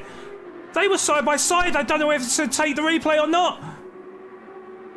We are going to go down to the straight. Let me just quickly look on the replay. I will cut back to it. But to be honest, Ray Racer was miles in front, and then all of a sudden we saw Shane there, so I'm not sure if a mistake was made there. Let's go back to the on-boards now as we go down the straight. So Ray Racer in P7, but we've got Incredible side by side with Shane. Side by side with Shane. Can Incredible make it work around the outside? Is 1/10. No, Shane is 1/10 in front. Sorry, Shane is 1/10 in front. Gets his car just in front of Incredible, but he will be defending for his life. Can a move be made just before the braking zone? It looks like the Italian just backs off before he could stick a nose in to that corner, but he's not going to give up without another fight as Incredible gets on the very side of the track here, and they go side by side as we come across the start-finish line to approach turn 1. Can Incredible make the move before we get to turn 1, or even make the move stick? Let's have a look now as it goes up the inside. He sends one on the inside, and Incredible up the inside makes an incredible move on Shane to move up into P8. What a fantastic move that was. Let's have a look on the replay there. I do think that Shane will come fighting back, though. I just wanted to see on the replay there, just to see how incredible the braking was from Incredible. Yeah, sent it on the inside, and it was wise from Shane to back off and tuck in behind. Let's go back to the live on balls now as we see them again side by side as we go into the hairpin. And it's looking like Shane's just got the inside line from Incredible. Can we look at the replay on that again? Wow, the action really not stopping here. Oh, the switcheroo complete from Shane. It would look like the Italian went a little bit deep and then Shane up the inside of him, but they're side by side as they went through the Schumacher wrestling. It looks like Shane got the better of the Italian to move back in front of him and move into P8. Wow. That's what we want to see. Come on, keep it up. Unbelievable stuff here we're witnessing in the closing embers of this race. I really don't want to take our eyes off of this amazing battle. I do want to see the leaders. Looks like they have expanded apart slightly, so we'll go back on board with P8 and P9 because I do feel like Incredible is not going to rest, and he is going to keep on fighting until he grabs that P8 back. It does also mean that P7 with Ray Racer, as we saw in the shot there, it does mean he has pulled a 2.1 second gap to the fighting that was happening between Shane and Incredible. Unfortunate for them. I wonder if they're going to kind of work as a team to try catch up to the American driver in P7. We'll have to wait and see, but certainly this has got me on the edge of my seat, and this is fantastic to see. I have a big smile on my face at the moment. Like, what the hell is just happening? Also, big shout out to Ray Racer. Up to P7, of course, they got lucky with the safety car and all of it, but Ray Racer is representing my community CLR, Community League Racing. They're also using my race number, so I'm rooting for them, of course, a little bit. So keep it up, guys. You can do it. Indeed. I just want to quickly say a big thank you to Jonathan P for the follow, and Alex, just to let you know, so how the safety car works is well, I know I might have been a little bit late to the comment there, but yeah, basically it doesn't matter about the gear, it's about the speed limit. So he has to keep at a 75 miles per hour speed limit, which works out to be roughly 130 kilometers an hour. As we see someone in the background, is that Shane or was that Roadrunner? I can't really see what happened there. Shane, oh! Let's have a look on the replay quickly. It looked like Shane. Yeah. I don't know if he got all sorts of sideways, or I really just caught the back end of that as I was trying to recheck there. It looks. Oh. Yeah. So. Big contact as well, and that spun out. That really spun out Shane there, which gave him mechanical damage. I just heard MD from Roadrunner and Cross, I believe. Is there any way I can get a replay of that? That Shane incident, yeah. So both with mechanical damage, okay. So that's damage probably. I did see with Cross as well. He did three now. Yeah. So Cross also, I don't know if I can see the replay now. I don't think I've got the keyframe now. Unfortunately, I haven't. But yeah, it looks like we've got all three. Two drivers with mechanical damage. Then with Shane. Three now. Is it three? Yeah. Who's the other driver? Cross, Roadrunner, and Shane. Shane. Roadrunner's fine. Cross. It's Cross and Shane. They've got the. Cross and Shane. Okay. Yeah. So, all good now. Yeah, all good for the time being. Very unfortunate. Of course, Roadrunner has been involved in a bit of action, I have to say, in this race. Very unfortunate. Same as Cross as well. It's what was promising to be a fantastic race for him and his team. It's gone a little bit pear-shaped in these closing stages, but yeah, certainly. Has provided us the action, but yeah, very unfortunate for the American there. Brisbane, yes, there is heavy damage applied. This is a 24-hour race, if you didn't already know so. So 24-hour. Pole sitter, safety car. Safety car. Is there a safety? Yeah, safety car is out, guys. So you got your wish. Safety car is out. So. Yes, so basically it's going to close up now. I don't really know how this is going to work, because I do believe we're on the penultimate lap now. So it's very. Is this how we make -196? Are you crazy? This is how we make -196. Hold, breathe, crash. Drivers will need to make their pit stops as well. We might need to get confirmation from race control, but as you can see, guys, the speed limit is put in place sorry now. for the commercials again. That safety car was sponsored by Old Freeze. Perfect timing. Yeah, so the sorry for the ads, guys. There's nothing I can do about it. Unfortunately, we're on Twitch as well, and you get a pre-roll ad, a 30-second pre-roll ad every hour. We just crossed that limit there. So, but luckily, I think good timing here, guys, because we've got a safety car, and I think we may get one more lap in this race. I was trying to explain actually to you, Brisbane, that basically this is a 24-hour race. But it's divided into 12 stints now. As you know, Brisbane, there is no driver swap available in GT7. So how they do it, we've got 4 drivers in each team, and once we get to the end of lap 15, the drivers in this lobby will dive into the pits. We'll have a later lobby already waiting in the background, sitting in the pits after a formation lap, and once their team driver has come into the pits from my stream, they will get the green light to go on the later split. So that is how it works, and yeah, we have got a safety car. When we have 3 or more drivers with heavy damage, then this safety car comes out. Kaliber gets to control the race pace until he gets the green light to go. So that is how it works there, to try and avoid the confusion there, guys. But I think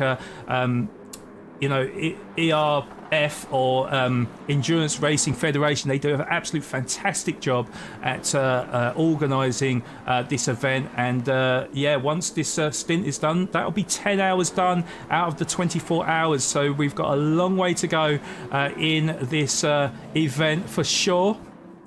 But certainly we have seen a fair bit of action, 100%. I have to interrupt shortly, so I have to switch the streams now because no problem. Heading into part 2, so this stream will end now. Oh, okay. I think the safety car is now a good opportunity, so to get us running again.